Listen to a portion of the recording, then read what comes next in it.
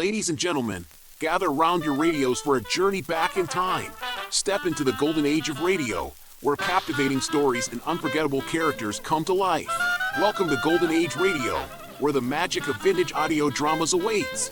That's right. Prepare to be transported to an era when families huddled around the radio, eagerly awaiting their favorite shows. It's a world where imagination runs wild and storytelling reigns supreme. Get ready to experience the nostalgia and charm of old-time radio like never before. Join us as we bring you a curated lineup of 30-minute episodes that will whisk you away to a bygone era. Discover thrilling mysteries that keep you on the edge of your seat, heartwarming dramas that tug at your heartstrings, and side-splitting comedies that leave you in stitches. Picture this: dimmed lights, crackling static, and the sound of a needle dropping on a vinyl record. As the stories unfold, let your imagination paint vivid scenes in your mind's eye. From distant lands to roaring cities, let your senses come alive as you become part of the story. Lose yourself in the adventures of daring detectives, follow the triumphs and tribulations of fascinating characters, and journey through time and space with the power of sound. Each episode is a time capsule, preserving the essence of an era when radio was the heartbeat of entertainment. But it doesn't end there. Golden Age Radio is not just a stroll down memory lane, it's a chance to create new memories too. Share these timeless stories with your loved ones, introducing them to the magic that captivated generations before us. So, dust off your radio, dim the lights, and prepare for an evening of enchantment. Tune into Golden Age Radio and let your imagination take flight. Stay tuned to hear our curated selection of 30-minute episodes. Relive the nostalgia, discover the classics, and immerse yourself in a world of unparalleled entertainment. Golden Age Radio, where the past comes alive, one episode at a time. Golden Age Radio, your ticket to timeless storytelling. Subscribe for more videos.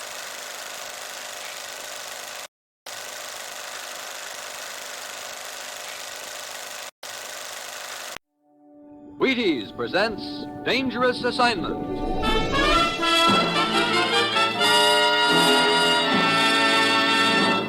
On stage tonight from Hollywood, Dangerous Assignment. Another in the Wheaties big parade of exciting half-hour presentations.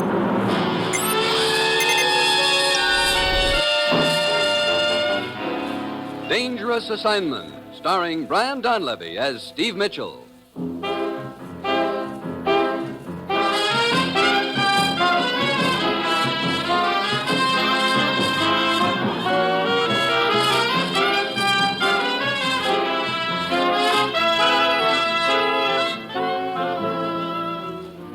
Yeah, danger is my assignment.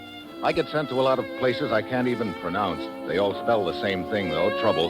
But when I walk into the commissioner's office, I don't realize this assignment is going to involve a dead correspondent, a Burmese girl, a trip through the jungle, and a fallen idol.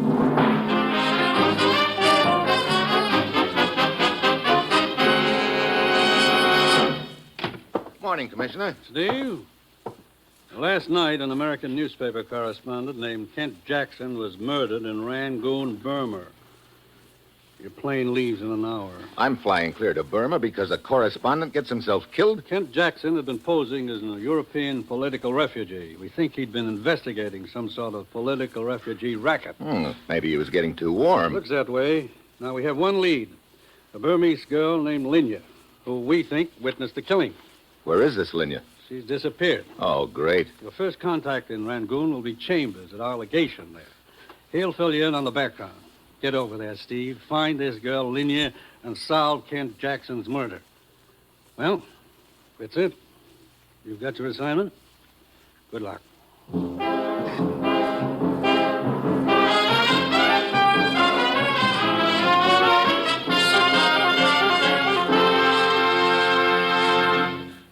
Anybody who knows baseball has played with a bat knows Jackie Robinson is about the hottest thing in the game. And now, Jackie has turned actor to play himself in the Jackie Robinson story. It'll be turning up at your hometown theater soon. Plan to take the kids. And by way of a short postscript to the movie, maybe you'd be interested in what Jackie told us about Wheaties. He says, a bowl of those crisp whole wheat flakes sure helps me get set for the day. Well, that's about it. I think you'll like the Jackie Robinson story. And I'm dead sure you'll like Wheaties, breakfast of champions. Try 'em both. Now, here is Dangerous Assignment, starring Brian Donlevy in the role of Steve Mitchell, colorful, two-fisted government agent.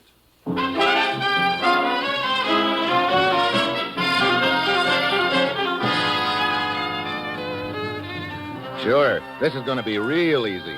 All I have to do is find a missing girl named Linya in one of the wildest countries in the world. Then get her to put the finger on a killer who'll probably be trying to do likewise to me. It's Monday when I get to Rangoon. It's raining and hot, and Chambers is waiting for me at his house. Well, Mitchell, I was sitting right here reading the night of Jackson's murder when suddenly I heard shots out in the garden. This girl, Linya, ran in here screaming at me to save her. I ran out in the garden, got clipped on the head. Oh, I wondered what the bandage was for. When I came to, Linya was gone. Look, did you know this girl, Linya, at all? Oh, yes, she worked in a restaurant about half a mile from here. I used to drop in there frequently. I don't get the connection between Linya and Jackson's murder. When Linya was shot at in my garden, one of the bullets was embedded in the side of the house. The police dug it out and compared it with the bullet that killed Jackson 15 minutes earlier. The two slugs matched. Oh, so Jackson's killer was after Linya, too. Well, there's my tie-in, all right. You know much about the deal Jackson was investigating? Yes. Somebody here in Burma has been receiving political refugees from Europe for a price. Then, whoever it is contacts the European country involved and, for more dough, delivers the refugees back to them. That sounds like a real sweet deal. Well, if I'm going to find this girl, Linya, I better start getting some leads about her. Let's see. You say she worked at a restaurant? Yes, a French restaurant run by Papa Valder. You'll find it down the street about half a mile. Okay, I guess Papa Valder's is my next stop. Well, see you later, Chambers.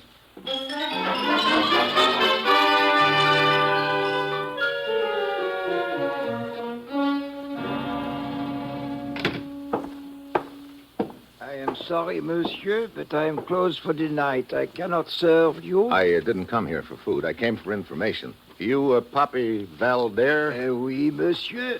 I'd like to talk to you about one of your waitresses, a girl named Linya. I will handle this, Valder. Oh, I didn't see you over there. If you wish to talk about Linya, you will talk to me. Really? Who are you? Lieutenant Ramat of the police. And you? Steve Mitchell. May I ask why you are interested in the girl Linya? You may ask, Lieutenant, and I think these credentials of mine will answer your question. I see. I will be happy to cooperate with you, Mr. Mitchell. Thank you. Now, what can you tell me about the girl, Papa Valder? Oh, very little, monsieur. Linya, she was a good waitress and a very good girl. Oh, where'd she live? In a rooming house about a half-hour's walk from this place. Here is the address. Well, thank you, Lieutenant. Linya walked home every night, huh? Yes, that is right, monsieur. Well, then it seems logical that somewhere on her route she passed the spot of Jackson's killing and witnessed it. I have investigated that. Linya could not possibly have arrived at the scene of the killing at the time when the killing took place. I walked off the distance myself. She could not have been closer than 3 blocks to it. Well, then I don't get it. Why did the killer take off after her? It is most puzzling. It sure is. The only other answer is that Linya knows something that she doesn't realize she knows. That means I've got to find her before the killer does. Rangoon is a large city, Mitchell. Yeah, and we're not even sure she's still in Rangoon. Well, thanks for the information, gentlemen. I think I'll go over to Linya's rooming house and see what I can find out there.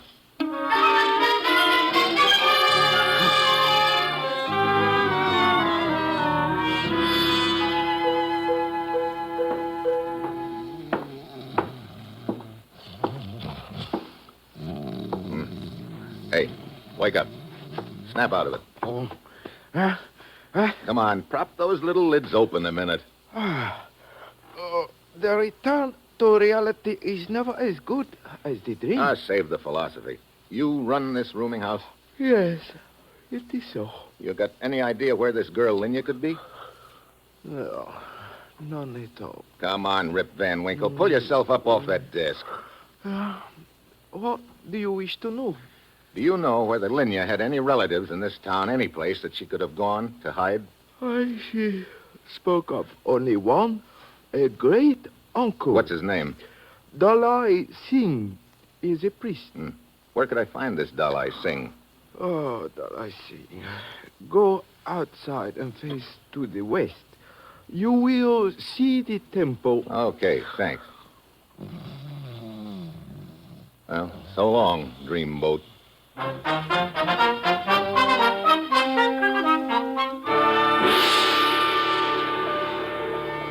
I locate the native temple and go inside. The only light comes from a few scattered candles.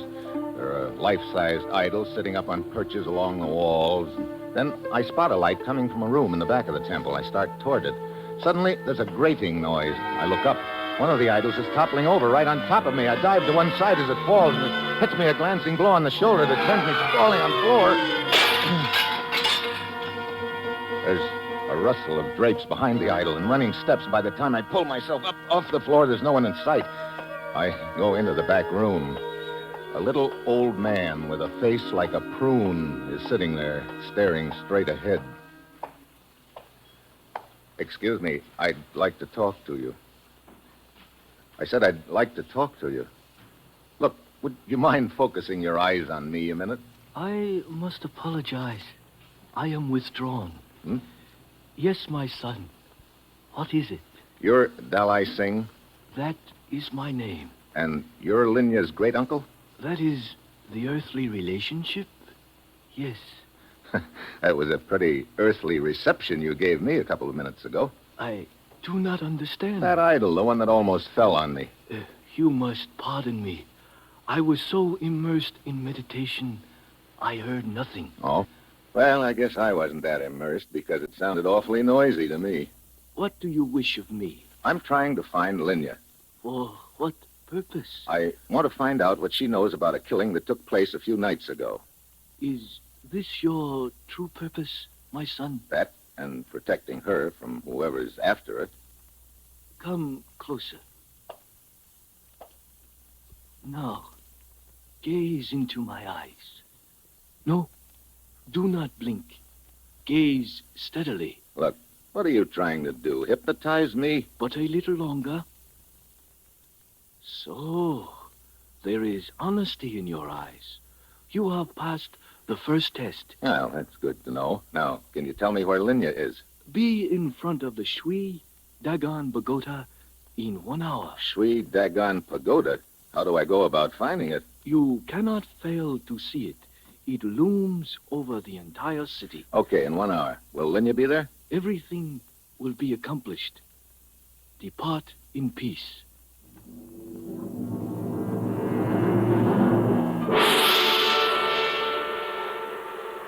Dalai Singh was right. It isn't hard to spot the pagoda, even at night. It's up on a rise overlooking the city.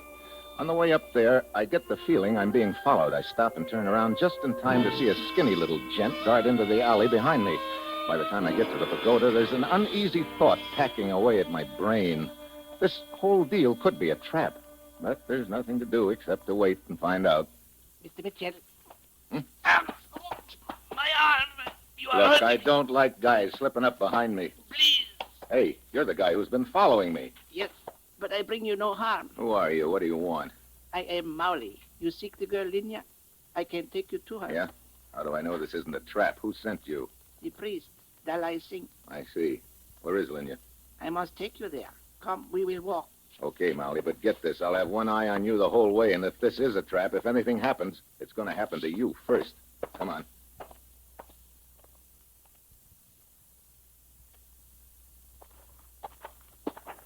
Look, we've been winding our way through back alleys for the last half hour, Molly. But here we are at proper place. Okay, you first, and don't try anything. Come. Dark in here. I will turn on the light. So, Dalai Singh. Yes, Mr. Mitchell. Look, what is all this? You send a guy to take me on a cook's tour of the city, then he brings me down a back alley to you again. You sure don't believe in taking any chances. Toying with chance sometimes invites disaster. Okay. Now, where's Linya? Fetch the girl, Mauli. very well.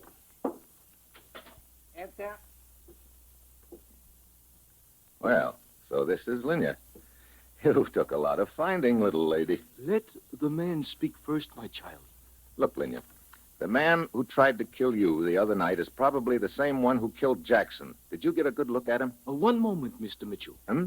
You accept this girl as Linya? Well, of course. You just got through telling me that. No, I did not say she was Linya. Wait a minute. You mean she isn't? You have passed the second test, Mr. Mitchell.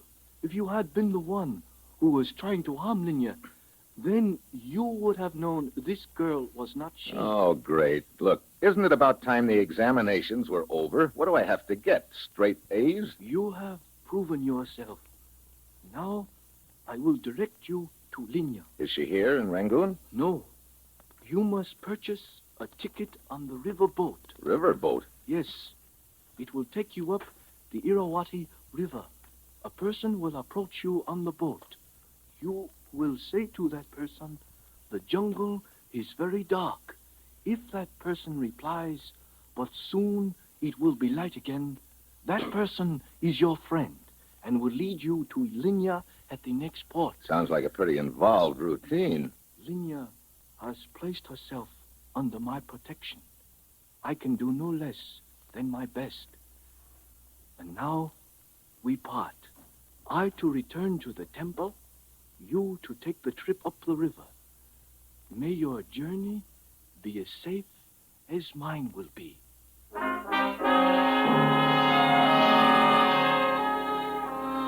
I go down to the waterfront and buy a ticket on the riverboat. I've got an hour before it shoves off, and then I realize I don't even know whether it's going to be a man or a woman who contacts me, so I go back to the temple to ask Dalai Singh. I start walking along the row of idols, and the one somebody tried to push over on me is still lying on the floor, but there's no vacant spot on the wall. There's another idol sitting there, but that idol moves a little. I go closer. Then, as it crumples over and drops to the floor, I see it's not an idol after all. It's Dalai Singh with a knife in his heart.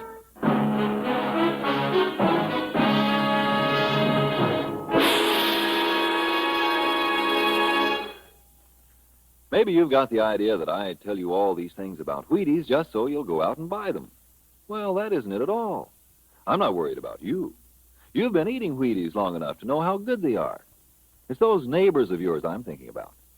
Now, suppose you just go over there some morning and just tell them all the nice things about Wheaties.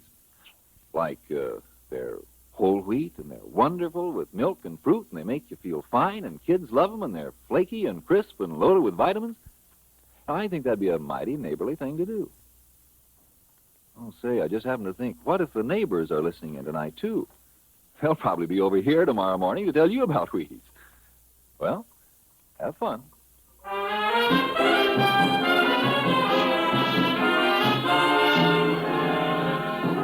And now, back to Dangerous Assignment and Steve Mitchell.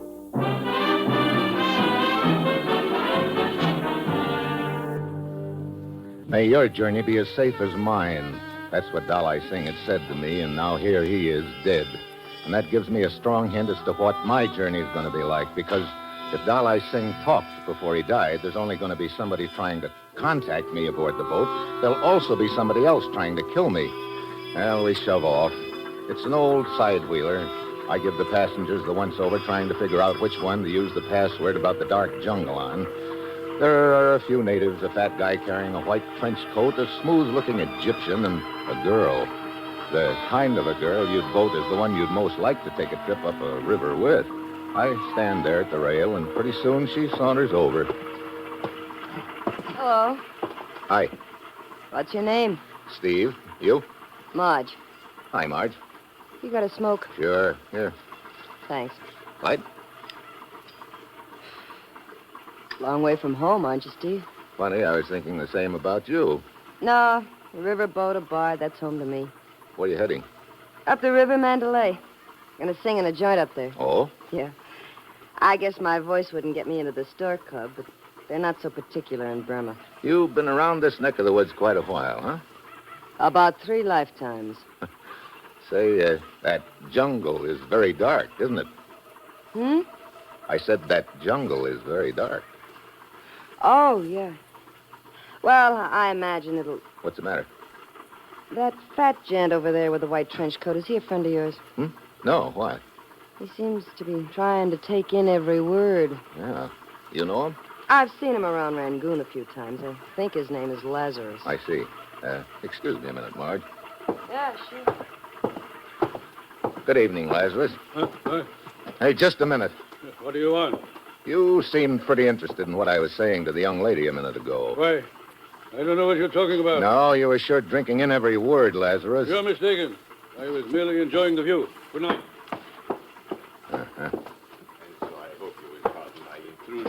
privacy. It was just that I could not avoid paying homage to such beauty. You're a real flowery type guy, aren't you? Oh, Steve. Hi. Looks like you just weren't meant to be lonely, Marge. This is, what did you say your name was, Buster? Camise, at your service. Camise, meet Steve. I am indeed honored, Steve. I hope you will forgive my intrusion on your tete-a-tete. Yeah. Egyptian, aren't you? Yes, from Cairo. What brings you here to Burma? Quite possibly the same thing that brings you here, Steve. What's that? Yes, I sense that we are two kindred spirits, each seeking adventure, each willing to travel around the world to find it. You're just looking for adventure, huh? Yes. You see, Steve, I am a romantic at heart.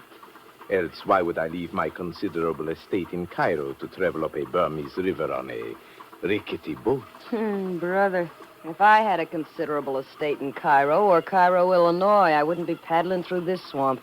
The quest for adventure often leads us to unlikely surroundings. It sure does. And now, please excuse me. Perhaps it was fated that we should meet, Steve. If so, we shall meet again. Well, it'd be pretty hard to avoid meeting again on this tub. I'll see you around, commies. Good night to you both. Ha! Get a load of him. I am a romantic at heart yet. Yeah. Hey, look, Marge, just before you spotted that guy Lazarus watching us, I made a remark to you about the jungle being pretty dark. Yeah, I remember. You started to say something in reply. What was it? It'll keep, Steve. Oh? Okay. Well, I think I'll turn in. I'll see you in the morning, huh? Yeah. Matter of fact, I'll make a point of it.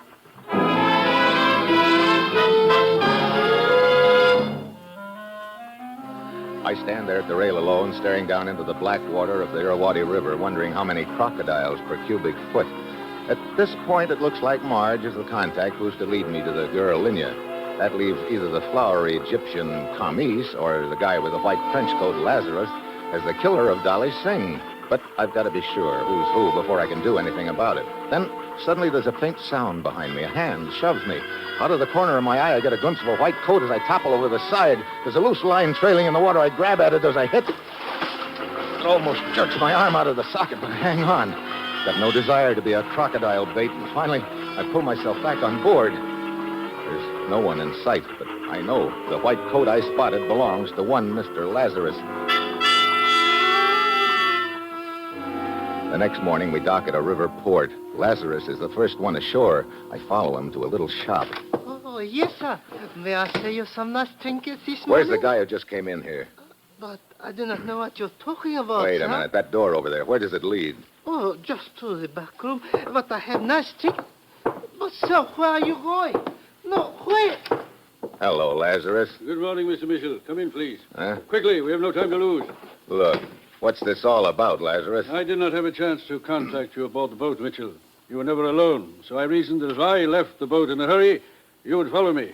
You did. You trying to tell me that you're my contact? I am. Dalai Singh is a friend of mine. Don't give me that. You tried to shove me overboard last night. I spotted your white trench coat. That coat was stolen from my stateroom. All right, try this. The jungle is very dark. But soon it'll be light again. And as further proof of my identity, Linya. What? Yes, Mr. Lazarus? Hey. You may join us now, child. So this is Linya. You've been hiding in the back of the shop ever since you left Rangoon, huh? Yes. My great-uncle Dalai Singh said he would send help to me. How is he? I'm sorry, Linya, but he's dead. What's that? Dalai Singh? Dead? My one friend. Gone. I think the same person who's after you killed him. And an American newspaper man named Jackson. Linya, now you've got to tell me who that person is. I? Oh, but I know nothing, Mr. Mitchell. I do not know why someone is trying to kill me. Look, you worked at Papa Valdar's restaurant in Rangoon. Yes. Every night, you leave right at 8 and start walking home. Now, the night of the killing, you must have seen something on the way home. No, I saw nothing. Then you heard something, shots, for instance. No. Mitchell, do you suppose the killer mistook Linya for another girl? I don't know. Look, I'm going to try once more, Linya. Now, try to remember. Yes. On the night of the killing, you left Papa Valder's at 8 o'clock as usual, right? Yes. Now, 15 minutes later, you were within 4 blocks of the scene of the killing. That's about half a mile from Papa Valder's restaurant. No, I did not get that far. What? I realized I had forgotten to take some food that Papa Valder had given me. So I went back to the restaurant to get it. But, Mitchell, that means Linya could not possibly have witnessed the killing. It must be a case of mistaken identity. Just a minute, Lazarus. Keep on, Linya. Well, I opened the door. Then I saw someone inside the restaurant. Who was it? I do not know. I had never seen this person before. I guess she means me. Oh, that is the one. Marge. There's Just a gun. Hold it. Nice and steady, all of you. Well, Steve, you were concentrating so hard on following Lazarus when he left the boat, you made it pretty easy for me to follow you. Thanks for leading me to Linya. Yeah. Congratulations to me. Chump of the world. Oh, now, Buster, let's not cry in our beer. Oh, my, such long faces. Well, it looks like little Marge will have to cheer you up. Well, what are you going to do? Tell a joke or something? You know, I might at that. Because I've got a real funny one stored up for you kids. It'll kill you.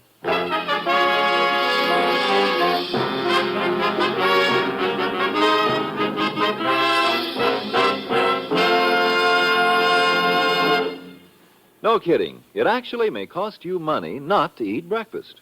Honest. Look, you skip breakfast, so comes lunch, and you got to eat like a horse to catch up. And that's tough on the budget. So here's the deal. Start breakfast with a nice bowl of crisp whole wheat Wheaties with milk and some fruit, maybe. They'll be just about wearing off at noon, and you'll be all set for a nice, reasonable lunch. And you know, with those Wheaties in there, you'll feel as good as money in the bank all morning long. Now, here is the conclusion of Dangerous Assignment.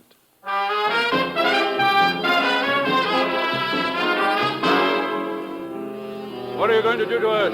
Are you kidding? You mean you're going to kill us just because Linya happened to see you in a restaurant? That's the general idea, Lazzy, old boy. Well, why don't you get it over with, Marge? In a minute, Buster. You can call me Steve, and what are you waiting for? My little helper. I don't want any slip-ups. Helper? Then you're not in this deal alone. No, he's tying up that shopkeeper out in front. Oh, here he is now. Papa Valder. Oui.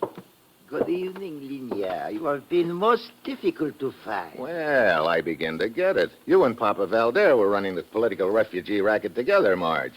You killed the correspondent Jackson, then went back to report to Valder, but just then Linya stuck her head in the door. You two didn't want to be seen together, so you took off after Linya. Come, my dear. Let us attend to the business at hand without further delay. Okay, Pop. Wait. Huh? You must spare my life. I beg of you. Oh, save it, hero. But I was only trying to do a favor for a friend. I had nothing to do with You it. sure You must picked believe nice, me. brave guys to work with, Steve. Please, don't kill me. I'll do anything you say. Please, I beg of you. Get up off your knees. Take it like a big boy, Lazarus. Suddenly I realize what Lazarus is up to. He's squealing for mercy like a stuck pig. But all the while he's inching slowly forward on his knees toward Marge's gun. I said get up. Very well. Let go of that gun. Valder is behind Marge. He whips out his gun and jumps to one side, but I meet him halfway. The slug hits the wall and Valder hits the floor. Marge gives Lazarus a foot in the face and swings her gun free, but a second too late. Let go of my wrist. Drop that gun or I'll break your arm. Oh, yeah. Drop it. Thanks. I'll take it now. You okay, Lazarus? Quite. Looks like he's a little bigger hero than you gave him credit for, Marge. Okay. So things didn't turn out quite like I'd figured. No hard feelings, Steve. Oh, no? No hard feelings.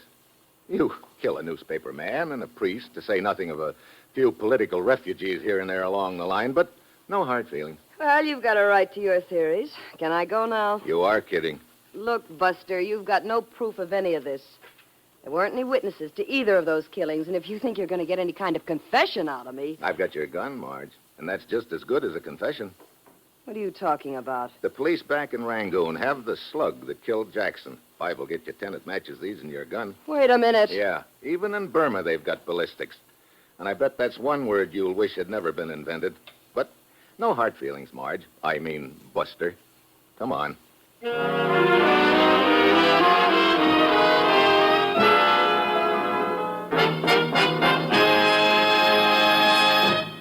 Dangerous Assignment, starring Brian Donlevy as Steve Mitchell, is written by Bob Reif with music by Basil Adlam and is produced and directed by Bill Karn. Join us again next Wednesday when Brian Donlevy as Steve Mitchell embarks on another Dangerous Assignment. And this is your Wheaties man, Frank Martin, inviting you to listen next Monday night to Frank Lovejoy in Night Beat on the Wheaties Big Parade. See you then.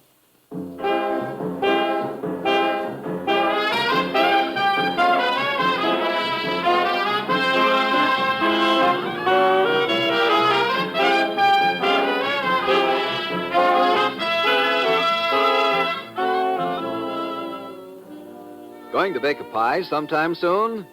Make it with Crust Quick, the Betty Crocker pie crust mix. You know it's a tender, flaky crust that's at the bottom of every delicious pie, sure as you use Crust Quick. And so easy. Just add water to Crust Quick. And what pie crust? Tender crust, tasty crust, rich, short, lovely crust, just like Betty Crocker makes. And you can make it. Just add water to Crust Quick. Crust Quick, the Betty Crocker pie crust mix.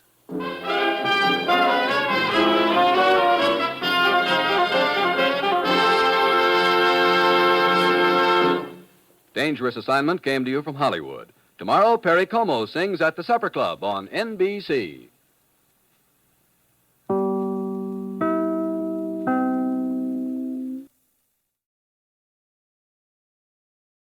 Conquer the world of WordPress at G3PL.com. We're your ultimate destination for WordPress support and training. Need help with a specific project? Facing a tricky plugin or theme issue? We've got your back. We will troubleshoot, customize, and fine-tune your site to perfection. So, why wait? Take the leap into WordPress greatness. Contact us today at WP@G3PL.com or give us a call at 615-420-2040. G3PL.com. Your WordPress success starts here.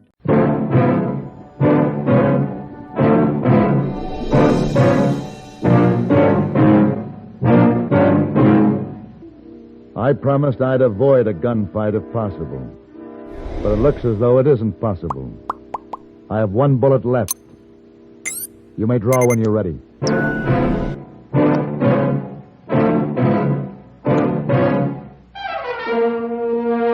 Have Gun, Will Travel. Starring Mr. John Daner as Paladin.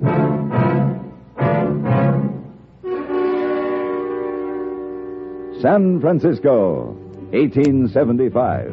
The Carlton Hotel, headquarters of the man called Paladin.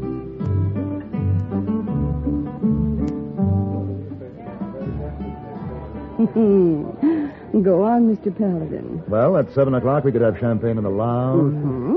At 8 o'clock, dinner at the Peacock, something special. Oh, I'm intrigued, Mr. Paladin. And, then? Coach ride to Barnaby's for crepe Suzette as only Barnaby prepares a crepe Suzette. And after that, a liqueur back here by the fire in the lounge. No. Then... What? No. Oh, hey, boy. Who is this? Me, number one for Mr. Paladin. Sorry, lady, no champagne, no Peacock, no creepy Suzette, no liquors tonight. Wire come. You go. I know. You already packed. Wire? Here. Bad news, Mr. Paladin? Oh, dear lady, forgive me. Hey, boy, send an answer to Tom Carter, Abilene. Just say, have gun, will travel.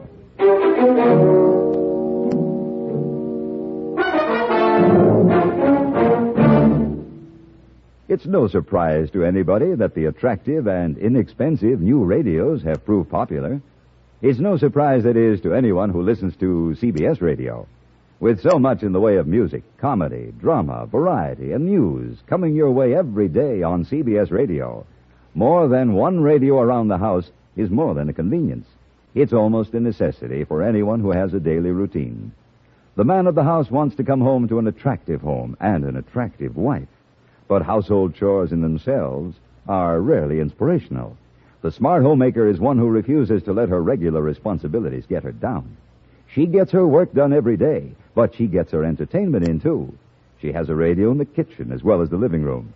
Chances are she has a portable radio as well to follow her from one task to another around the house. She knows why the inexpensive new radios are so popular. And, what's more, she knows the value of CBS radio, too.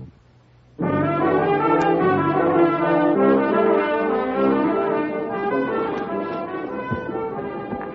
you are. Your bag, your saddle, and your gear. This is your hotel right here. What's that? Oh, folks from the Wild West show hold up in town right now. Most likely Ella West. Ella West, huh? Yeah. The star attraction at Tomahawk Carter's Wild West show. It was kind of frisky at times. Wouldn't go into the lobby by the front way if I was you. You wouldn't, huh? Not with Ella cutting up before breakfast. She just might take it into her mind to shoot them buttons off in that fancy vest you're wearing. Well, I'll chance it. Well, just friendly advice, brother.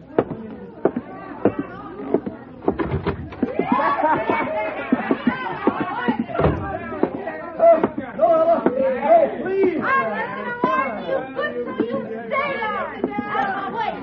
now you jump when I yell frog and you jump high. Frog!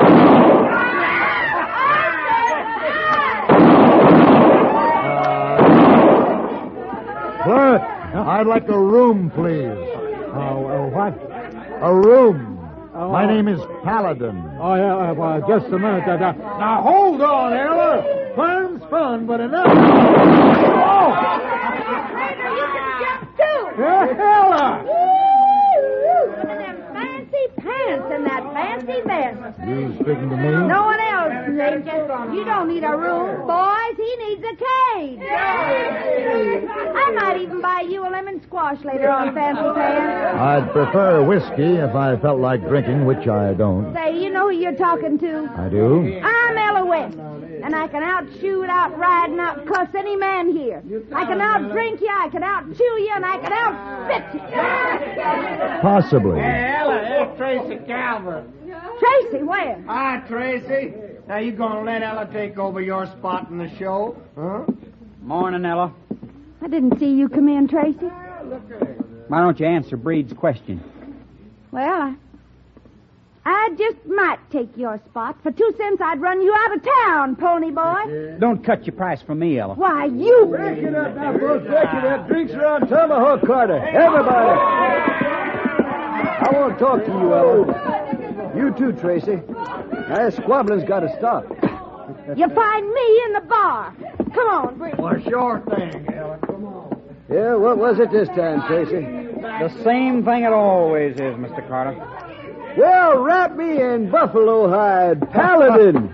Hello, Tom. Hello. Oh, you're a sight in That's a real sight. Tom. Yes, sir. Tracy, this Mr. Paladin. He knew me way back when I was making an honest living. Tracy Calvert. I've seen you ride, Mr. Calvert, Laramie, Wyoming, 71, when you took the grand prize. I had a lucky day, Mr. Paladin. We got powwow to make. Well, I'll run along, Mr. Carter. No, you stick here, Tracy. I got bad trouble, and I want you to handle it, Paladin. Save your money, Tom. I never saw a man you couldn't handle. It ain't a man. That little gal I want gentle tonight. Tom, there's one wild thing man will never civilize, woman. And if you mean that one, I'm afraid there'll be no pleasure in failing. That little gal in there happens to be Ella West. 24 years old, she's already more of a name than Calamity Jane, Cimarron Rose, and Belle Star lumped together. I got her in my show, and I got damage bills to prove it. And I'm going to lose my shirt even before I get my show together if something ain't done. And you'll lose more when you get on the road. There's 1 million people want to see Ella West, Mr. Paladin. Darling of the frontier, heart of gold. Yes, I've seen the write-up. She's fast with a gun, and she can ride like a Comanche. She has to be more than that. Ella West is a legend, Tom, a romantic illusion. Your audience will expect you to bring it to life. That's right. And instead, you'll produce a repugnant, grimy-faced, loud-mouthed little shrew. Well, I don't figure Ella's as bad as all that, Mr. Paladin. Oh, how long have you known her? She joined the show last month. Well, my question was, how long have you known her, Mr. Calvert? If you don't mind, I'll look in on the stock. Tracy and Ella was raised in the same part of the country. Learned shooting and riding together. Let him tame her. He seems to have a personal interest. Now, doggone it, we're old friends. Tom, you're talking about making a show horse out of a wild, mean-tempered colt. Now, that takes more than taming. It means crushing its spirit, rebuilding it from the ground up. With a horse, the odds are 10 to 1 for failure. Yeah, I guess I knew it wasn't any use all along. I could have made a fortune with her. That's why I want 10% of the entire season's gate if I succeed. You ain't changed, have you? I hope that's a compliment. You ain't never stealing to ask what you're worth.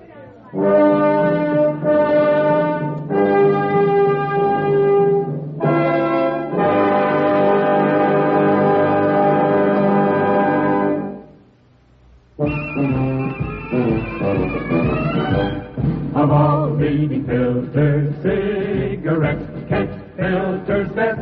Kent Filter's best.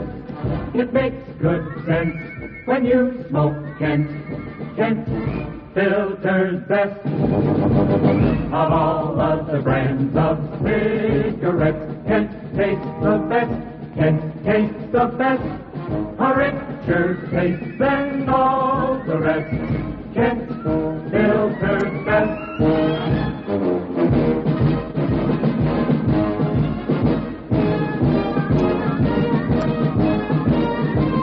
It makes good sense when you smoke Kent. Of all leading filter cigarettes, Kent Filter's best.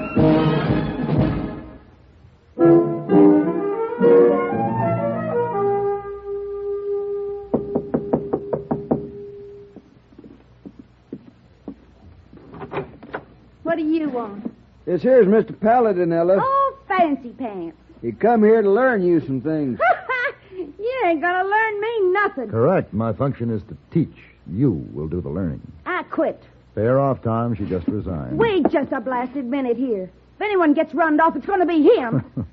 Go along, Tom. I'll talk to you later. I'll be in the saloon. Now then, sit down, Miss West. Mind if I smoke? No. Go ahead. Try lighting that cigar now, fancy pants. That will be 2 deductions from your wages, the cost of the cigar and the bullet damage. You're kind of a cool one, fancy pants, but you ain't gonna make no lady out of me. First, you're not worth 2 cents to the show as a lady, and second, that would be impossible in the first place. Why, you... You took my gun. It'll be less noisy that way. Now, sit down, please. Better. Although your audiences will expect you to be somewhat different from the average woman, they will expect certain fundamental manners. The essence of showmanship is to be different without being obnoxious. You're a lily-livered, fancy-talking dude. I'll run you out of town by morning. I believe you made the same ridiculous threat to Tracy Calvert. Him, too. Tracy said anything to you about me, I'll kill him. There's a ring of honesty in that threat, Miss West. However, he said nothing. I was merely speculating. Are we ready? You've got something to learn me. Teach me, then get on with it. But keep your nose pulled in, dude.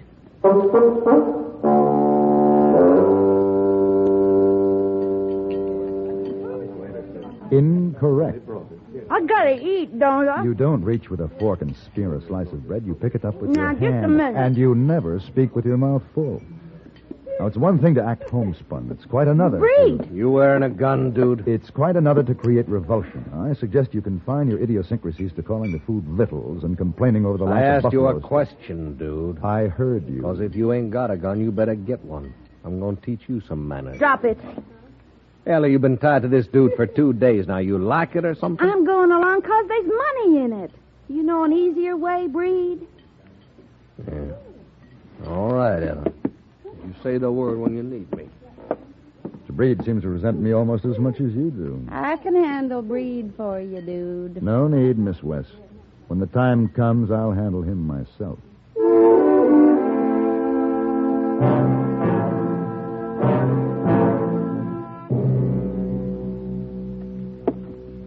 Remember, just pretend I'm a newspaper reporter. Get on with it. Another question, miss. Tell us about your parents. My old man was a stinking drunk, and the old lady was worse. She was You always... are talking to reporters. Well, then let them make it up like they've been doing all along.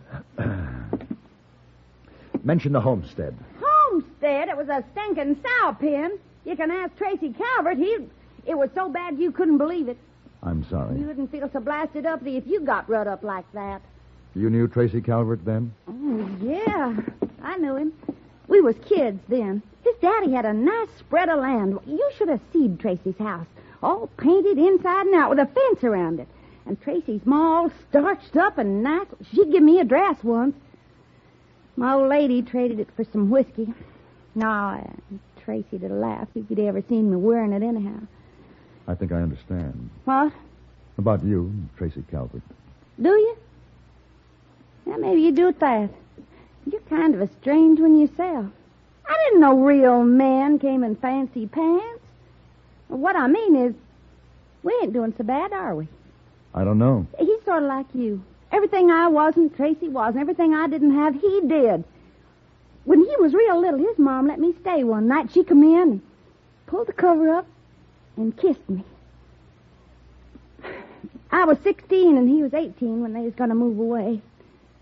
Maybe he wasn't growed up yet, but I was. I was growed up plenty.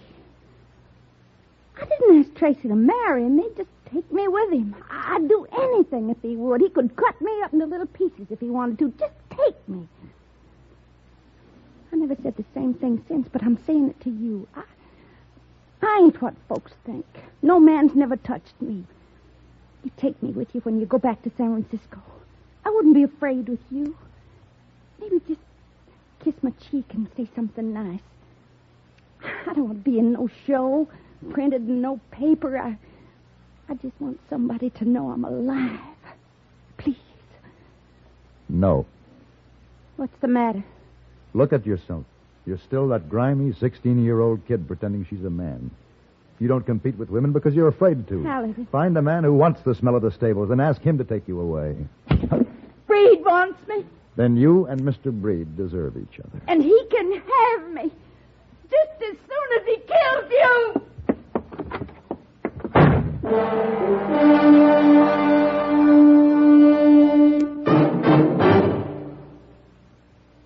Do you see speed laws and other regulations as restrictive, or do you look upon them as protective? When a police officer writes a summons for traffic violations, do you see him as an enemy or a friend? Your life may depend on your attitudes. Statistics clearly indicate that where laws are obeyed, deaths go down. It's no secret that emotional immaturity is the major factor in our accident rate. How else but childish can you describe the notion that breaking a traffic regulation is a way of getting away with something? What could be more infantile than believing one can prove his superiority by ignoring a stoplight? Unfortunately, too many drivers on the road subscribe to that kind of emotional outlook. The result is tragic. Almost 85% of all traffic accidents in America are caused by careless, childish driving. We hope you know our traffic laws and the people who enforce them are there to help save your life.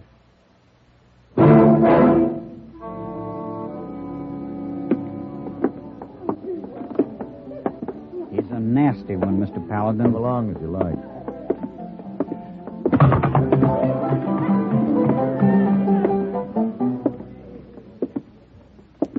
Well. Good afternoon, Ella.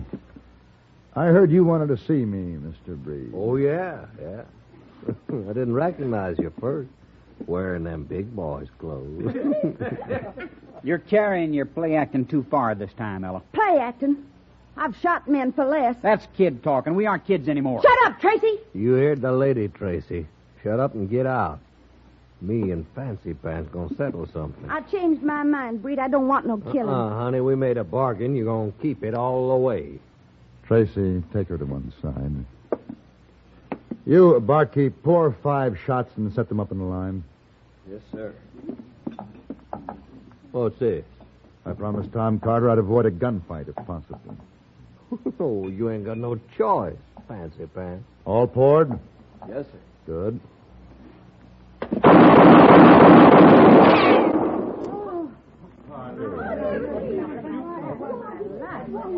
Now then, Mr. Breed. I have 1 bullet left. Please, draw whenever you're ready. Well, Are you going to draw? I didn't. If you aren't going to draw, I suggest that you find Tom Carter, hand in your resignation, and start traveling. Now.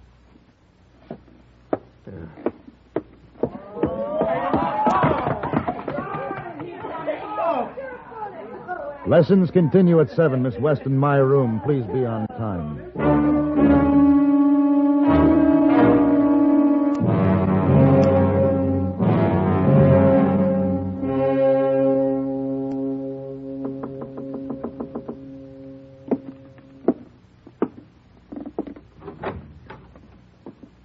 Well, I got myself some female clothes.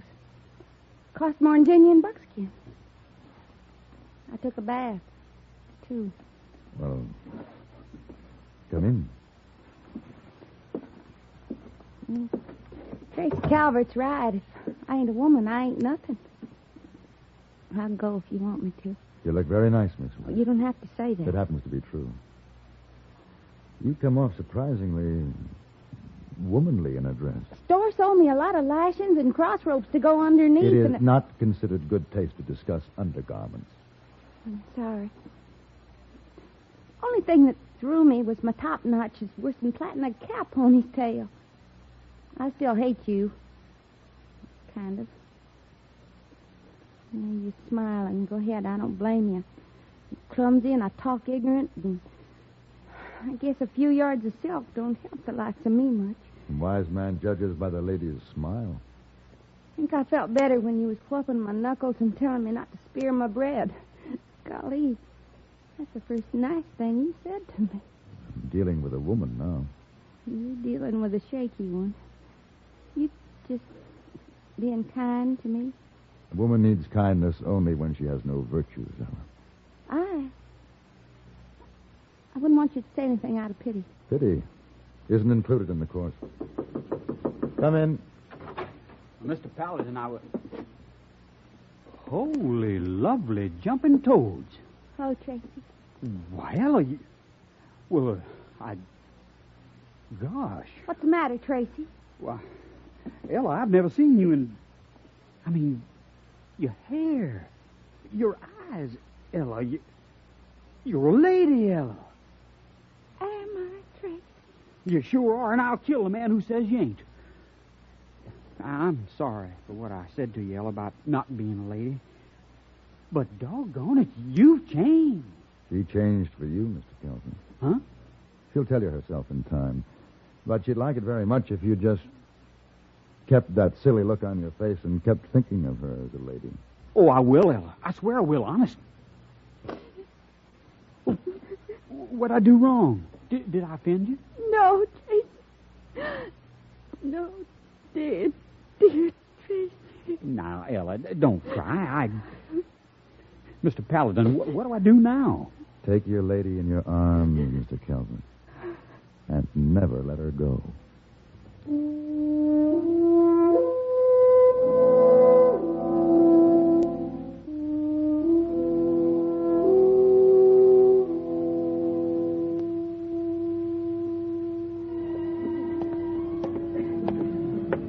How are things in Abilene Town, Mr. Paladin? In Abilene Town, things are going smoothly. And how are things here in San Francisco? Smoothly. Specifically, the young lady I never dined with, is she still registered here? Oh, yes. Then will you please take her this note and tell her I'm back? I'd do it, but her husband no like. Husband? Yeah, she get married 2 days ago. Me. But a Spanish dancer registered today. Very nice. Oh, you catch him up for dinner, eh? The Spanish dancer? Oh, boy. Hey, boy, take that note up to the Spanish dancer with my compliments. Same note? Same note.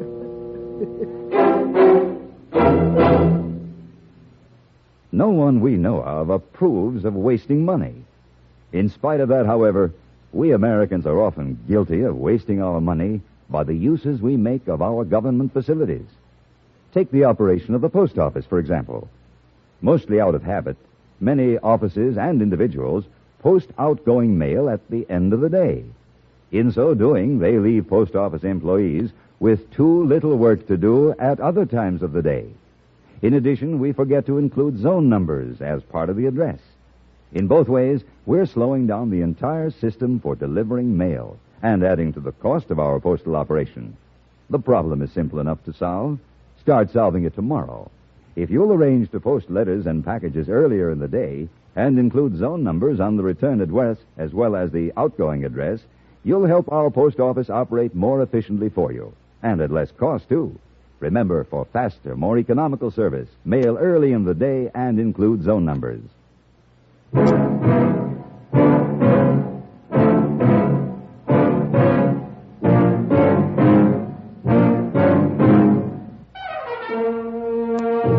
Have Gun, Will Travel. Created by Herb Meadow and Sam Rolfe, is produced by Norman McDonnell and stars John Daner as Paladin, with Ben Wright as Hayboy. Tonight's story was written by Gene Roddenberry and adapted for radio by John Dawson. Featured in the cast were Virginia Gregg, Sam Edwards, Harry Bartell, Lawrence Dotkin, Lynn Allen, and Barney Phillips. Hugh Douglas speaking.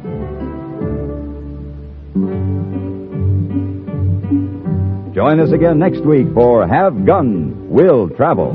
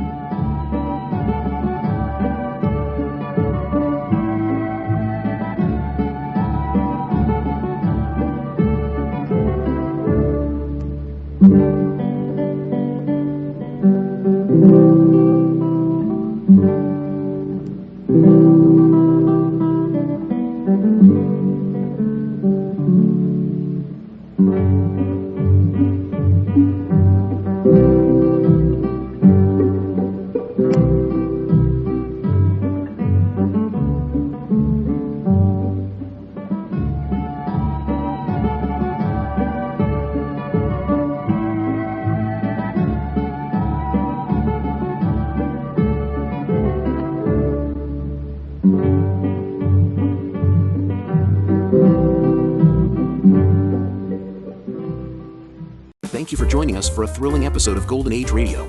We're excited to have you as part of our audience. We invite you to return tomorrow for an all-new set of episodes that will take you on even more unforgettable adventures. Don't touch that dial, because the next installment of timeless tales and captivating narratives is just around the corner. Stay tuned for another dose of vintage radio magic that will transport you to a bygone era of entertainment like never before. We're always eager to hear from our fantastic audience. Your feedback fuels our passion for delivering the best in vintage entertainment. Feel free to share your thoughts, opinions, and suggestions. We value your input and strive to make your listening experience even more enjoyable. If you're looking to enhance your Microsoft Access skills, look no further. Reach out to them at 615-420-2040 and ask for Mark. Once again, thank you for being a part of our Golden Age radio community. Get ready for more riveting stories, captivating characters, and timeless entertainment. Until next time, stay tuned and keep the nostalgia alive. Subscribe for more videos. Countdown for blast off. X minus 5, 4, 3, 2, X minus 1, fire.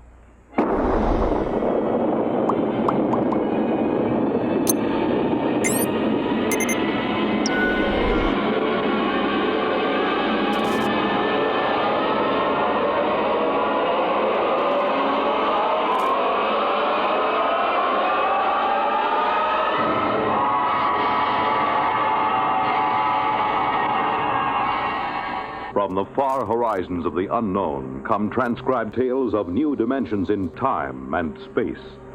These are stories of the future, adventures in which you'll live in a million, could be years, on 1,000 maybe worlds. The National Broadcasting Company, in cooperation with Galaxy Science Fiction Magazine, presents X minus 1.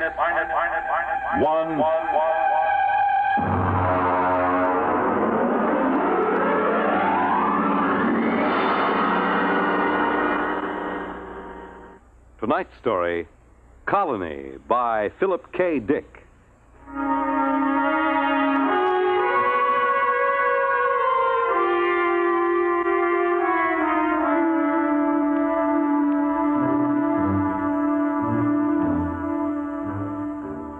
The existence of Planet Blue, the fourth in orbit around a G-type sun somewhere in the Aldebaran sector, was predicted by spectroscopic analysis and spatio-mathematic equations some 50 years before an exploring mission was dispatched to it. The research team, under Commander Stella Morrison of the Colonial Administration, went into orbit around Planet Blue at 0700 Standard Sidereal Time. Authorized procedures were followed. Aerial photography completed, Commander. Anything show on the plates? Well, Masterson was suspicious of these lines towards the poles, but the angles seemed to be coincidence. They're not artifacts. Glacial faults. Geological survey reports no volcanism. The launch is back. Dodge has a landing site pinpointed. Preliminary atmospheric tests look good. There's a 0.7 bulge in oxygen, but it's just enough to make you feel good. Looks like an open-air job. No pressure suits or condenser masks. Well, that's precisely what they thought on Centauri 1. And the whole expedition was wiped out by spores. Of course, I was assuming a favorable biocheck. Preliminary photographic survey, Mr. Wood. Thank you, Dodge. Do you want them played back here? We haven't transcribed the tape. If you please, Lieutenant. 393. Al, pipe the photo tapes up here on 324. Looks like a green world, all right. Punch up the tape, if you please, Lieutenant.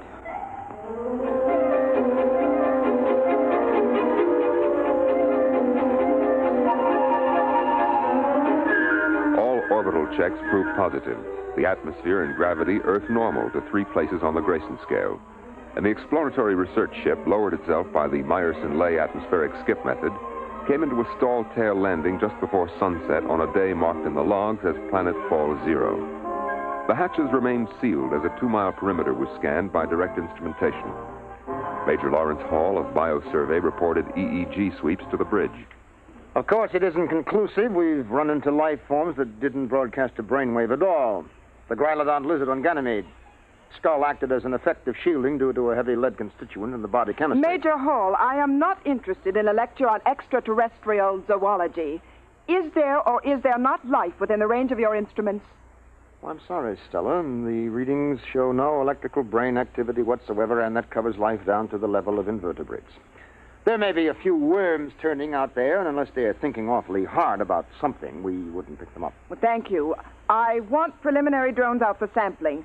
How long do you think that will take?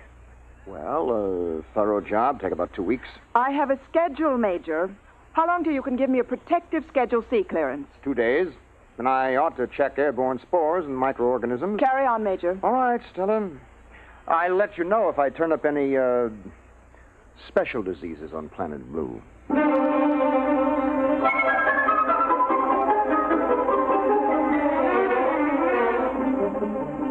Drone sample missiles were dispatched at sunrise. Air scoops, ground samplers, and vegetation choppers returned to base, and the bio team instituted full prescribed tests. Immediately identifiable airborne dangers were ruled out. Outside of the possible allergenic action of pollens, Planet Blue was ruled safe for normal exploratory procedures, and the real work of the survey was gotten underway. Here's the morning report, Commander. 4 in sick bay, 3 ordered to light duty. What happened? Well, last night was liquor ration. Oh. Survey teams out in the field. Bio crew under Major Hall. Agronomy, ecological, geological, and deep map teams out. Any reports back? Deep map seems to think there's petroleum over to the north, and agronomy reports if you dropped a seed in this soil, you'd have to jump back to keep from being knocked over by the plant. Sounds pretty good. Commander, Blue is about as likely a spot for colonization as has been turned up since Harvey's planted in 27. Well, they'll be glad to hear that in Central. How long do you think until we can send back a clearance? I've checked with department chiefs. They all estimate about 2 or 3 days more until they're satisfied. All except Bio. Why is Major Hall dragging his feet? I don't know. Well, find out. And in the meantime, I'm going to call a staff meeting. Every day we can save on our report is important. If Blue is suitable for colonization, I don't want to waste a minute.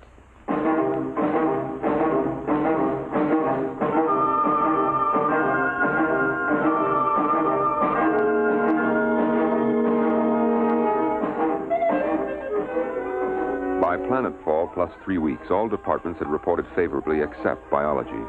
Ecological survey pointed out the difficulty involved in the necessity of importing animal life. But this problem had already been met in the colonization of Gamma 2 and 3, when an entire ecology had been transported in frozen gene banks and fertilized and incubated on the site. Biology, however, still withheld a favorable report. Look, Larry. What is the secret, Stella? Cold formality on the bridge and Larry when you're in my lab? Well, I'm serious. Well, I've just gotten an official query from Central. They want to fish or cut bait on Blue. Your department is the only one holding it up. We're 2 weeks behind schedule. And the first colony on Vishnu was right on schedule, and 7,000 died of green spot. That was before the full bio-check technique was worked out. My dear, do you know how many different microorganisms there are in a cup full of dirt? I'm not a freshman student of biology. Oh, dear. And I was hoping I could tempt you into some field work. Someday, Larry, you're going to make some remark in front of some junior officers or even enlisted personnel, and I'm going to have to call you on it. I'm afraid for your dignity, my dear. Look, I'm in charge of this expedition. My dignity happens to be a function of command, and as such, it's a survival factor. Ah, well, then you had better take it easy at officers' mess. You know, I saw 2 biomates watching you climbing the ladder to the bridge. Do you know what their affectionate name for you is? Major Hall. I'm serious. I want a bio clearance as soon as possible. And you will get it. As soon as possible. And when will that be? When I'm satisfied. Are the bugs here so dangerous that you're afraid of them? No, on the contrary. We have yet to find a harmful life form. Well, you didn't report that. If there are no harmful life No forms... lice. No disease germs. No malignant virus. Well, then what are you waiting for? There should be. There should be at least one little fellow who could give you a common cold. Look, sociology section found no native narcotic plant life. And inasmuch as there is no humanoid life, there is no bootlegging, gambling, immorality, and pornography either. By analogy, that would be a good reason not to colonize. Is that the idiotic logic you're following? Microbiology is a little different, Stella. And anyway, what is the rush? Blue is something different. There's something peaceful in the air. Why rush to bring picnickers who'll drop candy wrappers and fill the pools up with empty beer cans? Larry, I have a planned board conference in 10 minutes. If you don't bring in some kind of a report by then, I'll have to supersede you under a Section 23. Ah, yes, that's what happened on Vishnu, isn't it? Followed by Green Spot and the wagons to drag the corpses out of the colony street. Never mind that, Major. I want a report. In the biology section lab, Major Lawrence Hall continued to examine tissue samples from lower fauna and flora samples brought in from Planet Blue. He settled a container of prepared slides and flipped the switch on the electron microscope.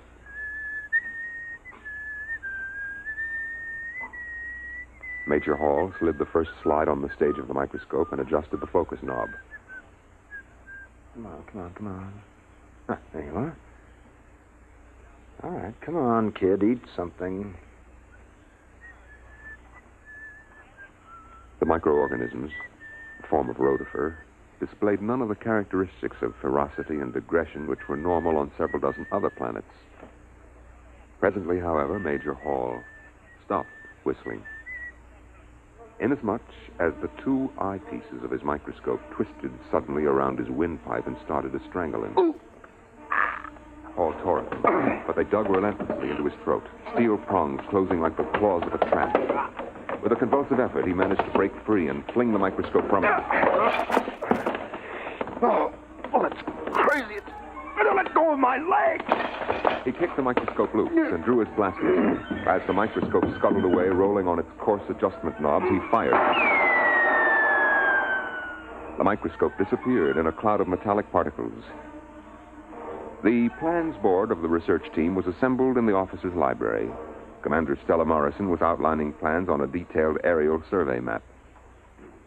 This long, flat area is ideal for the actual city. It has an adequate watershed in the hills here, and weather conditions vary sufficiently to give the settlers something to talk about.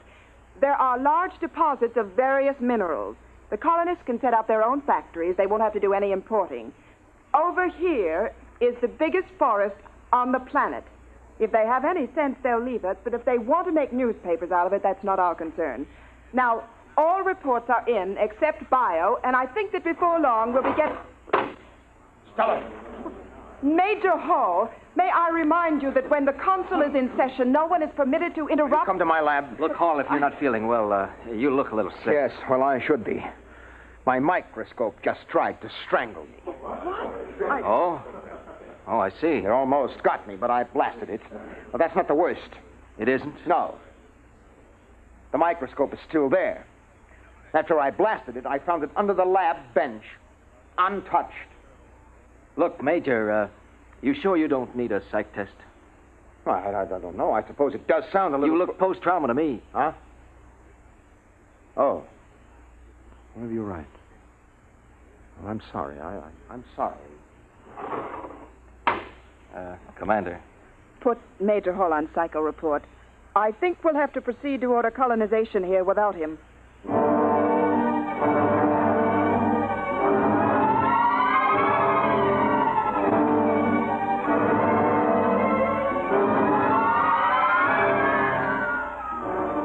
Major Hall proceeded to Psych Center, and inserting his ID card in the robot Neo Rorschach machine, he placed his hands on the contacts and activated the search and gestalt circuits. Presently, the green light flashed, indicating tentative diagnosis. Major Hall hit the response key. Severe disturbance. Instability ratio above 10. And that's over danger, isn't it? Yes. 8 is danger. 10 is unusual, especially for a person of your index. Your norm is 4. Yeah, I know. I require more data to determine whether this unusual instability ratio is an aberrant reaction or is normal survival oriented. Well, I can't tell you anymore. It is illegal to hold back information during a robo-psych test. You will deliberately distort diagnosis, which is punishable by 6 months forfeiture of pay and allowances, or such other penalty as a court-martial may direct. Thanks a heap. Now, look, do you record a high degree of unbalance for me? There is a high degree of psychic disorganization, but what it signifies or its etiology, I am unable to determine without further data. Yeah. Okay. Well, just take a tip from me. Stay away from homicidal microscopes. That is an interesting Freudian slip. You undoubtedly mean homicidal maniacs, not microscopes. This indicates a possible maladjustment in the area of your specialty. Why don't you go grease your id? I will consider that suggestion.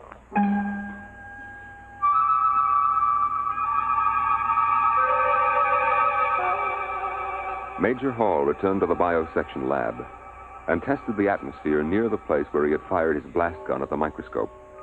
The analysis showed a high density of metallic particles colloidally suspended in the air. In a state of confusion, with an emotional distress quotient of at least .742, he stripped off his uniform and entered the shower.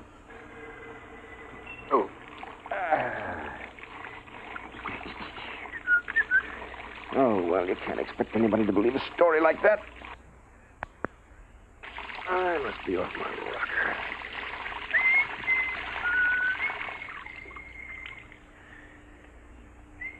Major Hall stepped out of the shower, reached for one of the towels on the rack.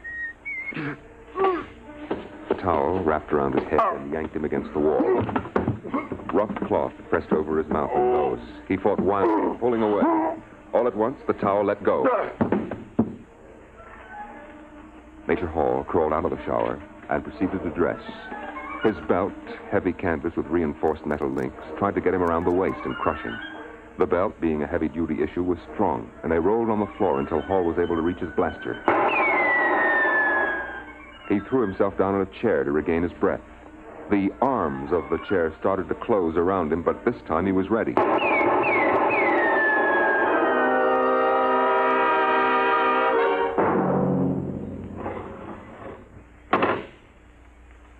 Major, I don't believe you were announced. Look, Commander, Stella. You're armed. You know the regulations I'm sorry, Stella, this is important. Well, what do you want? I have a report here from the robo-psych tester. It says you've hit a ratio of 10 within the last 24-hour period. We've known each other for a long time. Larry, what's happening to you? Stella, I told you. A little while ago, my microscope tried to strangle me. Then when I was getting out of the shower, a bath towel tried to smother me. I got by that. And while I was dressing, my belt... Wood, in here on the double. And I finally blasted that. And then an armchair beside... Yes, Commander. Stand by a moment. Stella, will you listen to me? This is serious. Ordinary objects suddenly turning lethal.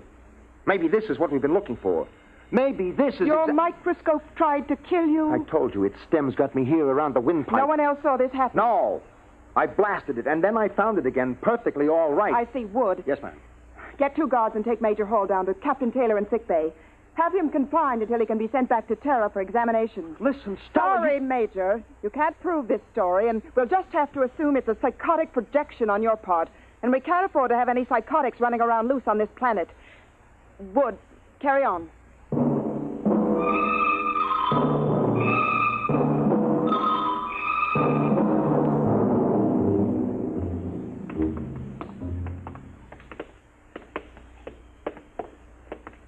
You'll be all right, Hall. Back on Earth, they can clear a thing like this up in a few weeks. Yeah, maybe you're right, Wood. Maybe I'm just out of my mind. Here we are. Captain Taylor. Captain Taylor. He should be in. Captain. The hatch isn't locked. Taylor, what's the matter? That scatter rug is choking him. Take an end and pull. But quick, before he's crushed, grab that rug.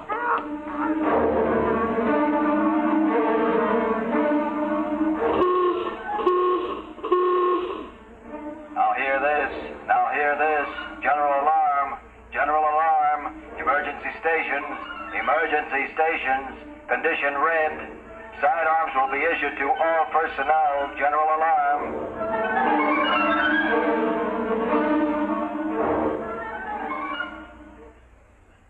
Captain Taylor tells me the rug came from Terra. His grandmother braided it. That's what I was trying to tell you. It was not the rug that attacked him. Then what was it? Something that looked like this rug. And it was something that looked like a microscope that went for me.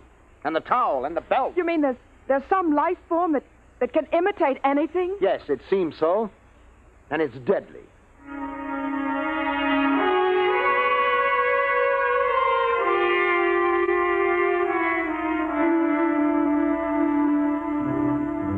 Hey, Charlie, general alarm. Get up out of that sack. Hey, what'd you do with my gloves? Oh. Hey, where'd I get 2 pair? Well, eeny, meeny, miny, mo. 1 pair of gloves is the same as the other. Hey, these gloves are moving. How do you like that? These fool gloves are going for my blast pistol. Charlie, is this one of your crazy electronic gags? Did you rig my gloves? Hey, look out for that pistol! Look out!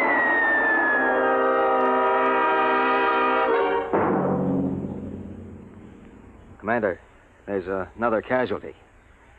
Lieutenant Dodds. What happened? I don't know. He seems to have shot himself. Oh, no. Stella, I think that I have something. Dodds is dead. Look, we know that this thing can camouflage itself. It can imitate any object it leans up against. All right, now, listen to this. Larry, we've got This is the answer.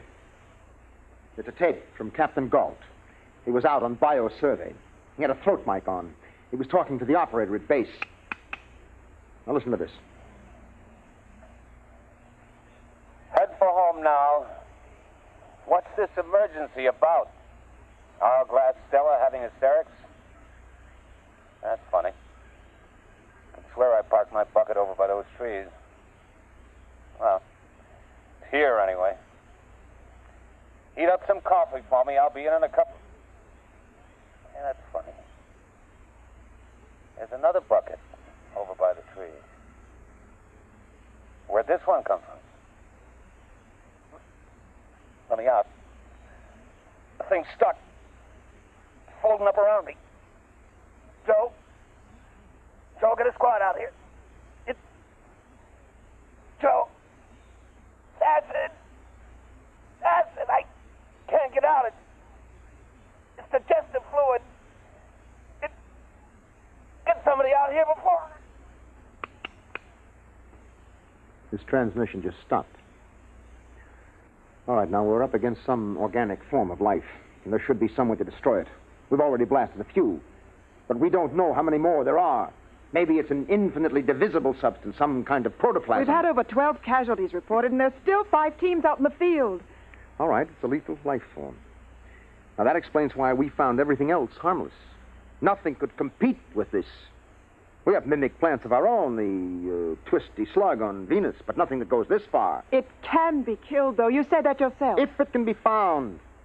You can't tell. Clothes, rugs, drapes, chairs. We can't tell which is which. We've got to try to find some poison, some spray that will destroy them wholesale. Oh, no. What's the matter? In the corner. I never noticed 2 briefcases over there before. There was only one, I think. How are we going to know? Shortly after the final casualty report of 30 dead and 12 wounded, Major Hall sealed off the bio quarters and moved in with a team from Chem Section, all dressed in corrosive-resistant suits. Well, I'll make sure that you've got a tight seal on the neck joint. What are you going to do, Major? I've got a combination of hydrogen and arsenic under pressure, arsine gas. That'll give us an idea of how much they've infiltrated. Arsine is deadly to humans, so check your helmets. Now, Sergeant, I don't want any panic blasting. Arsine is inflammable. All right. Release the valve.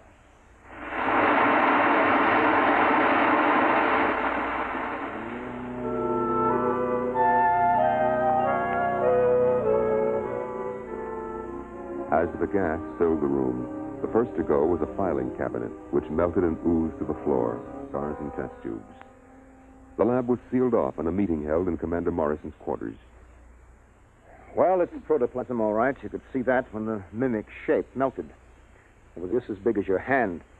They resemble the simple unicellular protozoa, gigantic in size compared to microorganisms. Can we spray them? Arsine disturbed them, and I suppose enough might kill them. But we haven't got that much. We can't flood the planet. We wouldn't be able to use our blasters, and it's lethal to humans. We'll have to pull out. Stella, I'm afraid you don't quite understand. We can't take the chance of carrying them back to the system disguised as a boot or a towel or anything. And they seem to multiply by binary fission. Wouldn't take long to overrun Earth and the rest of the system. If we stay here, they'll pick us off one by one. We could have arsine brought in or some other poison, but that would destroy most of the other life on the planet along with it. Then we'll have to burn the planet clean. Wood? Yes, ma'am. Set up a call to system monitor. I'm going to get the unit off here out of danger. After that, we can work out the best way of cleaning off this planet. You'll run the risk of taking them back to Terra. Can they imitate higher life forms? Can they masquerade as humans? Apparently not. They seem to be limited to inorganic subjects. Then we'll go back without any inorganic material. But our clothes, they can imitate the synthetic fibers, belts, gloves, boots. We're not taking our clothes. We're going back without anything at all. Oh. Oh, I see.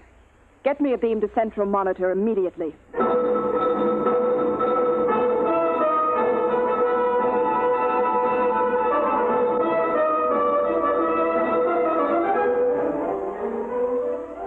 The nearest cruiser was 2 light hours away, Captain Daniel Davis commanding. Tight beam communication was established after coordinates were flashed from central monitor. This is Captain Davis. Can you read me? I read you. Commander Morrison here. Captain, you are to make a planetfall as soon as possible at coordinates to be supplied you. We are going to board your ship naked. Naked? That's right. That's, well, When will you land? at about 1,500 hours, I'd say. Captain, would it be possible for your men to... I'll have my crew below decks. We'll land on robot control. Thank you.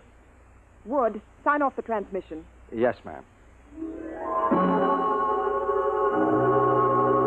There was some objection among the enlisted personnel, particularly in the women's quarters. The ship landed at 1,200 hours, 3 hours sooner than expected. All hands disrobe immediately. All personnel report to field, ready to embark. So soon? I didn't hear the ship land. It's there, all right. We'd better go. Larry. Mm-hmm. Larry, you go ahead. I'd rather get ready alone.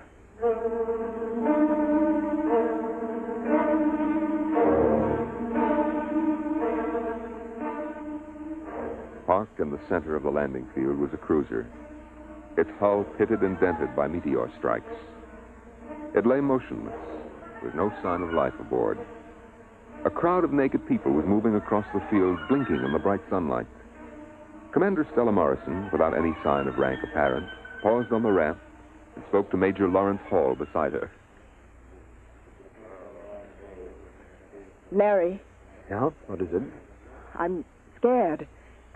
Why? I don't know. Psychological reaction. Forget it. It's a reaction to nudity carried over from early childhood. Come on, we're holding up the line. Larry, I want to go back. Stella, look, now at least Davis kept his promise. There are no enlisted men lining the hatches to enjoy the view. You see, it's dark in there. There's nothing to worry about. Come on. Up you go.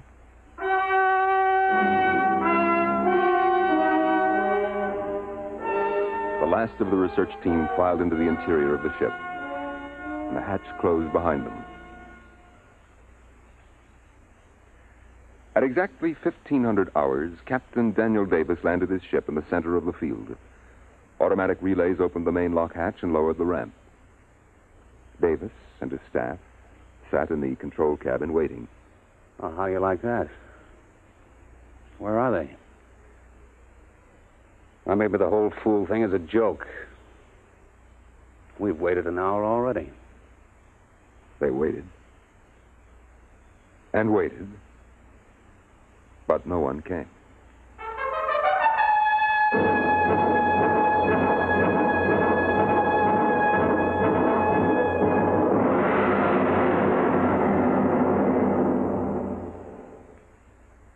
You have just heard X-1, presented by the National Broadcasting Company in cooperation with Galaxy Science Fiction Magazine, which this month features Double Dare by Robert Silverberg, which demonstrates that pride can lead to much worse than a fall. It can put a man out on a limb and keep him there. Galaxy Magazine, on your newsstand today. Tonight, by transcription, X-1 has brought you Colony, a story from the pages of Galaxy written by Philip K. Dick and adapted for radio by Ernest Kenoy. Featured in the cast were Frederica Chandler, John Larkin, James Stevens, Larry Robinson, Bill Quinn, and Alan Bergman. Your narrator was Norman Rose. Your announcer, Fred Collins. X-1 was directed by Daniel Sutter and is an NBC Radio Network production.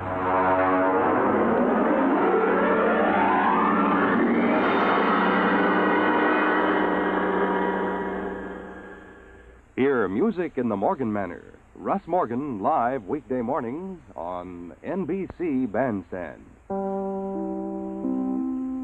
Thank you for joining us for a thrilling episode of Golden Age Radio. We're excited to have you as part of our audience. We invite you to return tomorrow for an all-new set of episodes that will take you on even more unforgettable adventures. Don't touch that dial, because the next installment of timeless tales and captivating narratives is just around the corner. Stay tuned for another dose of vintage radio magic that will transport you to a bygone era of entertainment like never before. We're always eager to hear from our fantastic audience. Your feedback fuels our passion for delivering the best in vintage entertainment. Feel free to share your thoughts, opinions, and suggestions. We value your input and strive to make your listening experience even more enjoyable. If you're looking to enhance your Microsoft Access skills, look no further. Reach out to them at 615-420-2040 and ask for Mark. Once again, thank you for being a part of our Golden Age radio community. Get ready for more riveting stories, captivating characters, and timeless entertainment. Until next time, stay tuned and keep the nostalgia alive. Subscribe for more videos.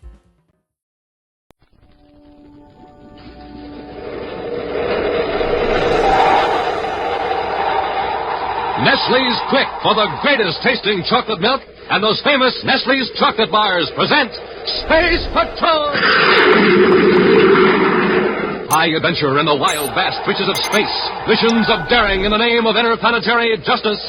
Travel into the future with Buzz Corey, Commander-in-Chief of the Space Patrol! In today's transcribed Space Patrol adventure, Buzz and Effie are in their spacesuits advancing across the rocky surface of the planet Mercury toward the hideout of an escaped criminal. Hold it, Happy. Something moved up there ahead of us. It looked like an animal of some kind. An animal on Mercury? That's right. Whatever it is, there's another one. Hap, they're small robots. Castro is probably using them to observe us. They look like turtles, except that they move a lot faster. You go back a few hundred yards and figure out another plan of action. Hap, look behind us. We're surrounded by them. Yes, sir. Oh, my leg! Some kind of weapon. They're shooting pain rays right through our spacesuits. They're closing in on us. Dozens of them. Commander, I can't move.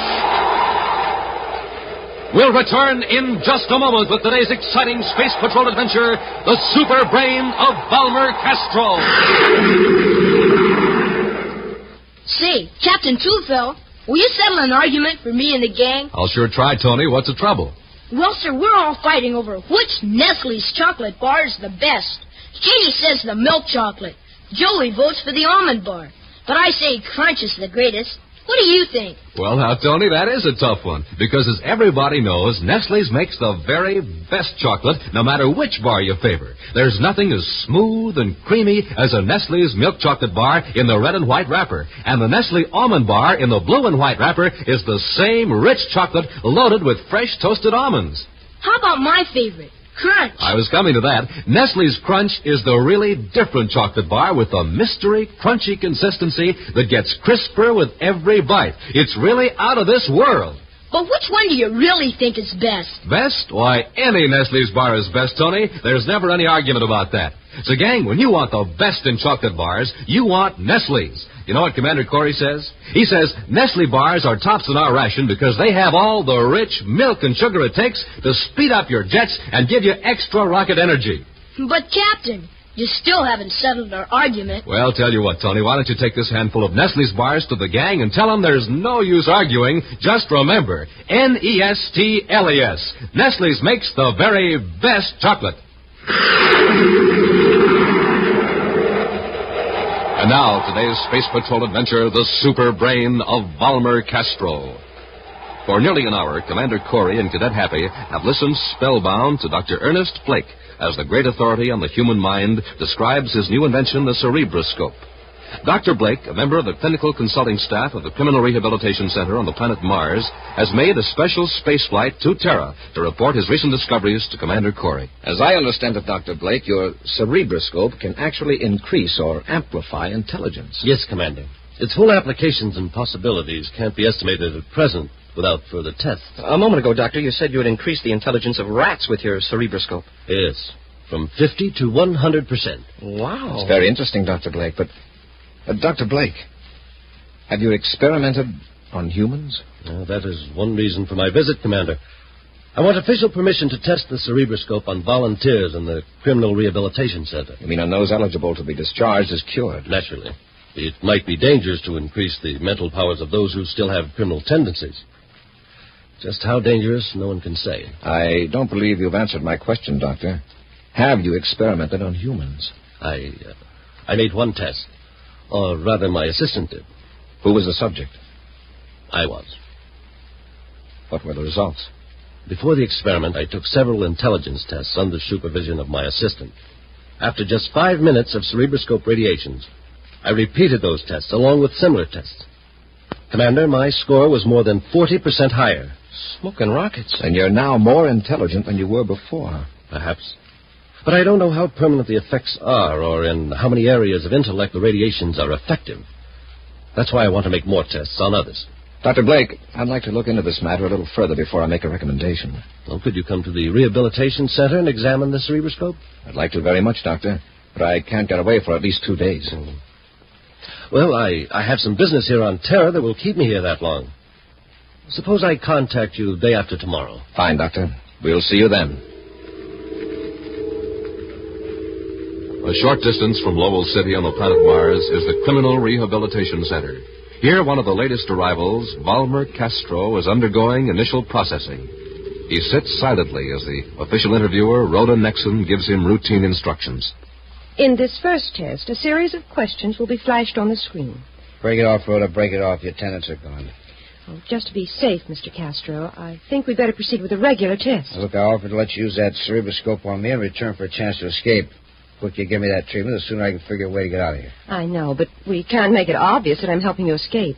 I'm taking enough chances as it is. I'll cover you, Rhoda. You make it look as though I forced you to help me.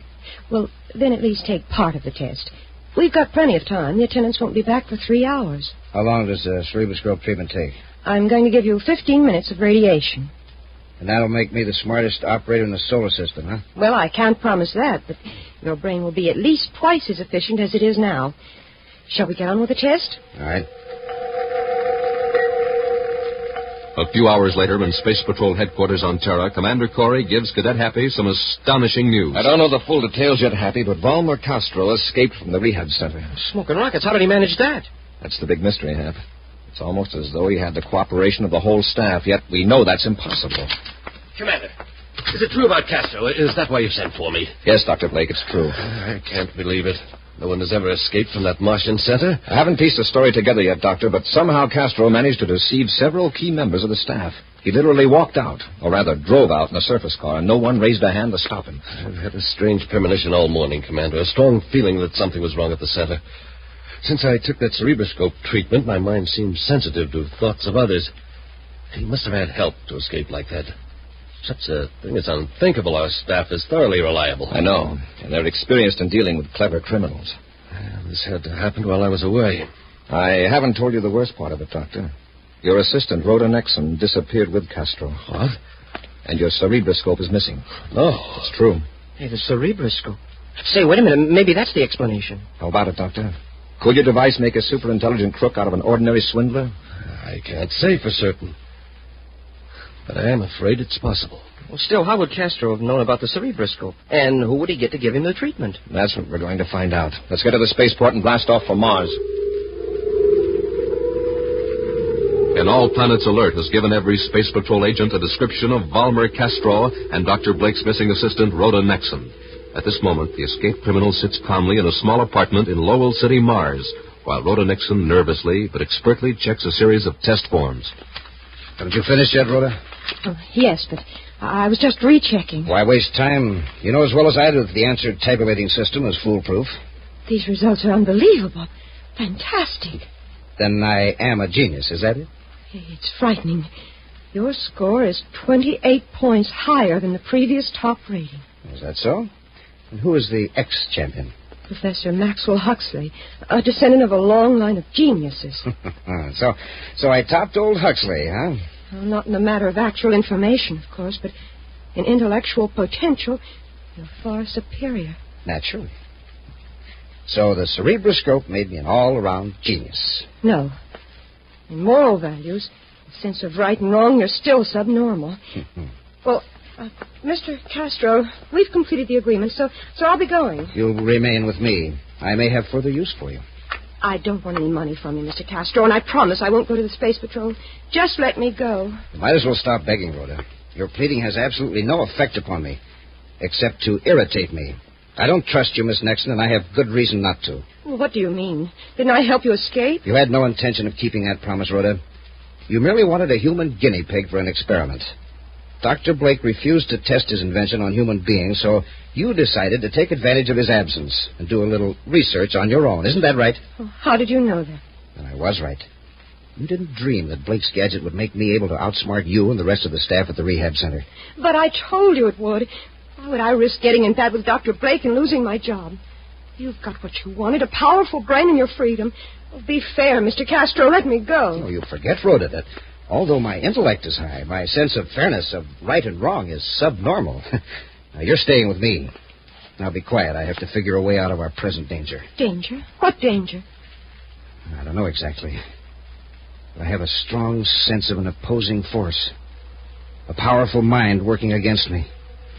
I think, in fact, I'm sure it's the mind of Dr. Ernest Blake. Elsewhere at the Terra spaceport, Commander Corey and Cadet Happy are ready to blast off for Mars. With them in the control compartment of the Terra 5 is Dr. Blake. Instrument check completed, Commander. Good. Dr. Blake will blast off as soon as we get the go-ahead from Space Control. Just relax. There's something I should have told you before, Commander. I don't think there's any doubt that my assistant, Rhoda Nexon, is responsible for Castro's escape. Mind you, I can't give you a single bit of evidence for suspecting her of disobedience. Yet I'm convinced of it. What's more, I'm sure that before we reach Mars, I'll be able to tell you where to find Rhoda and Castro. I hope you're right. Space Control Terra to Commander Corey aboard Terra 5. Corey here. Go ahead, Space Control. Mars space lock is clear, sir. Space Control on. Stand by for blast-off. Standing by, sir. Fire rockets. Fire rockets. Up, ship and away.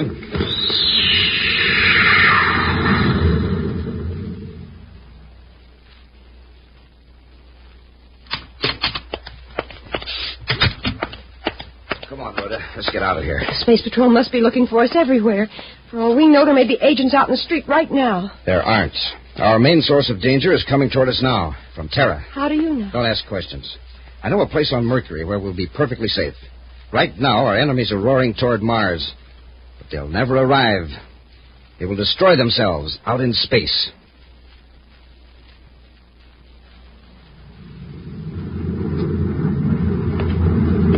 I just rechecked the vector computer, sir. We're 2 hours out of Mars.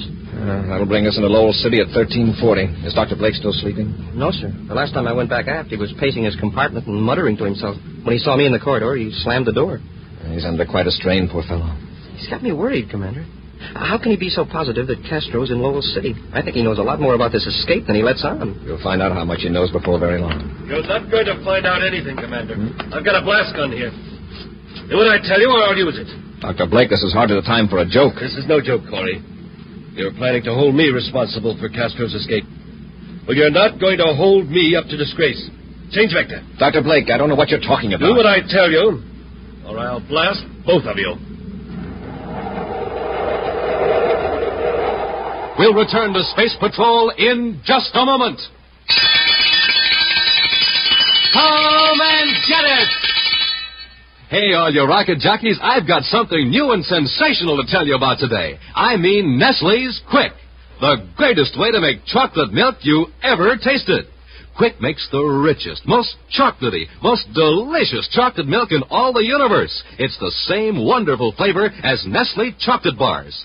Oh, just think of drinking milk that tastes like that. Jumpin' Jupiter. And Space Patrollers, Nestle's Quick is just as quick and easy to make as it is delicious. You can fix yourself a tall, frosty glass of Quick in no time, anytime. Now, here's all you do. Pour out your glass of milk and then add 2 spoonfuls of Quick powder. Yes, sir, you heard me. First you pour in the milk and then you put in the Quick. Nestle's designed Quick to mix in a flash. It's never messy to make, and you don't have to beat it or shake it in special containers. And that special Nestle's chocolate flavor won't settle at the bottom or stick to the sides. No, sir. Quick is real chocolatey from the first sip to the last swallow. And Mom will be real pleased to know that Quick is fortified with vitamin D, just what you need for strong, healthy bones. And believe me, when Mom sees how you drink up every drop of your milk, she'll be glad to get Nestle's Quick all the time. Now, gang, here's how to get the official chocolate milk maker for all Space Patrollers. Ask Mom to bring home the big brown and yellow can of Nestle's Quick. That's Q-U-I-K, Quick. And then the happiest sound at your house will be the one that means great chocolate milk. That's the Quick call, like this. Come and get it! Nestle's Quick! And now, back to our Space Patrol adventure, the super brain of Valmer Castro. Commander Corey and Cadet Happy are aboard the Terra 5, heading for the planet Mars with Dr. Ernest Blake, inventor of the Cerebroscope, a device that vastly increases the efficiency of the brain. Through the use of this invention, Valmer Castro was able to outwit the staff of the Martian Criminal Rehabilitation Center and escape, taking Dr. Blake's assistant, Rhoda Nexon, with him. For some unaccountable reason, Dr. Blake is attempting to force Buzz to change the vector of the Terra 5. I'm warning you, Corey. Don't turn around or I'll blast you. Okay, Doctor, you name it. Where do we go? Let's see. Drop the gun, Doctor. I said drop it. There. It's okay, Commander. I've got him. Nice work, Happy. I'll admit you had me worried when you jumped him. Take a look at the gun, Commander. Oh, he was bluffing. It's a ray gun. Yes, sir. If it was a blaster, I wouldn't have dared risk it. When I saw it was a ray gun, I figured the worst that could happen to you was that, well, it'd put you to sleep for an hour. It's a ray gun. What have I done? What have I done? You haven't done anything, fortunately. But just what were you trying to do, Doctor? I don't know. I must have lost my mind. Something made me do it, Commander. Some powerful force took control of me. Castro. Castro? Yes. I know he's used the Cerebroscope now. I know it. And you think he forced you to attack us? There's no doubt about it. My behavior a moment ago, it couldn't possibly have benefited me. But it could benefit Castro. I tell you, I thought that ray gun was a blaster. It's hard to believe that Castro could control your mind from a distance, yet he seems to have deceived and controlled the staff at the rehab center. Yeah, there must be a lot more to this Cerebroscope of yours than you told us, Doctor. There's a lot about the human mind that we don't know. I tell you, Commander, Valmer Castro's mind is powerful enough to send a spark across space to my mind. And perhaps you're sending a spark to his. But not as strong. Remember, I was subjected to the Cerebroscope radiations for a few minutes. Who knows how long Castro may have been under the treatment. Wow. Commander, Mercury. Change vector to Mercury. Why? That's where you'll find Castro. Can't you, Happy? Yes, sir. He's unconscious, sir. Take care of him, Hap. I'm changing vector to Mercury. Some moments later, viewscope scanning beams sweep back and forth over the rocky surface of the planet Mercury as Buzz and Appy search for a trace of Valmer Castro. If Dr. Blake is right, we should be over Castro's hiding place. Should I wake the doctor, sir? I don't think you could, Happy. A while ago, I gave him a short burst with a vapor injector to put him to sleep. Smoking rockets. Is he getting out of hand again? No, it was Dr. Blake's own idea. He's afraid that if his brain is fully conscious, Castro might become aware of it and know we were after him. Oh, I see. So immediately after the doctor got his mental fix on Castro, he asked to be put to sleep. Uh-oh. Commander, look. A grounded spaceship. Yeah, in the black shadow of that peak. Without the infrared probe beam, we'd never have seen it. Get our spacesuits out of the locker, Hap. We'll land and search for Castro's hideout.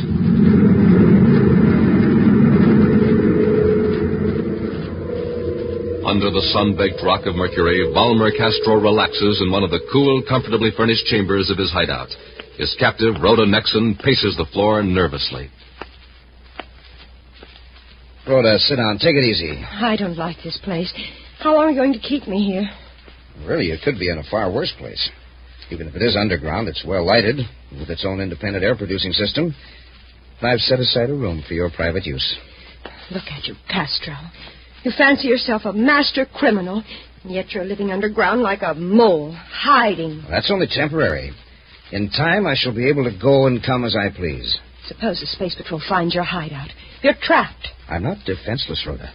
I have a corps of alert and well-armed sentries guarding this place. I haven't seen a living soul here. That's right. I didn't say the sentries were living. They're small, highly maneuverable, and in some respects they think for themselves. Robots. Exactly. The robots could hold off quite a force until I escape through the cavern of the spaceship, if necessary. I don't care how brilliant you are, Castro. You're still one man against organized society. At present, I am just one man. But a true leader has no difficulty recruiting followers. I will draw them into me with irresistible force. What's that?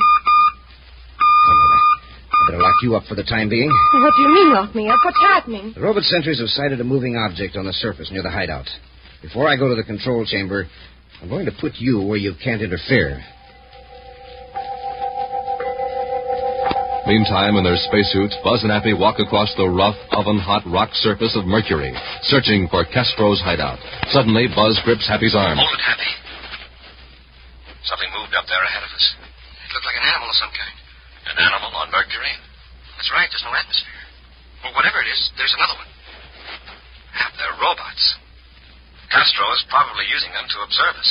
They look like turtles, except they move a lot faster. We'll go back a few hundred yards and figure out another plan of action. Hap, look behind us. We're surrounded by them. Yes, sir. Oh, my leg! There's some kind of weapon. They're shooting pain rays right through our spacesuits. They're closing in on us. Dozens of them. But they've stopped now. It's almost as though they were watching us. They are, and so am I. It's Valmer Castro, I believe. That's right, Commander. I can see every move you make through the viewscope eye of each of those little robots. I can monitor you through any single robot or a combination. Now, since you seem so anxious to find my hideout, my sentries will escort you. Follow them. All right, Castro. First, drop your ray guns.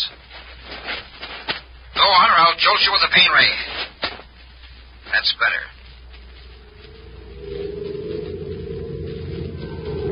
Surrounded by the strange turtle-like robots, Buzz and Appy make their way across the rough rocks. Almost like living things, the robots occasionally break formation to avoid obstacles, but immediately close in again. Finally, Buzz and Appy enter an airlock with 4 of the robots scurrying in after them. At last, they're in an underground chamber, face to face with Valmer Castro. That's it, gentlemen. Raise your face pieces. All right, Castro. What have you done with Rhoda Nexon? She's here, Commander. You will join her in a moment. You were directed here by Dr. Blake, I presume. I thought I'd disposed of him out in space, but occasionally I still seem to make slight contact with his mind. Here, Rhoda, I brought you some company. Space Patrolman. Yes, Commander Corey and a cadet.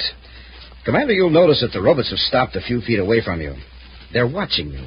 They're going to see that none of you leave this room alive. Castro, what are you going to do? I'm going to the control panel. He's a fiend, Commander.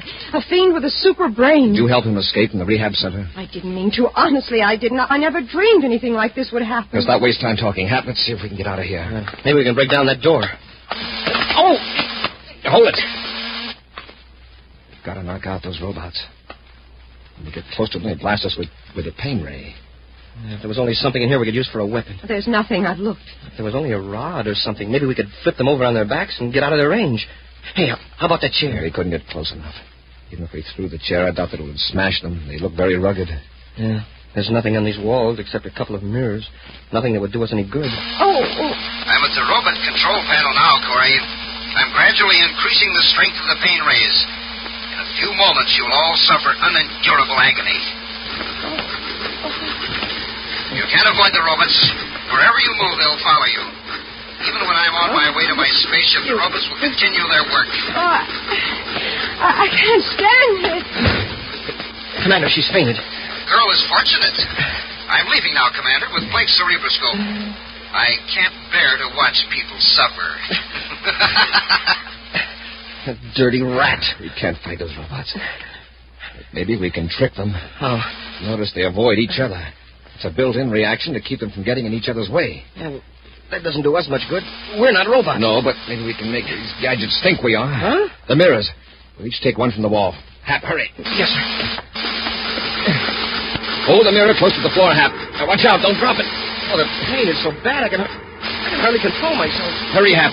Hold the mirror so the robot's electric eye will see its own reflection. Like this. Commander, it's working. They're turning away from us. Act like they're going mad. Yeah, they're whirling around like crazy. Maneuver them away from the door. That's it. Wow, are they confused? Sit in that way while I try to break down the door.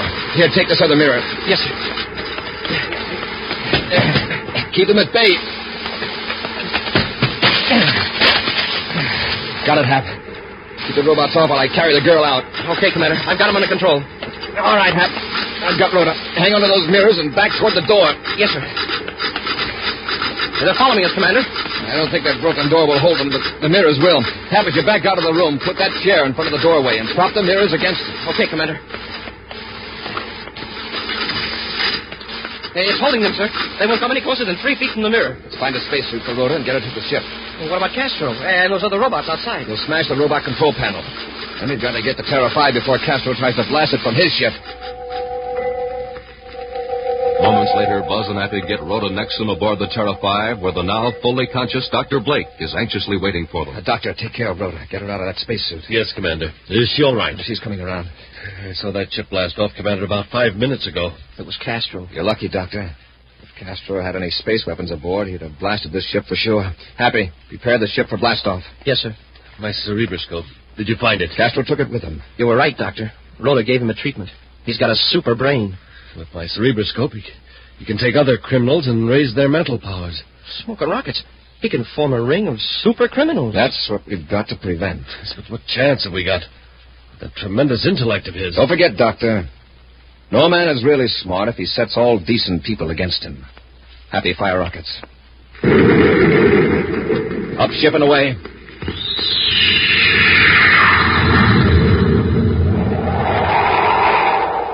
In just a moment, an action preview of next week's exciting Space Patrol adventure. Brought to you by Rice Chex and Wheat Chex, the bite-sized cereals in the red and white checkerboard packages. Say, did you ever take a taste test, Space Patrollers? Well, man, oh man, it sure is fun when it's Chex you're taste testing. How do I know? Well, I just took one. First, I tested them with sugar and cream. Super keen taste. Then I added fruit. Super neat taste. Next, I tried them right out of the red and white checkerboard package. That was a snack test. And Chex, rice, or wheat for snacks can't be beat. Yes, sir, gang, I rate Chex tops for taste. You'll rate them tops, too. Next, I tried them for size. Bite size is the just right size. Just right for your spoon, just right for delicious, easy eating. Chex, rice, or wheat, tops for size. You bet. And as for Get Up and Go, gang, have yourself a good, nourishing breakfast with Rice Chex or Wheat Chex, and you'll be rated tops for Get Up and Go. So, Space Patrollers, you take the Rice Chex, Wheat Chex taste test today, and I'm positive you'll agree, Chex rate tops 3 ways. For taste, for size, for Get Up and Go. Rice Chex, Wheat Chex, the cereals with the super swell free Space Patrol trading card inside the red and white checkerboard package.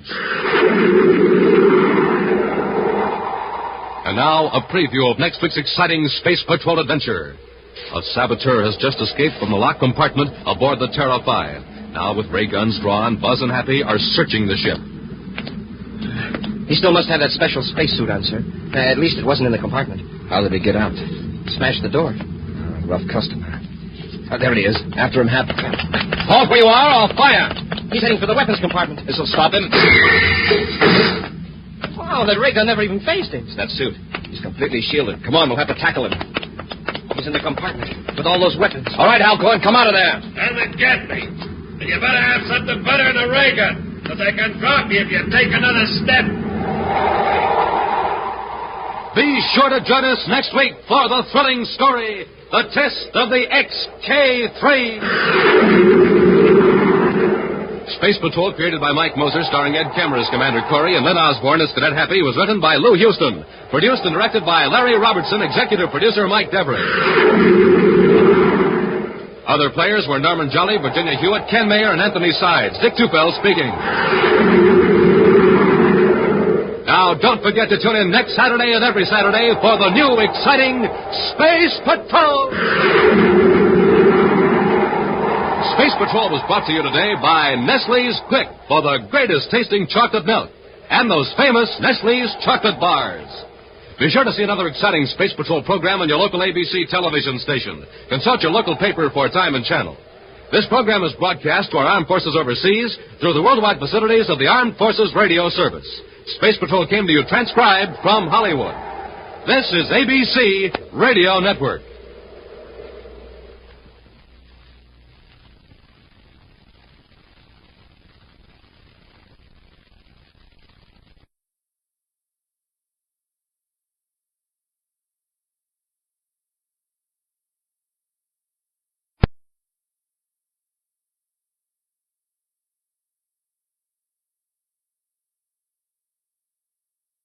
Thank you for joining us for a thrilling episode of Golden Age Radio.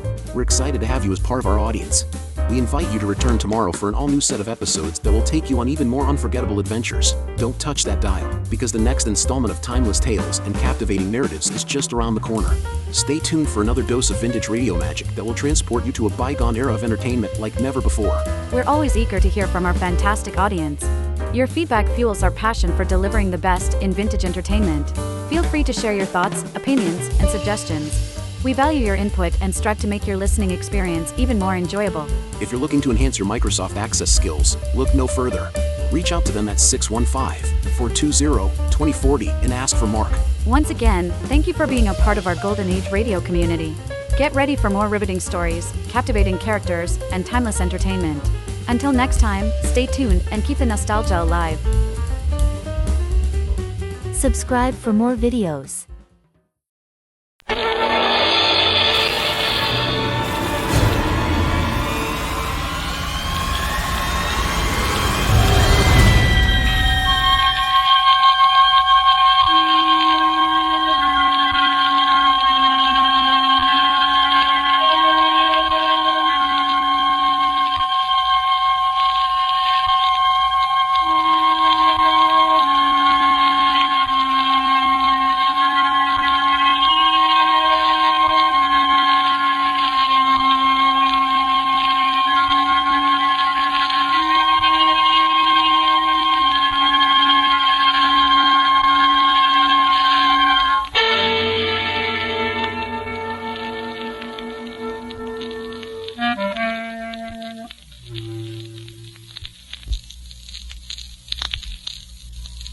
Good evening, creeps. Tonight, your Mystery Playhouse invites you to listen to Inner Sanctum Mysteries. Come on out, Mr. Host.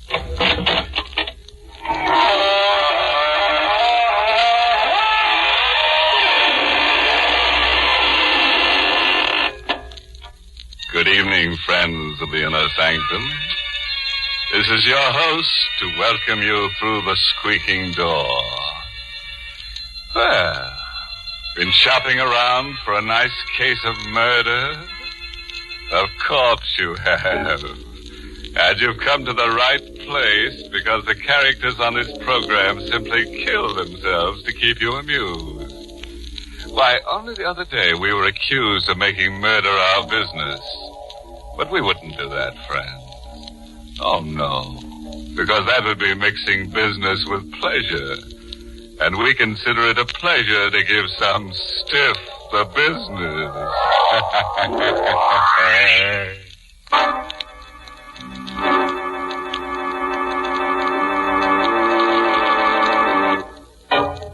And now, friends, tonight's story is a triangle tale concerning a man, a woman, and a murderer.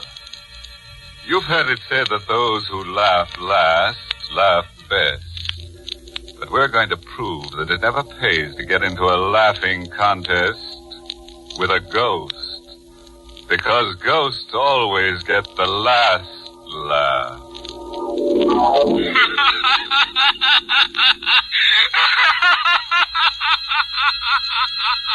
I know he's dead. His body has been in the grave for weeks.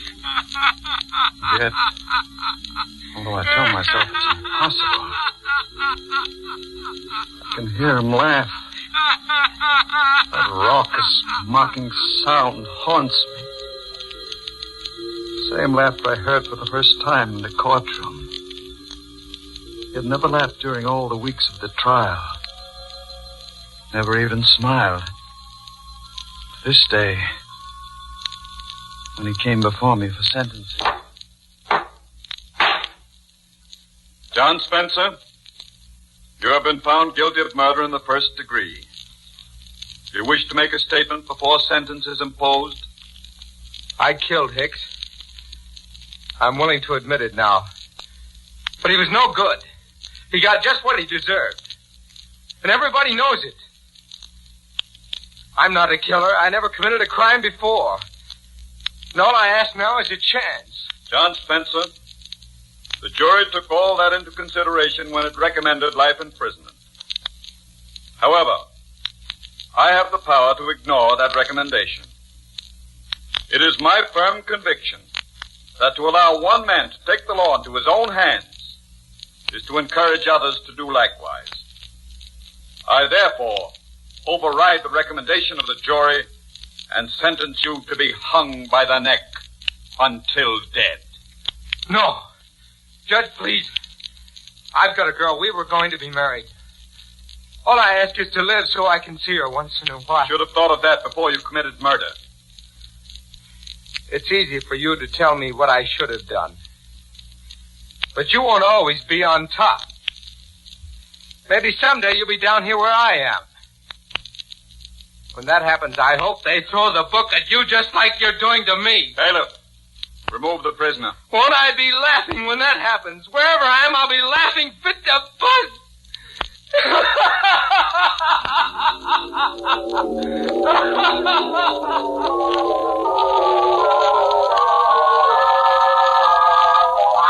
Same old story. Prisoner pleads innocence or guilty with good cause. Asks mercy. When clemency is refused, condemned man curses judge and hopes that judge will someday find himself in a similar plight. Spencer's outburst failed to move me in the slightest. I'd heard it many times before. I went home to forget about the Spencer case.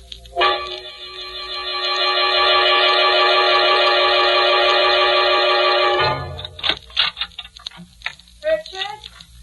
Is that you, Richard? Yes, dear. I'll come in as soon as I've freshened up. Come right now. I've been waiting here all day. Surely it's not too much to ask that you... All right, Laura, I'm coming. Richard, I want you to meet my new nurse, Margaret Cummings. This is Judge Thornton that's coming. How do you do? Miss Cummings, haven't we met before? That's hardly likely. It's probably my face. It's so ordinary.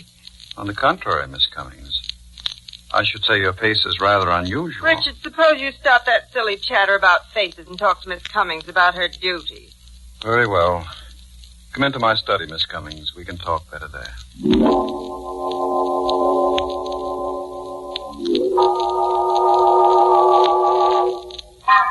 Now, sit down, please.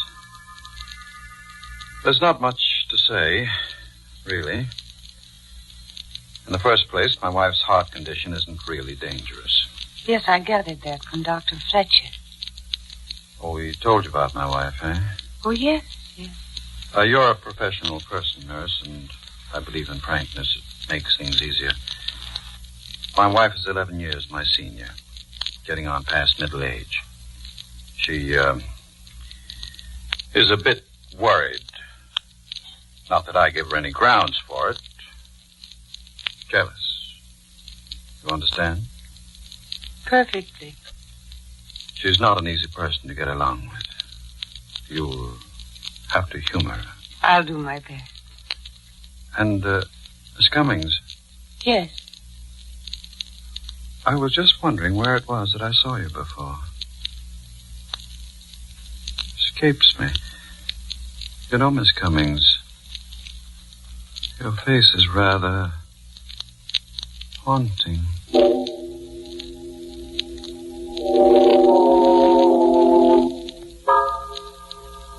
That was how it began. We played a game during those first few weeks. I would ask, Miss Cummings, where was it that I first saw you? Don't you remember yet? No, I don't. Well, I do. And someday, if you're nice, I'll tell you.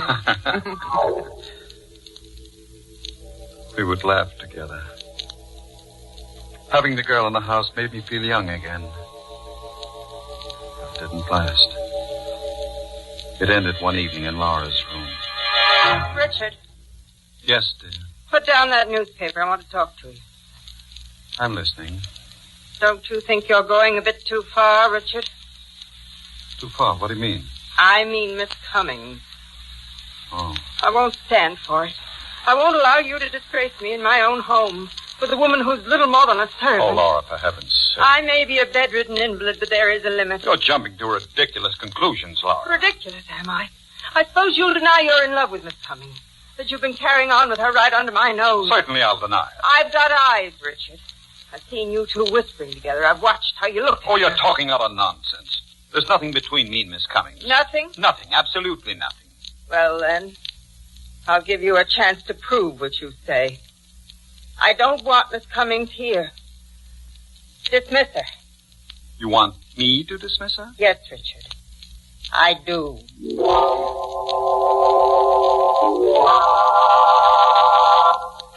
Miss Cummings, this is going to be rather unpleasant. You see, my wife... Yes, I know. She wants me to leave. Yes. How did you know? I couldn't help overhearing the conversation. Well, then you also know why she wants you to leave. Yes. But you warned me when I first came here that she was jealous. It's been very pleasant having you here. Thank you. I'm going to miss you. Miss Cummings, could I have your home address? Of course. Why do you want it? I hope you won't think me presumptuous, but... Well... Perhaps we might be able to see each other. Would that be wise? No, it wouldn't be wise. But I might as well face it. I couldn't hide it from Laura, and now I can't hide it from myself. I love you, Miss Cummings.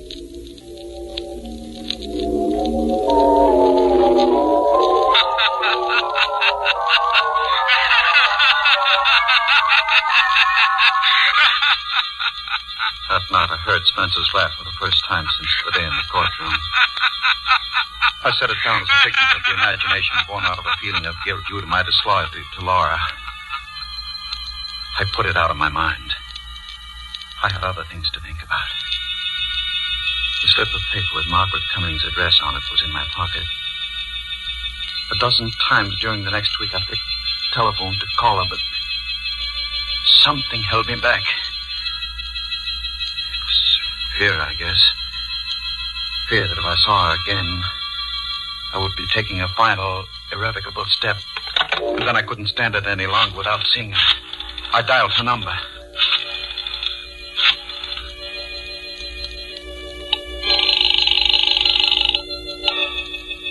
Hello? Is that you, Margaret? Yes, who is this? This is Richard. Richard? Judge Thornton. Oh, hello. How are you?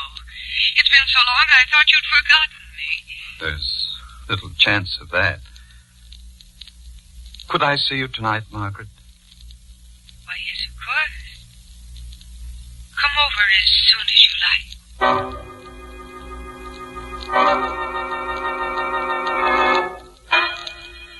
I dressed carefully. Examining myself in the mirror, I saw a tall man, still on the right side of 50. Still trim in figure and distinguished in appearance. When I got to Margaret's apartment, my heart was beating fast. Like a boy on his first date. Somehow, I don't know quite how it happened. She was in my arms. I was kissing her. Oh, Richard. My darling. Oh, no, we're being foolish. Sit down, darling. Here, beside me. Like this? That's perfect. Margaret, would you marry me? Mary? You can't be serious. I was never more in earnest in my life. Aren't you forgetting a little detail? No, I'm not forgetting about Laura. She has a weak heart. She may die. And if she does... I wouldn't count on it. Your wife takes very good care of herself. She may live to be 100. But if she should die, would you marry me? I don't know. It's not fair to ask me now. Not while your wife is still alive. Ask me later.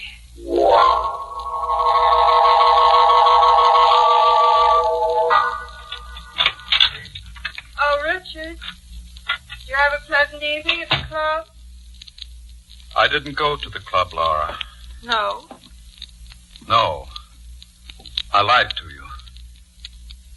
I spent the evening with Margaret Cummings. Richard. You were right. I'm in love with her. I never knew what love meant before. I can't live without her. You're mad. You don't know what you're saying. I want a divorce, Laura. Divorce? No. I want it immediately. You can't do this to me. Oh, my heart. What? Now see what you've done. Laura. Oh, the shock. My pills, Richard. Give them to me. Hurry. Hurry, Richard. I knew she was pretending the heart attack. Oh, hoping to play on my sympathy. That was Laura's favorite trick. It always worked before. Not this time. This time I would pretend until I was ready to act. I gave her the pills, watched her take them and sink back in the pillow. Oh. Thank you, Richard. Feel better now? Yes, dear, much better.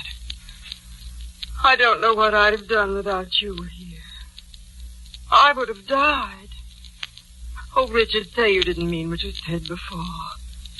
Don't you see I couldn't go on living without you? You won't have to, Laura. Then you won't leave me for that girl. I'll take care of you. Here, let me make you more comfortable. Pillow needs rearranging. Yes, it does. Richard, what are you doing? I'm fixing the pillow. I don't say. Lie still. Stop twisting around.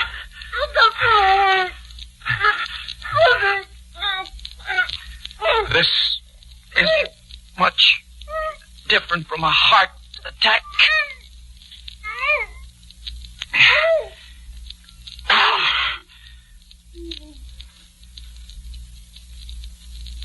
Laura?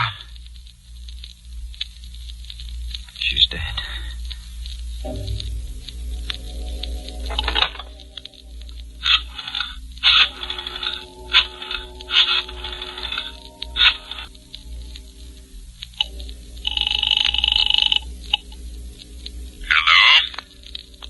Dr. Fletcher? Yes? This is Judge Thornton. Please come quickly, Doctor. My wife has had a heart attack.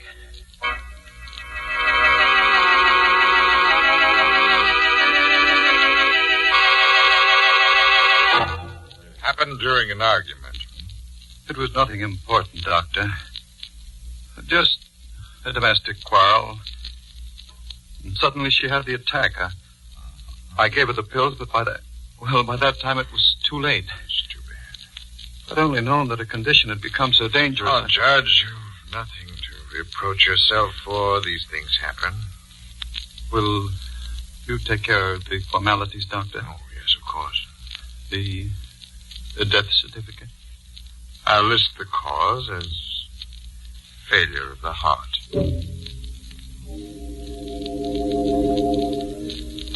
There was no need to act the part of the stricken husband after Dr. Fletcher left. I stood looking down at Laura's body.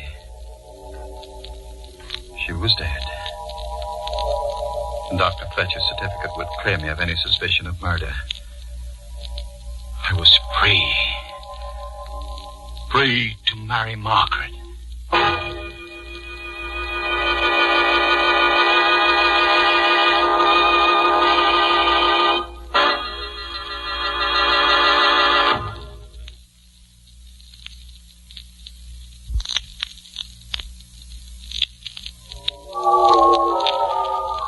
I walked to Margaret's apartment that night. The street was dark. Empty. I had the uncomfortable feeling that I was being watched. Followed.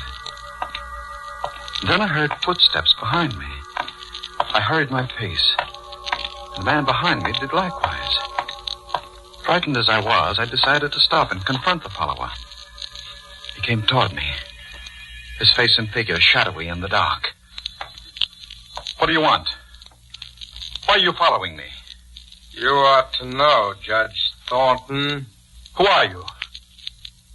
Come closer so I can... Spencer. John Spencer. It can't be. You're dead. Dead, am I? Well, you ought to know, Judge.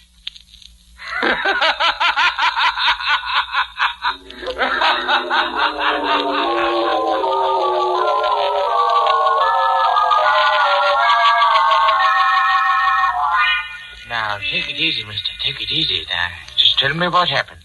I was being followed, officer. So I turned around to see who it was. And did you see who it was? Yes. And that's why I fainted. The man following me was a dead man. He was, what's that? The man following me is dead. I know he's dead, officer. I ought to run you in. You're crazy.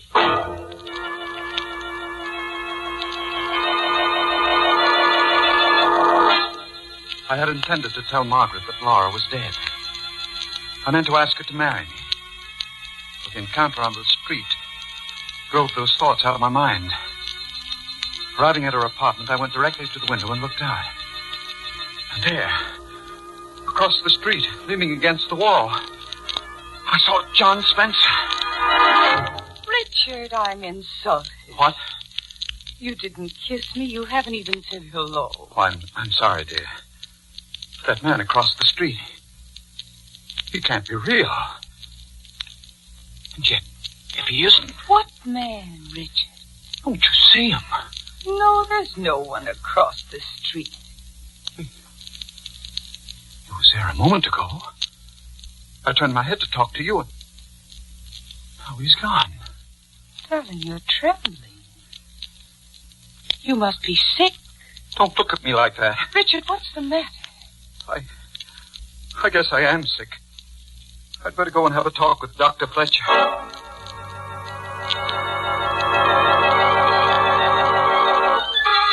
Yes, I remember the Spencer case very well, Judge Thornton. You could have spared Spencer's life, but didn't. And now you imagine that he follows you? Yes. But the man is dead. Then it was his ghost that followed me. His ghost I spoke to. His ghost that laughs. There are no ghosts, Judge Thornton. With one exception. The ghosts we carry about inside us. What do you mean? Well, these things you hear and see, these are hallucinations brought on by feelings of guilt. Spencer's been dead for weeks. So the question is, why should you experience guilt feelings at this late date? I don't know. Well, psychiatry has an explanation. Quite often in such cases, one refuses to face the guilt object and transfers his guilt feelings to some other person. What are you driving at? I'm suggesting that your guilt feelings are not caused by the Spencer incident. And I'm going to ask you a blunt question. Did you murder your wife? Why, of all the idiots... Now, just a moment, Judge. Just a moment. I've been rather uneasy about the circumstances of Mrs. Thornton's death. But you yourself diagnosed it as a heart attack. I accepted what you told me that night. A superficial examination of the body did indicate such a conclusion, yes, but your wife's cardiac condition was mild. Now, your guilt feelings lead me to suspect... This murder talk is ridiculous. Were there any signs of struggle, any marks of violence? Of course not. Mrs. Thornton might have been suffocated. Oh, nonsense. Perhaps. At any rate, I intend to recommend to the coroner that an autopsy be performed. An autopsy? Yes, it would determine whether or not death was due to suffocation. You should have no objection if I am mistaken. You meddling fool. Judge Thornton, put down that paper. You are so clever. Stay away from me. No! I've gone too far now to stop at another.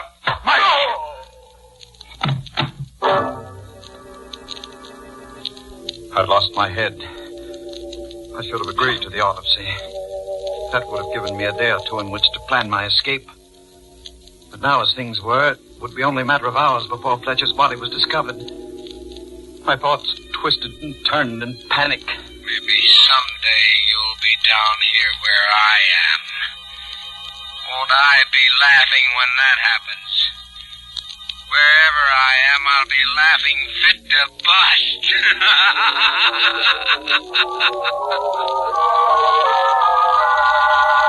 I ran like a frightened child. I needed help, and there was no one to turn to. Margaret. She loved me. She'd help me. I went to Margaret and told her what had happened. You killed your wife. For you. So we could be married. And then Dr. Fletcher. I had to kill her, Margaret. He was going to recommend an autopsy. Why did you come here? We've got to run away. We still have an hour or two. If we could charter a plane to Canada or Mexico. What makes you think I'd run away with you? I thought you loved me. Don't be stupid. I'm going to turn you over to the police. Margaret, you can't mean... Can't I? Just watch me. Margaret, listen before you pick up that phone. Even if you don't love me, even if you won't go away with me, give me a chance. Have mercy. You make me laugh. Judge Thornton, who never gave anybody else a break, pleading for mercy. Well, turn around and ask the man behind you for mercy. Behind me? That's right. Spencer. John Spencer. Take another look, Judge. No. No, you're not John Spencer. There's a resemblance, but you're not John Spencer. I'm his brother.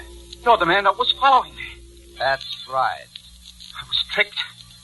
Led on by Margaret to kill my wife, and forced by you to betray myself to Dr. Fletcher. But why? Why, Margaret? Why did you do this? For revenge. Revenge? Yes. The first day I came to your house, you thought my face was familiar. Well, now I'll tell you where it was that you first saw me. It was in the courtroom at John Spencer's trial. Courtroom? Yes. Yes. Yes. Remember how he begged for mercy? He told you he had a girl, that he was engaged to be married, and you could have given him his life. But you sentenced him to his death. What? For you, the girl? Yes. Spencer. Did he know about this? All this was his plan. His revenge.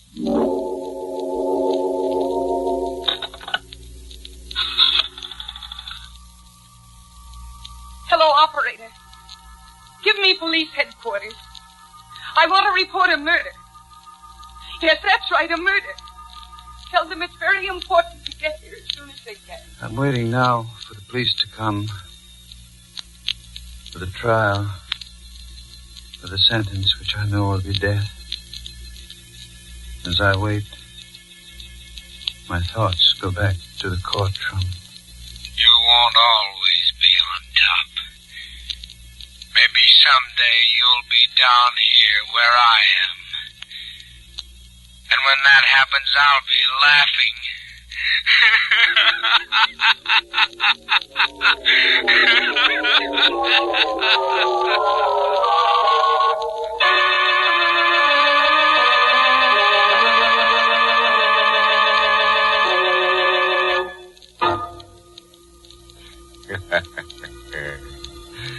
Well, Judge Thornton certainly misjudged Margaret Cummings, which was a grave mistake. Why, he didn't have the ghost of a chance with her. She double-crossed him right into the graveyard. Oh, a word of caution. If you must commit a murder, be sure to select the proper weapon. I suggest a sharp-edged axe, because it provides you with a handy alibi. When the police want to know why you did it, you can claim the killing was accidental.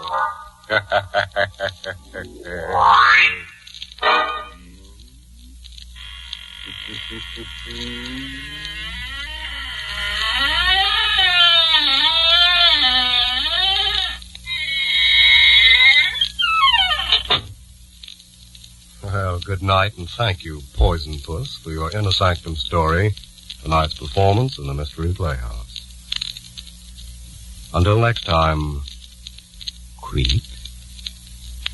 Good night. Sleep tight.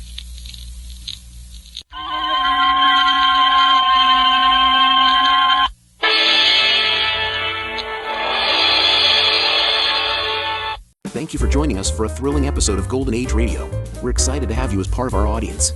We invite you to return tomorrow for an all-new set of episodes that will take you on even more unforgettable adventures. Don't touch that dial, because the next installment of timeless tales and captivating narratives is just around the corner. Stay tuned for another dose of vintage radio magic that will transport you to a bygone era of entertainment like never before. We're always eager to hear from our fantastic audience. Your feedback fuels our passion for delivering the best in vintage entertainment.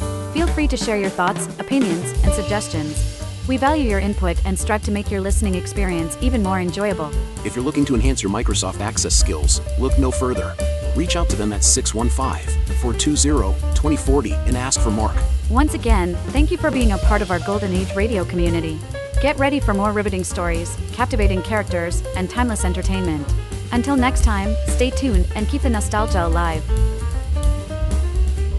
Subscribe for more videos. Fed up with the everyday grind? Tired out by the dull routine? You want to get away from it all? We offer you Escape. Escape, transcribed to free you from the four walls of today for a half hour of high adventure. You're alone in the jungle with 3 men. You know that one of them is a desperate criminal whom you've come to arrest, but you don't know which one. You have to find him before he can save himself by killing you.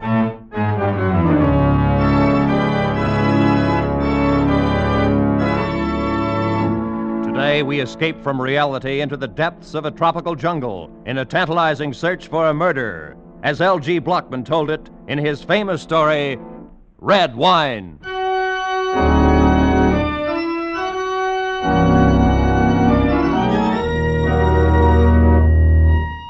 The rusty little tramp freighter bumped against the rickety wharf, and I dropped from the rail onto the planking. For the first time, felt the humid heat roll out of the jungle. This was Tanjong Samar, sweltering, half forgotten, last outpost on the rubber coast of Borneo. I crossed the beach and walked up the path of crushed shells leading to a low bungalow at the edge of the jungle. The freighter would lie at the wharf for 4 hours. Plenty of time for me to get the thing over with and be back aboard when she sailed. I was expecting trouble, of course, but no real danger.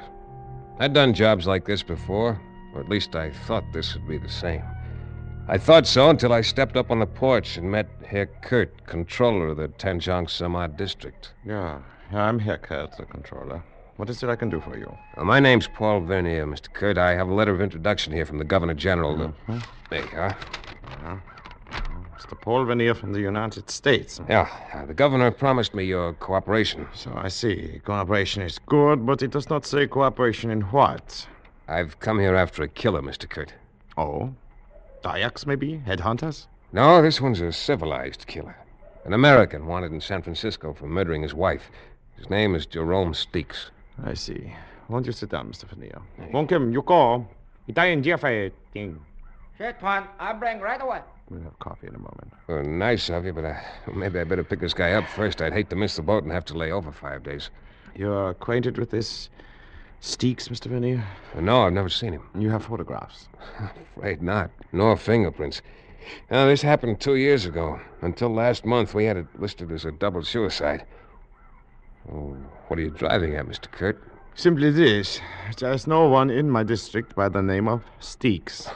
No, he wouldn't be using his own name, of course. There is an American here, though.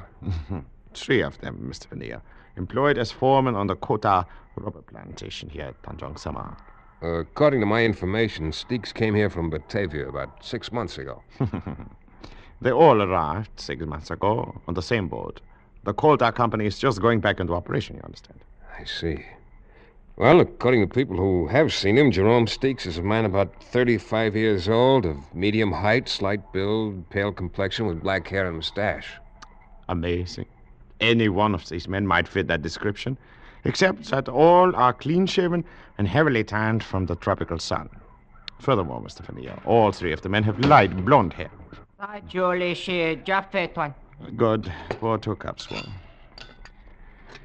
I'll have Wong bring your baggage up from the wharf, Mr. Vernier. It appears your business may take a little longer than 4 hours. I'm certain of the information I got in Batavia. I know the man's here. Then the problem resolved itself into a matter of identification. Well, an hour's talk with the 3 of them ought to do that. I doubt that, Mr. Vernier. The swarms here at Tanjong Sama are infested with fever. Cream. It is always hot, like now. And the jungles back there swarm with krites. Krites? Deadly little snake, no longer in your forearm. There you are. And in the rivers, there are crocodiles. So? Men rarely come here unless they are running away from something, trying to lose their past. I think you'll find all 3 men have manufactured stories. So, I always want to choose. Well, sometimes a man can be identified by his personality. And the personality of this man Steeks is, it's something out of the ordinary. For a foreman on a rubber plantation, yes. I doubt if all 3 of these men can be aristocrats. And in a sense, well, that's what Steeks is, a cosmopolitan. He's lived all around the world, always associating with top society. He's a lover of fine foods and wine, speaks French and German fluently. What's on? Well, he's a gourmet, a bon vivant, a man of perfect taste in clothes and manners. And a murderer. Yeah, and a murderer. Yeah, well, when just 3 men return this evening, I shall be most happy to introduce you to them, though it's quite probable they are aware of your identity already. My houseboy there told me you were a detective before you stepped off the wharf. Oh, I see. So, in other words, the murderer probably knows who I am and what I'm here for, but I haven't the slightest idea who he is. Exactly. It's quite an interesting thought, isn't it? More coffee, Mr. Vernier?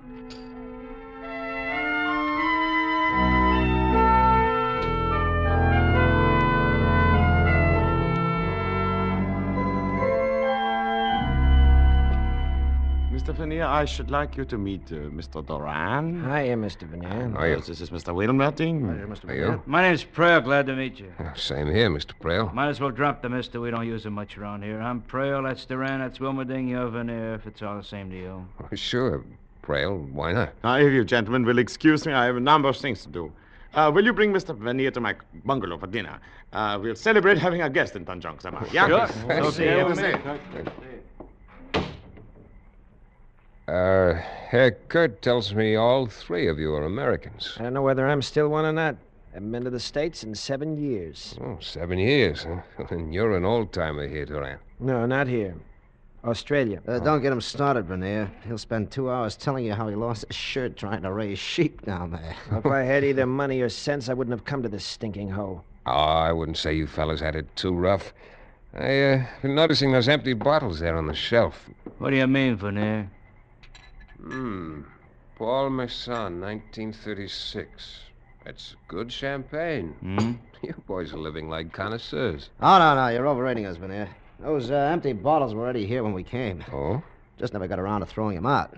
Prail here's the only connoisseur in the bunch. He can tell you anything you want to know about wines. Yeah, or about anything. Dry up. Just because a guy happens to know a little more than somebody else, there's no reason to keep riding him all the time. I wish you knew some way to make ice. I'm getting plenty fed up with warm beer day in and day out. Yeah, that would get pretty tiresome. I think I'd switch to Chambertin or Chablis or something. Come again? Well, I didn't necessarily mean those in particular, but there are quite a number of wines that are even better warm than they are chilled. No, you're in the wrong place, chum. We wouldn't know what to do with them if we had them. This is strictly a beer and gin crowd. Well, there'd be no kick on that if we had some ice to go with it. Boy, what I wouldn't give for a cold, frosty bottle. Oh, relax, will you, Wilmerding? You're making me thirsty. How about some music? Music? Does one of you play some instrument? Sure, Prail. He's terrific on that phonograph over there in the corner. Oh. Only trouble is he thinks 3 o'clock in the morning is the greatest song ever written. Well, I can see that would lead to quite an argument, Duran, particularly if you're a lover of the classics. Oh, no. I don't go for that long hair stuff. Oh. But I would like to hear a fast number once in a while that's less than 10 years old. Yeah, you ought to see this collection Prail dragged up here from Batavia, strictly from the gay 90s. Prail, you don't by any chance have a number called Il y a un métier dans cette maison? Ah, some Italian opera. Oh, no, it's French. Well, come on, Prail, translate it for us. You claim to be an expert on the French language. Oh, it's worded kind of funny, like poetry. Ah, sure. Yeah, the last word, though, maison, that means house. I know that. Well, that's too bad. I thought maybe Jerome Steeks might translate it. It refers to him, of course. What are you talking about? The sentence reads, there is a murderer in this house. Huh? Well, so you're finally coming out in the open, huh? Yeah. We heard you were a detective, Vernier. You're after some killer you've never seen named Steeks. You figure one of us is it. That's right, Prail. And the guy you're after is Wilmerding. Are you crazy? Who ever heard of anybody with a name like Wilmerding unless they made it up? Made up nothing. I got a passport to prove it. What are you trying to do, Prail? Turn attention away from yourself? Look, I got nothing to hide. It's either you or Duran. You can leave me out of this right now. There's plenty of people in Australia who can tell you who I am. Unfortunately, though, there's nobody in Tanjong Sama who can tell me for certain who any of you are. One of you is a murderer, and by the time the boat gets back here, I'll know which one. Either I'm going to take Jerome Steeks back to San Francisco, or I'm going to kill him trying to. You can count on it. Well, what do you say we go on over to Kurt's bungalow and have dinner,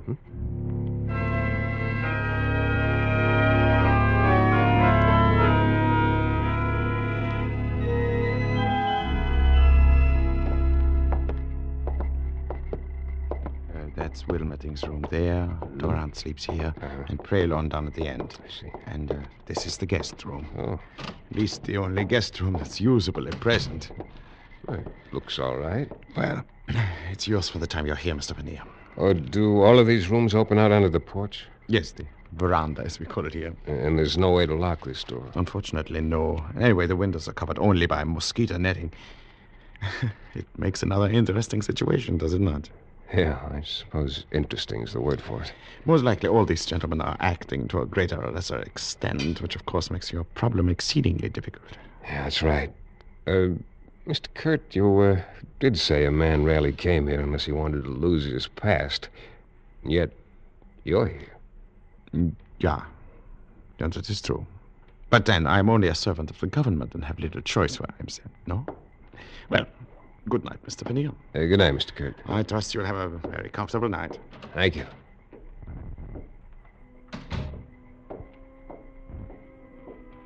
I sat there for a long time after Kurt left, trying to figure things out, getting nowhere.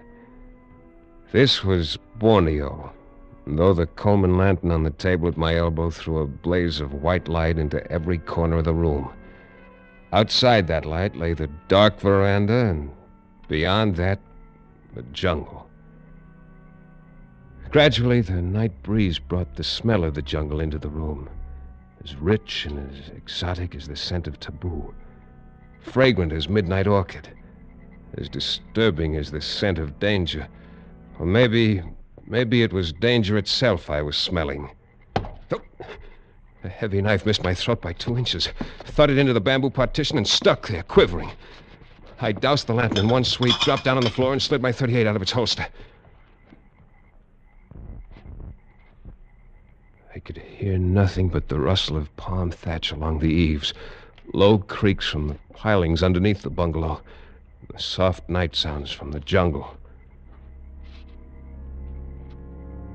Finally, I slipped my shoes off, pulled the knife out of the wall, and dropped it in my pocket, moved to the door, and stepped quietly out onto the veranda. It was empty. Across the railing, the fringe of undergrowth was dappled in silver moonlight. Nothing moved. I paused quickly at the 3 doors, and from each heard the sound of snoring. One of the men was faking, but which one? I'd reached the end of the porch when my eye caught a slight movement in the banana clump a few yards from the steps. Someone was hiding there. I moved swiftly, holding the gun ready. Came within a few feet before I could make out a shape in a red and white sarong, complete with dark tumbled curls and a flower behind one ear.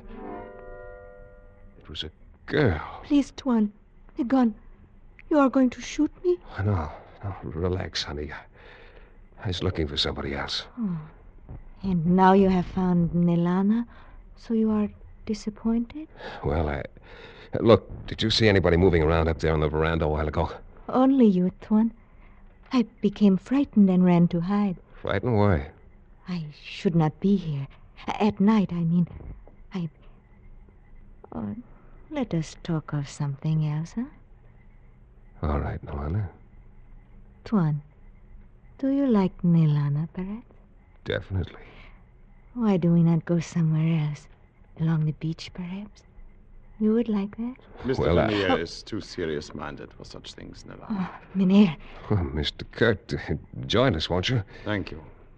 Nelana, go to the bungalow at once. Yes, Mynheer. Yes, I go. I go immediately. She has no business being out alone at night. But, Mr. Vernier, is something wrong with your room? It's not comfortable? It was, until this flew in through the window. A knife? Yeah, a throwing knife. Ever see it before? Oh, yeah. It's one of the collections there in the bungalow. The 3 Americans throw them at targets every evening and wager on the results. I believe Mr. Doran taught the other 2. What about you, Mr. Kurt? Do you ever bet with them? It would be too easy. Watch. Oh. I learned to throw a knife in Java many years ago. And Nelana, I suppose she's an expert at it, too. Nelana knows nothing of knives. Her greatest accomplishment is that of making friends too easily. I see. Just who is she, anyway? Does she live here? Yeah, she lives here. She is my wife. Your wife? Exactly. My wife. Good night, Mr. Vernier.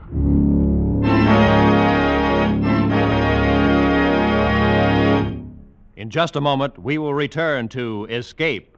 But first, coming to you in succession, Spike Jones, Jack Benny, and Amos and Andy bring you 90 non-stop minutes of superlative joy every Sunday night when you hear them among CBS's 10 great Sunday night shows. The Spike Jones Show and Amos and Andy are heard over most of these same CBS stations, and Jack Benny comes to you over them all.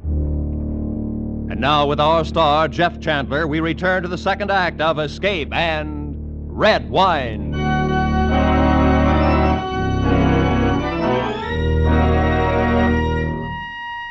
When I finally turned in that night, I didn't make the mistake of lighting the lantern again.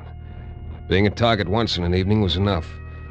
I undressed in the dark, pushed the bed up to block the door, propped a chair against the windowsill, and lay down on the floor. I kept trying to fit some theory together to account for the things that had happened. When I drifted off to sleep, I was no nearer any answer than before.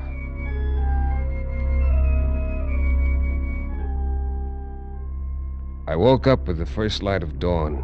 For a full minute was ready to predict a peaceful day. And then I turned my head slightly and saw it. On the floor, against the wall, 18 inches from my left hand, its eyes open and unmoving, lay a Krite, first cousin to the cobra, the deadliest snake in Borneo. Cold sweat broke out on my forehead, ran into the corners of my eyes. Not daring to make any sudden move, I slid my right hand slowly up behind me and found my gun under the pillow. The snake moved slightly. I froze for one long minute. Carefully, I brought the gun over until I had the ugly head centered above the foresight. Then... What the company? Who fired that shot? I did, Kurt, in here. Hey, Kurt, what's all the shooting about? Find out now, Duran. Mr. Vanier, you all right? Oh, sure, Kurt. Come on in. I had an early morning visitor there on the floor. God, a Krite. Did he bite you? No, he What didn't. the devil's all the racket about? Ah, snake. That's funny. What's funny, Duran? A Krite, Wilmerding. I just killed one here in my room. Well, there's plenty of them around, but I never heard of one crawling into a room before. I'm not sure it did crawl in. What do you mean? I've got an idea it may have been dropped in through the mosquito netting there at the window. Yeah? By whom? By a guy named Jerome Steeks. Ever hear of him, Duran? Why don't you pick up Wilmerding? He's your man. Oh, sure. I always carry a couple of snakes around in my pocket just for luck. What I want to know is who carries this around in their pocket for luck. That's one of our knives in the living room. We throw him at a target. Yeah, I know. Only last night I was the target. And Prail's your boy. He's an expert. Wins every time we play. Dry up, Duran. Hey, listen, One man. crack like Okay, that. relax, all of you. All right. So nobody knows anything about these accidents. They just happen. But here's a warning to whichever one of you is Steeks. The next time, you better cover yourself. I'm through being a clay pigeon. From now on, it's going to be a lot tougher. A whole lot tougher.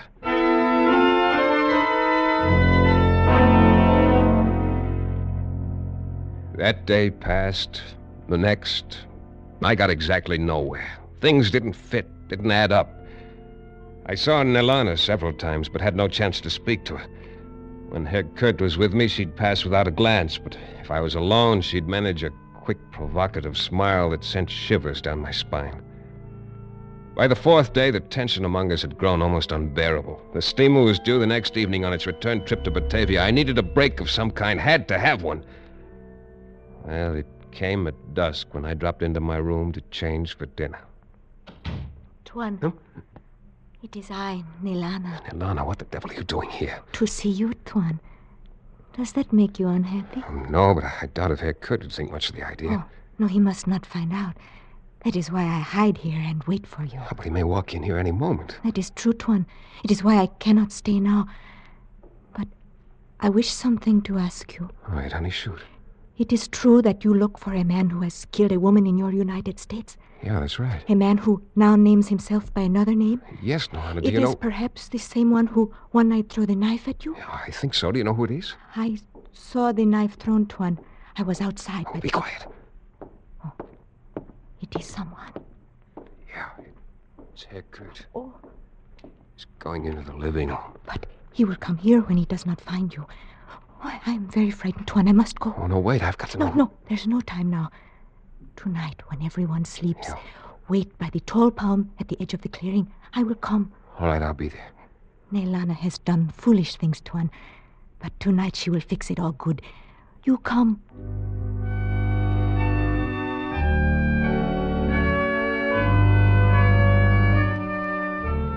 I waited for a long time in the shadow by the palm tree. Watched the moonlight sift down through the shaggy fronds. But 2 hours passed. She didn't come. Waiting there, though, in the jungle night, a plan began to form in my mind. A long shot, true enough, but one with possibilities. It needed luck to work, but I'd come to the point where I had to count on little luck. At any rate, I decided to start the ball rolling the next morning, after breakfast. Now, wait a minute, Vernier. Let's get this straight. And I thought I'd put it straight enough, Duran. I said the hunt's off. I'm pulling out on that boat tonight. You can all relax. Yeah, but 5 days ago you were so cockeyed sure it was one of us. How come the switch? 5 days ago, Wilmerding, I didn't know you guys. I was certain of the information I'd picked up in Batavia. And I'm not so certain of it now. What changed your mind? A sweet disposition? No, exactly the opposite, Frail. No, I doubt very much if any of you guys is who he claims to be. I wouldn't be surprised if Duran, Wilmerding, and Prale are all phony names, but that's not my business. I came here after Steeks. I've decided now I made a mistake, and that's that. Wait a minute. Aren't you forgetting the fact that somebody tried to knock you off a couple of times? Well, let's just say the reason for that was a side issue. Had nothing to do with Steeks. You come in here, push us around for a week, and then decide it was all a mistake. I'm sorry, Prale, and look, I'm going to try to make up for it this evening. I'm throwing a dinner party at Herr Kurt's bungalow before the boat leaves tonight. You're all invited. Yeah, now that's pretty decent of you, Vernier. I'll get some food and drinks from the captain as soon as he docks. If you're as fed up with Reistoffel and warm beer as I am, you'll be ready for a change. Sure is all right with me. Well, good. Then it's all settled. And I can promise you at least 2 surprise dishes. Maybe 3 if you care for... I beg your pardon, gentlemen. Oh, Herr Kurt, come on in. I was wondering if any of you had seen Nelana this morning. Not me. Well, what's wrong, Herr Kurt? I'm rather concerned about her, Mr. Vernier. She has not been home since early last night. I had a couple of ideas about that myself. Ideas I wished I didn't have. Anyway, as soon as the rest of the bunch went about their business, I began my own search for Nelana. I didn't know the country, and it was nearly dusk before I found her. Then I said nothing about it to anyone. But sitting at the table that night, while the dinner party moved along, I was seeing everything through a haze of red. The same color as the red in a sarong wrapped around the slim figure of a beautiful girl. I kept thinking how she'd never smile anymore, how she'd never walk in the moonlight again, because somebody had cut her throat. I know a story along the same lines. I never heard that one before. What a dinner. Oh, after 6 months of rife stuff, I could go crazy over like this. Yeah, when you throw one, Vernier, you really throw it. That's Well, right. this is only the beginning. Beginning? Where can you go from here? Well, right now, for instance, roast pheasant. All right, Wong, bring it over. Sure, Tuan. Right away, I bring. Would you like for me to put here for you to carve, Tuan? No. I wonder if you'd mind carving it, Herr Kurt. Not at all, Mr. Vernier. I should be happy to place it here, one. Boy, I haven't had a roast pheasant since Australia. We used to shoot 'em all the time. Even the smell's enough to drive you crazy. You said it, Prale. Oh, you haven't seen anything yet. The pheasant is the main dish, so the 2 surprises go right along with it. Wong, bring it out. Sure, Tuan. I bring right away now. Careful, don't drop it. There we are. Thanks. Well, there you are. It's Chambertin, vintage 1911. Unquestionably the finest red wine that exists in the world today. Holy smoke, where'd you get it? Oh, I found out on the trip in the captain of the steamer had a few bottles. Took a lot of talking to get one out of him, but I'll open it, Wong. Have you got the glasses? Sure, Tuan. Good. Well, boys, you may go back to warm beer tomorrow, but you got the best tonight. Now, Wong, show him the second surprise. One big bucket ice. Ice! Real honest to gosh, cracked ice. Oh, I haven't seen a chunk of ice for 6 months. Oh, I thought you'd go for that one. All right, Wong, serve the wine, will you? Sure, Tuan. You know, it was pretty amazing to find 1911 Chambertin on a little tramp freighter down here in the South Pacific. The stuff's so rare, it's hard to get at any price anymore. Maybe so, but that ice is what gets me. Yeah. That's it, Wong. Dump plenty in mine. Oh, Wong, stop that. What the devil are you... What's the matter, Wilmerding? Why... Well, what I mean is... You mean you're well aware of the fact that ice kills the bouquet of Chambertin? Isn't that it, Steeks? Steeks? You mean Wilmerding? Yes. Once a gourmet, always a gourmet. A crook with enough sense to keep his hair dyed black for years so he could become a natural blonde if he ever had to make a getaway. But not enough sense to keep still and let me ruin a bottle of wine. Hey, easy with those hands. Don't try reaching for a gun. Let him reach what, Mr. Vernier? Kurt, no. Put down that knife. Look out, Vernier. He's going for his gun. Too late.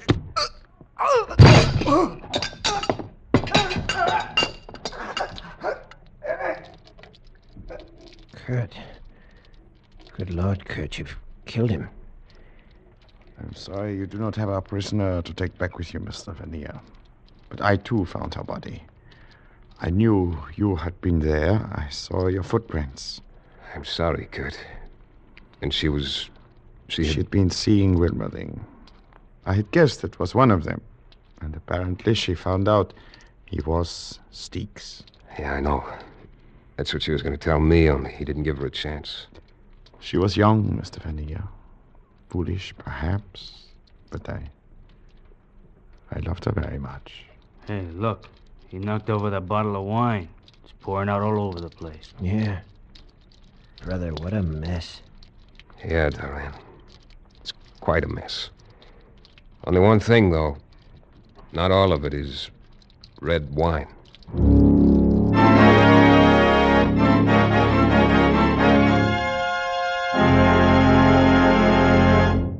Escape is produced and directed by Norman MacDonald.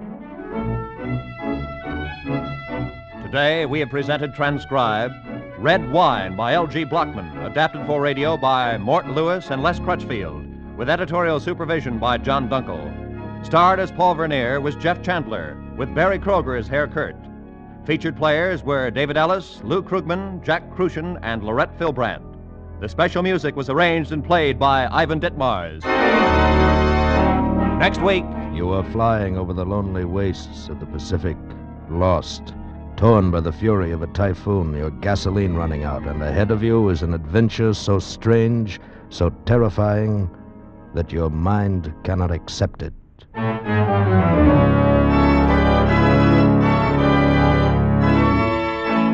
Next week, we escape with Nelson Bond's gripping story of a fantastic conqueror's isle. Goodbye, then, until this same time next week, when once again CBS offers you Escape.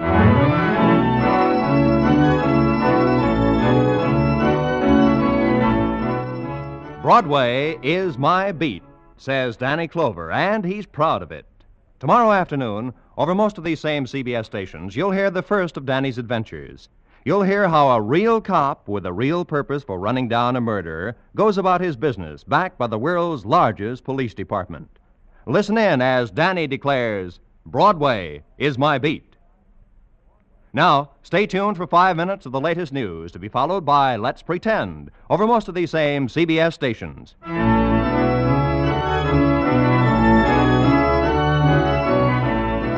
This is Roy Rowan speaking for CBS, the Columbia Broadcasting System.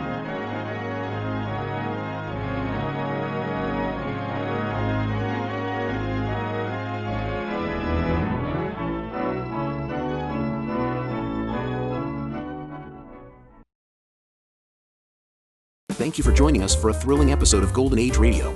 We're excited to have you as part of our audience. We invite you to return tomorrow for an all-new set of episodes that will take you on even more unforgettable adventures. Don't touch that dial, because the next installment of timeless tales and captivating narratives is just around the corner. Stay tuned for another dose of vintage radio magic that will transport you to a bygone era of entertainment like never before. We're always eager to hear from our fantastic audience. Your feedback fuels our passion for delivering the best in vintage entertainment. Feel free to share your thoughts, opinions, and suggestions. We value your input and strive to make your listening experience even more enjoyable. If you're looking to enhance your Microsoft Access skills, look no further. Reach out to them at 615-420-2040 and ask for Mark. Once again, thank you for being a part of our Golden Age radio community. Get ready for more riveting stories, captivating characters, and timeless entertainment. Until next time, stay tuned and keep the nostalgia alive. Subscribe for more videos. Hollywood, California, Monday, August 24th.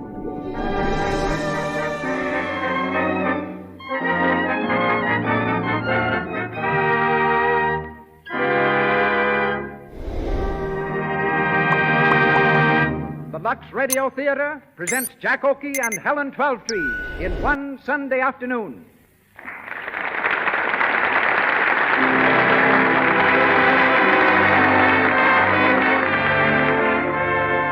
Lux presents Hollywood.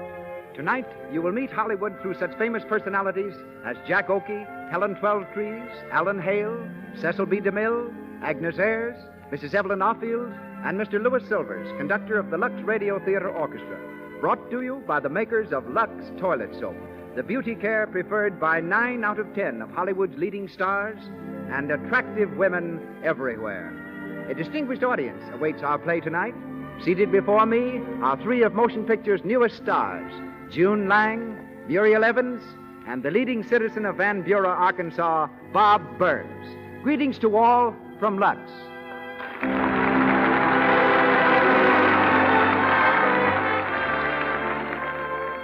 Nothing is so important to loveliness as smooth, clear skin.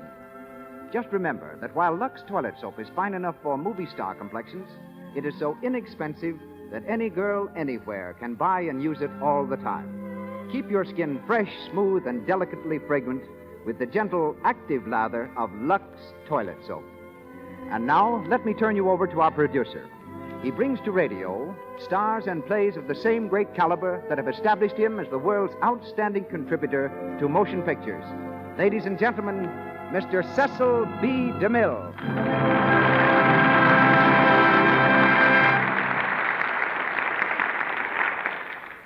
Greetings from Hollywood, ladies and gentlemen.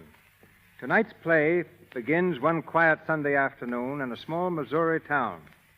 So does the story of tonight's star, Jack Oakey. Only in Jack's case, the afternoon wasn't so quiet. He claims he yelled louder than any baby born in Sedalia, Missouri. But he says he had a reason for yelling. He arrived just too late for Sunday dinner. Jack spent most of his boyhood in Oklahoma, but accompanied his mother to New York when she joined the faculty of the Scudder School for Girls. New Yorkers didn't care for his real name, Offield, so they shortened Oklahoma and called him Oakey. He's used the name ever since. As a telephone operator in Wall Street, Jack received the tip that made him a fortune. The tip was that he get out of Wall Street and go on the stage. Within a few months, he was a song and dance man on Broadway. When pictures began to talk, he thought they were talking to him, so he responded by coming to Hollywood. Jack has been at Paramount for 9 years. At present, he's a promoter in Champagne Waltz. He's also been a sailor, an aviator, a press agent, a cowboy, and a college student. In fact, as a college student, he's in a class by himself because he never went to college. So tonight, I've given him a degree in dentistry and the leading part, that of Dr. Biff Grimes. I've long believed him capable of more than straight comedy, and the serious parts of tonight's play will give Jack his first real opportunity to prove me right or wrong. Our other star tonight is Miss Helen Twelvetrees. Helen studied to become a painter, but she transferred her art from canvas to the stage and had already starred in such successes as An American Tragedy and Broadway when she was spotted by a talent scout and brought into films. Miss Twelvetrees has just returned from Melbourne, where she was the first American actress to play the lead in a picture filmed in Australia. She appears tonight in the role of Amy in One Sunday Afternoon, written by James Hagan. We hear it now in the Lux Radio Theater, starring Jack Oakey with Helen Twelvetrees.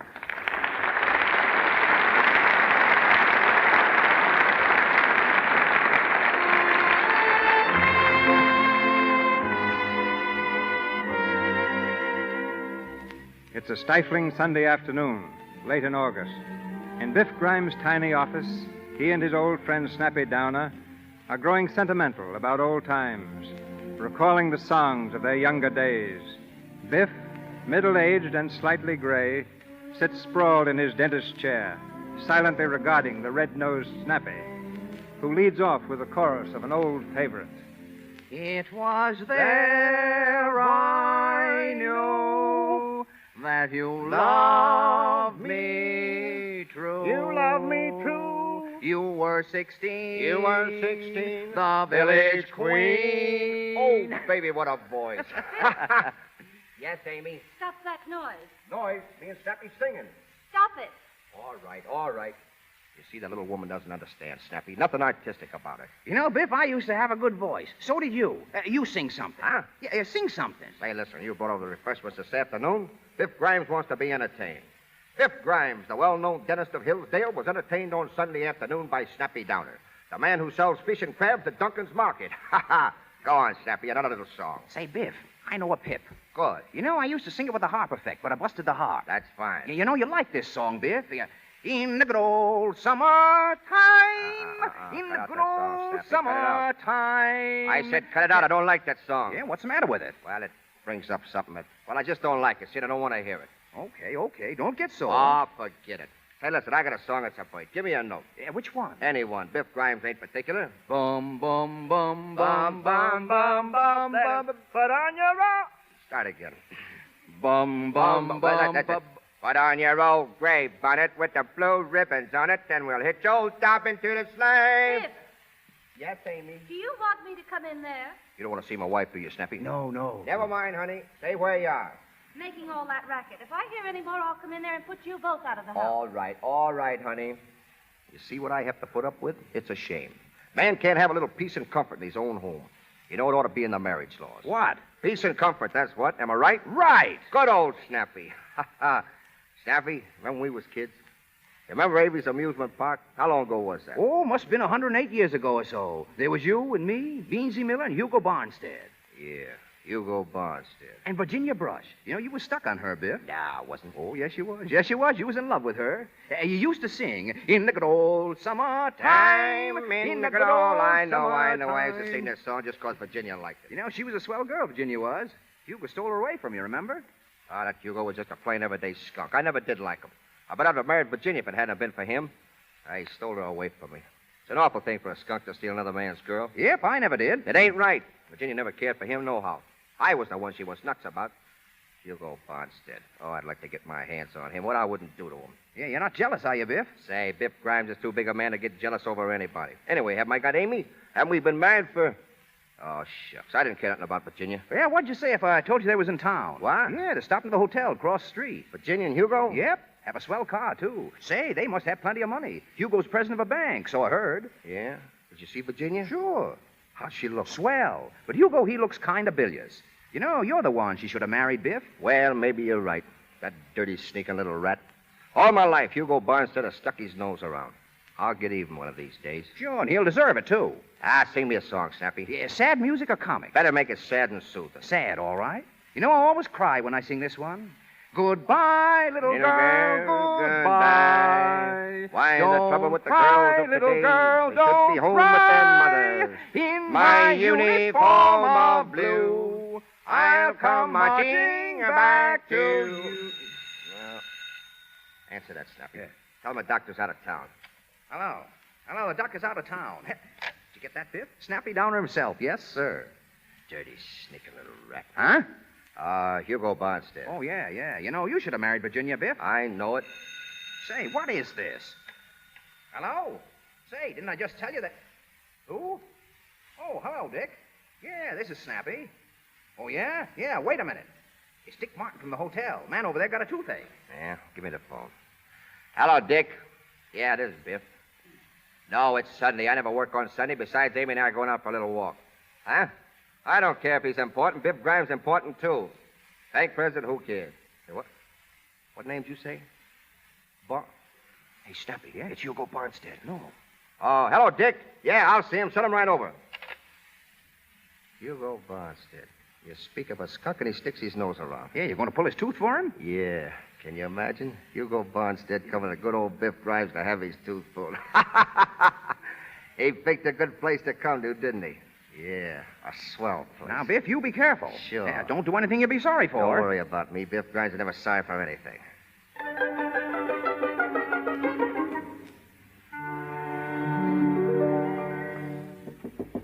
Come in. You the dentist here? Yeah, that's right. Have a seat, Hugo. What's that? Biff Grimes. Well, I had no idea you would ever... So you did become a dentist? Yeah, been a long time, Hugo. Yes, must be 25 years.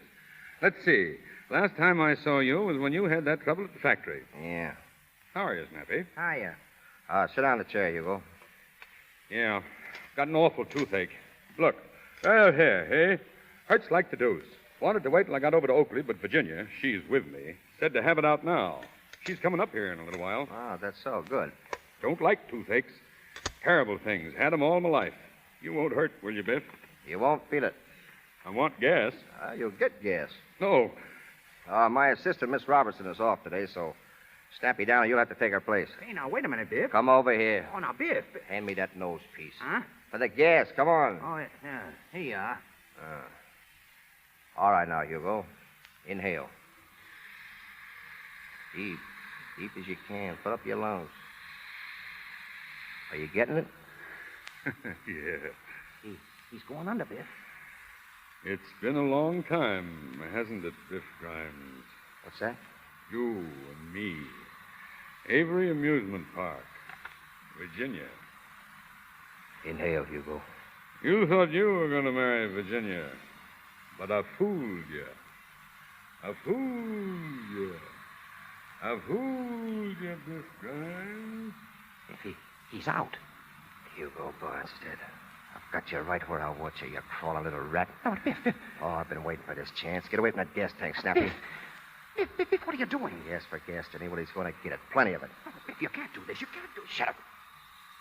Breathe, Hugo. Breathe in deep. Avery Amusement Park. 25 years ago.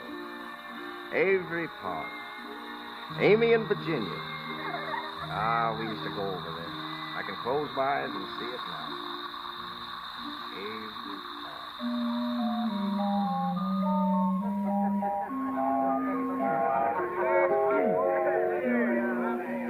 Biff. Hey, Biff Grimes. Hello, Hugo. Say, I've been looking all over for you. You're late. The girls are waiting? I don't know. I haven't seen them yet. Where are we supposed to meet them? Oak Street entrance, wasn't it? Yeah, come on. Say, who are they anyway, Hugo? You know Biff Grimes is pretty particular about the girls. Well, I only know one of them. Name's Virginia. Said she'd bring a friend. Is she a good looker? Oh, Virginia is. I don't know about the friend. Well, won't do any harm to take a look. But if they don't suit me, Hugo, you know Biff Grimes, 23 Skidoo.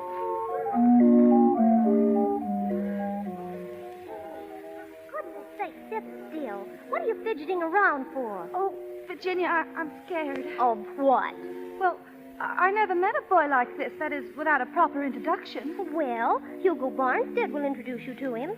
Do you suppose he's a nice-looking fellow? Oh, of course he is. And do you think he'll like my new dress? I know he will. And do you think he'll like me? He'll fall in love with you the minute he sees you. Virginia, you stop that. Don't you talk like that. Well, he might. You can't tell. And you might fall in love with him. Oh, Virginia, I'd die. Tell the truth, Amy. Weren't you ever in love with a boy? Oh, Virginia. Oh, you can tell me. I won't tell anybody. Well, I thought I was once. I don't know. Well, when I was very young, of course, that's a long time ago, you understand. It was in school. Mm-hmm. There was a boy. I don't know. He never even looked at me, but... Virginia, did you ever have a feeling in your heart? Something that you feel is going to happen, and it doesn't? That's the way my heart was. This boy always seemed lonely somehow. Everybody had it in for him, even the teachers. They called him a bully, but I know he wasn't. I saw him do a lot of good things. When the big boys picked on the smaller ones, he helped the little fellows out. I know he had a lot of good in him. Good that nobody else could see. Who was this boy? Oh, you wouldn't know him. Well, I might. Who was it? Biff Grimes. Biff Grimes? You mean that big bully that hangs around Larson's drugstore? Yes. Why, Amy, he's terrible. The reputation... Amy, I'd be ashamed to mention his name. I heard that he drinks and smokes cigarettes. Well, of course, that was a long time ago. Oh, shucks, I'm all over it now. He doesn't even know I'm alive. Amy. What? They're coming. Oh, dear.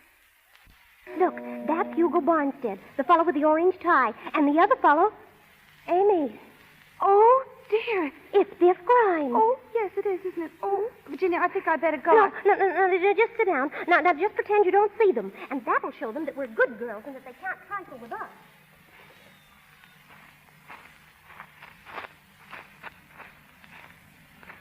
There they are, Biff.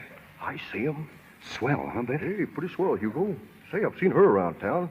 What's the one you got picked up for me? The little one on the left. Oh, nothing doing. I know that scrawny little thing. We used to go to school together. Amy something or other. She ain't so bad. I'm telling you, she's skidoo. You can't pick anything better than that. Well, Biff Grimes will do his own picking. Wait a minute, Biff. I picked the other one. Oh, but that ain't fair. 23. Everything is fair to Biff Grimes. Say, I've always wanted to meet her, though. She's all the fudge. Oh, gee, Biff. All right. Well, we'll fix it. Well, say something. Well, all right. Oh, hello, girls. Oh, hello. Hello. Nice afternoon. Yes. Yes. Oh, say something. They don't care about the weather. They want to meet me. Well, I see you got over here. That's right. And you brought your girlfriend along. Yes. Well, I brought my boyfriend, too. How do you like him? Hi, girls. Introduce me. I'd like to introduce my boyfriend. Surely you don't. This is Biff Grimes. Hi, girls. I love my wife, but oh, you kid. How do you do? Now, let me see. Your name is Miss Virginia, ain't it? How did you know my name was Virginia? Oh, I found out. And, what's your girlfriend's name? Oh, excuse me. This is Miss Lynn, Amy Lynn. This is Mr. What did you say your last name was? Farnstead. Oh, of course. Hugo Barnstead. My name is Grimes, Biff Grimes, chicken inspector. Miss Lind, this is Mr. Grimes. No, Mr. Little Girl, just Biff. How do you do? Oh, I'm swell. Say, I used to know you, didn't I? Yes, we went to school together. That's right. You sure was a funny little thing then, wasn't you? Oh, was I? You bet you was. Remember that day I slept at the principal, almost got a licking, and you helped me out? I never got a chance to thank you. Oh, that's all right. Well, anyway, thanks. Even if you was funny looking, you wasn't bad at heart. Well, I always liked you, Biff. Amy. Oh, I guess I shouldn't have said that. Well, you could have waited. I'm sorry, Biff. Oh, that's all right. I guess all the gals in them days is kind of stuck on me. Ishkabibble, ishkabibble. Well, how would you girls like to take a little walk? Oh, why, yes. We'll take a little walk. I guess an ice cream soda wouldn't go bad either, eh? Would you like an ice cream soda, Amy? I like a college ice. Say, Goldstein's got something new. I tried it out last night. She'll rave about it. He says New York's going wild over it. Yes? You know when New York goes wild over anything, it must be good. What is it? Yeah, what is it, Biff? Well, he spreads nuts all over the ice cream. I never heard of that before. Did you, Amy? No. Say, that guy ain't dead. And Biff Grimes never lets the grass grow under his feet, neither. New York style, that's me big stuff every time. You know something, little girl? Virginia, that's the name, ain't it? Well, do you know where they got that name from? State of Virginia. Yes, sir. That's where Abraham Lincoln was born. I guess you didn't know that, did you? Ah, very few people do. Yes, indeed it is. You know, it's too bad I haven't met you before, Virginia. But Biff Grimes thinks that you're one of the nicest little gals he ever met. Biff, I'll say, oh boy, hey kid. Listen, Miss Virginia's supposed All to... right, never mind, my boy. Everything's going to be all right. Virginia and me's getting along fine. Yes, sir, fine. How about that, eh, Virginia? Well, let's go. Goldstein's drugstore. You can take the little one, Hugo. Sure, Biff. My arm, Miss Virginia. Hey, I said... Thank you, Mr. Barnstead. I'd love to go with you. Say, I meant for you to... You know, Virginia, I've wanted to take you to Goldstein's for a long time now. Oh, Mr. Barnstead. Why, the low down right out from under my nose. Oh, Mr. Grimes. Huh? What? I don't mind if you take me, Mr. Grimes. Well, all right, Rudd. Come on, let's get it going.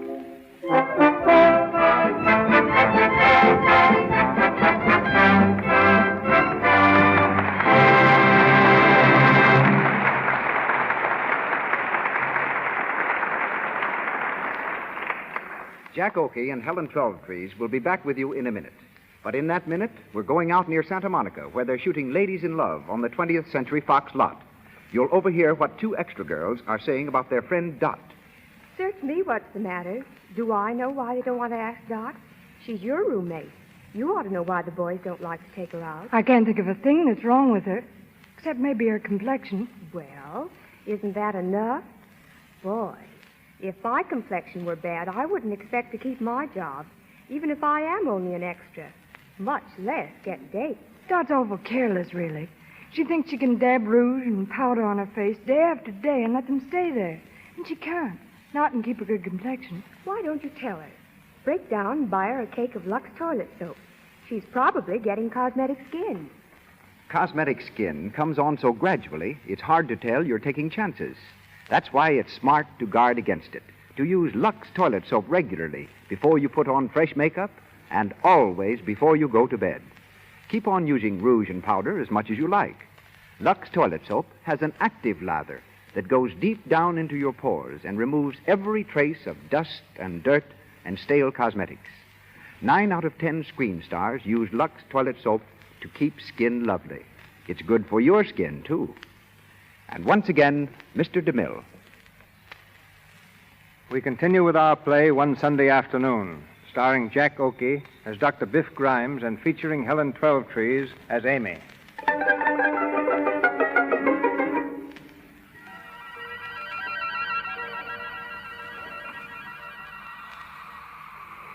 We are back in the present day, in Biff Grimes' office.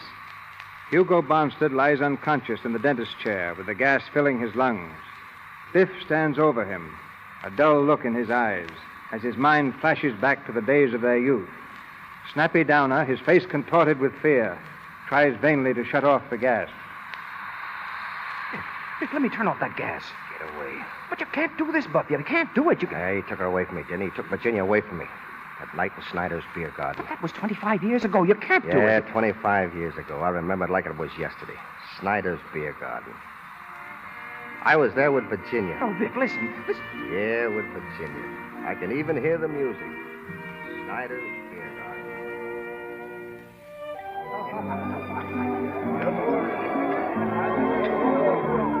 Mrs. Oberstädter! Juhu! Mrs. Oberstädter!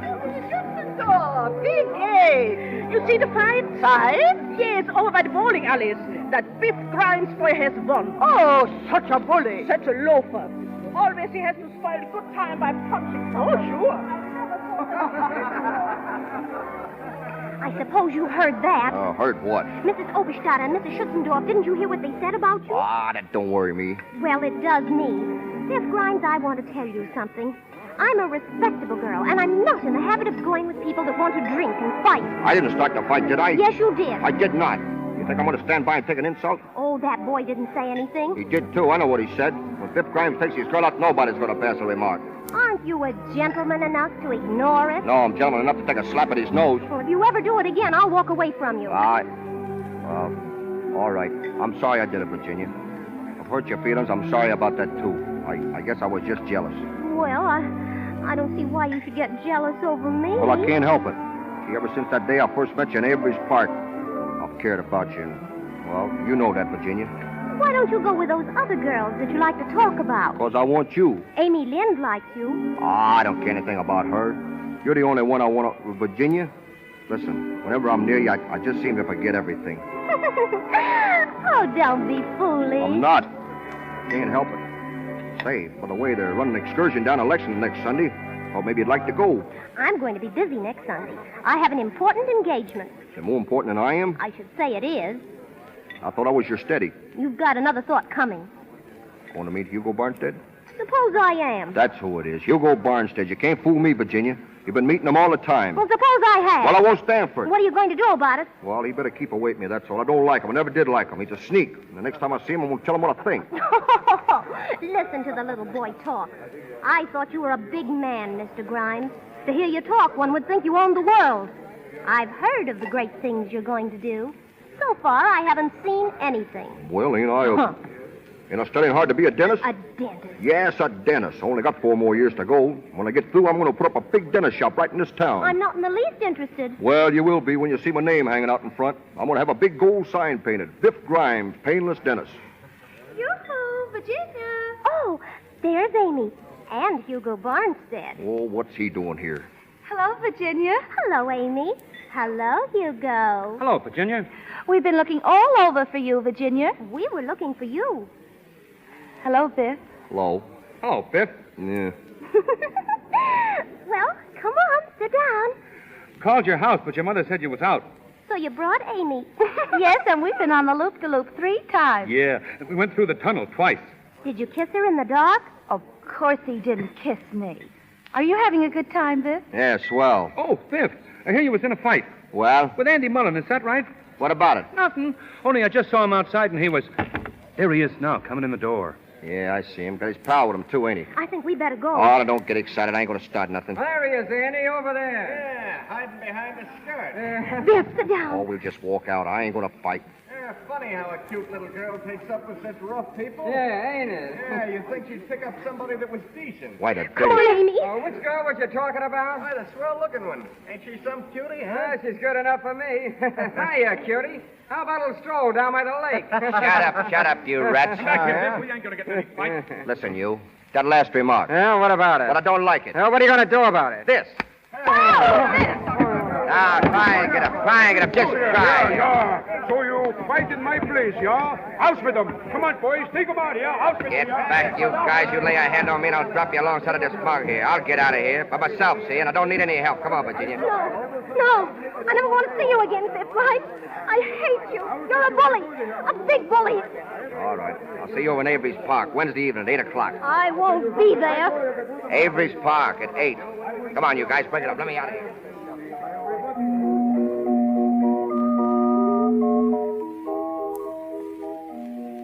Well, I guess she isn't coming after all, Biff. I don't see her. Guess she saw at me.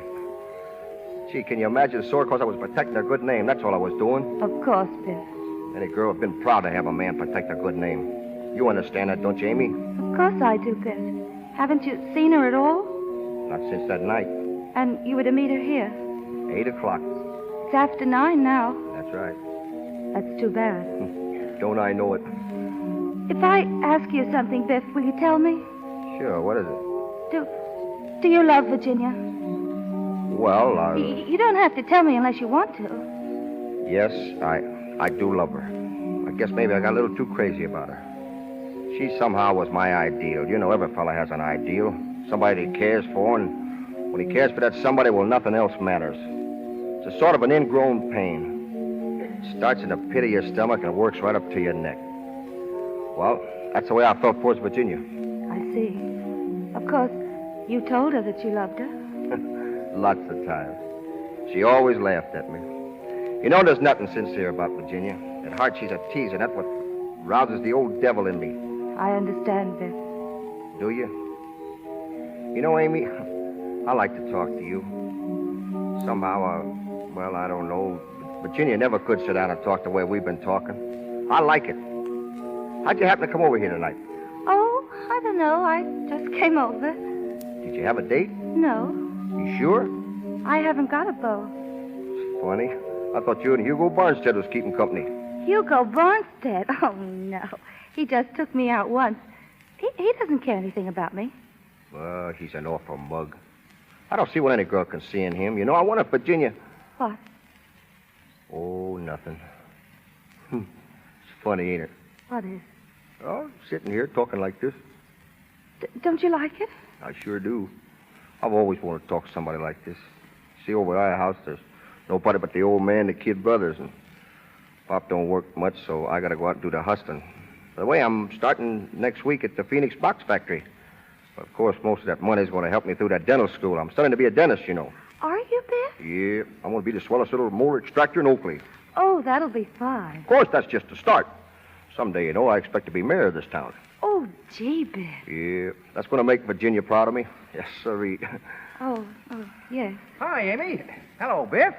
Oh, hello, Snappy. What are you doing over here? Oh, nothing. Just out for a little walk. Me and Gladys. She's my steady. Hush your mouth, Steady. Say, I guess you heard the news, hey, Biff? What news? Well, ain't you heard about Virginia? Well, what about Virginia? She got married this afternoon at 4 o'clock. Did she? Yeah, I thought you knew. You was going with her. Yeah, say, it seems I did hear something about that. Guess you know who she married, don't you? Who? Hugo Barnstead. Hugo Barnes? Yeah. Oh, sure. Well, I certainly worked hard to fix it up for that boy. Well, I thought she was your steady. Virginia? No, she's just a nice little girl, that's all. Well, I guess everybody around here thought I was kind of stuck on her, but I wasn't. That was just one of my little jokes. So, Snappy, when you see the gang, you just say Biff Grimes is leading his own life and he's doing fine. Sure. Say, I saw Hugo this afternoon. He's going to work for his uncle in the box factory. Got a swell job. He and the happy bride leaving on the midnight train. Say, we're going to throw rice and everything. That's good. That's swell. Well, I guess we're running along.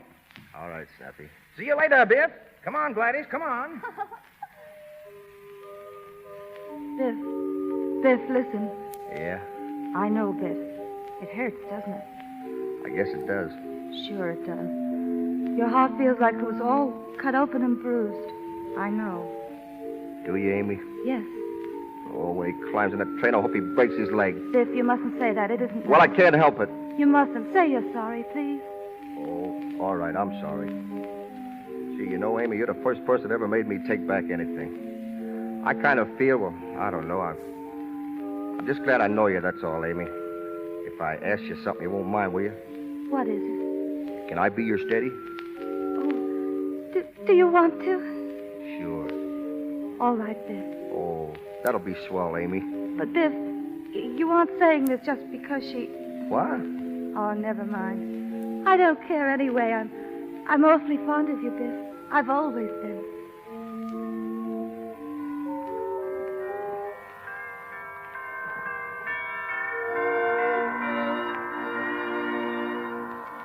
Biff, are you happy? You bet I am. Really? Of course, why wouldn't I be? Oh, I don't know, but I'm happy, Biff. I'm awfully happy.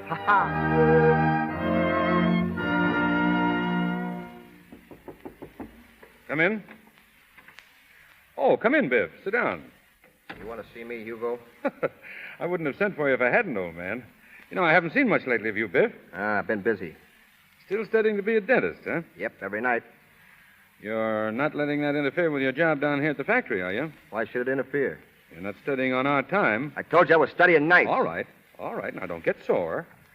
You know, I'm in a pretty important position running this plant, and I got to make sure my employees do their jobs. All right. What's it you want to see me about? Biff, how long you and Amy been married now? About 2 years. That's right.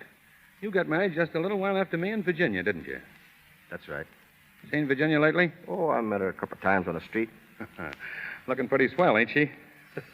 Great girl, Virginia. Finest little woman in the world. I only said Listen, to you Hugo, that cut machine out there's being overhauled. I got to go see... Sit down. I won't keep you long. Well, what is it? Biff, my uncle isn't satisfied with the way things are going down here. We're not making enough money. No? No, he expects me to double the output and cut down the expenses. So you see, Biff, I got a scheme a bit. Uh-huh.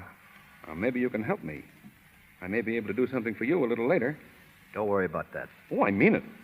I'd be glad to do something for you and Amy. You better let me worry about Amy, Hugo. Oh, come on now. Forget your pride. You work along with me, and I think I can show you how to make some more money. Now, let's get on to the point. What do you want? Well, my uncle informs me that there are too many men laying off sick. At least that's what they say, and I'm going to put a stop to it. The Phoenix Box Factory is paying its help to work, not to be sick. I found the men good workers. Well, they're not. Now, what I have in mind is I'd like to have you mingled with the men. You can keep your eyes open and kind of see what's going on. Yeah, I do my own work. I don't notice the others. But you could begin to notice them. Some of them are on the job, I suppose, but others ain't. I want you to report those fellas to me. Now, who would you suggest I get rid of? You mean get fired? Yeah. Oh, spy work, eh? Oh, I wouldn't call it that. Well, I wouldn't. If you think you can make a sneak out of me, you're crazy. I'm not doing anybody's dirty work, you understand? Still the same old Biff Grimes, ain't you? Always looking for trouble. No, I ain't looking for trouble. Yes, you are, but don't forget this. The Phoenix Box Factory pays you your living, and you'll do as I want to get out. All right, I'll get out.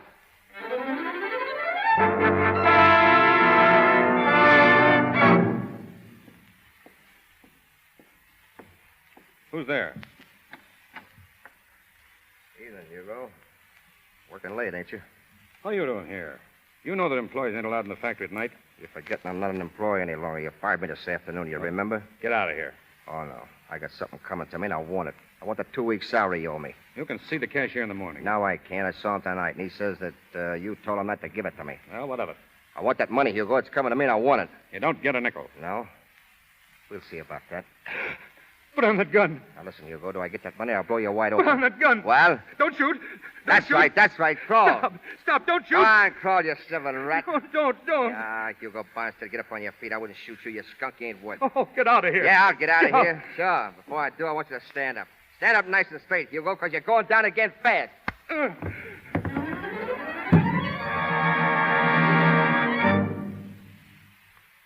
were you, Biff? Huh? Oh, I was just taking a walk. Where to? Oh, down the station. Biff, you're worried about something. Who, me? Is everything going all right at the factory? Well, sure. Well, what makes you say that? Oh, who could that be? That's right. I'll answer it, honey. All right. I better go fix up a little. It might be company. Well, hello, Charlie. Hello, Matt. Hello, Biff. What you fellas doing here? Official business, Biff. The chief wants to see you down at headquarters. Headquarters? What are you doing, kidding? Not so you could notice it.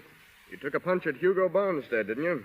It's assault and battery. And you tried to hold up the place. I didn't. You had a gun, didn't you? Come on. Wait a minute. Not so loud, will you? My wife's in there. Listen, I wasn't going to hold up anybody. I got fired today. Hugo wouldn't give me my dough. Was coming to me. I worked for it. I worked hard. You know what it means to carry a gun in this town? Oh, I just put it as a bluff. You fellas know me. You've known me for years. I wouldn't steal anything from anybody. I was desperate, that's all I tell you. I only wondered what was coming to me. We got to arrest you, Biff. Oh, give me a break, will you? Let me get out of here. I'll beat it out of town. Nobody will know. Sorry, Biff. It's tough, but that's the way it goes. Oh, it ain't myself I'm thinking of. I don't give a hoot about myself. It's Amy. Gee, fellas, listen. Now, kill her. Please, will you? Sorry, Biff, we can't. Come on. Who is it, Biff? Wait a second, fella. Yeah, why, sure. It's awful nice of you fellas to come, and I appreciate it. Biff. Oh, hello, Amy. What's the matter? Matter? Why, nothing. I was just telling Charlie, you know Charlie Brown and Matt Hughes here. You see, The police department's having a clam bake down at the casino Wednesday night, and, well, so they asked me to be on the committee, and I was just telling them. Oh, that's awfully nice. Yes, isn't it? That's awful nice. Did you fellas say that you want me to come down there right now and arrange things? Yeah, sure. Well, all right. Let's go. I'll be back in a little while, honey. Just a little while. All right, Biff. Wait for me. I'll wait. All right, fellas. Let's go.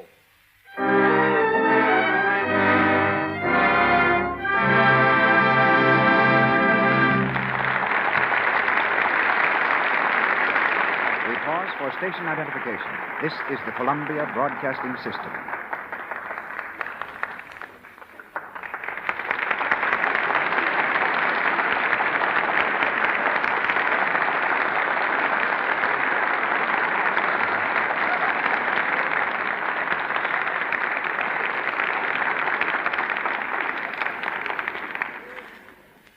We resume the events of one Sunday afternoon shortly. Actresses usually climb to prominence on the screen, but tonight's guest reversed the order. She descended to stardom. I was directing a scene in Forbidden Fruit. The star, dressed in a glass costume, had to walk down a staircase also made of glass. But her dress was so rigid and the glass stairs so slippery that the star just, couldn't play the scene naturally. I asked if there wasn't someone who could walk downstairs. One of the minor players volunteered.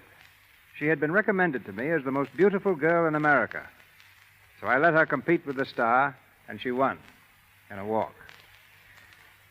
The part in Forbidden Fruit opened the way for a role as Rudolph Valentino's leading woman, which brought her international fame and envy. She is as lovely now as she was when Valentino made his reputation as a great lover playing opposite her. Ladies and gentlemen, Miss Agnes Ayres.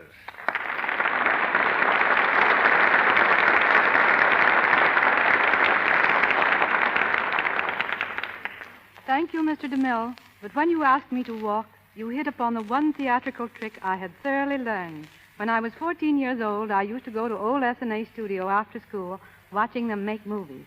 An old extra saw I was dying to act, and he spent days trying to teach me. His entire course consisted of showing me how to walk. I'm glad he didn't teach you how to swim, or you'd never have given such a fine performance as the rescue scene in The Affairs of Anatole. In order to make that scene, I had to be pushed off a bridge into a river. When I told Mr. DeMille I couldn't swim, he said, "That's just fine." And over I went into 18 feet of icy water. It was a game performance, too, and must have convinced you that it was more enjoyable to work with Valentino than with DeMille. Hardly so. It was my good fortune to play with Mr. Valentino in his two big hits, The Sheik and The Son of the Sheik. Valentino died just 10 years ago yesterday. Yet people still ask me if he would have starred in talkies the same as he did in silent pictures. I'm sure he would have. He had a slight accent, but it was far more charming than detrimental. He was also a fine singer. And in selecting you, Valentino showed that he knew how to choose a leading lady. You're very lovely, Agnes. And you're very diplomatic, Mr. DeMille. But I believe in taking as good care of myself as I possibly can. And I'm really glad to pass along the same advice that was given me as a child by my mother. She told me to always use the best soap I could find. For a while, I thought she meant the most expensive kind. But since then, I found the answer to be Lux Toilet Soap. In my home, 3 generations are using it. Myself, my mother, and my 10-year-old daughter, Maria, who someday may be in pictures herself. We all know there's nothing like Lux for smooth hands and a fine, clear skin. And that's probably why practically all Hollywood stars use it. I understand you're planning to return to pictures, Agnes. I know our audience joins me in wishing you all the success in the world. Thank you, Mr. DeMille, again. I've been in a great many pictures, but to tell the truth, I've never given a performance which has completely satisfied me. I want to return to fulfill that ambition. To prepare for this, I've been doing a lot of acting with stock companies lately. And to all young men and young women who hope to reach Hollywood, my suggestion is to first get as much stage training as possible. Good night. Good night, Agnes.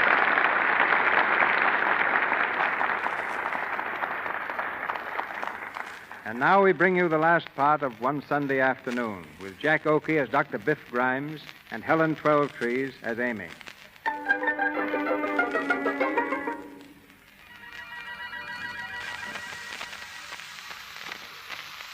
Our time is again the present.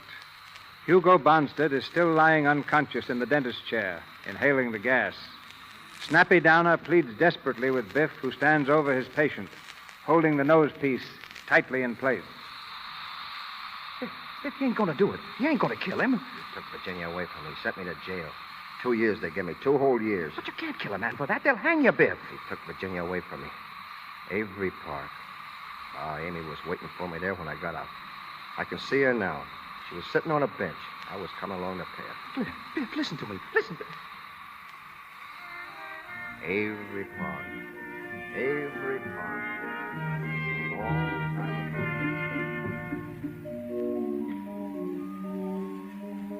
Hello, Amy. Biff. Yep, it's me. Just going over to the house. I dropped off the junction. I could have made the 5:45, but I didn't want anybody at the station to see me. I know. Oh, something told me you'd be here. I don't know, just something. When did you get out, Biff? 12 o'clock. Gee, the warden was a prince of a chap. Shook hands with me, and he... You glad to see me, Amy? You know I am, Biff. Gee, it feels good to see you. Sure feels good to be back. 2 years. Gosh, seem more like 10. Biff, I'm so glad to see you. I'm glad to see you, honey. Guess I'd have been all shot to pieces if I hadn't gotten your letters. The thought of you waiting and... Well, I just somehow... It's all right, Biff. Oh, I knew you'd be waiting over here. Amy, I want to thank you for all your kindness, all your goodness. That's all right, Biff. You know, I learned a lot since I've been away. I'm going to make a new start, begin all over again. I want to be somebody because I've got to. I know how you feel, Biff. Sure, you always know. But, honey, I'm not so sure we can begin again in this town. We may have to move away for a while. All right, Biff. It's all right with you? Wherever you go, Biff, I'll go. There's something big coming up for Biff Grimes and his wife. I can feel it in my bones. Biff Grimes is going to be Biff Grimes, yes, sir. There ain't going to be nothing too good for Biff Grimes and his family. You want to go home, honey? Yes. All right. Gee, I love you, Amy. I think you're the loveliest lady in the world. I love your hair, your eyes, and your mouth. I love you too, Biff. Look at that old sky up there. Must be a million stars out tonight, huh? Moon's full up. Yes. It's spraying, too. Let's walk home, huh?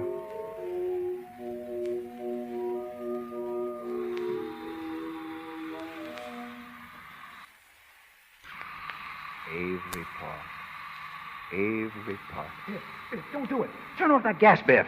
He took her away from me, didn't he? He took Virginia away from me. It was 25 years ago, but I never forgot it. Biff, listen. There's somebody outside door, Biff. Do you hear it? Somebody's there, Biff. All right. Shut up. Hey, turn off the gas. Well, if it ain't my old-time sweetheart himself. Huh? What? Wonder you wouldn't open the door for a lady. Who are you? Well, now don't tell me I've changed that much. Don't you know me? Virginia. Well, what's eating you, Biff? What are you staring at? Well, nothing. Well, how are you, Virginia? I'm swell. How are you, Snappy? Me? Oh, I'm all right. It's been a long time since I've seen you, Virginia. Yeah, I kind of filled out since then, eh? Say, remember the bologna you used to hand me? Remember Schneider's Beer Garden?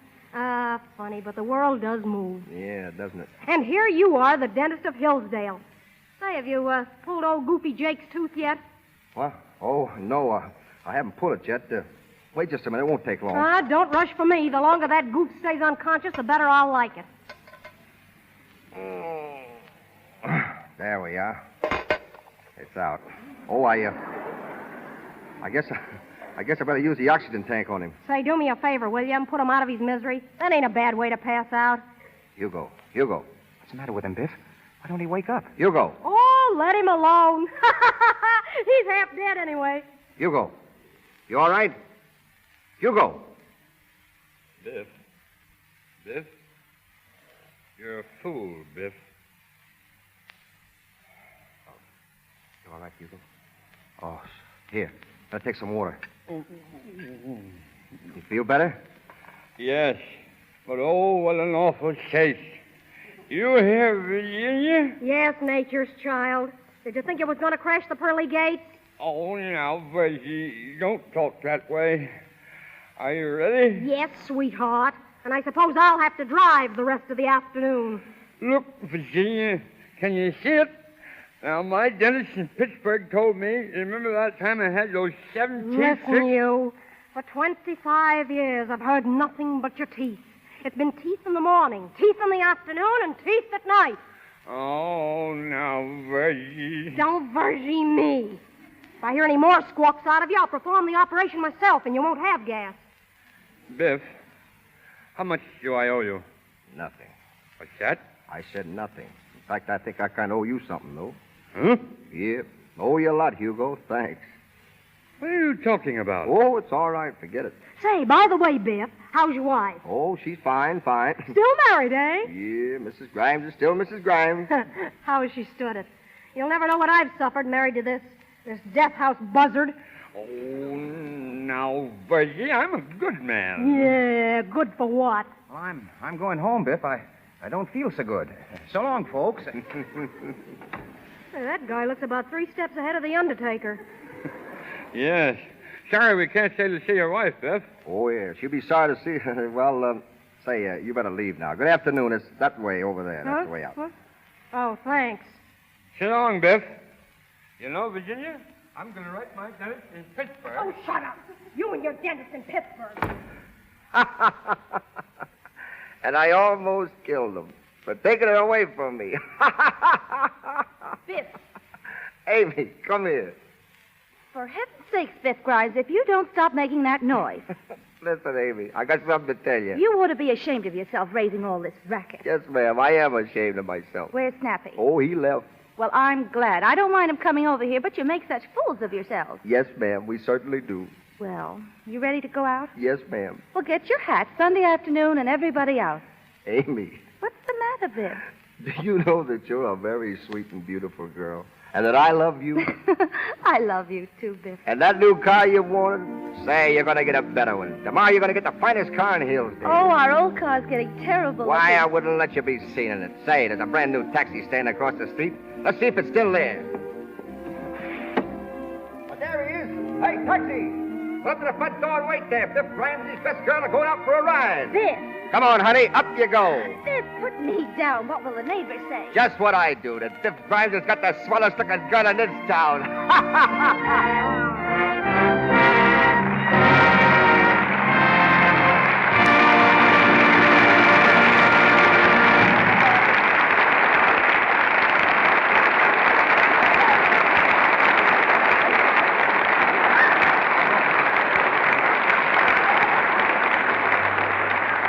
The play's the thing, but not the only thing, because we're going to hear further from Jack Oakey and Helen Twelvetrees a little later.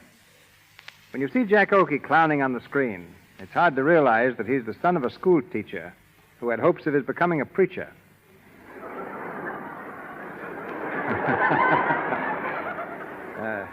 Jack's mother was formerly principal of the Sedalia Public School, head of the psychology department at the Scudder School, and an instructor at Columbia University.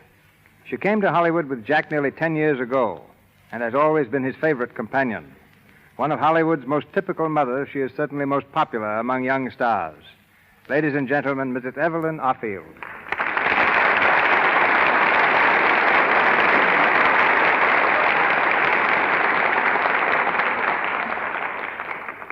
Thank you, Mr. DeMille.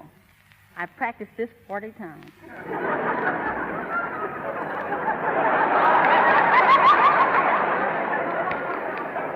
Being a mother in Hollywood is no different than being a mother anywhere else.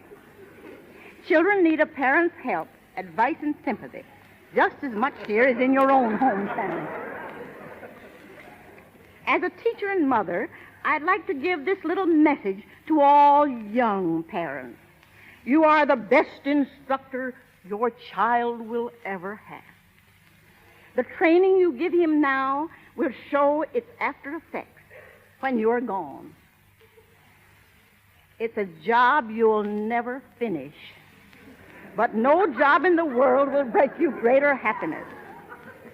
Still, there are times when a mother should stand aside and not be a hindrance, particularly in choosing a career.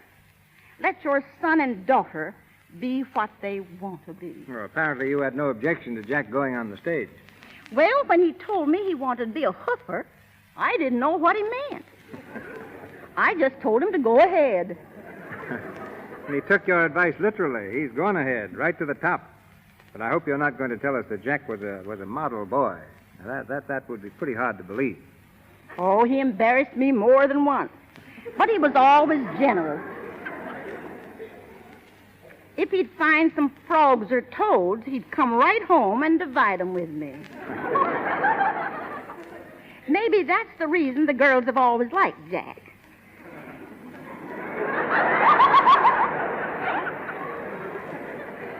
Now I'm his mother, but even I admit that he's not what you would call handsome. He inherited your sense of humor. He should have taken some of your good looks. Oh, I'm just an old schoolmarm, Mr. DeMille. But there's one lesson I'm still teaching, and that's the advantage of using such a fine soap as Lux.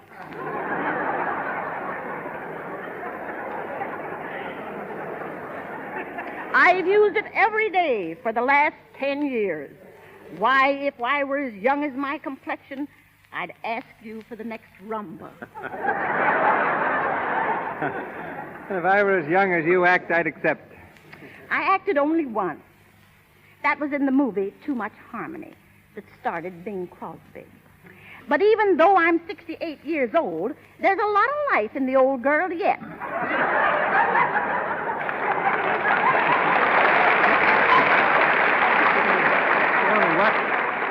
What's your next picture going to be? Life Begins at 68?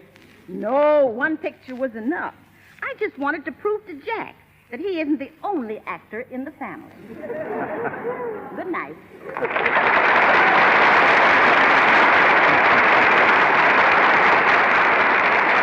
Good night, Ma.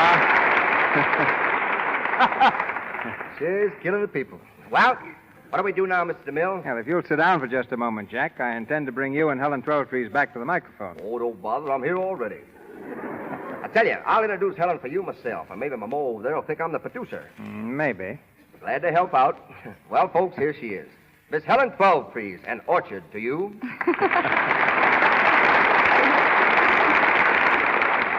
Thank you, Jack.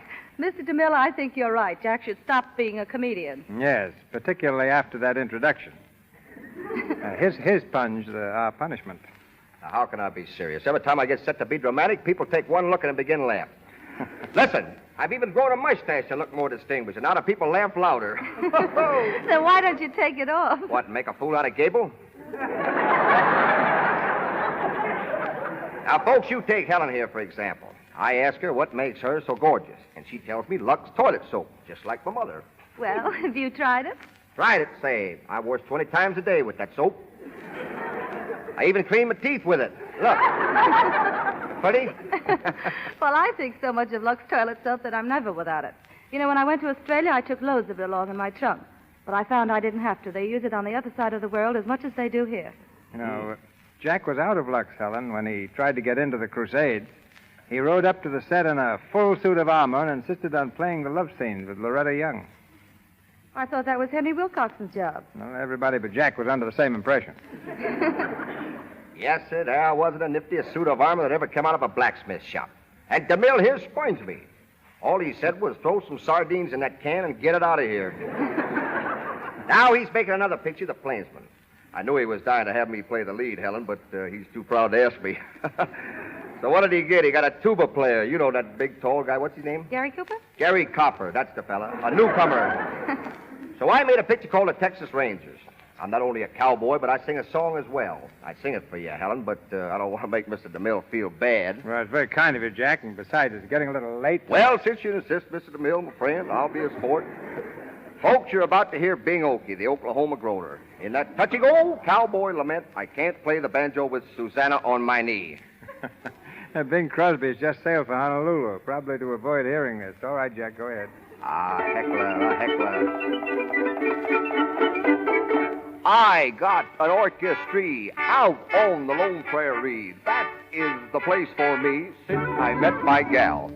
When it comes to cowboy music, there's no one can play like me. But I can play my banjo with Susanna on my knee. I can whistle Yankee Doodle, I can sing Mother McCree. But I can't play my banjo with Susanna on my knee. I thought that I would make a hit when I played William Tell. But when I beat my feet in time, she had a dizzy spell. I'd like to drop her on the floor, but that ain't chivalry. But I can't play my banjo with Susanna on my knee. Do you smell something burning?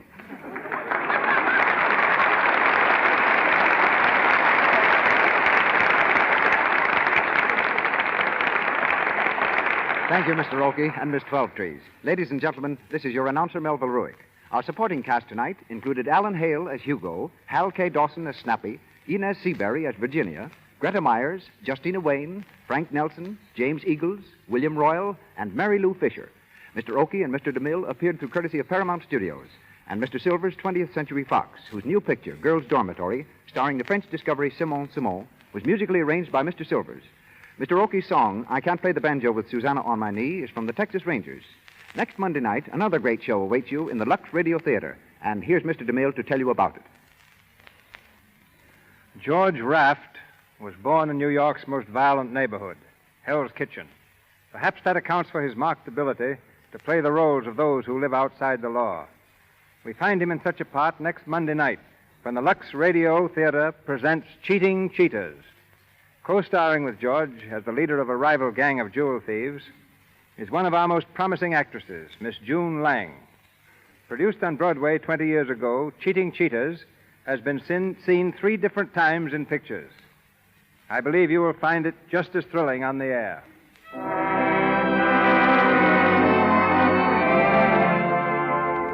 Our sponsors, the makers of Lux Toilet Soap, join me in inviting you to be with us again next Monday night when the Lux Radio Theater presents Cheating Cheaters, starring George Raft with June Lang. This is Cecil B. DeMille saying good night to you from Hollywood.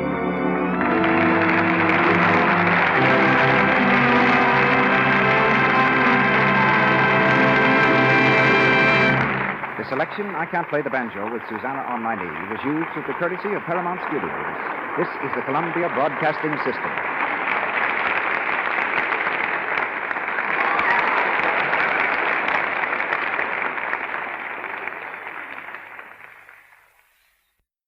Thank you for joining us for a thrilling episode of Golden Age Radio. We're excited to have you as part of our audience.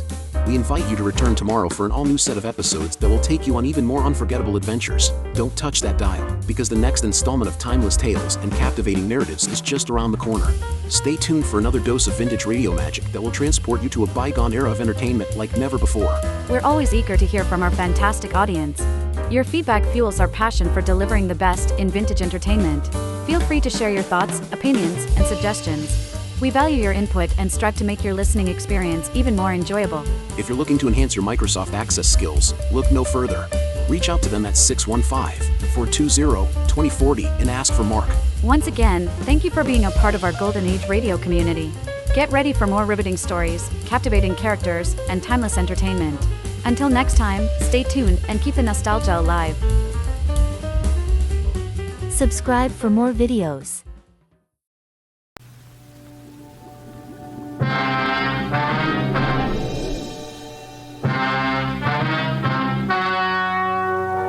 The story you are about to hear is true. Only the names have been changed to protect the innocent. Fatima Cigarettes, best of all long cigarettes, brings you Dragnet.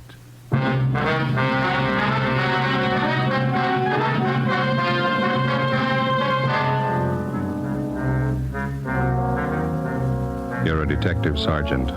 You're assigned to robbery detail. A small bakery shop in your city is held up. A man and his daughter are shot down without reason.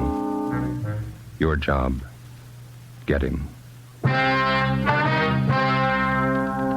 If you want a long cigarette, smoke the best of all long cigarettes. Smoke extra mild Fatima. Yes, Fatima is the king-size cigarette which contains the finest Turkish and domestic tobaccos superbly blended to make it extra mild, to give Fatima a much different, much better flavor and aroma than any other long cigarette. That's why Fatima has more than doubled its smokers coast to coast. Enjoy extra mild Fatima yourself. Best of all, long cigarettes. It's wise to smoke extra mild Fatima.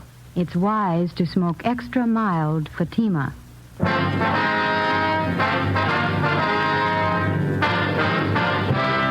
Dragnet, the documented drama of an actual crime. For the next 30 minutes, in cooperation with the Los Angeles Police Department, you will travel step by step on the side of the law through an actual case from official police files. From beginning to end, from crime to punishment, Dragnet is the story of your police force in action. It was Tuesday, November 3rd. It was chilly in Los Angeles. We were working the night watch out of robbery detail. My partner's Ben Romero. The boss is Captain Ed Walker. My name's Friday. It was 5 minutes to midnight when we got to 318 Silver Avenue, Stendel's bakery shop. Yeah? Romero and Friday, Central Robbery. Hi, I'm Jacobs, Unit 16R. My partner Olson's back there in the shop talking to the owner. You answered the call, did you? Yeah, must have been a crazy man. Shot 2 of them down, cold blood. There they go in the ambulance now. Shot up pretty bad. Mm-hmm. Who runs the place? Swedish family named Stendal. Father, mother, 2 daughters. All 4 of them work in the bakery here. Mm-hmm. They all here at the time of the robbery? Yeah, the hold-up man shot the father and the oldest daughter. The mother and the younger girl are in the back, straight through that door. Okay. Thanks, Jacob. Right, Sergeant. Joe, on the side of the door here. Looks like a bullet hole. Yeah. Hey, Jacobs. Yeah, Sergeant. You want to call into the crime lab, ask them to send somebody out? Right. Thank you. Hi, you Olson? That's right. Romero and Friday, Central Robbery. Oh, how are you?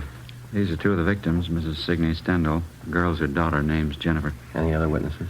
Not so far. Neighborhood around here is pretty deserted this time of night. Hold-up man made a fast getaway. The 2 people who were shot, what kind of shape are they in? The father, Mr. Stendal, he's got a bullet wound in the right shoulder.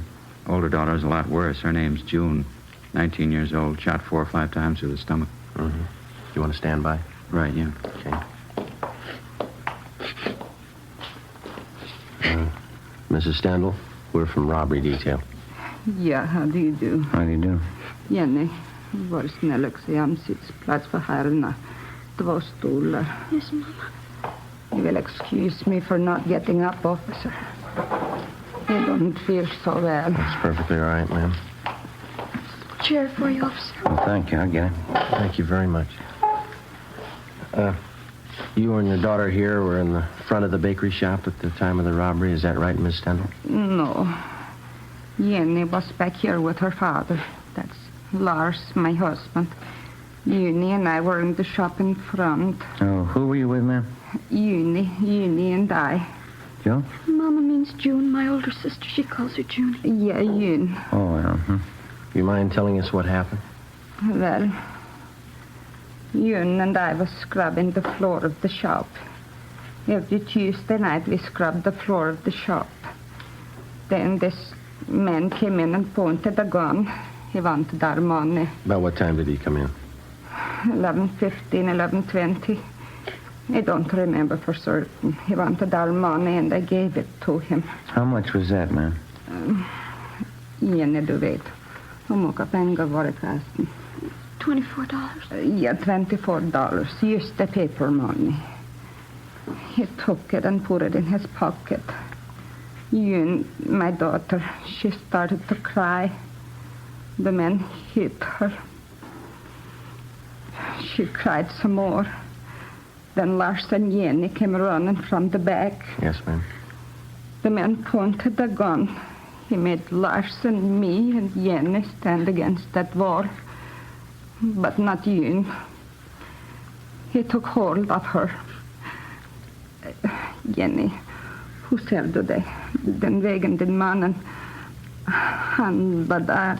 June was getting fresh with her, Mom. The man tried to get fresh with June, officers. June hit him. He tried to drag her out the door with... Yeah, June hit him. Hit him good. Then he went like that, threw her against the counter and pushed June down. Crazy man. Crazy look. He kicked her. Mm-hmm. Then Lars, my husband, he ran at the man.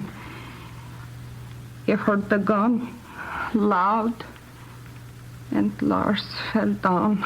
And I screamed. Yeah, and I screamed. I turned and I saw the man standing over Yoon. He pointed the gun down at her. Yes, ma'am. Crazy look on him. He kept shooting her 4, maybe 5 times. Yoon screamed.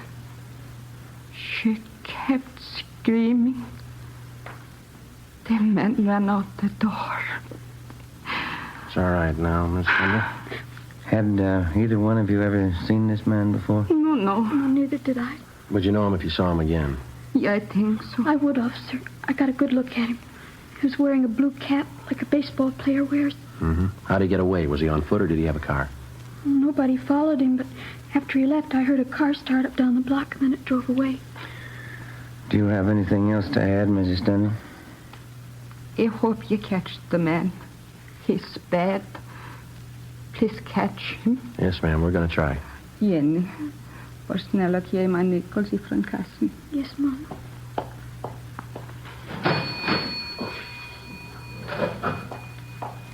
Here, Mama. Here, officer. When you find the man, please call me. You keep the nickels. We'll call you.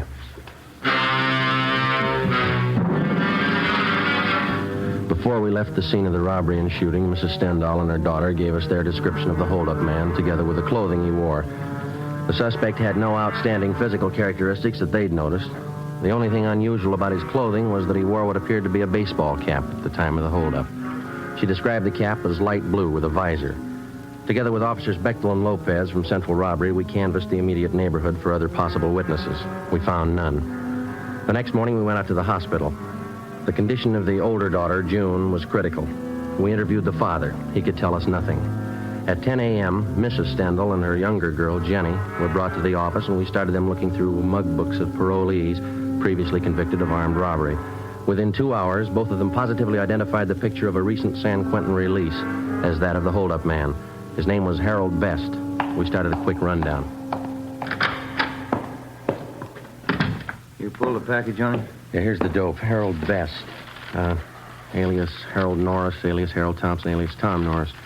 One term for armed robbery in Q. Got out 4 months ago. Ammo and description both match. How about the ex-con file? Did you check it? He's registered. Did you get a hold of his parole officer? Yeah, 2440 Excelsior Avenue, his rooming house. Well, that checks with the ex-con files. Parole officer says Best went to work 2 weeks ago at a filling station over on Vermont. Yeah? Doesn't seem to be able to hold a job. Quarrelsome, run himself into debt. I got it. Robbery, Romero. Yeah, Ray. That's all, huh? Yeah.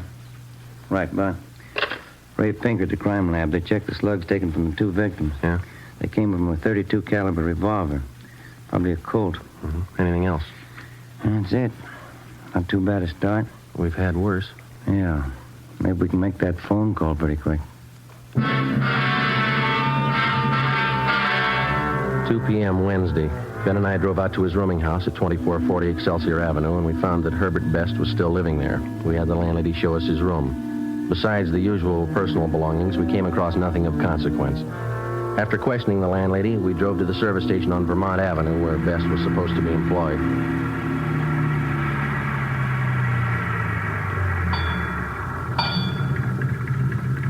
I don't see anyone around.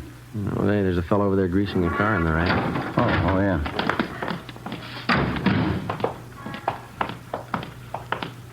That looks like Best. Mm-hmm. Hey, fella, you. Yeah? Can you tell us if there's a Herbert Best working here? Sure, I'm him. Why?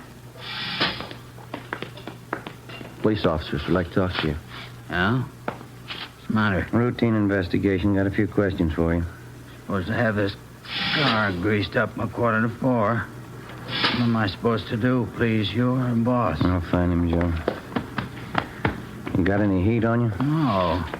What's it all about? How long's this going to be? A couple minutes. Won't take more than a grease job. Put this thing in shape. We'll wait for you.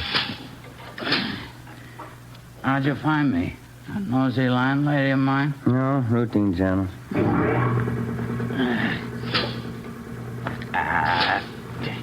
Every fettin' on this trap is froze. Piece of junk.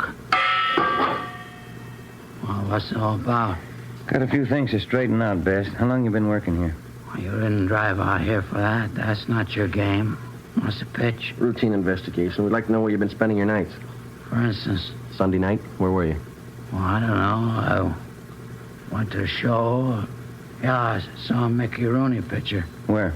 Downtown. I had a beer after the show, come home. How about Monday night? I went home after work. I was pooped. Went to bed early. Can you prove it? Landlady saw me come in, always snooping around. She ought to know if I was there or not. How about last night, Tuesday? Played some cards with a friend of mine, him and his wife, Penny Annie Booker. Where? Their place, it's down on Pico, near the park. You can ask them. What time did you get there? I'm not sure. About 8 o'clock, I guess. What time did you leave? What's it all about? What time did you leave? Around midnight, yeah. Must have been around midnight. What'd you play with your friend and his wife? Poker. I lost as usual. Took a streetcar home, went to bed. Sure you didn't leave earlier? Of course I'm sure. It was around midnight, I remember. How do you remember? I looked at my watch. Good enough for you? What time did you get home? Well, it takes about a half hour on a trolley. Must have been about 12:30. Did your landlady see you come in? I don't know if she saw me or not. Always snooping around. Probably did. You're not sure? No, of course I'm not sure. She looks for me. I don't look for her. You own a gun, Best? You know better than that, copper. Ex-cons can't have a gun. Your friend and his wife, now they're going to back you up if you were playing cards with them till midnight? Why not? I was. Say, there's a boss looking for me. I better let him know I'm here. Just a minute, Best. Yeah? What's that you got in your back pocket there? Huh? In your back pocket, the right one there. Oh, this? Yeah. Baseball cap. Why? 4 p.m. Ben and I checked the suspect's locker at the service station and then drove him back to the office to the interrogation room. We continued questioning him. He denied any knowledge of the holdup and shooting at Stendhal's bakery shop the night before. We asked him again about the friends he was supposed to be playing cards with at the time of the robbery. He told us that they lived over on Pico, but he couldn't remember the address. He volunteered to direct us there, but he said they wouldn't be home. He told us their names were Mr. and Mrs. Clyde Mitchell, and that they were in charge of the food concessions at one of the football stadiums in town. Best was held for suspicion of robbery. That night, we drove out and interviewed the landlady at his boarding house. She knew nothing of Best's whereabouts the previous night. She didn't know what time he left or what time he returned. Ben and I went over his room again. There was no sign of a gun. Friday, 2 p.m. Officers Bechtel and Lopez went out to the hospital to see if Mr. Stendhal and his daughter, June, could identify Best's mugshot. Ben and I drove out to the stadium to locate Mr. and Mrs. Clyde Mitchell. There was a high school football game going on. High school kids sure have a lot of fun nowadays. Best years of your life, Joe. You sound like you're 85. Some nights I feel like it. The way those kids turn out for these things, you'd think USC and Notre Dame were playing. You see the number on that gate over there? Yeah, it's 23. Is that the number the gatekeeper gave me? Yeah. Must be the Mitchell stand over there. Come on.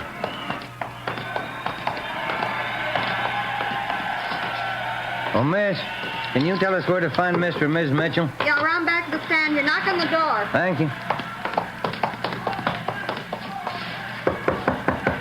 Yeah, come on in. You Ms. Mitchell? That's right. What is it? Police officers. I'd like to talk to you if you have a few minutes. All right, I'm having a bite of lunch, but come on in. Shut the door. Yes, ma'am. Thank you. Lousy food business. You never get a chance to feed yourself. Yes, ma'am. Hey, you care for some of these? New kind of potato chip. Revolutionary, it says. Oh? Mother Thompson's puff chips, flavored. Get all kinds, see? These here are a combination, see, garlic and eggplant. Sure tastes different. Have some? No, thank you very much. I would. Thank you. See, we're inquiring about a friend of yours, Ms. Mitchell. Maybe you can tell us something about him. Oh, who's that? Man by the name of Herbert Best. Herb, yeah, old-time friend of my husband's. What do you want to know? You see him quite often, do you, Ms. Mitchell? Once, twice a month. Clyde and I play cards or go out bowling with him. Herb's pretty good company. Uh-huh. When's the last time you saw him? Early this week, Tuesday, I think it was. Sure, it was Tuesday. Yeah. It was. We played cards. Why? At your place? That's right, old poker. Clyde and Herb and me. What time did Best get to your place, Ms. Mitchell? Right after I finished up with the dinner dishes, around 7:45, I'd say. How long did he stay? A couple of hours. We sat around, had a few drinks, played poker, nickel limit. What time did he leave? Do you remember that? A little before 10, I think. I'm sure of that, ma'am. It's important. Sure as I can be. Must have left before 10 because Clyde and I listened to the 10 o'clock news alone. Then we went to bed right after. Your friend Best tells us he didn't leave your place until midnight. Oh, that's not right. There must be mixed up. He left before 10, I'm sure of that. All right, Ms. Mitchell. Thank you. Say, I hope I haven't said anything I shouldn't have. I know Herb's an ex-con. Yeah, He likes to gamble. You're not checking up on him for Tuesday night, are you? that's right. You playing too much poker? We're not playing enough. 3:30 p.m. We located Mr. Mitchell, corroborated his wife's story, and then we went back to the city hall. Officers Bechtel and Lopez were waiting for us. They told us that they had seen Mr. Stendhal and his daughter, June, at the hospital. Both of them had identified Herbert Best's mugshot as that of the holdup man. At a show-up, Mrs. Stendhal and her daughter identified Best. We checked auto records for all stolen cars that might tie in. There were none. We then started to work on the theory that he had taken a bus from his friend's place where he had been playing cards to the Stendhal Bakery where the shooting took place. Lopez and Bechtel rode the bus over the same route. It took 43 minutes. Plenty of time for Best to have gotten from one place to the other, even on a slow run. We interviewed the bus driver who'd been on duty that particular line Tuesday night between 10 p.m. and midnight. He identified Best as one of his passengers, but he didn't remember where he got off. The next morning, Ben and I met with Ed Walker, captain of robbery. Hi. How'd you make out? Just saw the deputy DA. Laid out the case for him. Yeah? We got the complaint. He'll be arraigned this afternoon. How strong a case you got? Well, each one of the Stendhal family identified Best. His alibi didn't stand up for Tuesday night. Uh-huh. And we got that bus driver. He tapped Best, too. And that blue baseball cap. All we need now is the holdup gun. I hate to spoil it for you. This letter just came through in the mail. Have a look. Thanks. What do you think? I read in the paper this morning about Herbert Best. You've got the wrong guy. I'm the one who held up that bakery. Every detail about that robbery's written down in that letter. The information wasn't in the newspaper story. Nobody else but the hold-up man would know all those details. Yeah, wait a minute. Listen to this. Yeah? If you don't believe I'm the right man, I'll shoot up a couple of more jerks. Next time, I'll kill him. It's no crank letter. No, it isn't. You got the wrong man.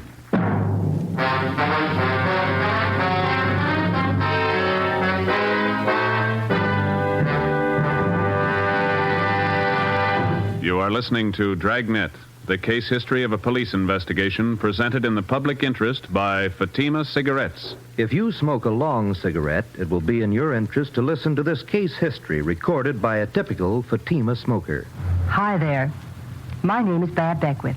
Bab, that's short for Bethany Ann Beckwith. I live in New York City and I'm a fashion stylist. The other day at a showing of the new fall styles, I ran out of cigarettes.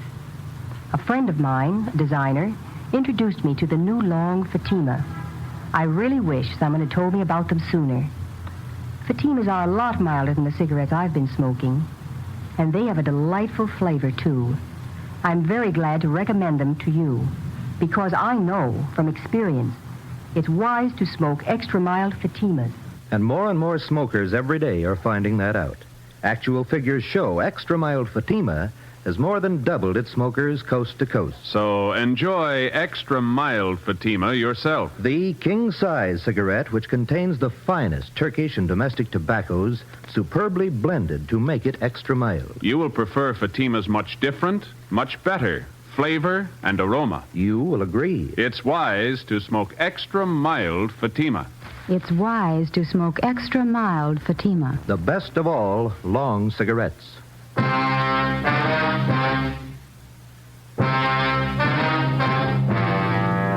After we received the anonymous letter in the mail confessing to the Stendhal Bakery holdup, we met with the deputy district attorney. We acquainted him with the new facts in the case. That afternoon, the charges against Herbert Best were dropped. We started again at the beginning. 10 a.m. Monday, November 9th. The members of the Stendhal family were again shown mug books of ex-cons with robbery records. This time, they picked out 8 mug shots of known robbery men, each with a marked resemblance to the original suspect, Herbert Best. Together with officers Bechtel and Lopez, we started checking them out. The first 2 days, we tracked down 4 of the 8. All of the 4 were in the clear. 5:15 p.m., we got back to the city hall, the carpool. See any empty spots, Joe? No, but don't park it in any one of the city councilman's stalls. Yeah, I might get sore. Well, why don't you pull up here? Boyd will take care of it. Yeah, okay. That's good right here.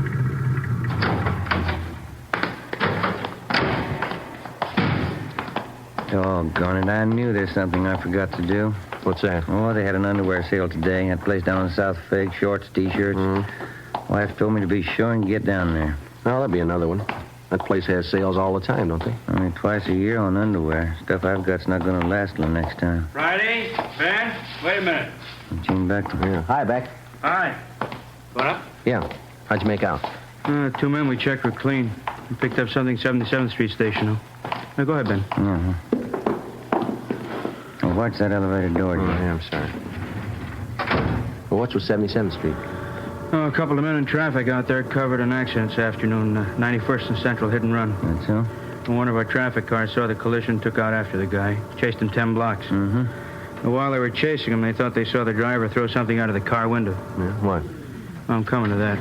When they finally pulled the car over, gray coupe, the driver told him his shoulder was wrenched in the accident. He was on his way to his own doctor. Mm-hmm. Our men took him to 77th Street, had the doc there look at him. Yeah. While the doc was treating the guy, only one of the officers was in the room. Mm-hmm. When he turned to get a drink of water, the suspect slugged him, then the doctor. Jumped out of the window, got away. Teletype's out on him. He went to an awful lot of trouble to beat a traffic rap. Yeah, that's the way to impress the boys out there. They got out of broadcasting the guy, went back to the spot where they thought they saw the guy toss this thing out of his car when they were chasing him. Did it pay off? They found a .32 Colt revolver. Russ Camp's checking it now over in the crime lab. What did they say the man looked like? Description measures pretty close to our holdup guy. I'll get it. Robbery Friday. Yeah, just a minute. See you back. Oh, thanks. Yeah. Oh, yeah, Russ. Yeah. Okay, fine, right. Russ Camp checked the .32 revolver with the slugs in the Stendhal case. Yeah. Positive make.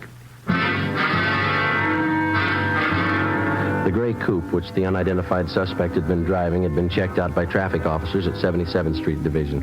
They had found that the owner and driver of the car was a man named Bruno Stock, a 2-time loser with a page full of major and minor crimes to his credit.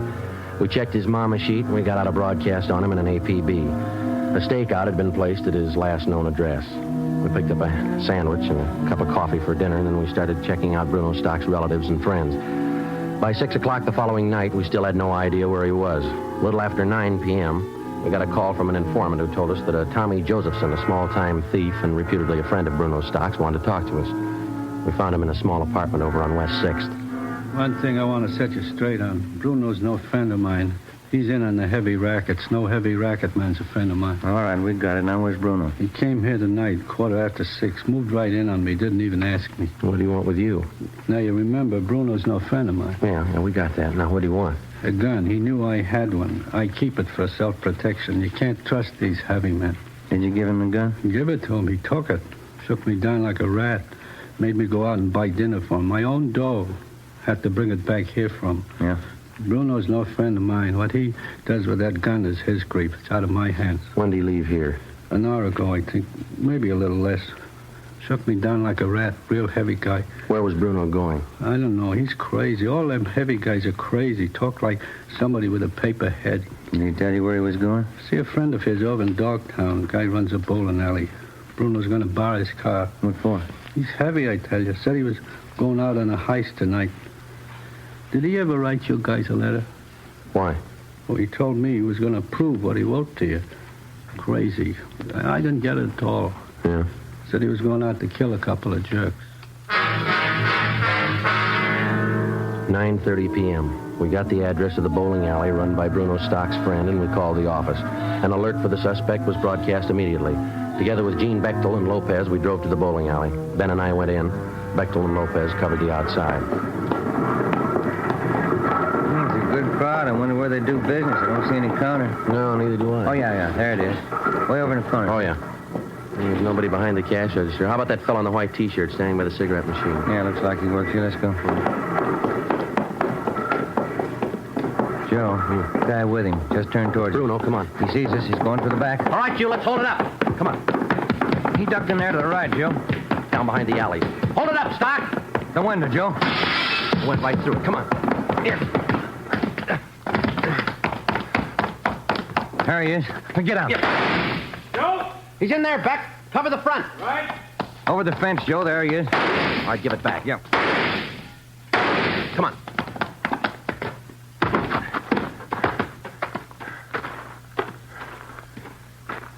You see? No. Got to be in the yard someplace. Yeah. Where'd it come from? I can't see. Keep down. Backstairs of that house. There he is. Give it up, Stock. All right, mister. Your tag? Come on.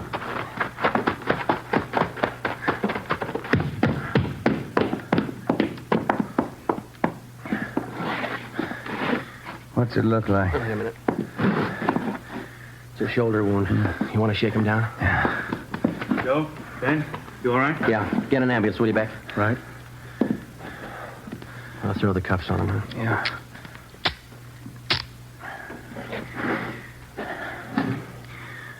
Well, that's it, Joe.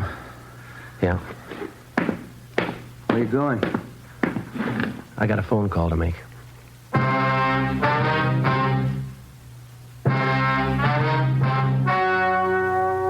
The story you have just heard was true. Only the names were changed to protect the innocent. On February 18th, trial was held in Superior Court, Department 84, City and County of Los Angeles, State of California. In a moment, the results of that trial. And now, here is our star, Jack Webb. Thank you. In the Record Bureau of all Metropolitan Police Departments, there's a special file in which all known criminals are cataloged and cross-indexed according to identifying marks. Marks which help the working detective.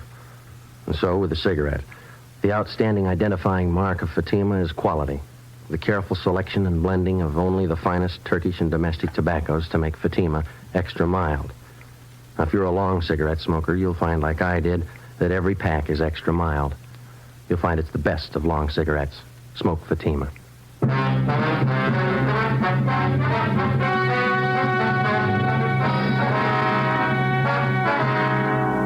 Bruno Alfred Stock was tried and convicted of first-degree robbery and assault with intent to commit murder, 2 counts. Because of his prior convictions, he was adjudged an habitual criminal and sentenced to a life imprisonment. He is now serving his term in the state penitentiary. You have just heard Dragnet, a series of authentic cases from official files. Technical advice for Dragnet comes from the Office of Chief of Police W.H. Parker, Los Angeles Police Department. Fatima Cigarettes, the best of all long cigarettes, has brought you Dragnet from Los Angeles. Coming up, Duffy's Tavern. Next Tuesday, it's Fibber McGee on NBC.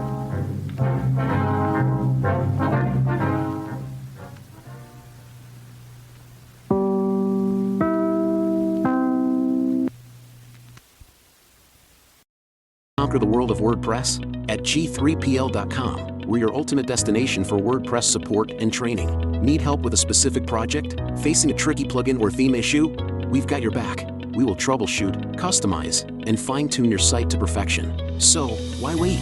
Take the leap into WordPress greatness. Contact us today at WP@G3PL.com or give us a call at 615-420-2040. G3PL.com. Your WordPress success starts here.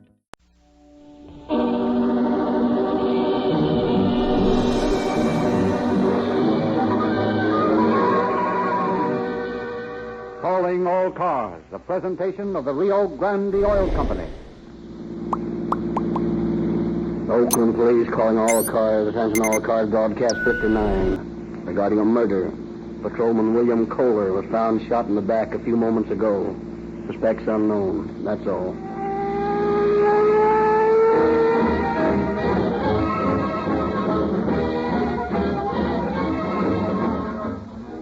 Tonight, Rio Grande makes a sensational new offer. A free gift for everyone who listens to Calling All Cars. Full details at the end of this program. Are you having trouble starting your car these cold mornings? Then try the fastest starting gasoline on the market, Rio Grande Cracked Gasoline. The cracking process looses extra energy atoms that flash into action at your first step on the starter. And then you've got power. More power than you need. Power that protects you against driving emergencies. That's what police car performance means. And that's why more police cars in California and Arizona use Rio Grande cracked gasoline than any other brand. Why don't you enjoy police car performance in your car? It costs no more. And remember, at the end of this program, Rio Grande offers you a gift, free. And now, it is with great pleasure that we take you to San Francisco, where you will hear from Bodie Wallman, Chief of the Oakland Police Department. Take it away, San Francisco.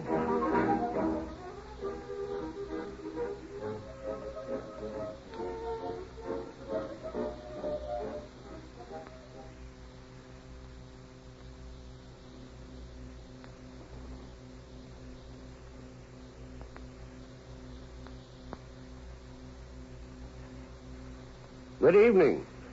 Our case tonight directs your attention to the vital problem of juvenile delinquency, one of the most important forces with which police officers are to face.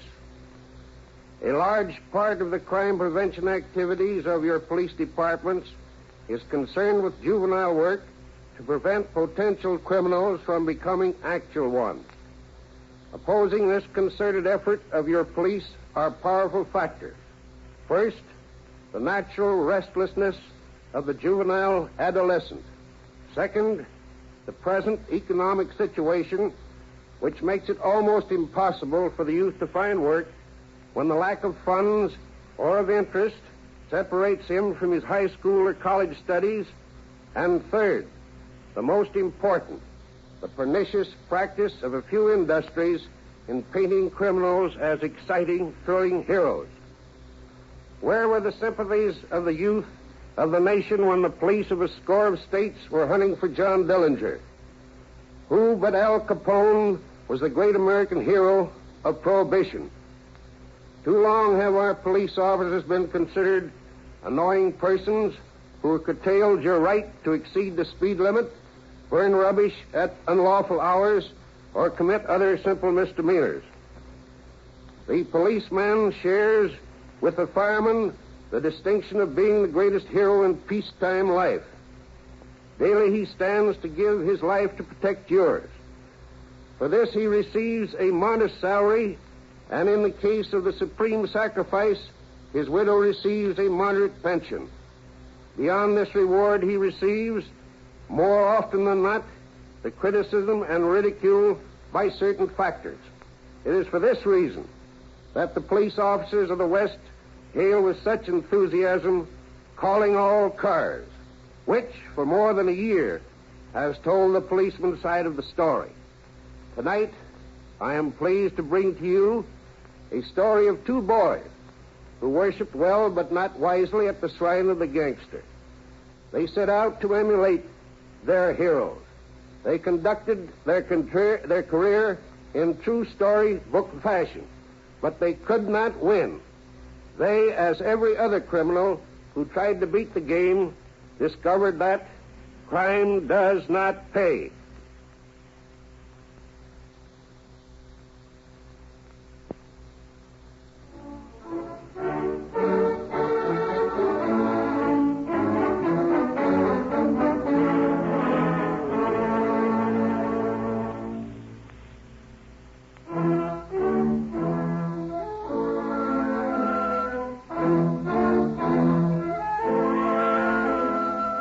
It is the middle of June in 1931. School is out, and long, lazy vacation days stretch ahead for Sam Thompson and Ted Mason, two Oakland high school boys. Lying on their backs under eucalyptus trees in the backyard, they discuss their summer plans. You know, Sam, we simply got to get down to the ROTC camp on the 1st. You're telling me. If we don't get through that summer course, we won't have as good a chance to get appointments to West Point next year. Well, I know that, too, but how the heck are we going to get down there? My dad told me that business was shot and he couldn't give me any money for expenses. Yeah, I know. I got the same story at home, too. Gee, $40 is a lot of money. Yeah. We could sell magazines or something. Well, before you sold enough magazines to get $40, camp would be over and school would be started again. Yeah, that's right. Gee, I'd do anything to go to West Point. Anything? Sure. Boy, just think of it.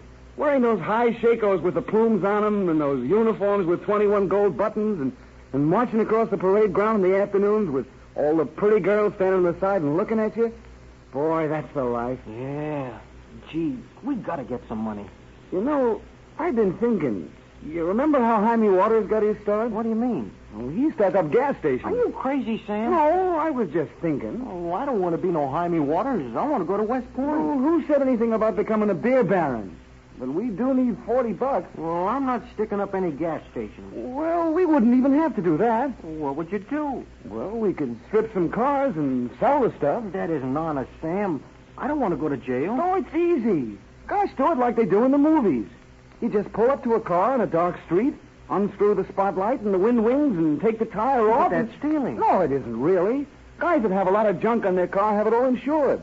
Heck, they just turn in a claim and the insurance company pays them. Well, it's stealing from the insurance company. No, it isn't. Oh, gee, the insurance companies have millions of dollars. And all we need is $40. Well, if you could figure it was sort of a loan. Sure you could. Maybe someday we could pay them back. Yeah, maybe we could. When we get to be captains in the Army. That'd make it all right, wouldn't it? Of course it would. How much money you got? 50 cents. Oh, that isn't enough. We gotta have a gun. A gun? What for? Well, for protection, of course. Can't go around stripping cars without protection. And then we gotta rent a car. Why? For our getaway. Yeah, but that costs money. Well, if you can't get any dough, I know where I can, and I'll buy a gun. Well, where are you going to get the money? Oh, I know where Ma keeps her grocery money. I'll borrow some for a couple of days. And then here's what we'll do. We'll drive down the... It is midnight of June 28th.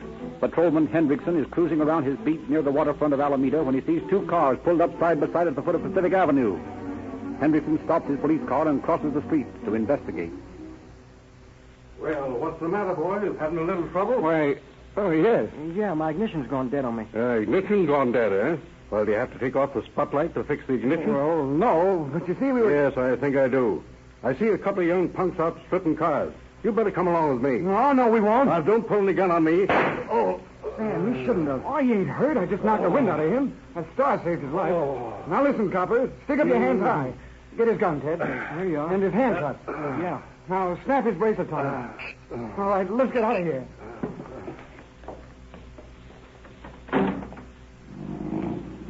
Sam, you shouldn't have shot at him. Why not? If he'd taken us in, they'd make jailbirds out of us. And we'd get thrown out of school and we'd never get to go to West Point. We gotta save our reputation. Yeah, I guess you're right.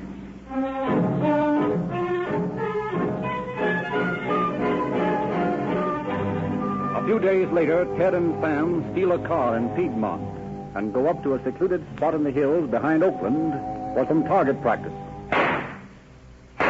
Boy, am I getting good. He hit the tree both times that time. You were pretty good the other night, the way you hit that cop right on the star. Yeah, well, it's a lucky thing for him that star was in the way, or he'd be a dead copper. And then you'd be a murderer. Yeah, well, I don't want to be a murderer, but we got to get good with these gats so we can get the draw first. Yeah. You missed it by a mile. I guess I need a lot of practice. Well, we better get it some other time. We only got a gun full of shells left, and we'll need them for tonight. Okay, let's go. Yeah, I'll say it is. Hey, Sam. Hmm? Look at that car coming up here. Looks like a cop in it. Oh, it is a cop. Come on, let's get out of here.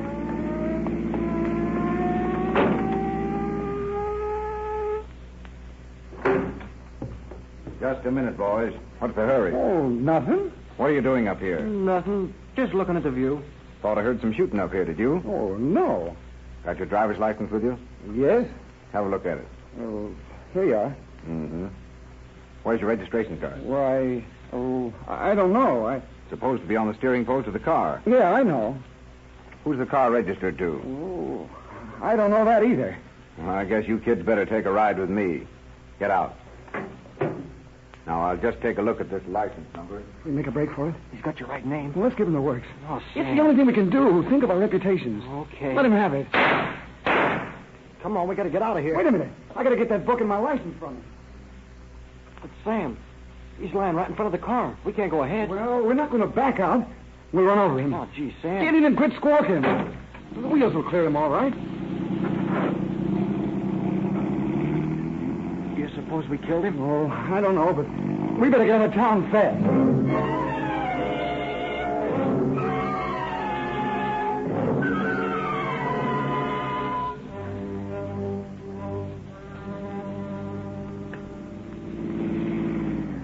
Yes, sir.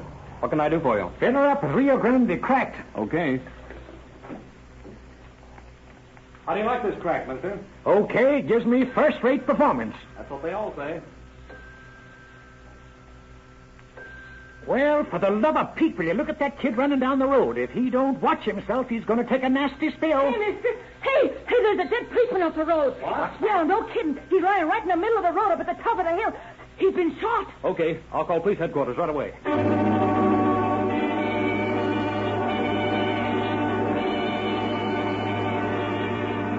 It is a matter of minutes before Inspectors Bill Marshall and Eugene Murphy arrive at the scene of the crime.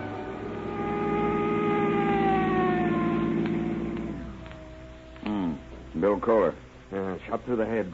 25 years he's been on the force, and he has to wind up this way. Not a single witness, apparently. This will be a fine mess to unravel. He might have been hit by a stray shot from a hunter. No, not likely. Look here. Hey, you got one in the back, too. Well, it doesn't make sense that two stray shots had hit him. And he's been murdered. Yeah, but by who? Why? That's the question. Well, let's figure this thing out. Road curves away less than 100 yards ahead and behind. You got a canyon over here to the right and a hill covered with trees to the left. So the job could be done without anyone seeing it. And a fine chance you'd have tracking anyone. The concrete road doesn't hold any marks, and neither would these pine needles and eucalyptus leaves to the side. All right. But wait a minute. Something funny about the position of his car here. It's parked in the middle of the road. Wait until I measure that.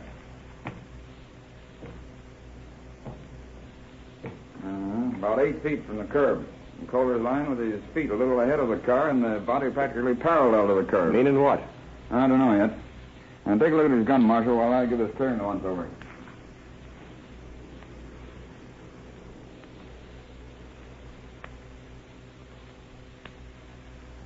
Well, there were two of them. How do you know? I just found 17 empty shells and other leaves. They were fired from two different guns. Look at the difference in these firing pin marks. What were they doing over there? Target practice. There were 4 bullet holes in that tree in the center of the clearing. 4 out of 17 at 25 feet. That's not very good shooting. Yeah, yet they hit Bill Kohler at 50 feet. They didn't shoot him from there. How do you know? Well, why would he park out in the middle of a street 8 feet from the curb? He must have stopped alongside another car, and they must have been in it, or either pulled up behind or in front. All right, suppose they were in the car, and he pulled up and questioned them. About what? I don't know, but he was suspicious of something. He got some information he put down in his notebook. What was it? I don't know, because they took his notebook. Must have taken it to conceal whatever he wrote down. But why did he get out of his car? He wanted to take down their license number. You can tell that by where he was standing, a few feet in front of the car. But they couldn't have shot from inside the car without breaking the windshield. Well, they must have got out. What for? Well, let's suppose he ordered them out and was going to take them to the station in his car. He got out to take the license number, and they let him have it. Well, sounds reasonable. One bullet hits Bill in the face, he wheels around and starts to fall, and the other gets him in the back. Right. So then they jump in the car and drive away, but in which direction? Oh, that's easy. Straight ahead. How do you figure that? Look at that black smudge on Bill's coat. Yeah? Automobile grease. Dirty, dried grease like you find on a crankcase housing. Meaning? Meaning they drove right over him and the grease rubbed off the crankcase onto his coat. You're a regular Philo Vance, aren't you? Don't call me any dirty names. Oh, no offense. Philo Vance is a great detective in these here crime novels. Oh. Well, then, Hawkshaw, maybe you can tell me what kind of a car they drove. I think I can. Go ahead, I'm waiting. See that pile of leaves? Yeah? The wheels went right over them. Ground some of them to dust, and I marked the width of a Ford tire. The fresh track or the wind had blown it away. That's right. The wind's blowing the dust away this minute. That's okay. We're looking for a Ford with the crankcase grease wiped off. Come on, let's go.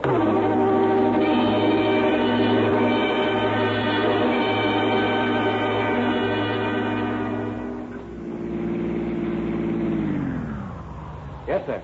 Some gasoline? Are you the man who called us about the murder up the road? Oh, yeah. You detectives? Right.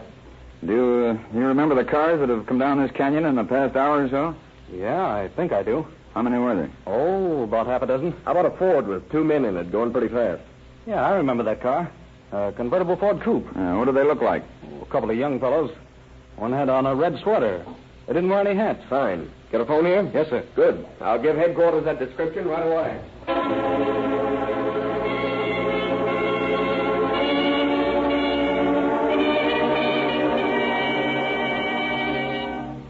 Oakland police calling all cars. Attention all cars. A stolen car, a Ford Coupe. License 1H Henry 4197. 1 Henry 4197. This car may have been used by the murderers of Patrolman William Kohler. That's all.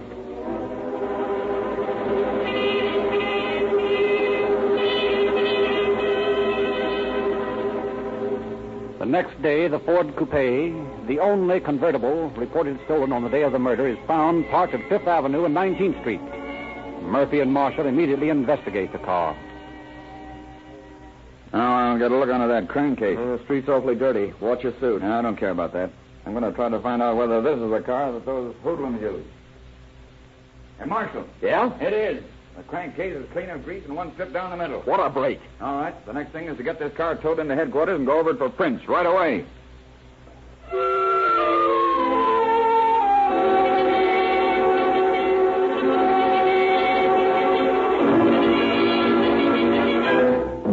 After photographers have gone over the car for fingerprints, and Marshall checks the prints against his records, he reports to Captain Bodie Wallman. Well, Marshal, how do those prints stack up? They don't, Captain. We haven't anyone on record with the same prints. Do the prints you found on the car match with those of the owner or his family? No, I checked that. Then the chances are our murderers haven't the record. That makes our job a little tougher. I've been checking the records also for recent crimes where 2 young men were involved. Find anything? Yeah. Remember Hendrickson over in Alameda being shot at the other night? Yeah, that's right. They were a couple of young fellows, weren't they? Yep. I'm going over to Alameda and have a talk with him.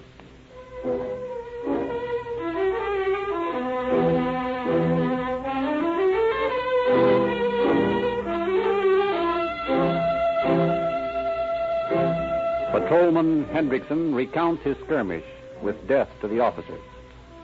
After hearing the details of the incident, Marshall hurries on to more pertinent information.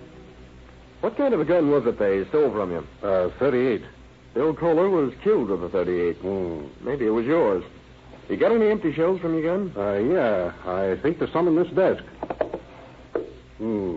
Yep. Here's a couple of them. Uh-huh. It was the same gun. See the mark this firing pin made? Yeah. It left the same mark on the shells we found up in the hills where Bill was killed. What do those fellows look like? Well, one was medium height with dark curly hair. He was wearing a red sweater. The other was taller and had his hair slicked back. They were about 17 or 18. Pretty young to be murderers. Oh, they weren't hard guys. Matter of fact, they were a little scared. What kind of a car were they driving? A Chrysler Coupe. Did you get the license number? Well, I didn't have much time to get it, but I noticed it began with a 9F. Well, that'll do for a starter. Now I'll have to go over the hot sheet for the past week and see if any Chrysler with a number beginning 9F has been stolen.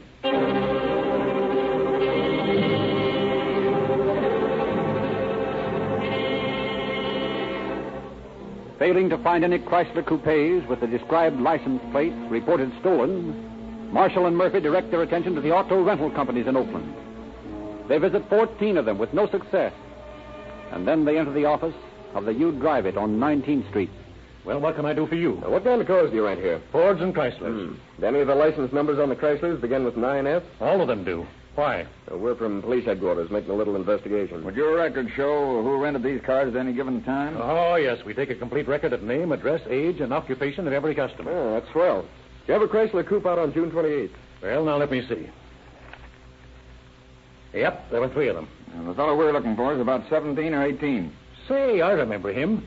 Here's his name, Ted Mason, and he lives on California Street. He gave his occupation as a high school student. He wore a red sweater, as I remember it. That's the guy. Yeah, but how do you know he didn't give you a fake name and address? Well, I made me show him his driver's license, and because he was underage, I sent him home for a letter from his parents. And when he brought it, I called his mother back to make sure it was genuine. That's fine. Come on, Murphy. Now we're getting someplace.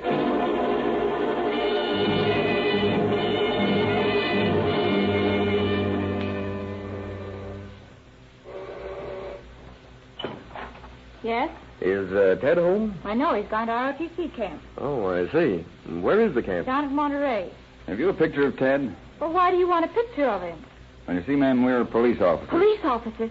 What if Ted got into trouble? Well, I wouldn't say that, ma'am. He may not be involved at all, but we have to make sure. Well, I don't know if I should give you a picture. Well, that'd be best. Is that a picture of him on the table? Yes, but... I'll have to take it with me. Oh, has Ted a friend, a pal, a little taller than he is? Wears his hair slicked back? Why, that'd be Sam Thompson. Now, if there's any trouble, he'd be the one you're looking for. He's a bad influence on Ted. I try to tell him to get a new friend, but he just won't listen to me. Sam Thompson, huh? Where does he live? Just across the street in that gray house. Fine. We'll have a talk with his mother. Well, when can I have the picture back? Oh, sometime tomorrow, ma'am. We won't want it long. Oh, I do wish you'd tell me what's wrong. Nothing, ma'am. Nothing to get excited about. We're just making a routine investigation. Good day, Miss Mason. Good day. Poor dame. She'll just about kill her when she finds out her son's a murderer. And there's no doubt about it, he is. His picture tallies identically with Hendrickson's description.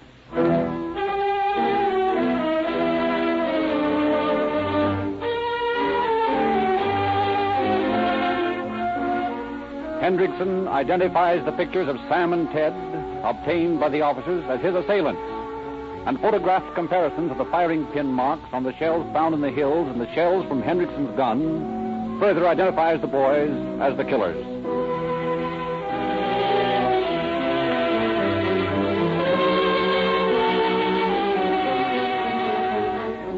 Marshall and Murphy journeyed to the ROTC camp at Monterey to place the young men under arrest, but discover that they have not shown up at the camp at all.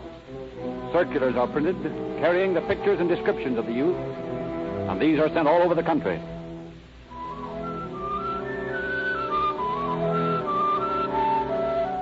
A week passes. The scene changes to the little town of Cedar City, Utah. It is noon, and the hot summer sun beats down in glimmering waves on the dusty main street. Two young men saunter along, carrying packs, eyeing the cars parked along the sidewalk. We've got to steal a car quick. You're telling me. If the tire hadn't blown out on the other car, we'd be 100 miles further east. Do you suppose they're looking for us back in Oakland? No, how could they know we did it? Well, cops are pretty smart. No, they aren't. Gosh, we did everything just like the big shots do it. Changing cars and covering up tracks. See, I guess we're smarter than most crooks. Oh, heck. Our mothers think we're at camp. Don't you think we ought to go back there? No, I don't want to hang around home anymore. I'm beginning to like this life. We'll blaze our way across the country to Chicago. Then we can tie up with a mob of big shots where they appreciate good choppers. Gee, that'd be great, wouldn't it? Well, it beats going to West Point. Why, we'd be millionaires before we're 20. Yeah, that'd be swell.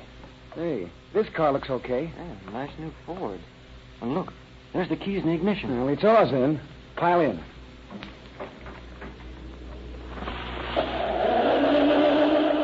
Just a minute, boys. Not so fast. Ooh, what's the trouble? We ain't done nothing. Stick 'em up and get out of that car. Well, we just got into arrest. We've been hitchhiking from Los Angeles. Seems to me you fit the description of those kids that killed the officer down in Oakland. Oakland? Oh, we never been to Oakland. What's your name? Bob Graves. Yours? Johnny Fanning. Keep those hands up. Now, we'll just see what else you got on your hips. Uh-huh. A nice 38. What do you carry this for? Well, hitchhiking's dangerous. You gotta have protection. Yeah. Both of you need protection, it seems. Two punks a-toting a rod apiece. They sure start early these days. Well, there's nothing wrong with carrying a gun. We got permits down in Los Angeles. Yeah, I'll just bet you have. Let's see what else. What's this slip of paper? A receipt from the You Drive It agency in Oakland made out to Sam Thompson. So your name's Bob Graves, eh? Well, you see, I just bought this suit second-hand. Yeah, I'll bet. Well, boys, I'll have to detain you until I wire Oakland about you. Well, there's no point to that. We haven't done anything. Say, but we're heading for the telegraph office. Now, march.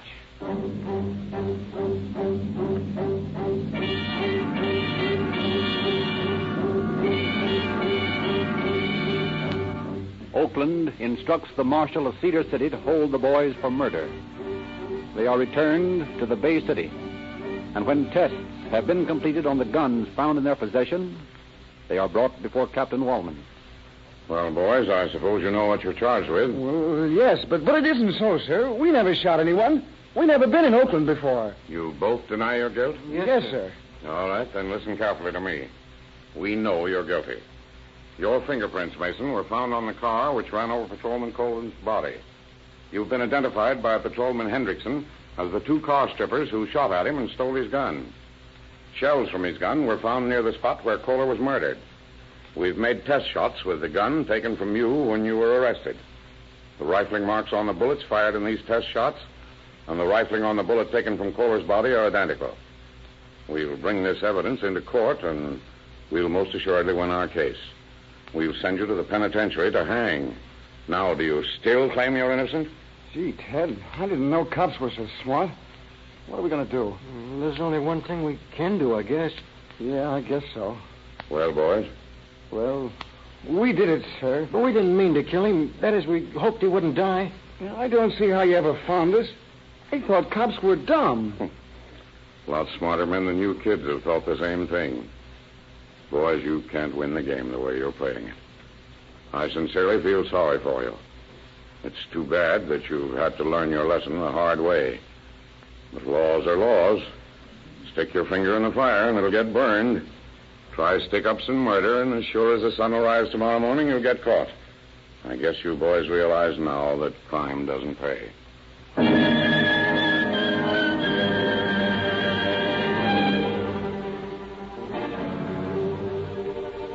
Sam and Ted were charged with murder, assault with intent to kill, and robbery. They pled guilty to murder, waived trial, and on September 18, 1931, appeared before Judge Fred V. Wood in the Superior Court. Because of the California law preventing the execution of minors, they were sentenced for life to San Quentin Penitentiary. The Rio Grande Oil Company offers a gift absolutely free of charge to you and to everyone who listens to Calling All Cars. We offer you a year's subscription to Calling All Cars News, a unique new publication devoted to true stories of police, crime, movies, and radio. Your first copy of Calling All Cars News is waiting for you at your nearest Rio Grande service station. Drive in and get your free copy.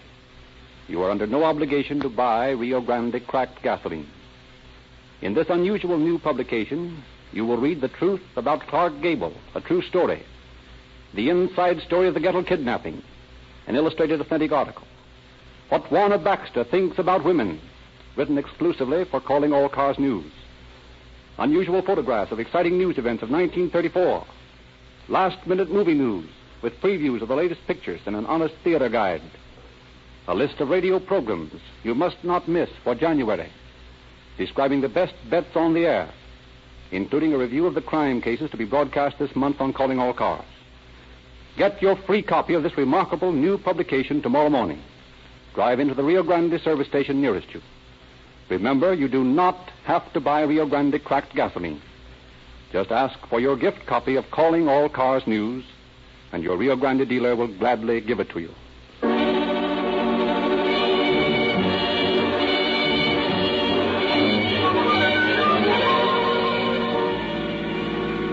Oakland Police calling all cars, attention all cars, cancellation broadcast 59 regarding a murder. Suspects in this case are now in custody. That's all.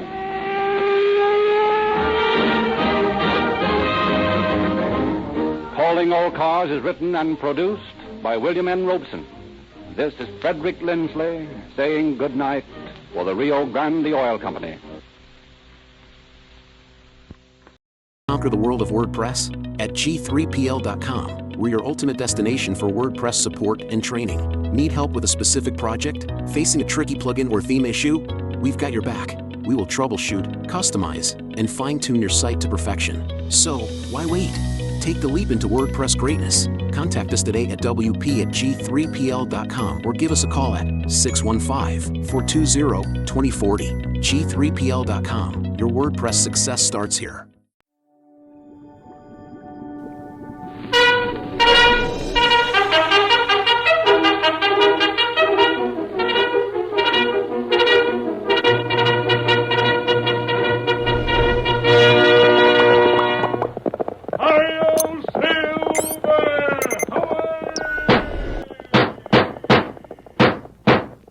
Horse with the speed of light, a cloud of dust, and a hearty Hi-Yo Silver, the Lone Ranger.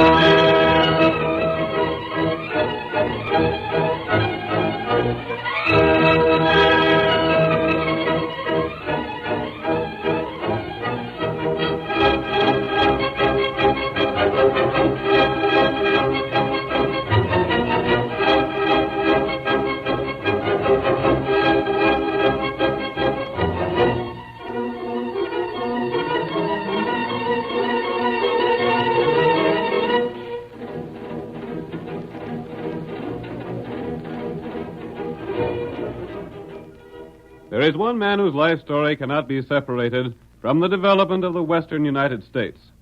The tale of his deeds is not to be found in the written records of those days, but has been repeated through the generations until the people of 7 western states honor the memory of the masked rider of justice. Wherever he appeared, the cause of justice was served. And now, once more, a thrilling story of the phantom figure of the plains. The Lone Ranger rides again. Hurry, Silver! Stretch out those great legs of yours! Crooked gamblers are running the town of Mud Flats! Hi-yo, Silver!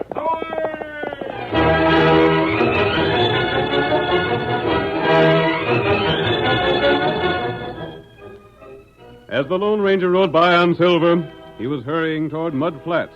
In all the West, no town had a worse reputation. Though smaller than Dodge City, it was filled with gamblers and crooks of every description. Honest people found difficulty making a living. And as the sheriff had been elected by the town's worst element, there was little chance to correct the situation. In the first scene of our Lone Ranger drama, 15-year-old Tommy Goodwin is walking down the main street. His steps are slow, and his eyes fixed upon the ground.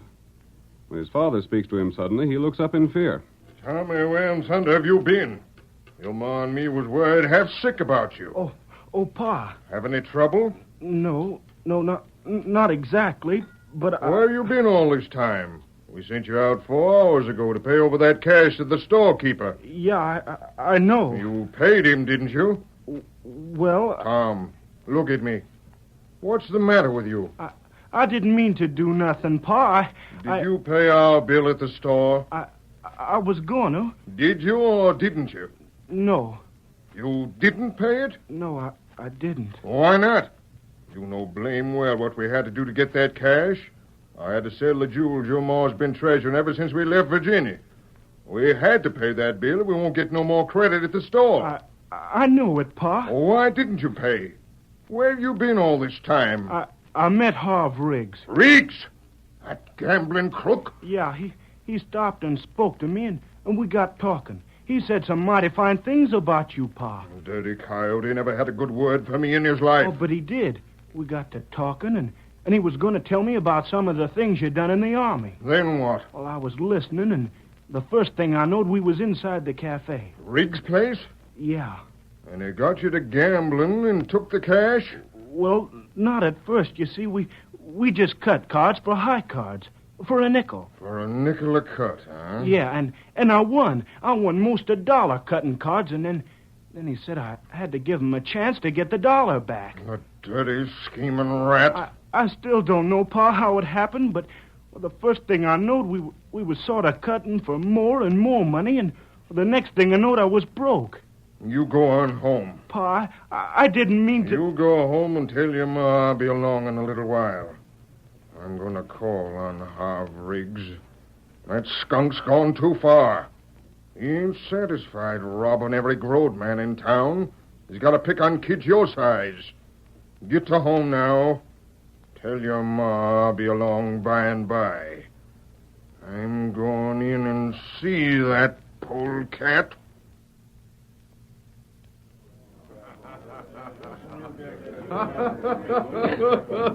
That just about cleaned you out, Pard.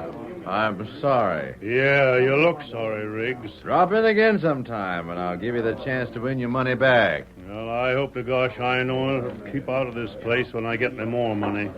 Goodbye, and good luck to you. Good luck don't mean nothing around a place like this. Riggs, I want to speak to you. Well, if it ain't Bart Goodwin. Have a chair, Bart. I'll do my talking on 2 feet. You've been telling my boy things about me in the Army, huh? Yeah, and he was sure interested. When you got him in a game and robbed him. $50 you took from him, Riggs. I want that money. You want what money? I want the money you stole from Tommy. I'm afraid you're barking up the wrong tree, Goodwin. I never stole a cent in all my life. Maybe you don't consider it stealing when you take it from a kid with marked cards. Just a minute, Goodwin. When a man says my cards is marked, I expect him to either prove it or draw his shooting iron. Prove it, huh? All right. I got just $5 here. You expect me to play for $5? Deal them cards. You're playing me now, Riggs, and don't try no monkey shines. I'll stay one more round now. My face disguise all right, Tonto? It's good. Fine. Look at Riggs there.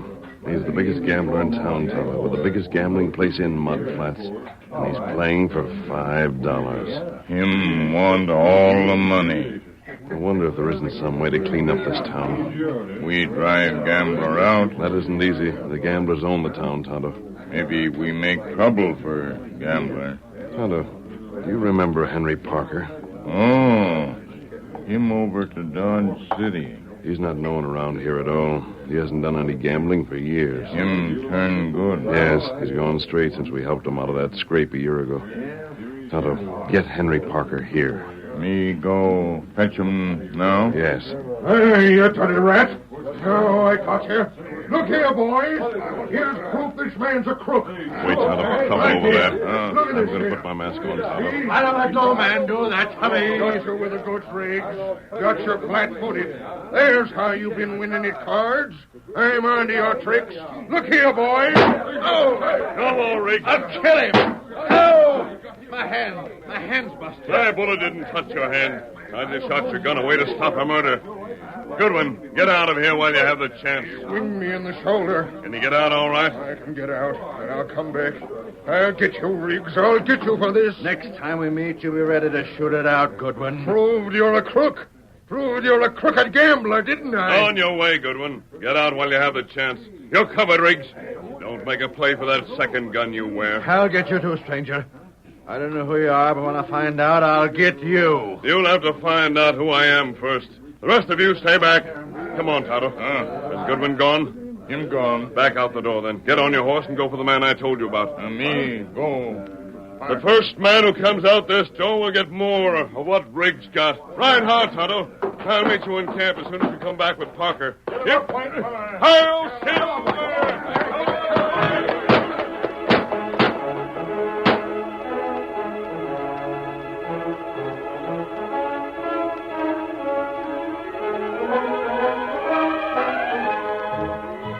Tonto raced from town in one direction while the Lone Ranger rode in another. That night, the masked man returned to Mud Flats. The place was booming with activity. Crowds had gathered, not only in the gambling hall owned by Harv Riggs, but in all the smaller ones as well. The Lone Ranger, however, ignored these and went to Goodwin's home on the edge of town. He paused outside, and hearing voices, moved close to the window. My wound ain't so bad, Jane. I'll be as good as new in a day or so, but it's losing that money. Bart, I don't know what we'll do for food. The store won't give you no more credit. An honest man ain't a chance of earning any sort of living here. Bart, there ain't but one thing for us to do. What's that, Jane? Move out. You mean leave Mud Flats? That's what I mean, Bart. I don't hold Tommy to blame for what he done. He's been brought up in this sort of hole. What can you expect?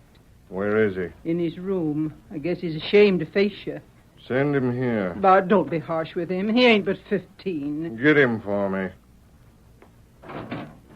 Tommy. What is it, Ma? Your father wants to see you. I didn't figure he'd ever want to speak to me again. Come here, son. Yeah, Pa. Go ahead. Do whatever you're a mind to. I got it coming to me. I'm not going to punish you, Tom. I reckon you know as well as me that you done what you shouldn't. But Harv Riggs is so slick that full growed men are took in by him. You ain't gonna tan my hide? No, lad. I'm just going to ask you to look at me and see the most cursed, stubborn, foolish man that ever lived. I made a mistake, too. You, Pa? Yep. Me and your ma settled here when it was a decent place to live in. Then gamblers come here, put up their own man for sheriff. Andy Blind? Yeah. I figured that he was a bad one, but that I'd stay around here and beat him when the next election come along. You're better'n he ever was, Pa. But my friends have pulled out of here, one after another. Meanwhile, other gamblers and crooks has come in. Yeah. Still, I was cussed stubborn. I helped to make this town.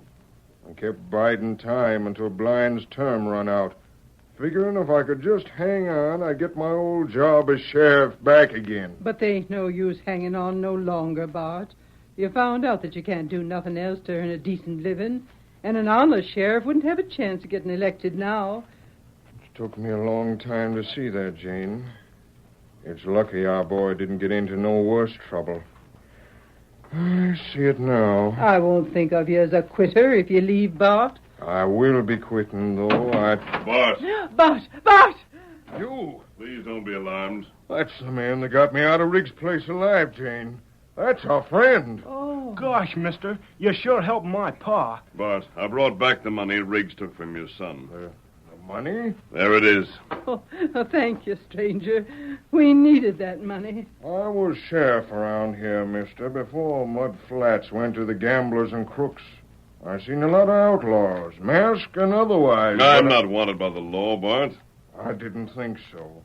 But what's the mask for? Bart, you're going to quit, aren't you? Well, After hanging on all this time, waiting for Sheriff Blind's term to expire, you're going to quit and give up. There's nothing else can be done. Quitters aren't much help in building this country, Bart. But I don't... If other men like yourself who lived in town before the gamblers came here hadn't taken the easy way and moved somewhere else, this town wouldn't be nearly as bad off as it is now. But they've all gone. And so now... the future of this town depends upon your husband. If there was something I could do... There is. You can stay here and be the next sheriff. Who'd vote for me? All those who are left here after the crooks leave town. Let them be the quitters. There wouldn't be many folks left, though. Others would come in if the town was safe for them. Good citizens like you. Oh, you don't know what you're asking, stranger. I'm asking Bart Goodwin to stick. Now, who's that? Wait, I don't want to be seen here. I'll slip out the back way. Don't mention my being here, Bart. And remember, no matter what happens, stick on the job and count on me. Open up there. Open the door, Bart. It ain't locked. The sheriff's voice. Come on in, boys. Right with you. There's our man. What do you want here? There's the cash right on the table.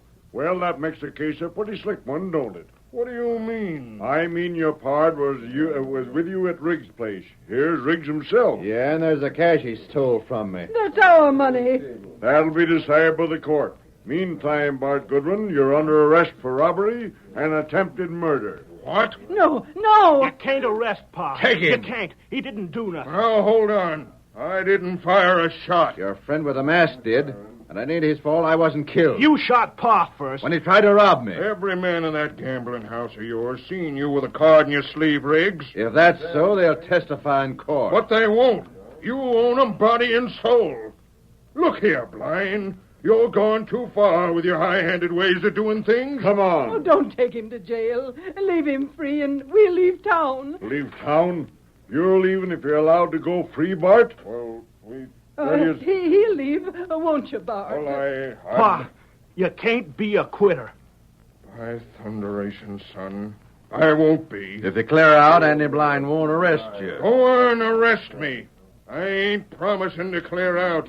I'm sticking. Bart, don't do it. This is your chance to go. They might hang you. I don't reckon so, Jane. You see, that masked man is on our side. He admits it. And I heard what that masked man called his horse. And I seen how he handled his shooting irons. And he called his pard the Injun Tonto. Jane, he said to count on him, and that's what we are doing. Come on, Blind. Take me to jail. We'll see what happens then. Let's get going.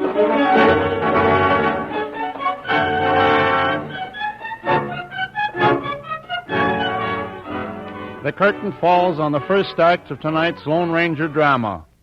Before the next exciting scenes, please permit us to pause for just a few moments.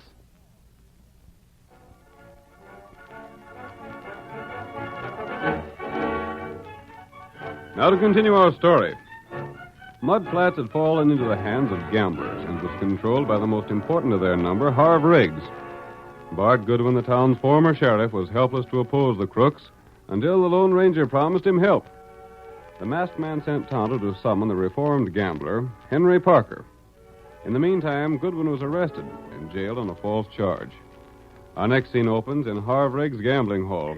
It is several days after Goodwin's arrest. Riggs is seated at a corner table with the sheriff, Andy Bline. Hey, Riggs. Well, Merkel, ain't you sort of on strange ground? Maybe I am, but I'm here to speak to you. You better keep to your own cheap gambling place and stay out of first-class places like mine. Oh, you ain't so glad to see me here, huh? I don't want cheapskates hanging around here. It'll give the place a bad name. I don't like no part of you, Merkel. Vamos. Just a minute there. I ain't going back to my place because it's closed up. Closed up? What do you mean? I come by there an hour ago. That was an hour ago. Now it's closed. Thanks to you. You're making gun talk, Merkel. Watch what you say. You sent the best confounded gambler in the state to bust me. That's a downright lie. Oh, no, it ain't. You send a man that can do more tricks with cards than any man I ever seen. He cleaned me out. Took every cent I had and finished by betting the stack against my property and took that, too. And he left my place laughing at me, saying you'd be glad to hear how he come out at his first stop. I said you lied, Merkel. I say it again. I never gave a hoot about the small-time business you had.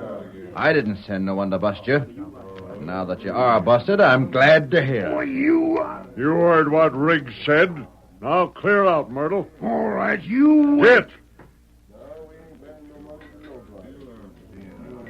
What do you make of that, Riggs? I don't know what to make of it. You know blame well I didn't send no one to bust him. By thunder, I'd like to see the man that done it. Me too. If there's any first-class gamblers with a lot of cash, I want them in my place.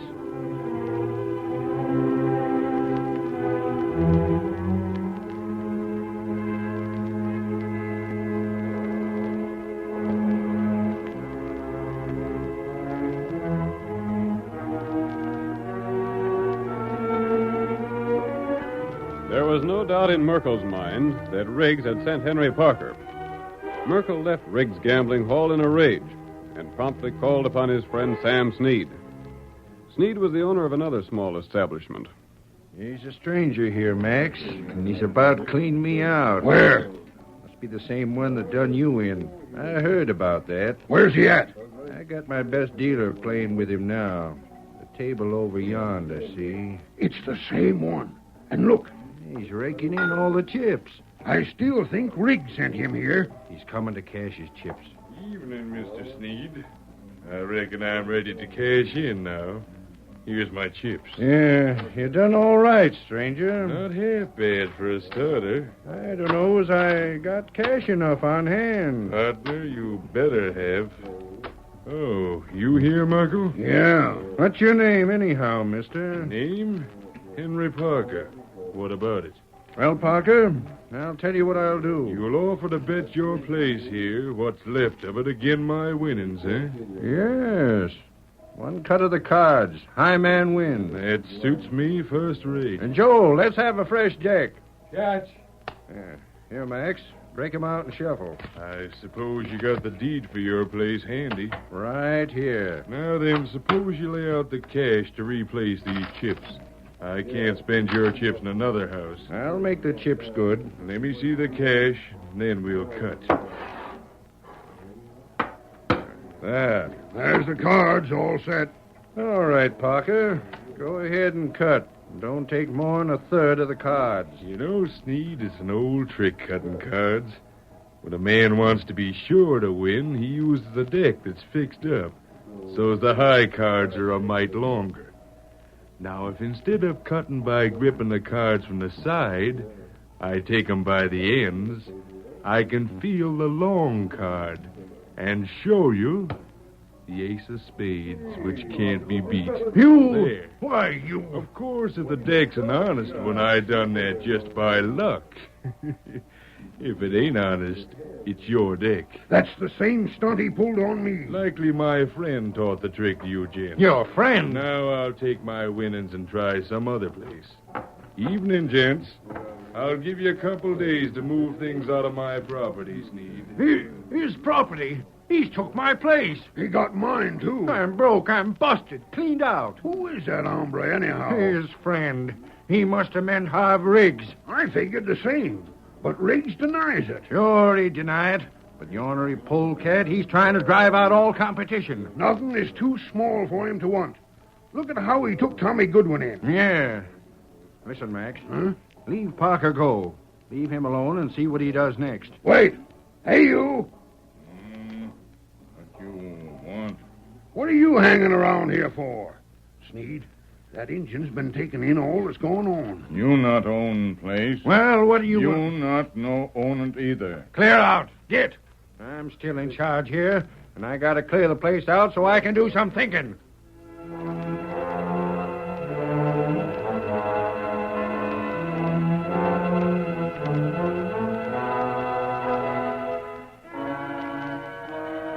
Tonto rode to the small, well-concealed camp where he met the Lone Ranger, the faithful Indian, told what Henry Parker had accomplished. Riggs and the sheriff were amused by the losses suffered by Merkel and Sneed, but Henry Parker had not stopped. He appeared in 2 more places. In the first, he collected his winnings without bothering to cut cards for the property. In the second, he was surrounded by a group of excited men who watched his play. Parker is speaking. You'd better win this time, my friend, or you'll be cleaned right out. Go on, give me 2 cards. 1, 2. I'll play what I got right here. You're bluffing me again. Then raise me. Match that. Matched and raised. Blast you. I still say you're bluffing. You can say what you please, but just let's see your cash. I ain't no more to raise. I'll see you. Full house. You gents have a lot to learn about this game. Now I reckon I'll be saying good evening to you. That's 4 of us he's wiped out. How's he do it? I thought I knowed my own cards, but blasted if You follow him. What's that? You here? You follow that fella. See where him go. Why? What do you know about him? Maybe plenty. Let's do what the redskin says. He must have a fortune in that bag of his. Come on, let's go.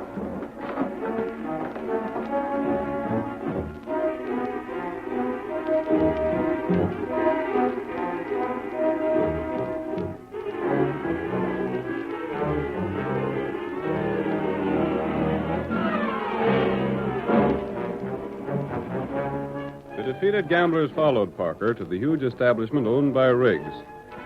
They stood outside while Parker approached the table occupied by Riggs, carrying a heavy money bag in each hand. The gamblers paused only long enough to note the meeting, then went around to the side of the hall and listened in at an open window. Now, don't make no sound. Just listen to what's said. Maybe the Injun was right after all. There's Parker and Riggs. There you are, Riggs. Them bags is filled, and I took my commission. What? I don't know what you're talking about. Sure you do. The way you slip them fixed-up decks of cards in all them places worked out slick. I cleaned out 4 of them. Say, who are you and what are you talking about? Ain't you the man named Parker? Sure. Well, what are you doing around... You needn't be afeard, Riggs. There ain't no one close enough to hear what I'm saying. You blame fool.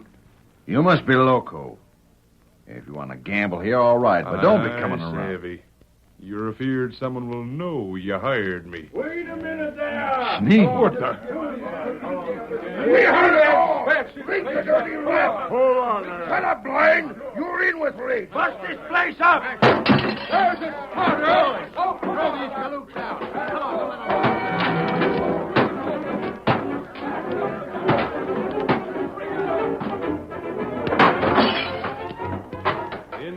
Gamblers were determined to wreck the Riggs place beyond repair. Guns blazed, the bar was overturned, chairs and tables were smashed. In one corner, a fire started from an upset lamp, and flames quickly caught on the dry walls. Fire! They fired my place. Place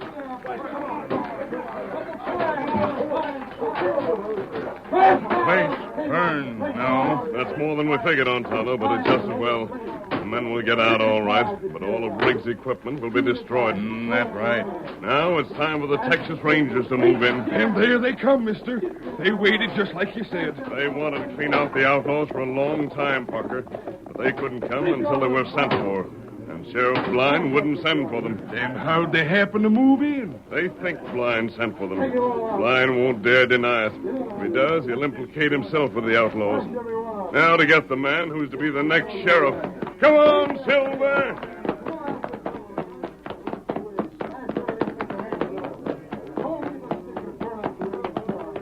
There we are. Oh, boy. Oh.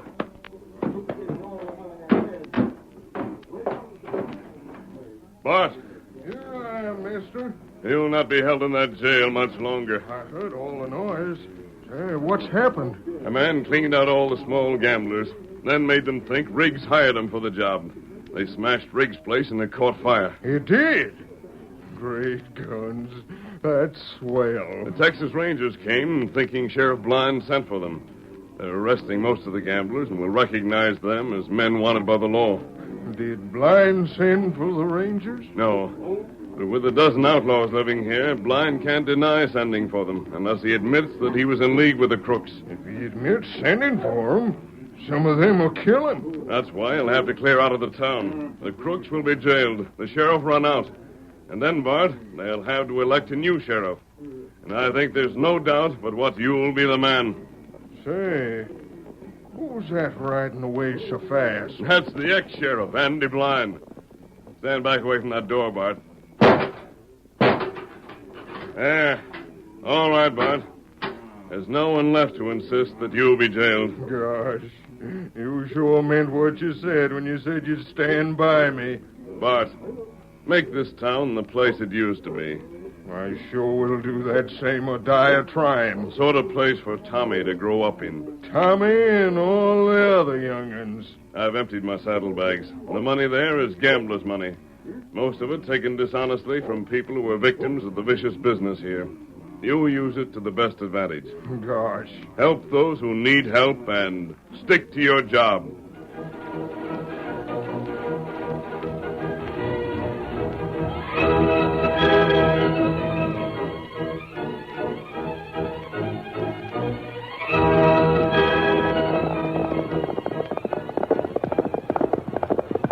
Come on there, Silver! Stretch out those legs, old boy! There's a gold robbery at the station! Hi-yo, Silver! Conquer the world of WordPress at G3PL.com. We're your ultimate destination for WordPress support and training. Need help with a specific project? Facing a tricky plugin or theme issue? We've got your back. We will troubleshoot, customize, and fine-tune your site to perfection. So, why wait? Take the leap into WordPress greatness. Contact us today at WP@G3PL.com or give us a call at 615-420-2040. G3PL.com. Your WordPress success starts here. The National Broadcasting Company presents Joel McCrea in Tales of the Texas Rangers. Tonight, transcribed from Hollywood, another authentic reenactment of a case from the files of the Texas Rangers.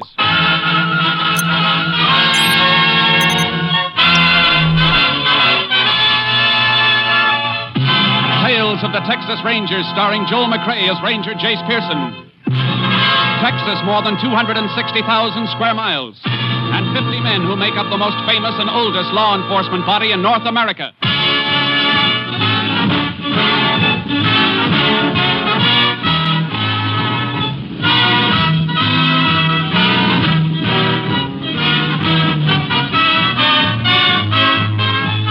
Now, from the files of the Texas Rangers come these stories based on fact. Only names, dates, and places are fictitious for obvious reasons. The events themselves are a matter of record.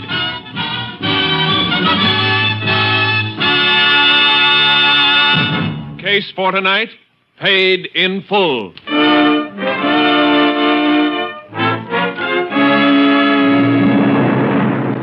It is 7:45 p.m., August 18th, 1941. Nick Hubbard, a West Texas farmer, is seated at the dinner table with his wife, Min. But Hubbard is not eating. Instead, his attention is riveted on an advertisement in the newspaper before him. Will you stop staring at that thing and eat your supper, Nick? I ain't hungry. You've had your nose buried in them new car ads ever since you got the check for the cotton crop. That lot of good it's doing you. We can't buy one. We couldn't if I didn't have to pay that Mexican for working on shares. You could have made the crop yourself if you wasn't so lazy. You want to shut up or do I have to fetch you a punch in the mouth? I didn't mean nothing, Nick. And shut your trap and keep it shut. $1,100 for my cotton, and I gotta give half of it to that Mexican. Ain't nothing you can do about it, Nick. Don't you go telling me what I can do. I took him and his family in, and I fed him, let him live in a shack on my land. Seems to me that's enough for any man to do for him, Nick. Worse, that's salt. Morales didn't chop enough cotton to make into a nightshirt. How can you say that, Nick? You got $1,100 out of his crop. Even half of that's more than you made before doing the work yourself. He knows you got the check, Nick. You can't stall him much longer. It's been 3 days now, and he's coming back again tonight. Reckon that's him now, Nick. Coming right up on the front porch like you own the place. Get busy with your dishes. I'll handle him.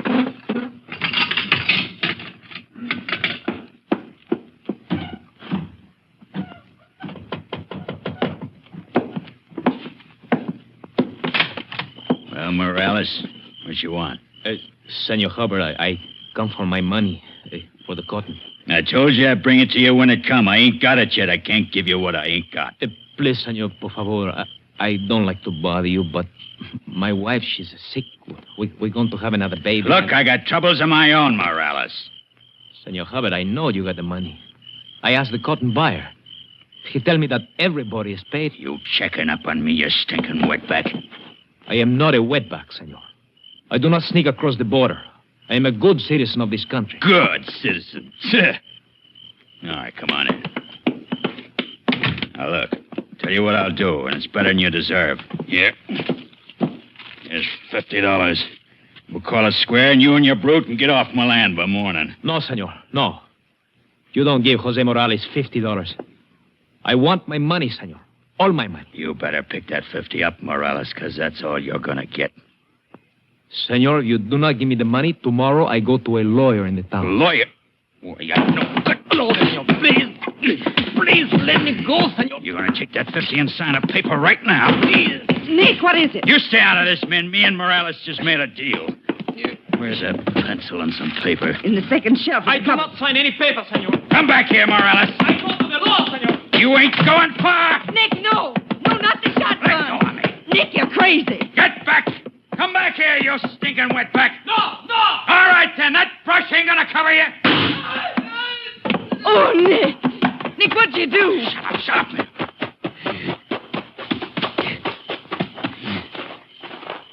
Nick. He's dead, Nick. What are you going to do, Nick? Shut up. Shut up and let me think. I got to get him off the place. Help me lift him. I better get him off the place.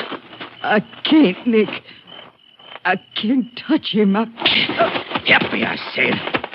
Keep your mouth shut. Forever from now on, keep your mouth shut. Or I'll shut it like I shut his.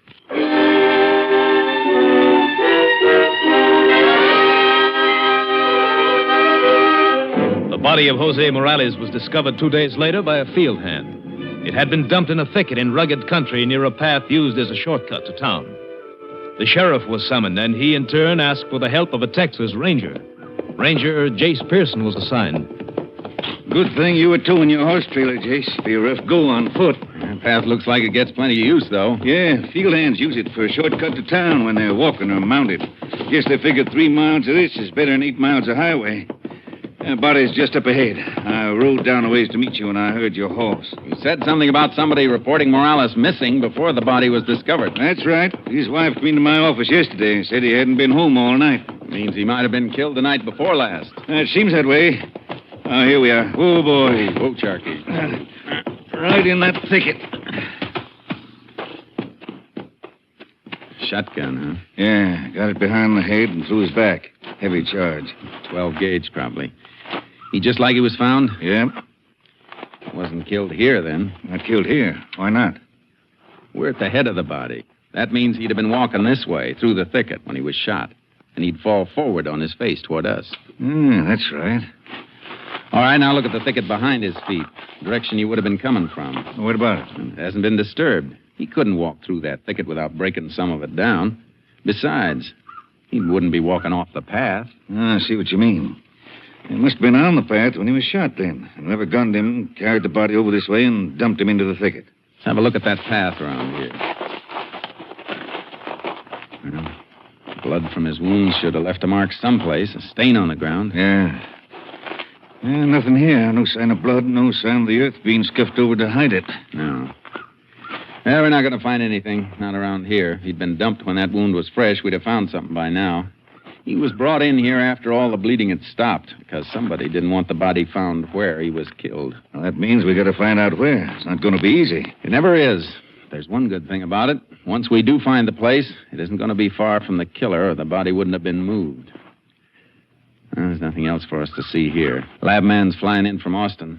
Might find something when the medical examiner does an autopsy. I'll have to stay here a while. Men who directed you here are bringing pack animals to take the body into town. There's no sense in both of us staying. I'll get started. Hey, you know where Morales lived? Yeah, shack near the cotton fields on the north rim of Nick Hubbard's farm. Yeah. Thanks, Sheriff. Don't suppose you know if Morales was having trouble with anybody? Not that I know of, Jace. I reckon his family might know something, though. Or maybe the Hubbards. I'll see them both. Meet you in town when I'm finished. Okay, Jace.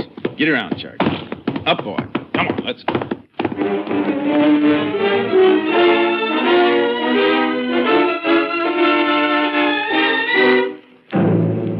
I got back to my car, loaded charcoal into the horse trailer, and drove to the Hubbard farm. Hubbard wasn't there, but his wife was out back scrubbing clothes. She was trembling and kept wetting her lips as she spoke to me, and I could see that she'd been crying. Yes. We heard about it maybe an hour ago. Somebody called on the party line to tell my husband. Where's your husband now, Mrs. Hubbard? He drove out to the Morales shack to tell Mrs. Morales and see if maybe there wasn't something he could do for her and the kids. Morales worked shares for us, you know. And so the sheriff told me. I don't know what his woman will do now. How far is the shack Morales lived in?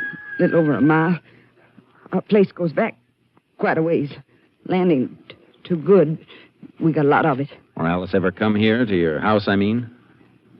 Only when he had some business with Nick, my husband. When was the last time? I don't rightly know, Ranger. Like I said, he'd come to see Nick. He'd probably be around when he came, though. When was the last time you saw him? I can't say for sure. I'm too upset to think. Oh, there comes Nick now. There's his car coming across the field. Good. Maybe he'll know something. I'd like to know if Morales was here the night before last. Nick will know for sure. He'll tell you. Howdy, Ranger. Howdy. Saw your car here as I was coming across. Mighty slick looking. Puts my old bust to shame. Nick, the ranger wants to know some things about Morales. Well, I could figure that for myself, man. What else would he want to know about? Yeah, I just left his widow. This thing's hit her kind of hard. Sure feel sorry for him and them kids. I know. Of course, Min and me'll do anything we can to help them. I told her they could stay on at the shack, Min. And that we wasn't fixing to charge him no rent nor nothing. Poor woman. Come in. Hold on to yourself. Your wife can't help how she feels, Mr. Hubbard. There's just a couple of things I want to know. When'd you see Morales last? Your wife couldn't remember. Yeah, you sure are broken up, Min. You ought to remember Morales is here night before last. I wasn't sure, Nick. Night before last, huh? What time? What? Just after we finished supper, 8 o'clock, maybe. The same night he was killed. What? You mean he's been dead that long? Judging by the appearance of the body, yes. We'll know for sure when the medical examiner gets finished with him, but why are you so surprised? Well, I mean, he was only found a little while ago. He's been missing since the night before last, though. His wife reported that to the sheriff's office yesterday. You knew that, didn't you? Well, sure I knew it, but, I figured he was off on a toot, celebrating with that roll of money. What roll of money? Money I paid him for working shares on a cotton. Is that when you paid him? When he was here night before last? Sure, handed him $550. That's why I'm surprised Min didn't remember him stopping by. Why, you remember, Min, you was there when I handed him the cash and he made his X on that receipt I wrote out. I wasn't sure the night. So he had $550 cash on him. Well, now I can see a reason for his being murdered. Wait a minute. What's the matter? What? Something Mrs. Morales told me just a while ago when I was over there about a field hand who dropped in the night Morales disappeared. He wanted to borrow some money. Waited around for him, but when he didn't come, the fella said he'd walk down toward my place here and see if he couldn't meet Morales on the way. She mentioned the field hand's name? Can't remember. Shorty, I think. Shorty something. Anybody show up here that night looking for Morales? No, not while he was here, not after he left. Wasn't nobody, was there, Mint? No. Must have met Morales away from here then, Ranger. Maybe the man you're after. Sure looks mighty possible, Hubbard. I'm going to see Mrs. Morales and find out who that man was. You want to point out the way? Do better than that, Ranger. I'll ride out with you. Fine, let's go. Goodbye, Miss Hubbard. Bye, Mint. Back later. Bye. Sure is a smooth car you got here, Ranger. I'm going to get me a new car soon. Oh, she sure do hum, don't she? Yeah. Am I heading right? Yeah. Straight across the field and follow that fence line. Sure is a shame about Morales. But, I reckon you ain't gonna have much work once this woman tells you who that fella was. The Shorty. Yeah, it looks like you had a motive, all right. Sounds like the killer to me. I hope you get him, Ranger. Morales is a mighty fine Mexican. Mighty fine. Hate to see anybody get away with killing him. Man, this is a fine car, ain't it? Ha! Listen to her purr.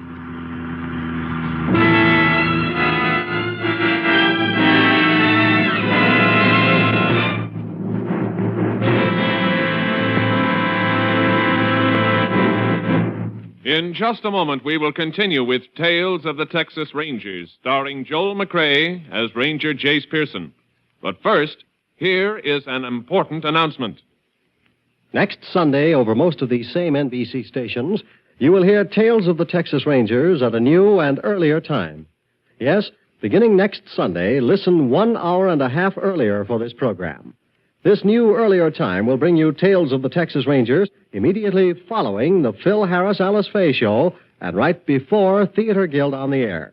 Remember, next Sunday, tune in 1 hour and a half earlier for Tales of the Texas Rangers.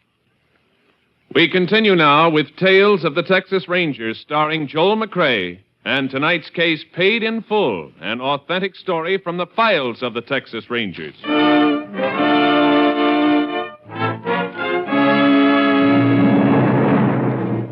The Morales shack was threadbare, but scrubbed clean like the two wide-eyed kids who clung to their mother's skirts. There was heartbreak in her eyes. She kept it smothered for the sake of her children, till she sent them outside so we could talk. Go. Play in the back. Papito, help Rosa find her dog. I try not to cry when they are near me. Take it easy, Mrs. Morales. Easy? What is easy? Life is hard for me, for them. And now they have no father to help them. Now, everything's gonna be all right. I told you can stay on here rent-free and everything. We didn't want to stay here. We were going to move away and get a little place of our own for the new baby that's going to come. As soon as you gave Jose his money. Why do you make him wait so long? Well, For 3 days, every day he asked you for his share. And you keep saying you don't give the check yet. But you did. What is this, Hubbard? Well, it's just a little misunderstanding, Ranger. I can explain it. I didn't want to give Jose the money. I wanted to give it to Mrs. Morales here. I asked him to bring her down to the house and collect it. Why? Why, for her sake and the sake of the kids. You know how some sharecroppers are. He might have taken all that dough and blown it in on a tequila binge. Jose would not spend our money that way. He was a good husband. Well, I got no way of being sure of that. I was just trying to look out for you and your youngsters. Is that a crime? No, but while you were being so considerate, you could have driven out here with the money instead of expecting this woman to walk to your place to get it. Mrs. Morales, Mr. Hubbard says you told him about somebody coming here to borrow money from your husband the night he didn't come home. See, a man who worked with Jose someplace once before, 2 years ago. They call him Shorty. Shorty Davis. You tell him your husband had gone down to Hubbard's place? See, then he said he would not wait anymore. He would walk down and try to meet Jose. Then he went away. That's all. You see, it's just like I told you, Ranger. Probably met Jose, talked him into going to town when he found out he had the money. Then he murdered him when he got him off on that shortcut trail. My poor husband. Now, don't you worry. They'll get that Shorty fella. We haven't got him yet, Hubbard. A couple of things don't fit. Mrs. Morales, did Shorty Davis have a shotgun with him when he came by? No. Probably had the whole thing planned in advance, Ranger. Had the gun stashed away on the shortcut. It still doesn't add up, Hubbard. Why not? Because Morales wasn't killed on the shortcut. He was killed someplace else and taken out there. Yeah, how do you know that? Because there'd be certain signs at the scene of the murder that weren't around where the body was found. You mean like blood on the ground? Things like that? Yeah, things like that. So, Shorty must have killed him someplace else. Somebody did. We'll pick Shorty up and see what he's got to say. Goodbye, Miss Morales. Goodbye. Come on, Hubbard. I'll drive you home.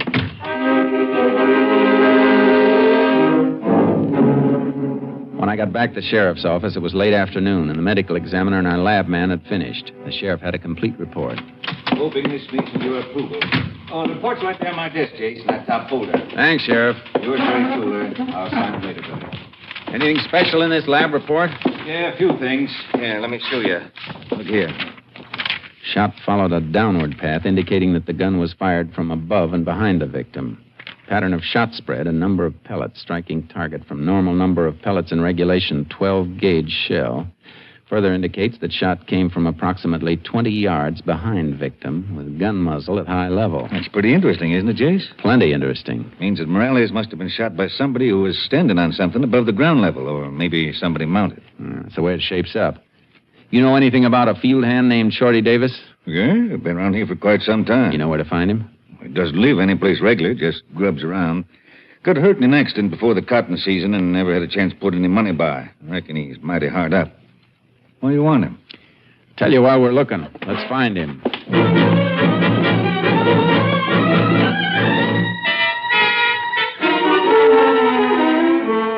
We combed the town until midnight, but there was no sign of Shorty Davis. I called my headquarters, and with the sheriff supplying a description, put out a statewide pickup. It was just after dawn when it paid off. Shorty Davis was picked up by the highway patrol less than 50 miles away. They brought him back to us. All right, Shorty. Sit down over there.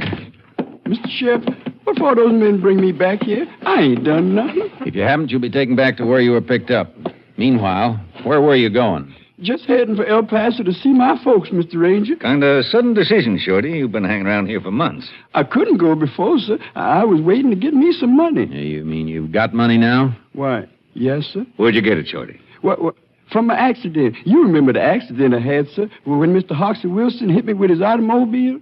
Well, the lawyer man, Mr. Corby, he got me some settlement money for getting hit. Is that the truth, Shorty? Won't take long to find out if it isn't. I wouldn't lie to you at all, sir. You could ask Mr. Hoxie Wilson. You better call him and check, Sheriff. I sure will.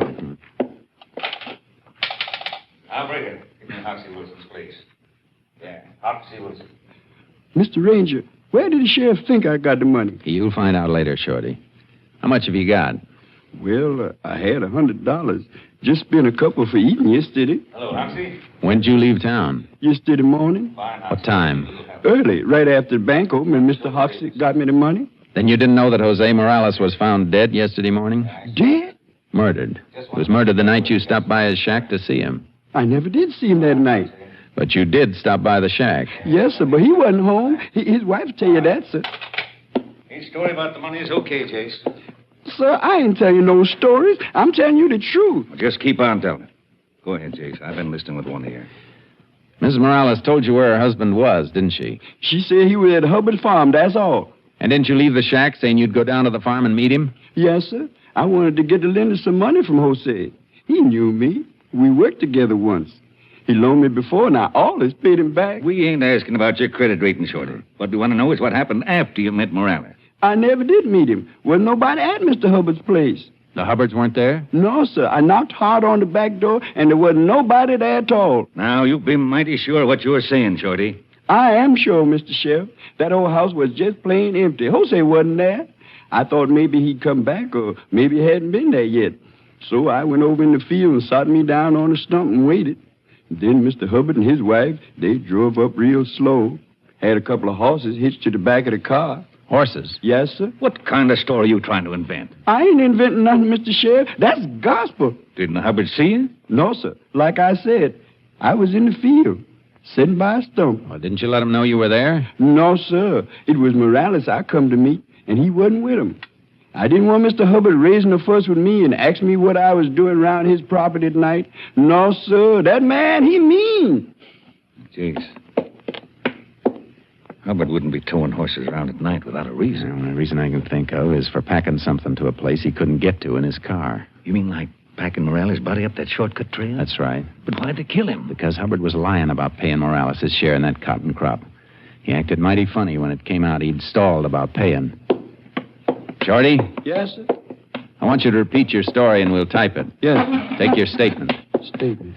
Yes. After that, Sheriff, we're going out and have a good look at Hubbard's farm. A darn good look. Excuse me a minute.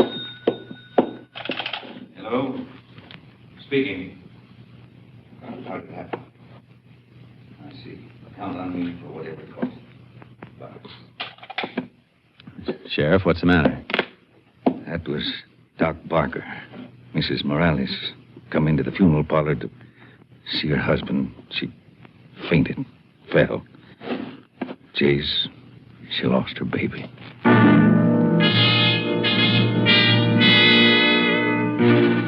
We headed for Hubbard's farm, but we parked off the road about a half mile away and cut across the fields on foot, hoping we could check around outside the house without being spotted.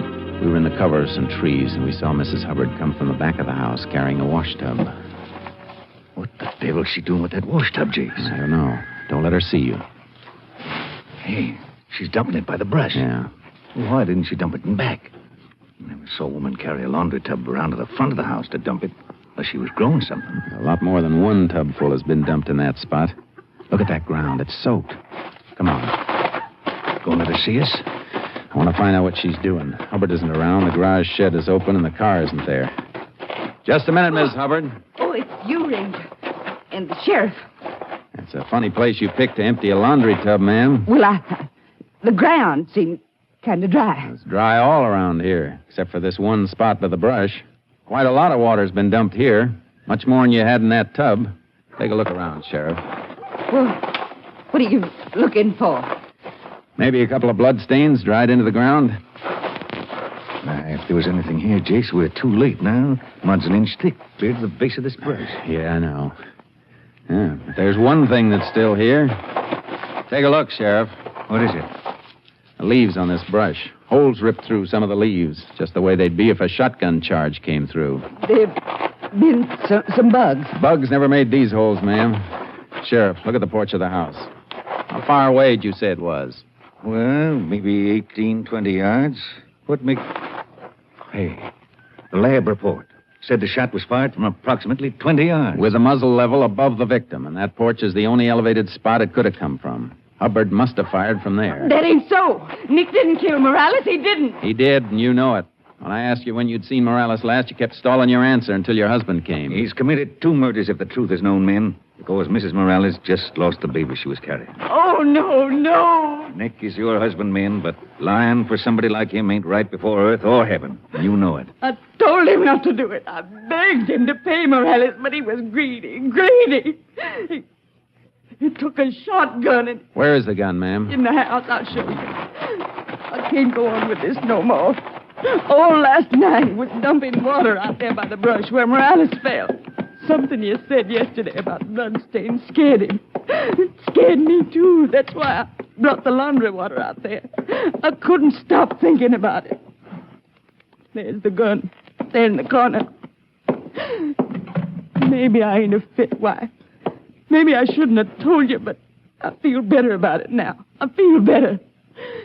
Some night maybe I'll sleep again if I live to be old enough. Where's your husband now, Mrs. Hubbard? I don't know. He left this morning before sunup to drive to Center City. Said he'd be back before noon. I guess we'll just sit and wait then, if you don't mind. Wait a minute, Sheriff. Car coming up the drive now. Take a look out through those curtains. That ain't Nick's car. Well, that one's brand spanking new. That's Nick in it, though. So that's what he went to Center City for. She's right, Sheriff. That man really loves new cars. Yeah, stand back from the window. Let him come in. Hey, man! Come give your eyes a treat. Howdy, Hubbard. Yeah, howdy, Sheriff. Ranger? And why are you looking at me like that? I told him, Nick. I told him everything. I told him how you cheated Morales, how you shot him in the back. Shut up! Shut your crazy mouth! No, you don't. Don't try that again. Now get up. Mrs. Morales lost her baby, Nick. Ain't you proud of that? While you was buying your new car, she was losing her baby. Ben, don't say any more. Please, Ben. You got a new car, didn't you, Nick? You know where you're going to drive in it, don't you, Nick? You know where. Take care of her, Sheriff. I'll take him. Right, jeez. Come on, Nick. Let's go.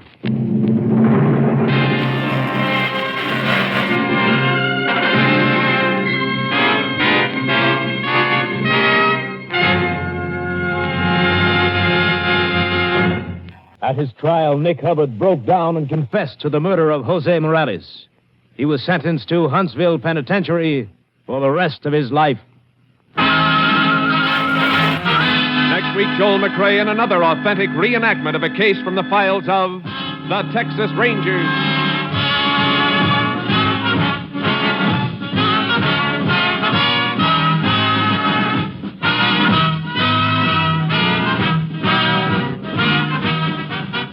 Joel McCrea is currently seen starring in the Universal International Technicolor production Frenchie. Tonight's cast included Tony Barrett, Virginia Gregg, Whitfield Connor, Ed Begley, and Juster Hairston. This story was transcribed and adapted by Joel Murcott, and the program was produced and directed by Stacy Keach.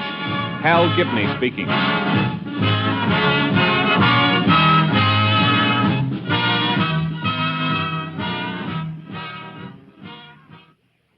Three chimes mean good times on NBC. Remember, next Sunday over most of these same NBC stations, listen 1 hour and a half earlier for Tales of the Texas Rangers. And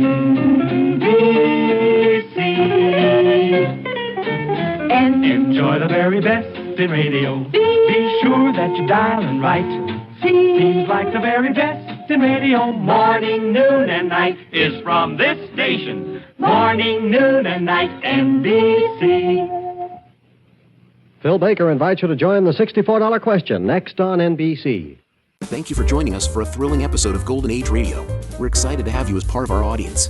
We invite you to return tomorrow for an all-new set of episodes that will take you on even more unforgettable adventures. Don't touch that dial, because the next installment of timeless tales and captivating narratives is just around the corner. Stay tuned for another dose of vintage radio magic that will transport you to a bygone era of entertainment like never before. We're always eager to hear from our fantastic audience. Your feedback fuels our passion for delivering the best in vintage entertainment. Feel free to share your thoughts, opinions, and suggestions. We value your input and strive to make your listening experience even more enjoyable. If you're looking to enhance your Microsoft Access skills, look no further. Reach out to them at 615-420-2040 and ask for Mark. Once again, thank you for being a part of our Golden Age radio community. Get ready for more riveting stories, captivating characters, and timeless entertainment. Until next time, stay tuned and keep the nostalgia alive.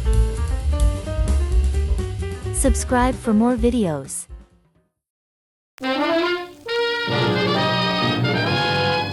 Now we present Herbert Marshall as the man called X, the Saturday night feature on NBC's 5-show festival of comedy, music, mystery, and drama. Brought to you by Chesterfield, the cigarette that has for you what every smoker wants. Mildness plus no unpleasant aftertaste. The cigarette that brings you Bing Crosby and Bob Hope.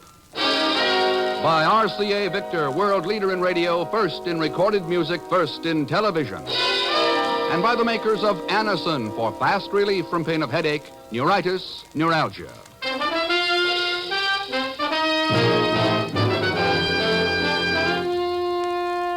Herbert Marshall as the man called X. Wherever there is mystery, intrigue, romance, in all the strange and dangerous places of the world, there you will find the man called X.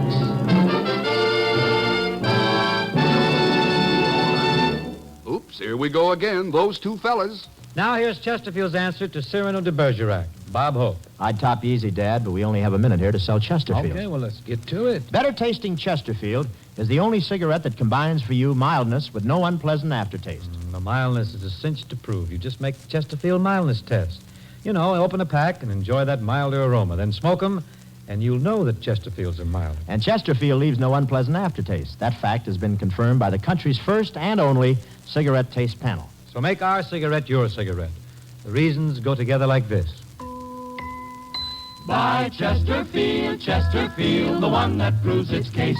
Yes, Chesterfields are milder, plus no aftertaste. Oh ho, open a pack and give 'em a sniff. Then you'll smoke 'em.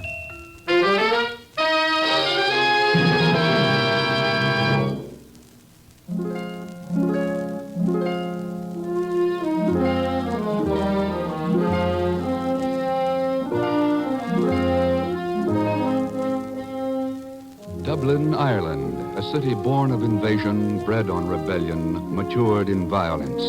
But the world changes and Ireland with it. And today, Dublin Airport is a regular stopover for the transatlantic planes from England. Terror's halls have crumbled, the Normans are forgotten, and the rebels gone to their destinies. But one thing still remains: violence. I hardly see the necessity of going any farther away from the main waiting room, Monsieur Boucher.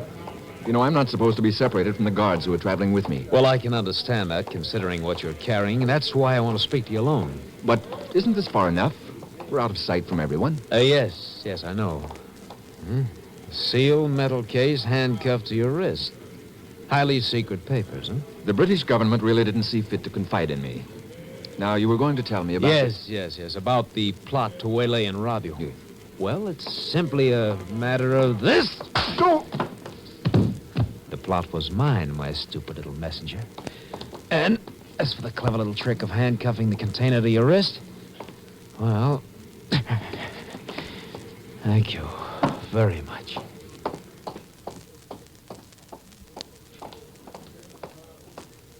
Well, now, I certainly can't think why he might come down here, but we've surely looked every other place for him, and I think... Huh? They're down there on the floor. Danny, don't let anybody in the corridor. And get a doctor. Hurry!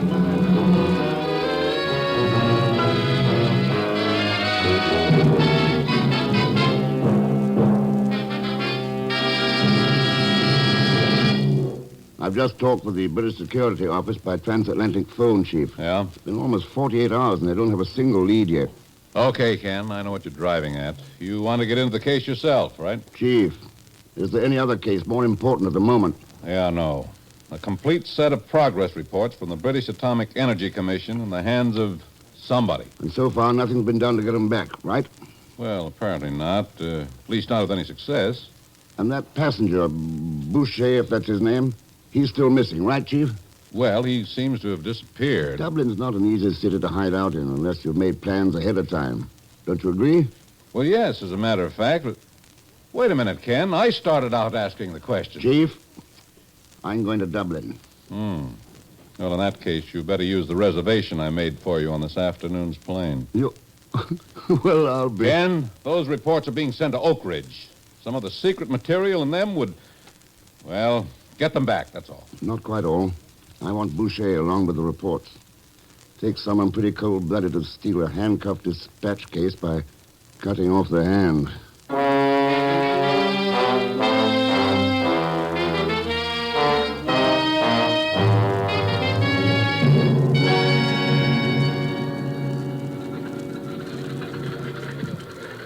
Seat 14 should be about...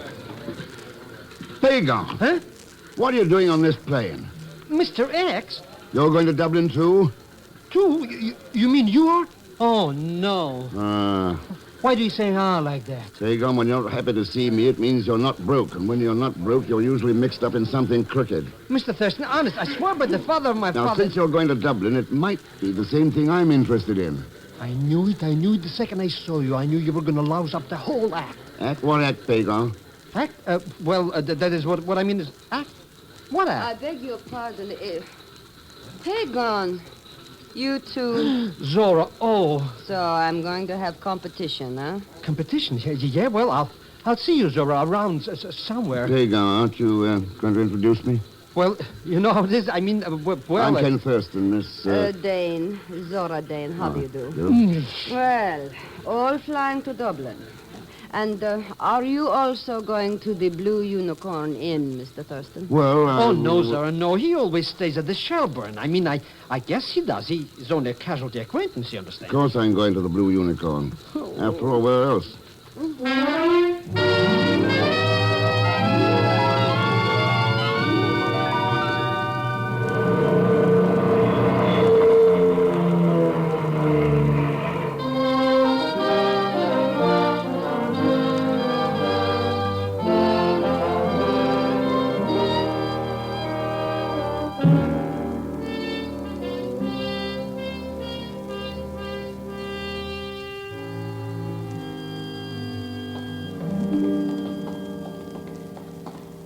Hey, maybe you'd like to change your mind and go to the Shelburne after all, huh? I'll be only too happy to carry your bag. Oh, thanks, Pagan. I imagine the Blue Unicorn is all right. But that's not the point, Mr. X. What I mean is... Look, maybe if you explained your problem, whatever it was you were scared to talk about on the plane with Zora around. Oh, what's the use? I'm a gone goose any way you look. Here, against the building. It's too dark to go after them. All right, Pagan, let's have it straight. Now, fast. What about this Blue Unicorn? What's the setup? Well, I only heard about this deal from Uncle Ahmed, and he only heard accidentally. A rumor, you understand? Yeah, I know. An underworld grapevine. Go on. Well, the way he heard it, some stolen papers were going to be sold at his highest bidder here at this Blue Unicorn, and, well, I was only going to investigate it and then tell you. You were going to make a crooked buck if you could figure some angle. What about this Zora Dane? Is that a real name?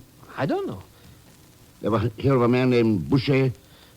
Mr. Thurston, I've told you everything I know now. So why can't we act like strangers, huh? It's not even safe to be around you. Pagan, what makes you think that shot was meant for me? Well, there's nobody else here but just you and me? Sure. You're a potential competitor, aren't you? Stranger. Stranger nothing, Mr. X. From now on, I'm going to stick to you closer than a couple of wet blankets.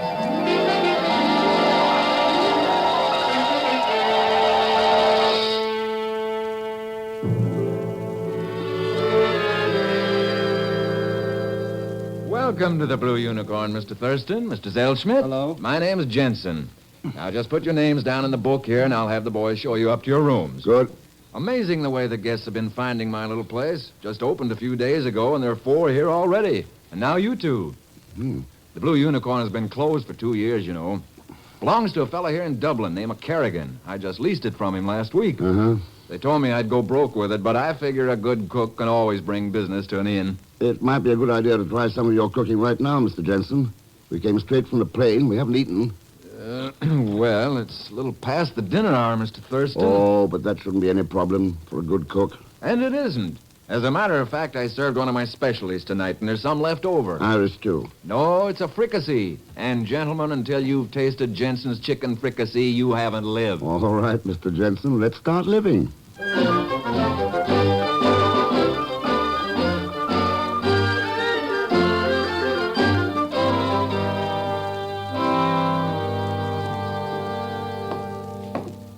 There you are, gentlemen. 2 pints of stout. Look at that head. It's brewed right here in Dublin at the south side of town. Yeah, I know. Well, excellent menu, Mr. Jensen. Thank you. Maybe you'll decide to stay a month or 2. Well, my plans are a little indefinite so far. Exactly what the other guests said. Did they? I think they're all in the public room, by the way. If you'd care to meet them, just go on in and introduce yourselves. Fine, thanks. Coming, Pagan? Oh, you bet I'm coming, Mr. Thurston. But the character's flipping bullets at me. I'm sticking closer to you than your own mother. And here we go. Good evening. Well, more competition. I wondered what happened to you, gentlemen. Nice of you to be concerned, Miss Dane. Well, I was hoping for the best, but here you are. Disarmingly frank, isn't that the way they put it? I suppose. Let me introduce a couple of more rivals. Mr. Thurston and Mr. Zellschmidt, this is Ivan Gonov. He is the dark, sullen type. The sleepy-looking one draped over the chair is Bertie Battersea. A pleasure, old boy. He's the hypocritical type. What kind are you, Mr. Thurston? Well, I'm I'm apparently the kind who interrupts other people's dart games. Go right ahead. We'll watch. All right. Oh, there is one more, by the way. A man named Khan. He went to bed early. Well, Yvonne, old boy, it's your throw, you know. Why, it is a game for children. Ah, it is the way you play it. Give him a 0, Bertie. Pleasure. Would you like to get into the game, Mr. Thurston? You mean the dart game? Oh, call it what you like. But put your name on the blackboard there. All scores are public. Yeah, I see here. Ivan, 50,000. Bertie, 65,000. Zora, 75. And Khan, 100. Mr. Khan seems to be winning so far. Oh, this score keeps changing. Ivan is now waiting for a cablegram. Uh-huh. Is this in points, pounds, or dollars? Your American dollar has become standard everywhere, hasn't it? I guess so. Well, maybe a challenge is in order. A challenge? Ah. Thurston will double anybody's highest score. That is quite a challenge. Yes, indeed. You really ought to toss a dart or two, old boy. Back it up, you know. All right. Fine. Here you are. Thanks. Now, let's see. Ah. Well, Bertie. 2 bullseyes. Does that answer your question? Yes. Smug Americans always know everything. I didn't learn that in America, Ivan. It was in Peru, where they use poison on the darts. Miss Dane, gentlemen, something tragic has just happened. Oh? The boy found Mr. Khan in his room, dead. What? It's apparently a heart attack. A heart attack, huh? It's too late to inform the authorities until morning, but I did think you ought to know. And if you'll excuse me now. Well, 1 down and 5 to go. That leaves you with high bid, Miss Dane. I suppose you mean high score, Mr. Thurston. But aren't you forgetting your offer to double anybody else? Yes, actually, you're a high man, old boy. Care to toss another dart? No, I think I'll quit while I'm ahead, at least for tonight. Is it not a little dangerous to be ahead, Thurston? Mr. Khan, you mean? Oh, I'm pretty hard to poison. What? Poison? It's an idea, isn't it? In Peru, they use it on the darts. Here, they use it on the players. Well, I'm in room 21, 2nd floor, 3rd door from the stairway. Good night, all.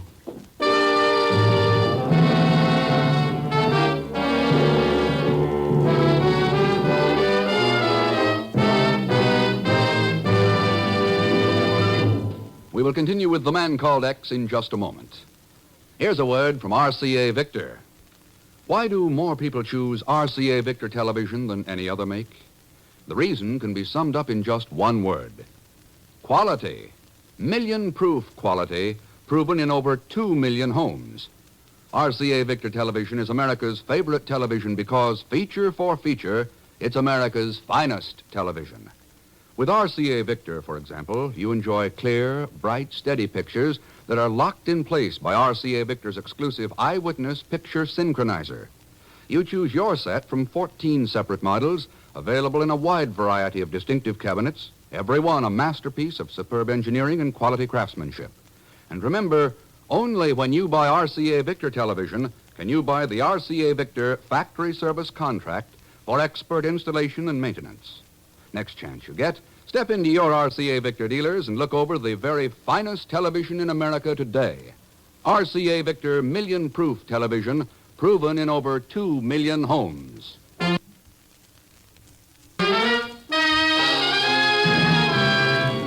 And now to continue with The Man Called X, starring Herbert Marshall with Leon Velasco as Pagan Zellschmidt.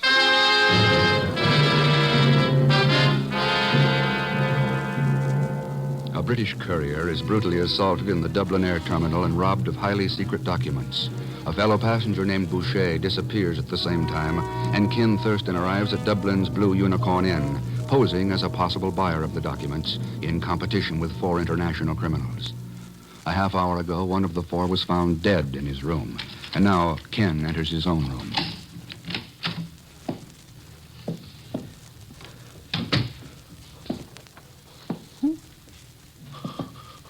Who is it? Oh, Mr. Thurston. Pagan, what are you doing here? What do you think? Where you been all this time? Looking at a dead man? That fellow Khan? Well, did you find out what killed him? Sure. Heart failure. Oh, well, then. Brought on by a dose of poison. Mr. X, I'm leaving right this minute. But down that dark alley out there? Oh, you're a brave man, Pagan. And if anything happens to you... Never mind. I'm staying right here in this room. Who is Boucher? That's the important question. Hey, maybe it's that Ivan character. And maybe it's any one of them, including Jensen. Oh, no, Mr. Thurston. He's too good a cook to be a crook. That specialty dish? No, I managed to look at the kitchen.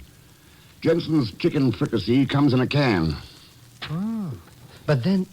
Well, that means he's the one. No, it just means he's lying, but he is a possibility. They all are. And they all know the authorities will move in on Khan's death tomorrow, so the heat's on. Oh, then I'm staying right here, Mr. Thurston. You're not going to catch me off down the hall somewhere in a room all alone. This is the hottest spot in the hotel, Pagan. But what are you worrying about? I'm the one who was offered the highest bid. So the whole gang will be out rid of... Good night, Pagan.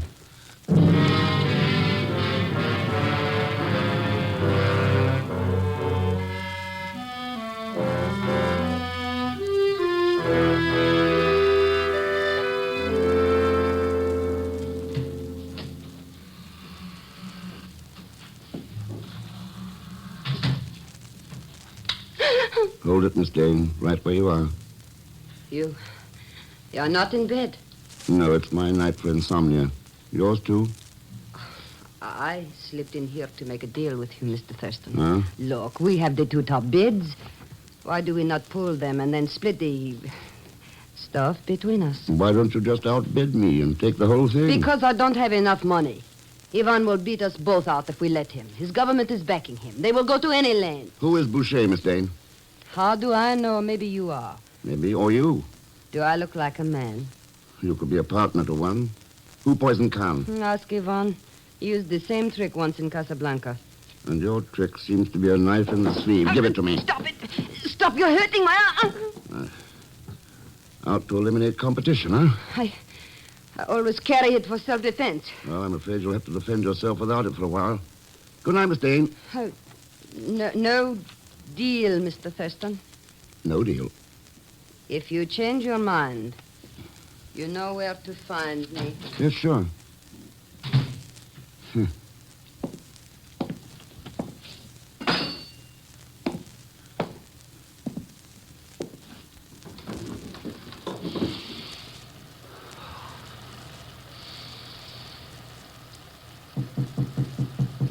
Come on in, Bertie.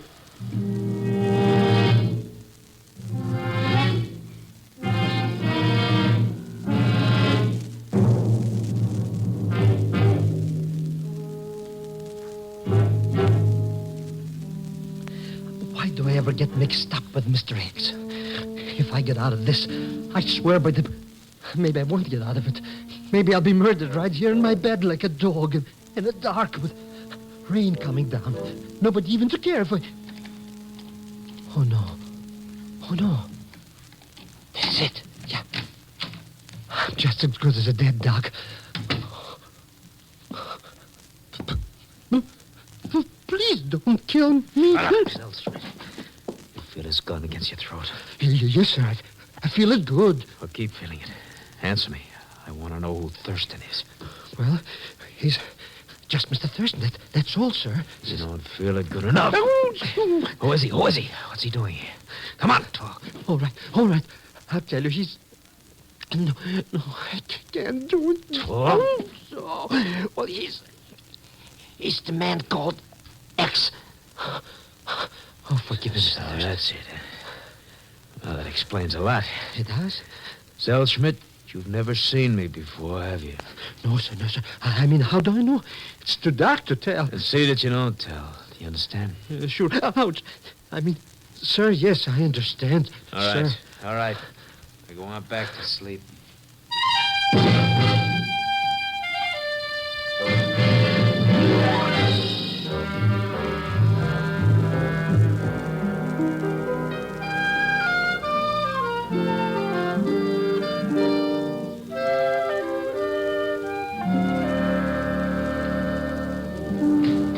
Well, good morning, Mr. Thurston.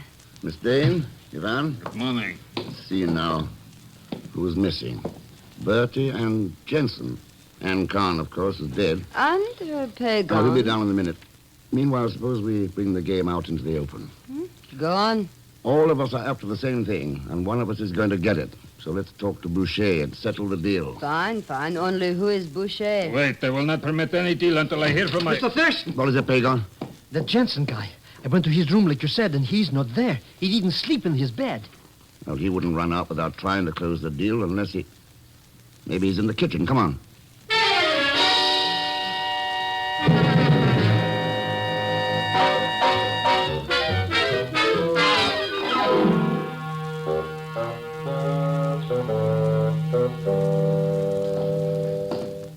Well, it seems we have all been tricked, Mr. Thurston. Jensen Boucher, whoever he is, has got away. Doesn't seem to make sense. And yet...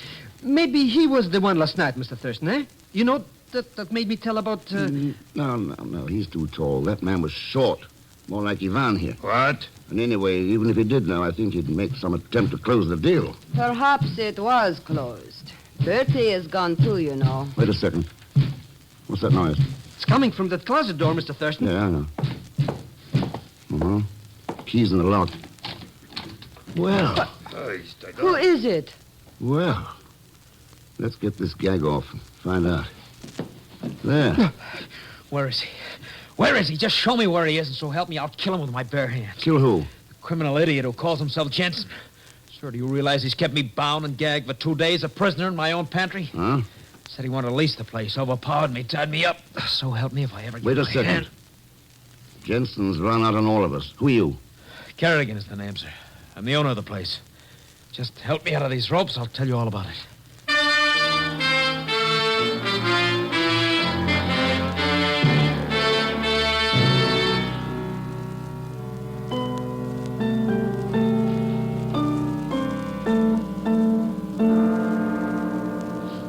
Well, gentlemen, Miss Dane, it's a nasty experience, but I feel a whole lot better now. I wish we could say the same, Mr. Carrigan. So he double-crossed you on some kind of business deal, eh?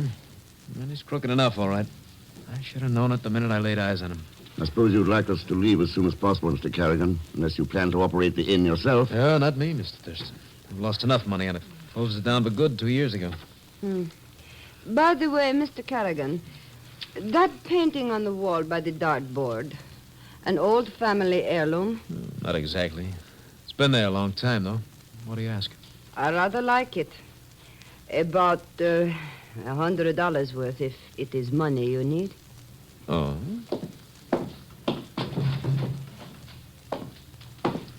It's a nice frame, Miss Dane.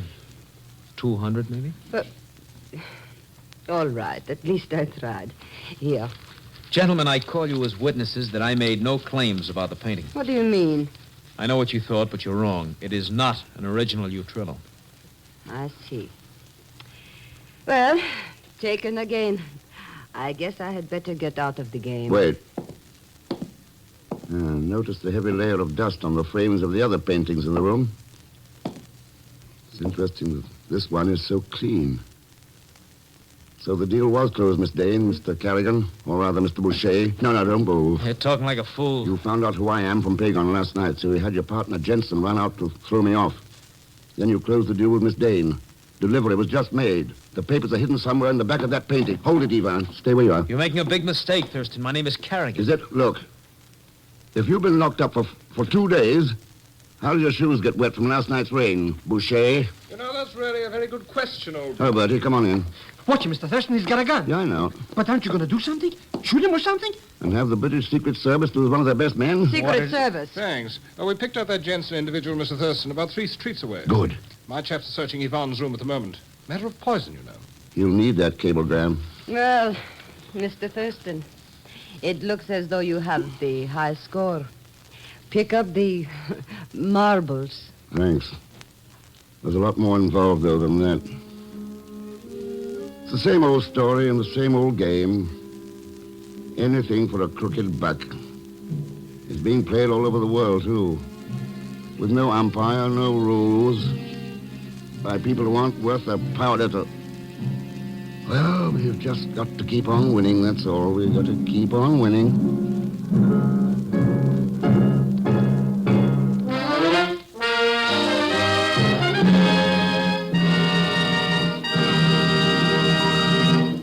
Our star, Herbert Marshall, will return in just a moment.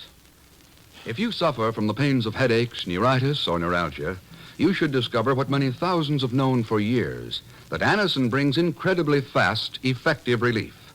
Anacin is like a doctor's prescription. That is, Anacin contains not just one, but a combination of medically proven active ingredients in easy-to-take tablet form. Probably at some time you have received an envelope containing Anacin tablets from your own physician or dentist.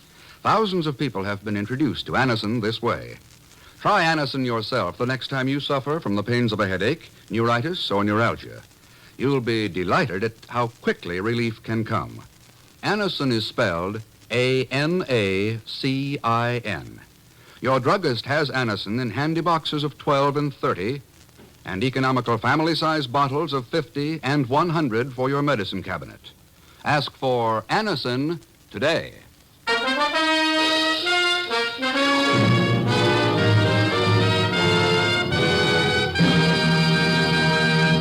Now, here is our star, Mr. Herbert Marshall. Thanks for being with us.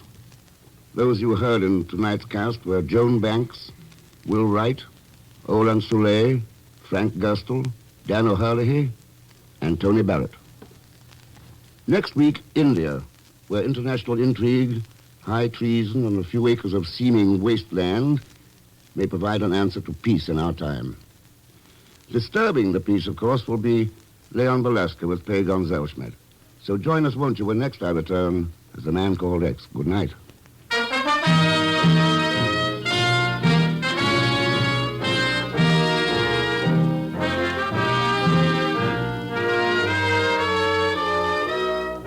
The Man Called X is a Saturday night feature on NBC's 5-show festival of comedy, music, mystery, and drama. Brought to you by RCA Victor, world leader in radio, first in recorded music, first in television. And by the makers of Anacin for fast relief from pain of headache, neuritis, neuralgia. The Man Called X, starring Herbert Marshall, is a J. Richard Kennedy production with music composed and conducted by Felix Mills. Tonight's story was written by Les Crutchfield.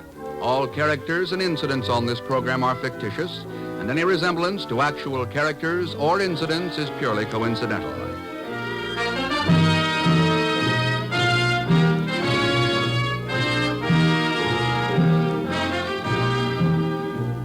Be sure to listen tomorrow evening for The Big Show with Tallulah Bankhead and a great parade of stars, the Sunday night feature of NBC's All-Star Festival.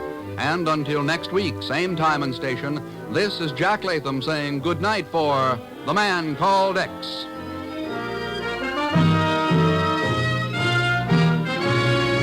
Tomorrow, enjoy Tallulah's Big Show. Now it's your hit parade on NBC.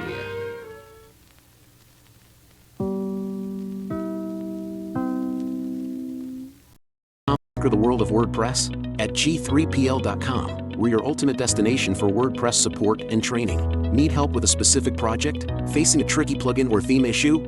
We've got your back. We will troubleshoot, customize, and fine-tune your site to perfection. So, why wait?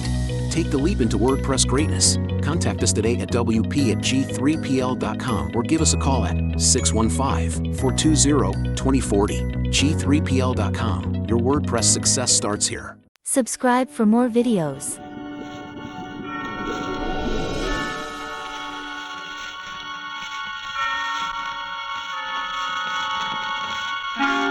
Suspense.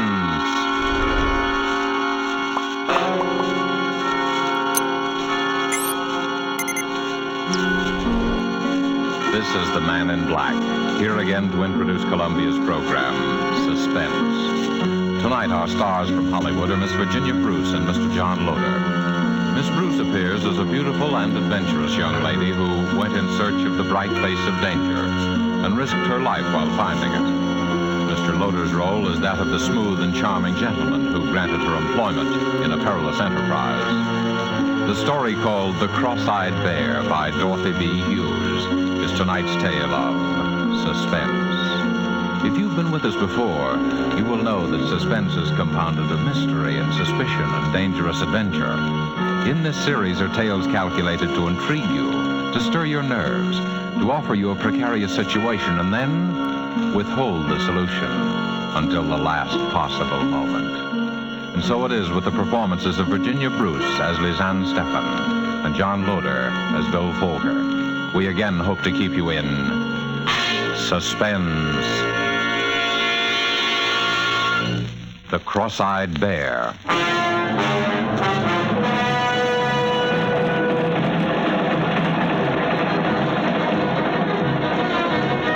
Subway train, Midtown New York. A tall blonde girl reading an item in her newspaper. Reading it over and over.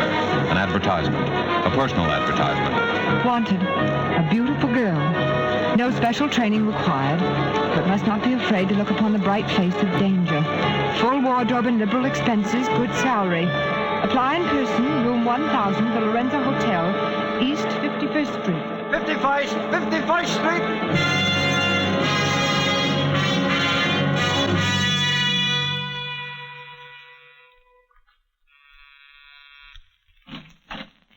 How do you do? I came to answer an ad. Oh. Is this the place? Yes, this is the place, I should think. Well, am I the only one? Not quite, but just now you're the only one. I see. I thought... Listen, miss, whatever your name is. Lisanne. Lisanne Stephenson. Take my advice, Lisanne, before it's too... Lydia, about that... Oh, someone to see me? This young lady came in answer to the ad, Mr. Fokker. Miss Lisanne Stephenson. I see. Well, won't you come in, Miss Stephenson? Thank you. In here, please, my office.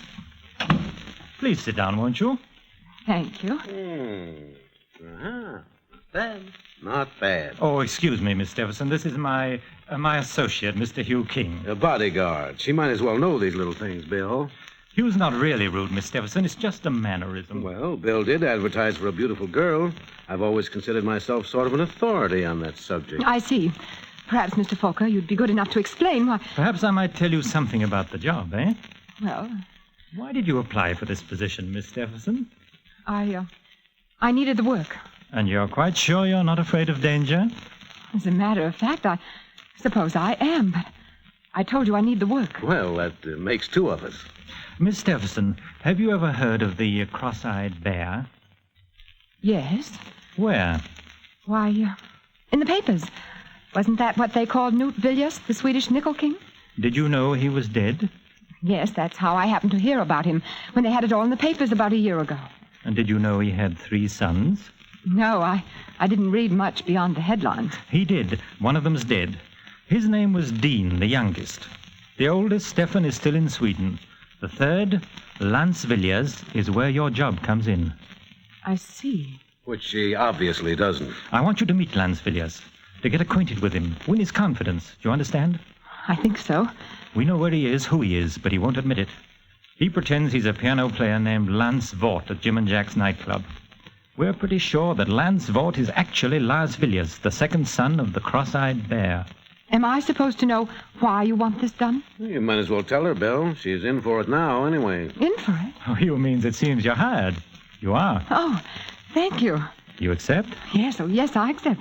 Well, then, the background, Miss Stephenson, is this. When the Cross-Eyed Bear, that is, old Knut Villiers, died, he left a will. The will was consciously designed to bring about the murder of at least 2 people. Murder? Yes. He left his estate, which included several important mines, divided equally among his 3 sons.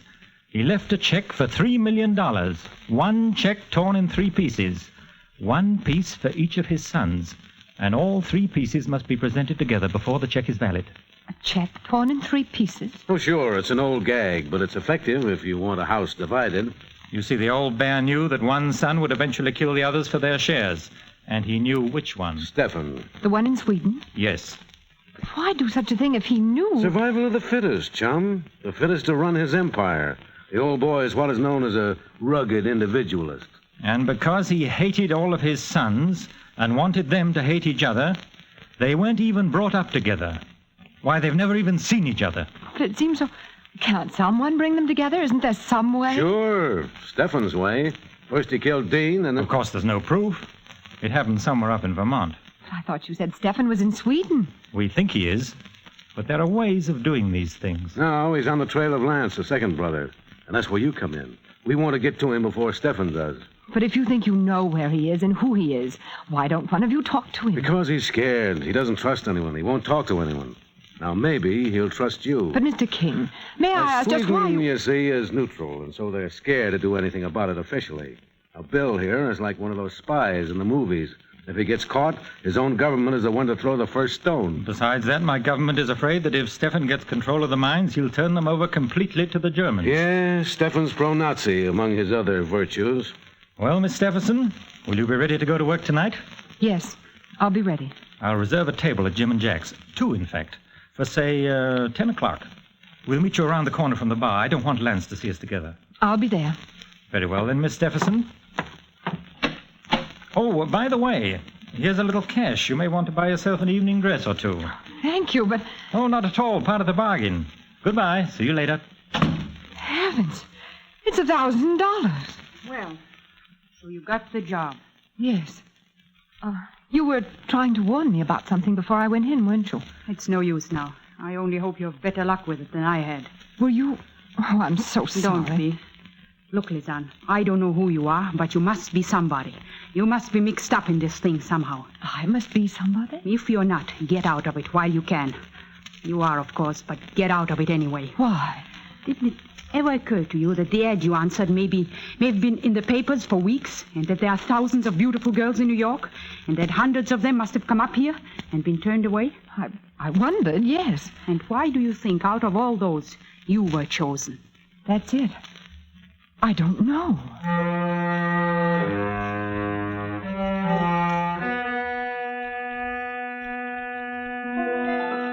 Diary, October 12th. Yes, why was I chosen? Who are they, really? And more important, what do they know about me? There's no answer except to work with them and wait. At least I know that at last I've found the trail of the cross-eyed bear. It's true, then, about the torn check divided among the 3 sons. And one is already dead, Dean. The second, the man I'm supposed to meet tonight, to trap. But I'm sure now that I was right to come to New York, and I'm sure I was right to answer the strange ad. As for danger, I always knew it would be this.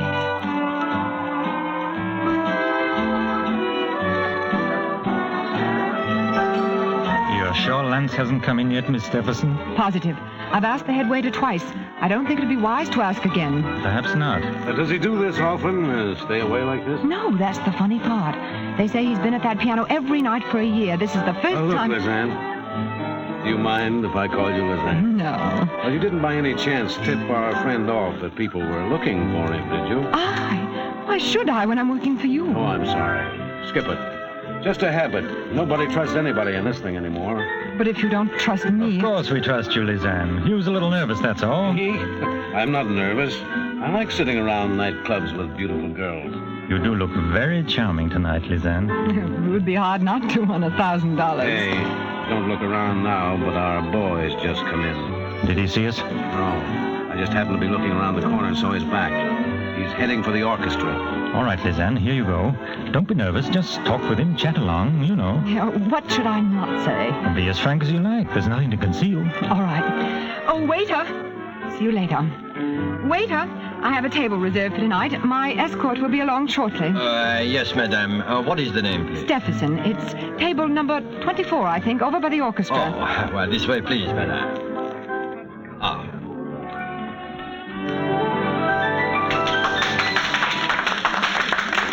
And here we are, madame. Do you wish to order now or later? I'll wait, thank you. Oh, thank you, madame. Excuse me. Yes? May I ask you a question? Why not? Won't you sit down for a minute? All right. Well? I wanted to ask your name. My name is Vaught. V-A-U-G-H-T, Vaught. And your first name? Lance. Why? It's only because you look like someone whose picture I saw in the paper once. Yeah? Don't you believe me? Why should I? You're just another one of these people who've been going around here lately with a bad case of mistaken identity. Well, you're wrong, too. You know about it, then? About the cross-eyed bear? Of course I do. It's been following me long enough. They think I'm Lance Villiers, that I'm heir to a lot of Swedish dough. Well, I'm not. You still look like the picture I saw in the paper. Who are you working for, Stefan? No. No, that's just it. Don't you see? Your life's in danger. Not as long as I keep my face shut, it isn't. Look, you must trust me. I can help you. I don't need any help. Are you sure you don't? Say, who are you working for? I noticed you ducked that one. No, I didn't. I don't have to lie. Well, who is it? His name is Bill Folker. I never heard of him. He's working for the Swedish government. He wants to help you, too. A lot of people seem to want to help me. Won't you talk to him? I might. Tonight? They're here at another table. They? Bill and his bodyguard, Hugh King. Oh, since when do representatives of neutral governments need bodyguards? Apparently when they become involved with the Cross-Eyed Bear. Please come. All right. For a couple of minutes. I'll admit I'm rather curious. Over here. Oh, I didn't tell you my name, did I? It's Lizanne. Lizanne Stephenson. Oh, nice. Here we are. Mr. Folker, Mr. King, this is Mr. Lance Fort. How do you do, sir? Mr. Watt. Won't you sit down, Mr. Vaught, please? Thanks. Uh-huh. I thought perhaps I'd recognize you. Oh, yes, I've been in here several times. Pleasure or business? A little of both. Look, Mr. Vaught, I'll speak frankly with you. You can save it. Your Miss Stephenson has told me all about it. My name is Vaught. You're barking up the wrong tree. Got a birth certificate? Why should I show it to you? It might, Uh-oh. Here comes something. Well, hello, Hugh. Hi, Toby. Oh, don't let me disturb you. But you better make some introductions, Hugh. Well, this is Inspector Tobin of the Homicide Squad. Miss Stephenson, Mr. Vaught. How do you do? Mr. Falker. How do you do? What's up, Toby? Oh, I just thought I'd like to ask a few questions. Well, I'm sure you don't want me. I've got to get back. You better stick around, son. Oh. I don't I see. suppose any of you can give a satisfactory account of your movements between, say, 8 and 10 this evening with witnesses. I thought so. How about you, Miss Stephenson? You're a new one. I thought you might at least. Well, it took me quite a long time to dress. It looks as though it might have. Well, it's better to have too many suspects than none, I guess. Come on, Toby. Give. There's been a murder. A murder? That's right. A certain Lydia Vinton. Your secretary, Mr. Booker. Oh, Lydia? Surprised? Why? Of course. Where do I come in on this? Well, now, Mr. Vaught, the New York police know a lot more about what's going on in the world than you think. All sorts of things. Like the Cross-Eyed Bear, for instance. I've got nothing to do with the Cross-Eyed Bear. Maybe you have, maybe you haven't. But there are a lot of people who think you have, including me. But Lydia, poor Lydia, she was only my secretary. She had nothing to do with it. Had nothing to do with the Cross-Eyed Bear? Whether you knew it or not, Mr. Folker, Lydia Vinton was in the Cross-Eyed Bear thing up to her neck. She knew the Villiers setup. She knew the Villiers family. In fact, she was one of the heirs to the Villiers fortune. Lydia was? Lydia, Mr. Folker, was the wife of Stephen Villiers. And that's why she was killed.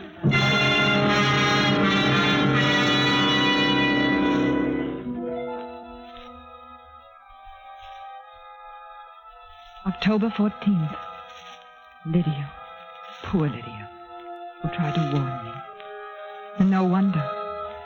Lydia was an heir to the Cross-Eyed Bear's estate. And she is dead. Dean was the youngest son and heir, and he is dead. And the next, Lance. Of course he is Lance Villiers. His disappearing is as good as signing a confession that he is Lance Villiers. He disappeared not because he was a murderer of Lydia or anyone else, but he is afraid of being murdered because he is the second son of the Cross-Eyed Bear. And that means I've got to find him before they do.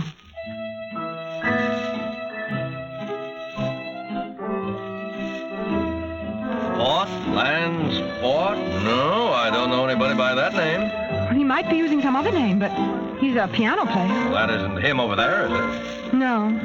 You don't have any other piano player, one who's just recently come with you? No, no, ma'am.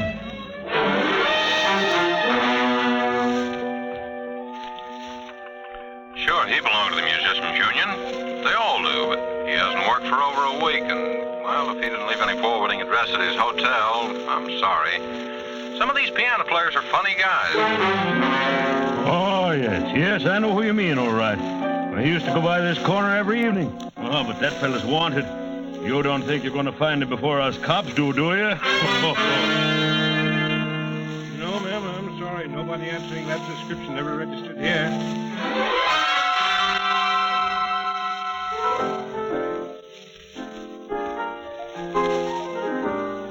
I know you feel mighty bad about not finding that man. I can see that.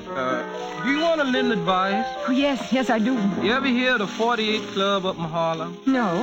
You go up there. Now, I'll tell you how to get there. And you just hang around. You'll show up there one of these nights. But why? Because nobody that's a real musician. And I know that boy is a real musician. Nobody could stay away from there very long. They got a piano team up there. You just got to hear him ever so often. Now, you just go on up there like I tell you.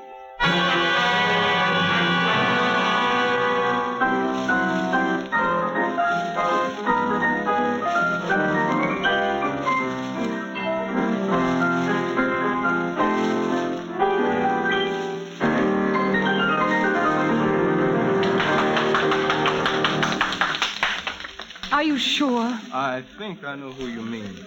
I've been keeping my eye out ever since you told me. I see. Well, thank you. The man you want wouldn't have a beard, would he? Beard? I don't know.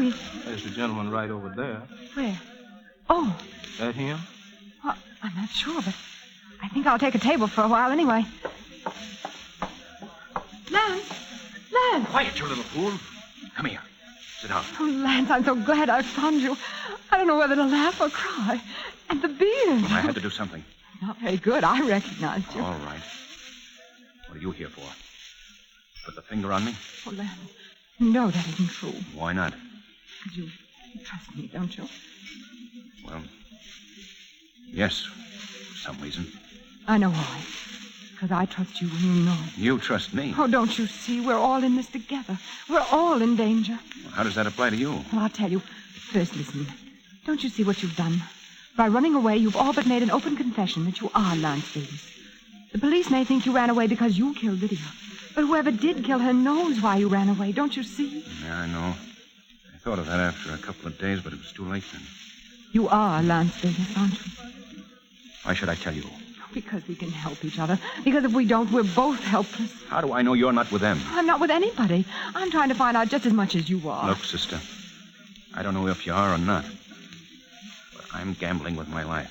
Listen, if you're Lance Villiers, you have a torn piece of a check made out by your father, Canute Villiers, the cross-eyed bear, for 1/3 of his estate.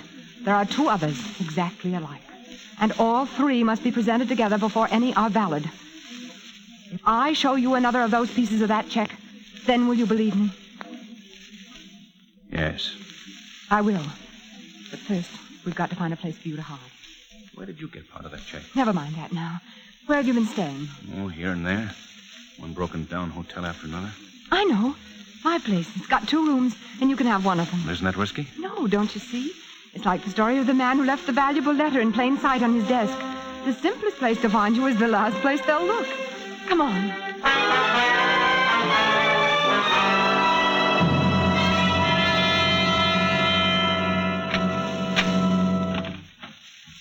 Here we are. How do you like it? Well, it's a lot better than I've been used to lately. And there are bolts on the doors. I had that done the second day I got mixed up in this thing. Oh, which room do you want me to take? Oh, you might as well have this one, I guess. The phone's in the next room. You won't want to be answering that anyway. Well, this is all right. We can work and plan here. It'll be our headquarters. We can... Well, there's the phone now. Make yourself comfortable. Why don't you try the piano? Okay. Hello? Hello? Hello, who is it? Hello? That's funny. There was no... Lance! Bill, how'd you get here? What happened? You can see for yourself. You killed him. Bill! Calvin followed me. He's right behind me. I can't help that. Come on, open up. Come in. The door's open. Where? What happened here? I don't know. I walked in and found them like that. Lovers' quarrel, I guess. Bill, what are you saying? So this is where he's been hiding out. No! You better take her in, Inspector. Come along, Miss Stephenson.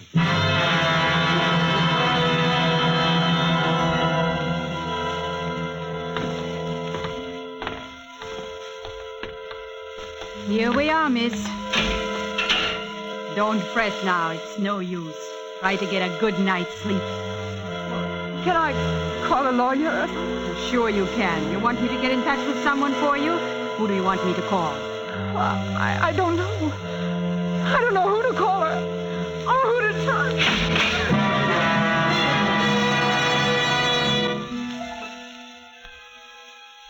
October 28th.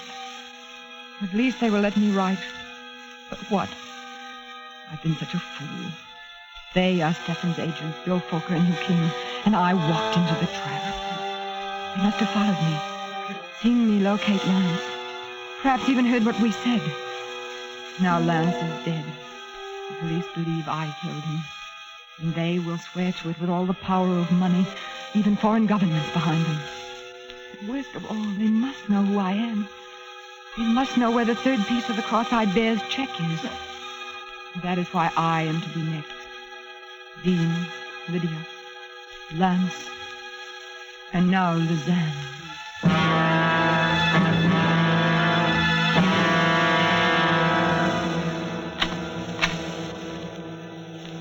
Here she is, Mr. Foker. Bill! Lizanne, I'm so sorry. I couldn't come to you sooner. It was a matter of your life and mine, too. Your life? Didn't you see through it? Oh, you poor child, I've been so blind. But it's all right now. We're safe. Are we? Come along and I'll tell you about it on the way. Everything's in order, isn't it, Matron? Certainly, Mr. Foker. You didn't really think I'd done such a thing to you, did you? Didn't you see him standing there? Who? King, Hugh King. Don't you see it now? Is he? Of course. He's been Stefan's man all the time. Watching me, protecting me, waiting for me, for us to lead him to the answer and then striking. This way, please, and then you can get out right through the courtyard. Thank you. You see now why I had to do it? I didn't actually see him kill Lance. I got there a second later. If I'd accused him, he'd have denied it. They wouldn't have arrested him for a few hours at least. And in those few hours, with the power of Stefan behind him, it would have been you and I next, Lizanne. But why did you let me be sent to jail? To make him think I believed him. But chiefly because I knew you'd be safe here. And only if I knew you were safe could I do what I had to do. What? You won't trouble us again, Lizanne. It's finished, at last. Oh, I can still hardly believe that Hugh King... Oh, it's been so horrible. I know, my poor child. Come along, I'm going to take you home. Taxi. Lizanne, you should have told me who you were.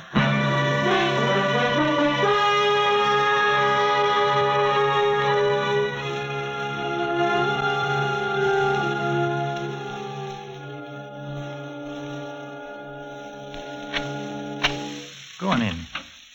Just relax for a while. Like a drink? No, thanks. You don't mind if I do? Of course not. As a matter of fact, there are still a few things I haven't told you about this little business of the Cross-Eyed Bear. There must be quite a lot of things. For instance, you never knew I had a wall safe behind this bar, did you? No. And of course, you didn't know what I kept in it. Perhaps you'd be interested to see. The Cross-Eyed Bear's check. All 3 pieces. Yes. Lance's, who had his part in his pocket, the fool. Yours and my own. You? You know, I rather marvel that my poor brother Dean managed to marry such a naive girl. You believed in me all the way, haven't you, Lizanne? Even this afternoon. When did you know? Really, my dear, you don't think you were that beautiful, do you? I knew my younger brother had a wife somewhere, and I knew she'd turn up eventually if I used the right bait. The ad. The ad. But you weren't quite as innocent about that ad as you pretended, were you? The beautiful girl went looking for danger. You were trying to find the man who killed Dean, weren't you? Yes.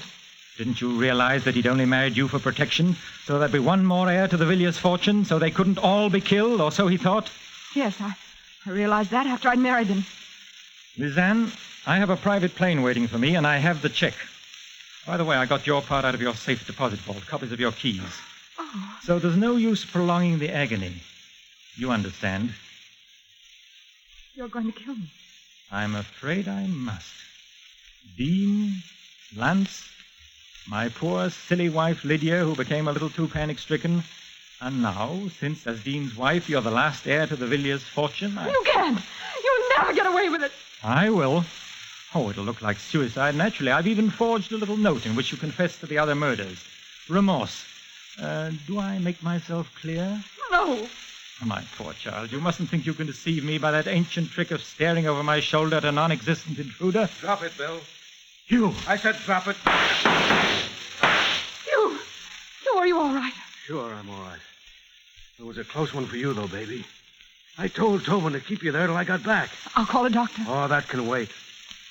But this can't. Oh, you.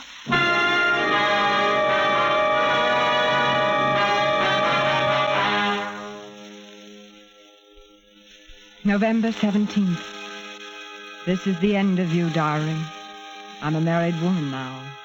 And the most appropriate end I can think of is this clipping from today's Times, pasted on the last page. Stephenson King. Villiers heiress weds FBI agent Hugh King, who shadowed notorious Stephen Villiers for 6 months to break international murder mystery. By special dispensation of Justice and War Departments, couple will honeymoon in Sweden.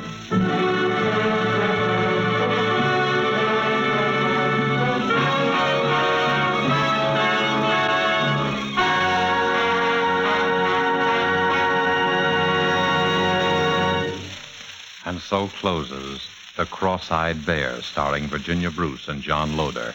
Tonight's tale of suspense.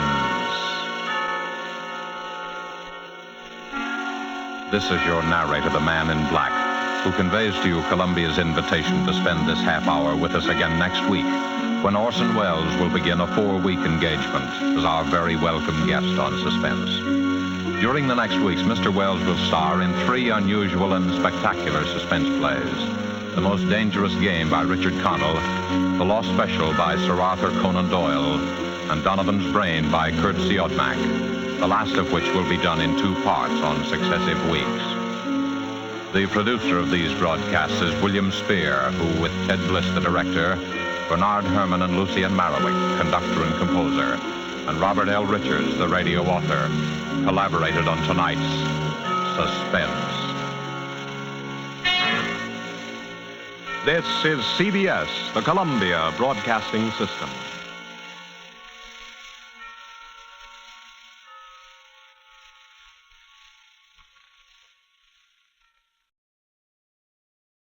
Thank you for joining us for a thrilling episode of Golden Age Radio. We're excited to have you as part of our audience. We invite you to return tomorrow for an all-new set of episodes that will take you on even more unforgettable adventures. Don't touch that dial, because the next installment of timeless tales and captivating narratives is just around the corner. Stay tuned for another dose of vintage radio magic that will transport you to a bygone era of entertainment like never before. We're always eager to hear from our fantastic audience. Your feedback fuels our passion for delivering the best in vintage entertainment. Feel free to share your thoughts, opinions, and suggestions. We value your input and strive to make your listening experience even more enjoyable. If you're looking to enhance your Microsoft Access skills, look no further. Reach out to them at 615-420-2040 and ask for Mark. Once again, thank you for being a part of our Golden Age radio community. Get ready for more riveting stories, captivating characters, and timeless entertainment. Until next time, stay tuned and keep the nostalgia alive. Subscribe for more videos.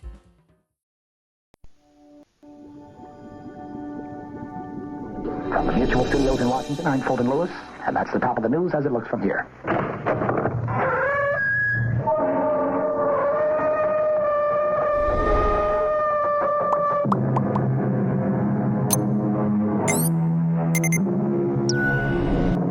Come in. Welcome. I'm E.G. Marshall. Welcome to the sound of suspense. Welcome to the fear you can hear. But mostly, welcome to the world of terrifying imagination. The story you're about to hear is a love story. But a love story which begins at the point where many love stories end. It begins after the wedding march has been played, after the vows of love and fidelity exchanged. It begins on the honeymoon in a strange and terrifying fashion. Don't come near me. Stay away from me, Dan. Susan, are you out of your head? I saw her picture. Do you hear me? I found her picture on our honeymoon.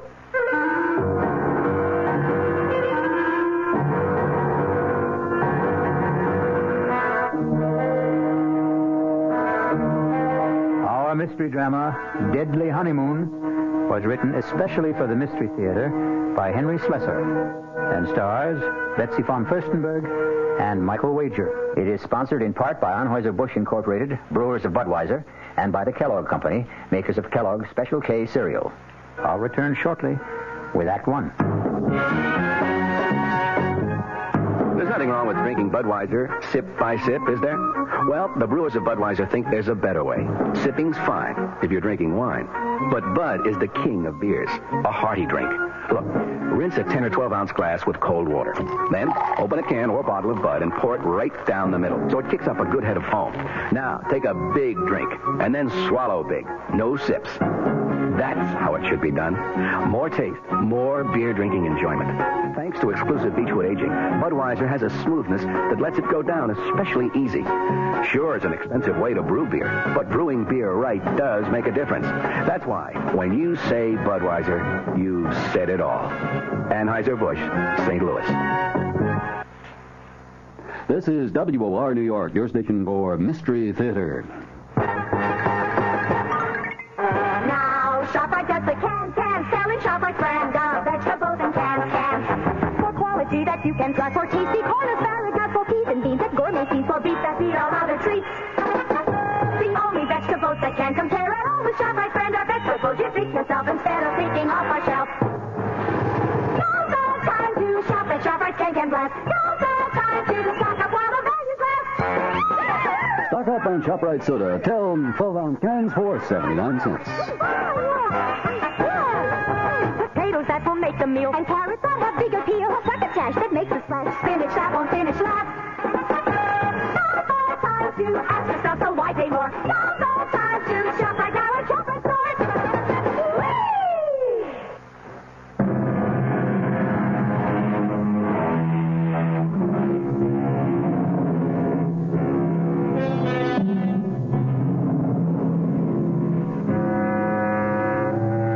Our story begins 36,000 feet in the air on a flight which departed from New York's Kennedy Airport and in another hour will be touching down at O'Hare Airport in Chicago.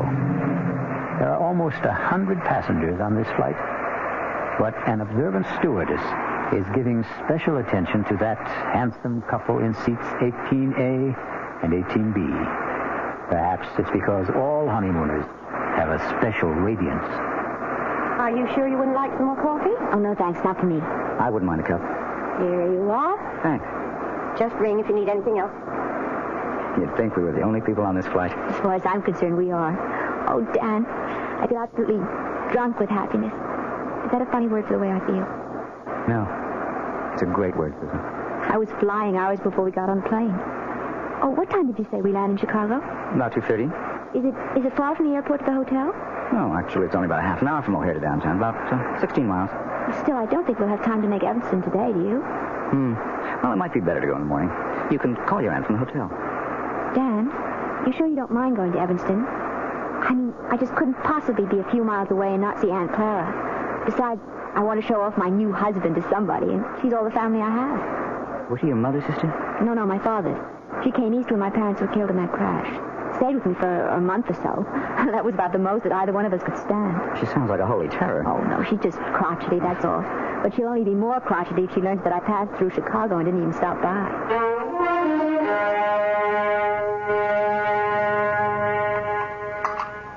Well, and what kind of work are you in, Mr. Carey?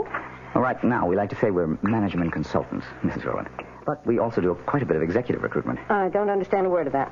Dan helps corporations find the right people for important jobs, Aunt Clara. His firm is the biggest in the field.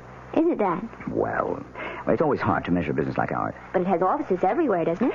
In most of the major cities, yes. And now Dan is going to take over the branch in San Francisco. He's going to manage the entire thing. Is that some kind of a promotion? Oh, of course it is. I asked the gentleman, Susan. Speak when you're spoken to. Oh, sorry. Yes, Mrs. Rowland, it is a promotion. Truth is, it's a job that everyone in my office has been after. Oh, it's just worked out so beautifully for us. I mean Dan having to move to San Francisco. We're sort of combining a business trip with a cross-country honeymoon. And where do you go from here? Well, we're planning to stay 2 days in Chicago, and then we're going to Dallas. We're going to cross the Rio Grande into Mexico. I know a great little hotel in Monterey. Then we're going to Las Vegas. To gamble, I suppose? Well, it's no fun going to Las Vegas if you don't gamble a little. Your father never gambled for so much as a dime, Susan. That wasn't the way he made his fortune. Well, I promised not to bankrupt the family, Aunt Clara. Anyway, we're just staying in Las Vegas overnight, and then going to Los Angeles. 3 days later, I report to work. Thoroughly exhausted, of course. Well, that's your idea of a honeymoon. I hope you enjoy it. Susan, I suppose lunch is almost ready. You want to help me bring it out? Oh, yes, of course. Kitchen's this way, in case you've forgotten. The truth is, I have. I'm glad to be able to talk to you alone for a minute, Susan. Did you like Dan, Aunt Clara? Isn't he good looking? Older than you, isn't he? What difference does that make? How long did you know him? Oh, we met at a party at the Williamsons. Do you remember my friend, Tracy Williamson? Didn't ask you where you met. I'm asking you when. Well, it was about 3 weeks ago. 3 weeks? Oh, for the love of heaven, Susan. Aunt Clara, the time you know somebody isn't always the most important thing. He's practically a stranger. How can you be sure of anything about a man you've known for 3 weeks? From the time we met, I saw Dan every single day. Susan, when a girl is all alone in the world, when she has independent means of her own... Auntie, don't start in about Dan being a fortune hunter. I don't have that much money, and it's all in trust anyway. And I assure you, Dan earns enough income to take care of us both very well. Well, I'm sorry, Susan. I know I don't have any control over what you do. You're too old for that.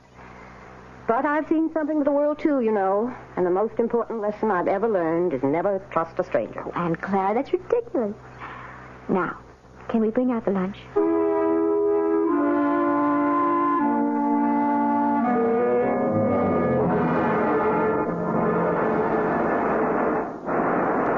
I don't know. I just have the feeling that Chicago wasn't all you expected it to be. Well, we weren't there very long, Dan. And don't forget, we spent half the time with your business associates. Oh, honey, I am sorry about that. I suppose I never should have called Bill Kincaid to say we're in town. Should have known he'd insist on getting together. Oh, it wasn't that bad.